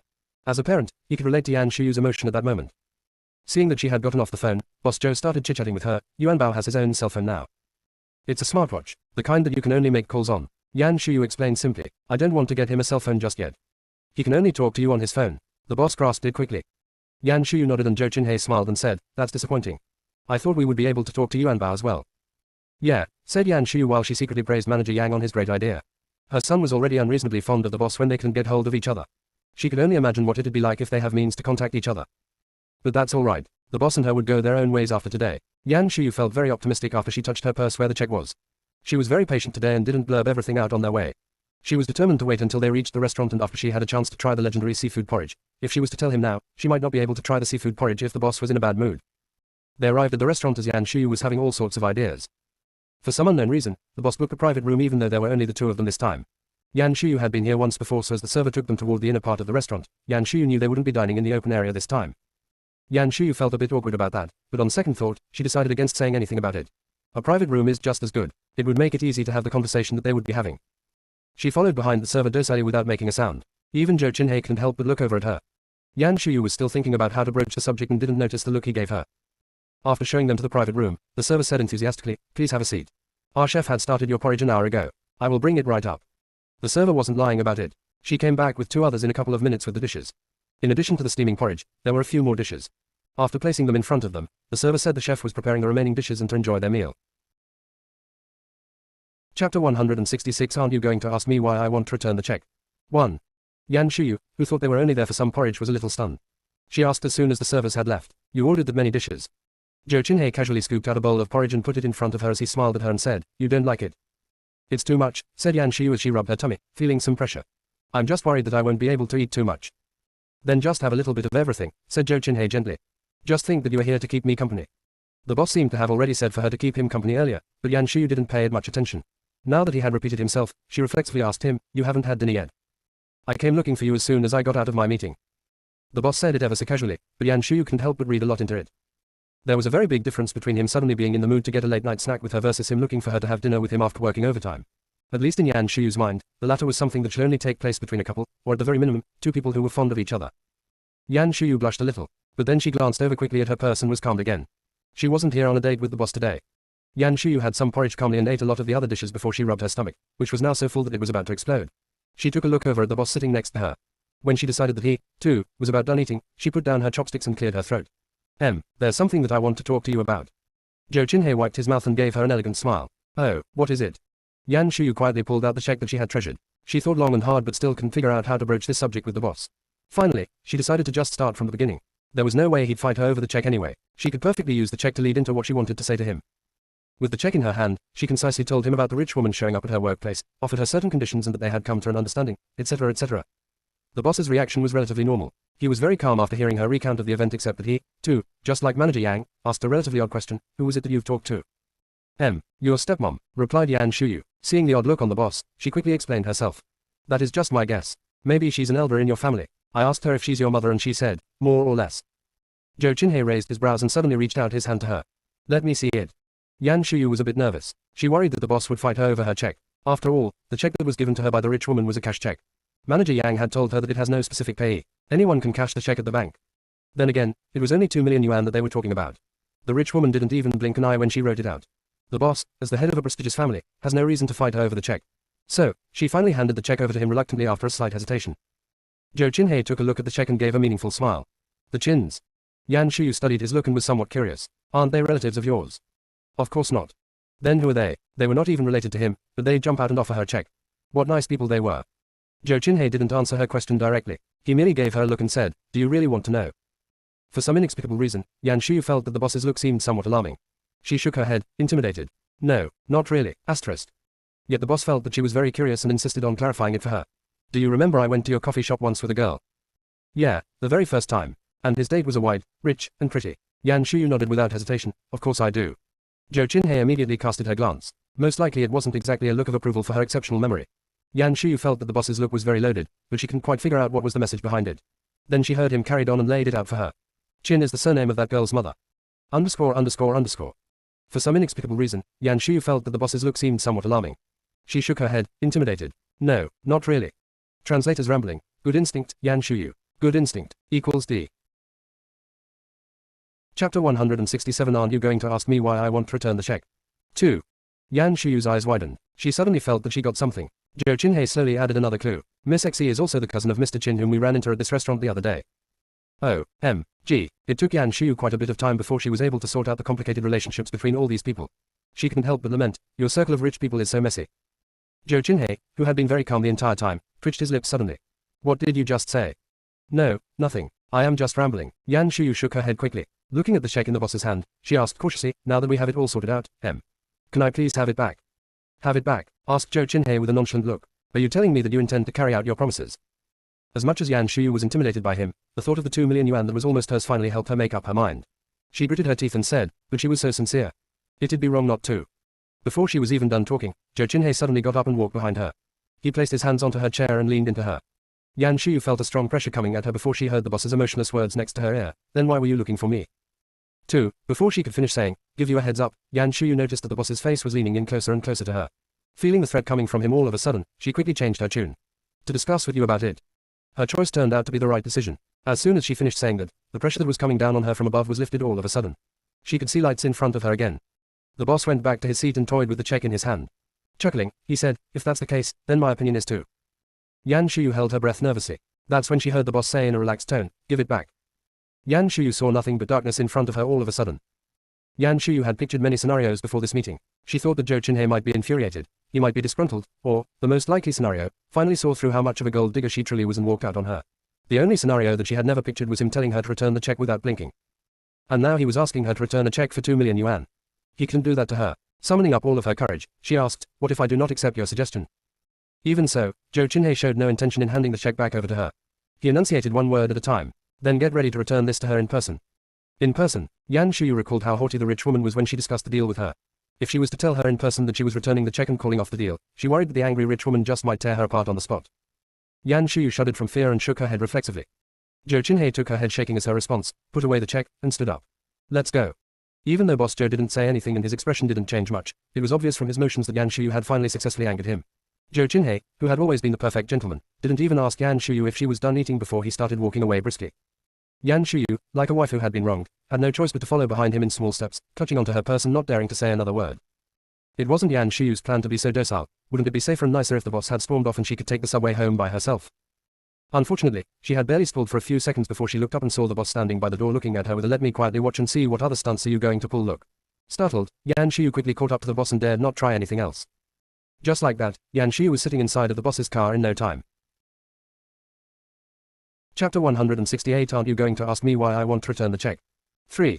On their way out, Yan Shuyu comforted herself. The boss was still pretty efficient even when he was mad. He didn't scold anyone but just walked straight ahead quickly. At this rate, the time it would take to get home would be shortened by half. That was so amazing. Once they got inside the car, however, Yan Shuyu realized that her happiness came too prematurely.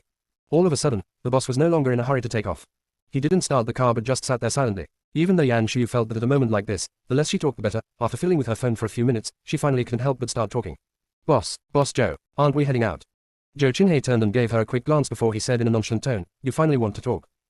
His tone sounded like a woman who was wrong. Yan Shuyu quickly squeezed that idea out of her mind as soon as it was formed. But she was, nevertheless, baffled by his question. Exactly what did he mean by, you finally want to talk? He was remaining silent too, okay. Yan Shuyu was still defending herself in her mind when she heard the boss's voice again. Aren't you going to ask me why I want to return the check? Did she really need to ask that? One way or another, she was losing out on the 2 million yuan, no.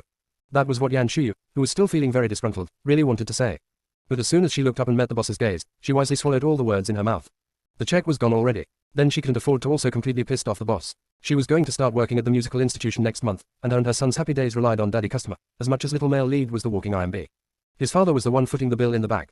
Yan Shuyu, who was extremely flexible in her mannerism, played along with the boss, that's right. Why? Take a guess. Yan Shuyu. She now seriously felt that the boss was just toying with her. But then Boss Zhou asked again, you don't have an answer. Zhou Qinhe toyed with the car key in his hand and said casually, then take your time. We are in no rush here. Yan Shuyu looked at the boss by her side. It was still the gentle and graceful face, but she suddenly got his meaning. The fact that the boss was toying with the car key as he spoke to her was a threat. He was telling her that she was not getting home tonight unless she could answer his question.